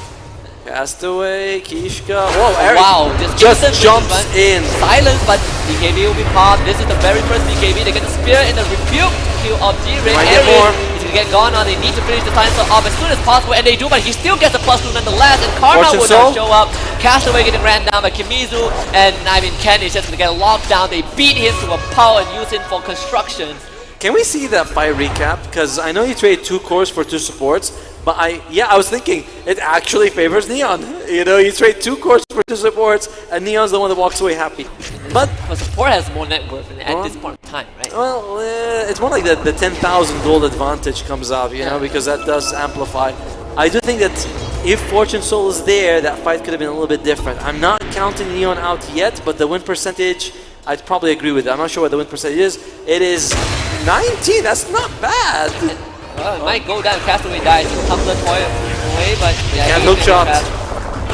He get out of it. There's so many spiders that there is no hook Oh, shot but he does finish the Spirit Vessel, so he doesn't do anything. Oh, no, boy, they found Fortune Soul. Soul. No, Ares shows up and is like, alright, intelligence. The Stone Gate instant noble size to get out. Okay, that's something. That's actually a big deal. That is a big deal. Like, they actually don't lose too much. They keep the ultimate. But Okay. The base is under attack. You can still take this as a fight. If you're Neon, you want to fight. And can we actually look at them? It's gonna be a fight right now. They have found a meeple of all people. That's the streak ended. 1,400 gold going on to Neon just like that, and to Fortune Soul of all people. And now they get the toss from Ken. Can they get a spear? Bring some assistance. They do, but straight far. into the tree. Where's the follow-up? They're looking for an avalanche. It's gonna have that. Blinking from Jerry trying to get some stuns off. That is something. Earl will get out, but they get the toss again. The side of Fist. This time They get the spear. They get the spear. He's just waiting for the spear. This time connects it. straight to the chest. And now Arena comes out. Kishka has awoken. The God of War finds Ares within his domain. That's going to be a double for Kishka. And a massive turnaround for Neon. Huge, holy moly, losing Meepo at the start of the fight, and Kimizu, he's got no health. Well, there's no hook shot available, so I think he's going to be able to go out of that just fine. What a turnaround for them. I mean, look at that, that is a massive swing. Tipping up a little bit, 23% now. It's more than 19. I did not know that's how math works, but thank you. That's because I have a master's degree and you don't, so that's why I also do have a master's degree. You do? I do. Well, not master's. I have a degree. Oh, well. Which you mastered? What film studies? Alright, so Butterfly comes out on the Medusa. This is a great item for her. Why? Because Meepo doesn't build MKB. And none of your heroes will, but maybe you can expect the Brute possibly, but that missed chance is going to be a big factor. All the Spiralings are going to miss, the Meepos are going to miss, Silencer is going to miss, and we mentioned this hero, he is up there. He's doing the... This does feel like a draft that has the same archetype of we need to keep going fast. Yes. Are we still looking at a 30-minute deadline? Or? No. I do think that you have a bit more wiggle room, you know, but it is getting scary. Can we look at the net worth? I imagine that Medusa might be at the top at the moment, or at least very close to it compared to before. There is a chance, right? And this, she's also got that, I forgot what the name of that item is, but the one that gives you the extra shot. Specialist Array. Specialist Array. I still got it. You know, master of names. Yeah. Oh. And they found Ken. No Barbie this time. But really, Global used on him? Huh. I mean... they get something. Okay. It's good that they get the kill, but the Global being used, again, this does mean that for a while I would not want to be too aggressive if I was Manta Ray. And they can't go high ground. It's not the easiest to do. I don't know. I wonder if it's worth it to go for it. Oh, Castaway? Castaway. Castaway. Oh, there you go. That is the hook shot you're looking for. Lovely force step away. They're still going to chase this. Yeah, he's dead. He's dead. Oh, but Kimizu? Kimizu gets caught. Let's get out of his life. Karma going straight in for Fortune Soul. It's very hard for them to fight without the Tiny because you really do rely on his avalanche and his tosses, especially against Meepo, where it's easy to toss one of them. And Meepo doesn't have his Aegis right now. Kimizu, he's got the BKB, so he's a hard person to kill. Buybacks are available. The illusions are starting to hurt a little bit. With the the Manta illusions. Yeah. They definitely do bring. I mean, once they have the butterfly, they attack fast, they attack hard. Only Medusa has buyback for Neon. The rest, it's it's an instant God's hand at that point. And look at that, look at the gold. Ken is struggling massively on this Tiny. He is starting to put a bit more of a gap between him and the Lion, but holy moly, he's behind. Well, for the first time, we get to see Neon Esports play from behind, right? And that kind of is where you get to see if Kimizu! they can recover. But he's got the BKB. They're still holding on to it for a while. Interesting. Not using it, not committing any of the ultimates for it. Despite the fact that they have a hook shot, and it looks like... Not really sure if someone's going to be there. Silencer definitely wants this, and so does the Lion. By the way, now if you're caught in the arena, you can just use your mana drain, and you'll be fine. You'll be like, what's this arena? It's a joke for me. Well, this is going to be... Is this the last tier 2 tower standing for Neon? It is. Suddenly, we are going to Attack on Titan territory where you cannot leave the walls. It's not going to be easy though. How do you defend this? Like Mars has to go in. Mars and Ken, right? Well, yeah, it's kind of. Ken and Kishka, they gotta do Look, something. but- It's the silence hook shot. That is going to be a great. Can you get them with a Global con? Silence No, out. they. You get the Ooh. BKB out as well from the Good Ember. global. Good global. What Castaway did was fantastic. He forced the global. He wasn't able to cog him in time because you do get that extra 1 second pushback stun, but it's still massive. And now again, Manta, you want to fight, but you cannot fight without the global. Global is so important for them. Oh, Mars, he's trying to get the blink dagger. Okay. He has the Deso, so the damage onto Meepo, you gotta watch out It's a little substantial. It's substantial for sure. Oh, yes. But yeah, he's probably gonna have to sell an item or two. Actually, he has more items than he has slots. So might be worth selling one or two of them. They might find Karma. Can Oh. see Yeah, but he's got. Oh, they lose Castaway. Oh, they're gonna be losing Tron. They're gonna lose Tron as well. Yeah, Tron's not making it out of this one. No more well. Frost Staff. He's dead. Well, they're sending him back to TI too. And they're like, yeah, this ain't how it is. This is how it's played these days, man. Derek jumps forward, can't find anyone. Man, as long as the Medusa gets away, that's the most important part. They do see him. Nice avalanche by Fortune Soul. I think he's Get gonna be Harpoon relatively back, okay. Get dragged back.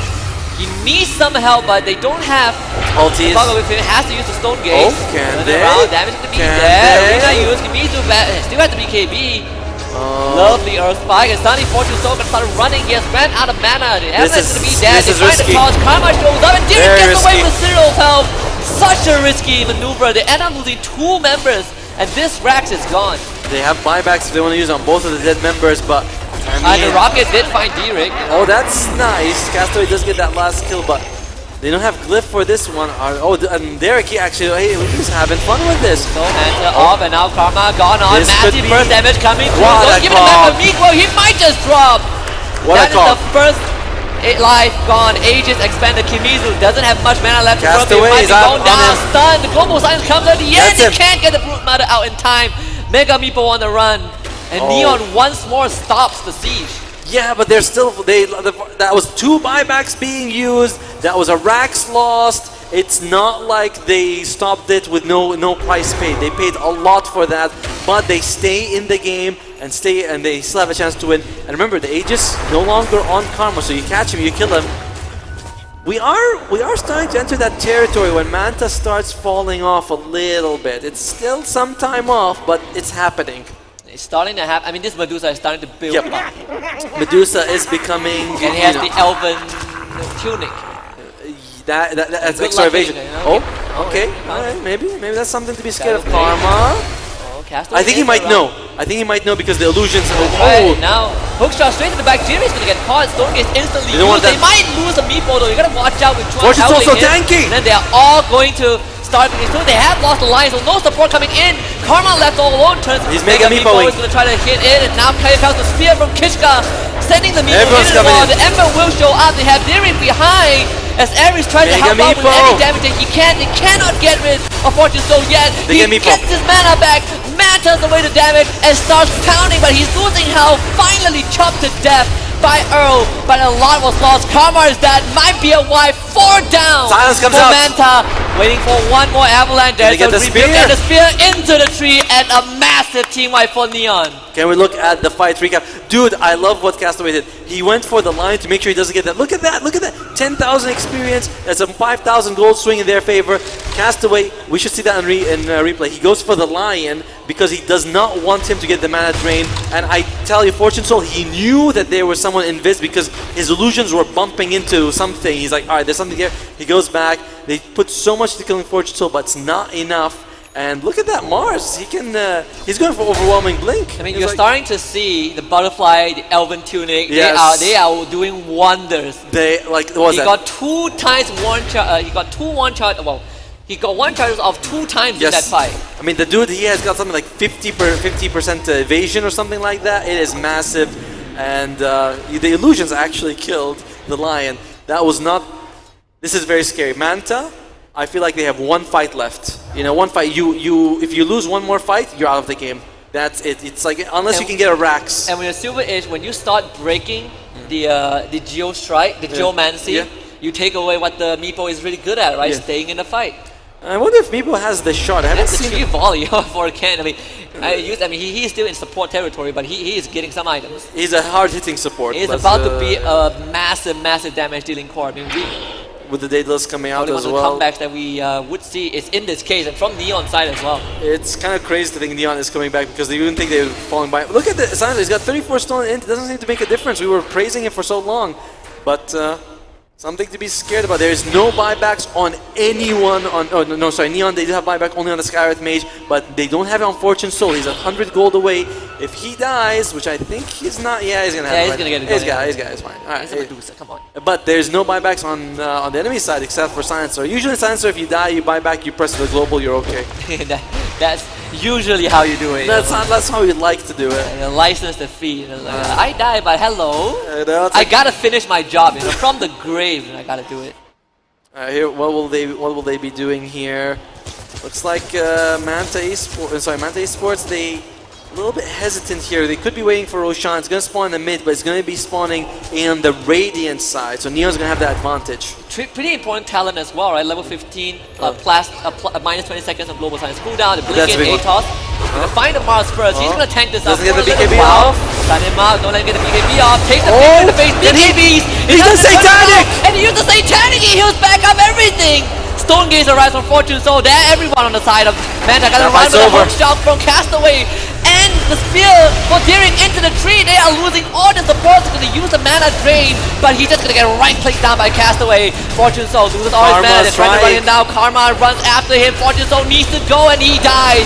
But the rest of Neon Esports, they still have damage to work with. Ares back in the fight. Buyback instantly from Earl. Everyone buys back from the side of Neon. Fortune Soul wants to rejoin his Candace in the fight. Ran out of mana. Avalanche again. Big rocket coming through. No more cook shot. Backup's on the way. He wants to be in a fight. Again, the lifesteal from this rebuke, keeping the Mars alive. But look at Manta. They are on the run. They want no part of this.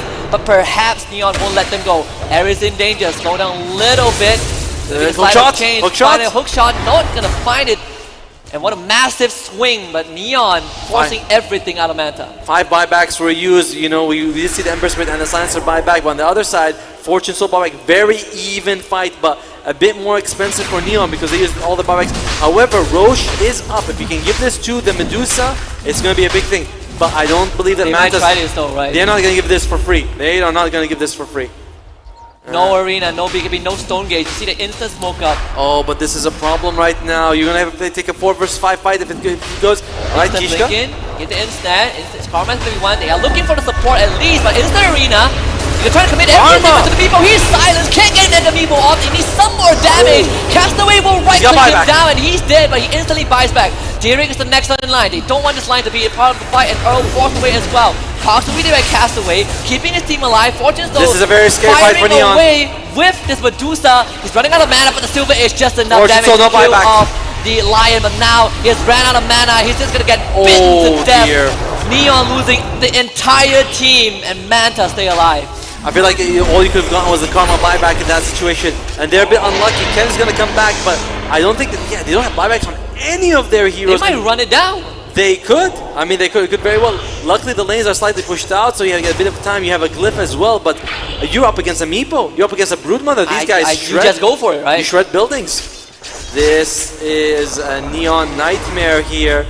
I mean, you might get Chuan back in time, maybe Castaway, but it's 3 versus 5 in the best case scenario. You do have the tree volley, but he doesn't have the Daedalus yet. Yeah, it's kind of it's not as much of a tree volley, it's more like a branch tickle. It's like, it's cute. And that's going to be 1 Rax going, so they're going to take their time a little bit here. They're going to time to work it, honestly. I mean, what if you put some bearing also, right? And they found Ken. That's going to be he's dead. And I think this is GG. That might be it. That might just be it. Manta still in the game, and GG is called. That's it. Neon throwing a towel for this game. And a huge victory for Manta. An insane come up from behind.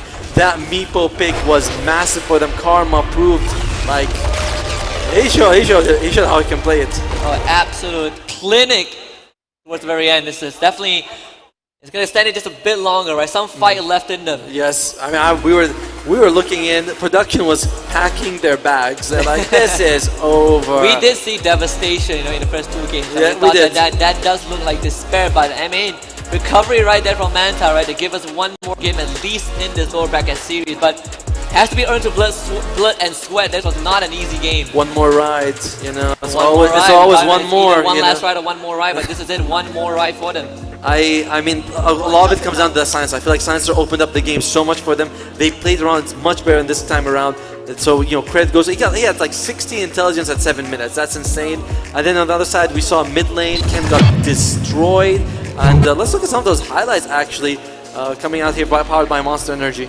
Yeah, and I mean, this is again the most even game that we had, right? All things considered, as much as you know. There is a point of time when the comeback would have happened, a point of time when this meetup was out of control, but this entire mid sequence was kind of what started the snowball for Manta. I like that what they tried to do. They want to shut down the Ember Spirit, but Manta was wise to it. They're like, we'll just protect our Ember, make sure he's at level 6 so they can't kill him. And yeah, Karma was just very hard for them to deal with. And Ken, I feel like he dropped the ball a little bit on that Tiny. Yes, I mean, completely ran down. Right? It's not, that early game, if any of the timings were hit earlier, right? Yeah. That would have made so much difference. And I mean, they tried their best. This was when they bought back, and by the time everyone showed up, they had already killed Ken. They were like, oh yeah, we'll just go out. They couldn't catch anyone on the way out, which is really unfortunate for them. The hook shot was available, but then they're like, yeah, what are we really gonna be able to hit with it? So that was a buyback for nothing. Then they go for the fight near Roshan. They killed Common. I was like, this fight's over. I'm surprised Fortune told he wanted to go for the kill. I would have felt like you could have just kind of went back, you as well as Kishka. You'd have survived. Yes, you give away their ages, but you live for one last legitimate fight. Yeah, one last ride in that game tree. We can't have it. It's not always one last ride, you know. One more fight. One more fight. There you go. Let's go now. And it's, I mean, we do have something in our hands, right? And again, this is the elimination series. We say you got to recover from the first 2 games. The Manta did show that resilience, so gotta get at least one more game in this lower bracket. Yep. You know, if it goes another way, maybe we get one more game. We could end the day with 10 games of Dota. Right? That is a dream come true. That is depending on which side of the aisle you're on. Right? Yes, definitely. Dota fanatic, 100% dream come true. Yeah, and production also. They were like, you know, they were like 3-0. They were like 3-0. They won 30 games. That's what they want. That's what the 3-0 stands for. I'm pretty sure 13 games is not what it means, but sure. You know, but yeah, kudos to Manta. They take that game. But you know what we're gonna do for a second. Sorry. Oh yeah, so kudos for Manta. They just take that game. It was a tough one, but they made it look good. Yeah, I mean, the night is still young, you know. There's still some Dota coming up. We're going to go for a short break, and Game 4 will be coming up after this. All right. Thank you so much. Let's give a round of applause to Otomu and Husky for casting almost 10 hours in Malaysia today. Let's give them a big round of applause. Okay, so my name is Andy. I'm the MC for Dota 2 Southeast Asia Master Cup 2023. Thank you everyone for staying here. Especially when thanks for the mall for allowing the additional time. And tomorrow is our final day where the teams will compete for 135,000 prize pool. All right. So the final score between Manta and Neon Esports is at 2-1. They will continue their battle tomorrow, and tomorrow we will determine 4 positions for Manta Esports, Neon, Genka, and also one more team is Yangon YG. So the tomorrow early game will start at 10 a.m. For those who are interested, please come down and support. We got Lucky Spin tomorrow that have free vapes, Sony headset, some prize pool. We start at 10 a.m. tomorrow, and we will last until 10 p.m. tomorrow. Thank you, everybody. Once again, on behalf of the organizer, Events Scanner, and Mice Neuro, sponsored by Tam, I'd like to thanks for everybody for coming here tonight. Thank you, guys.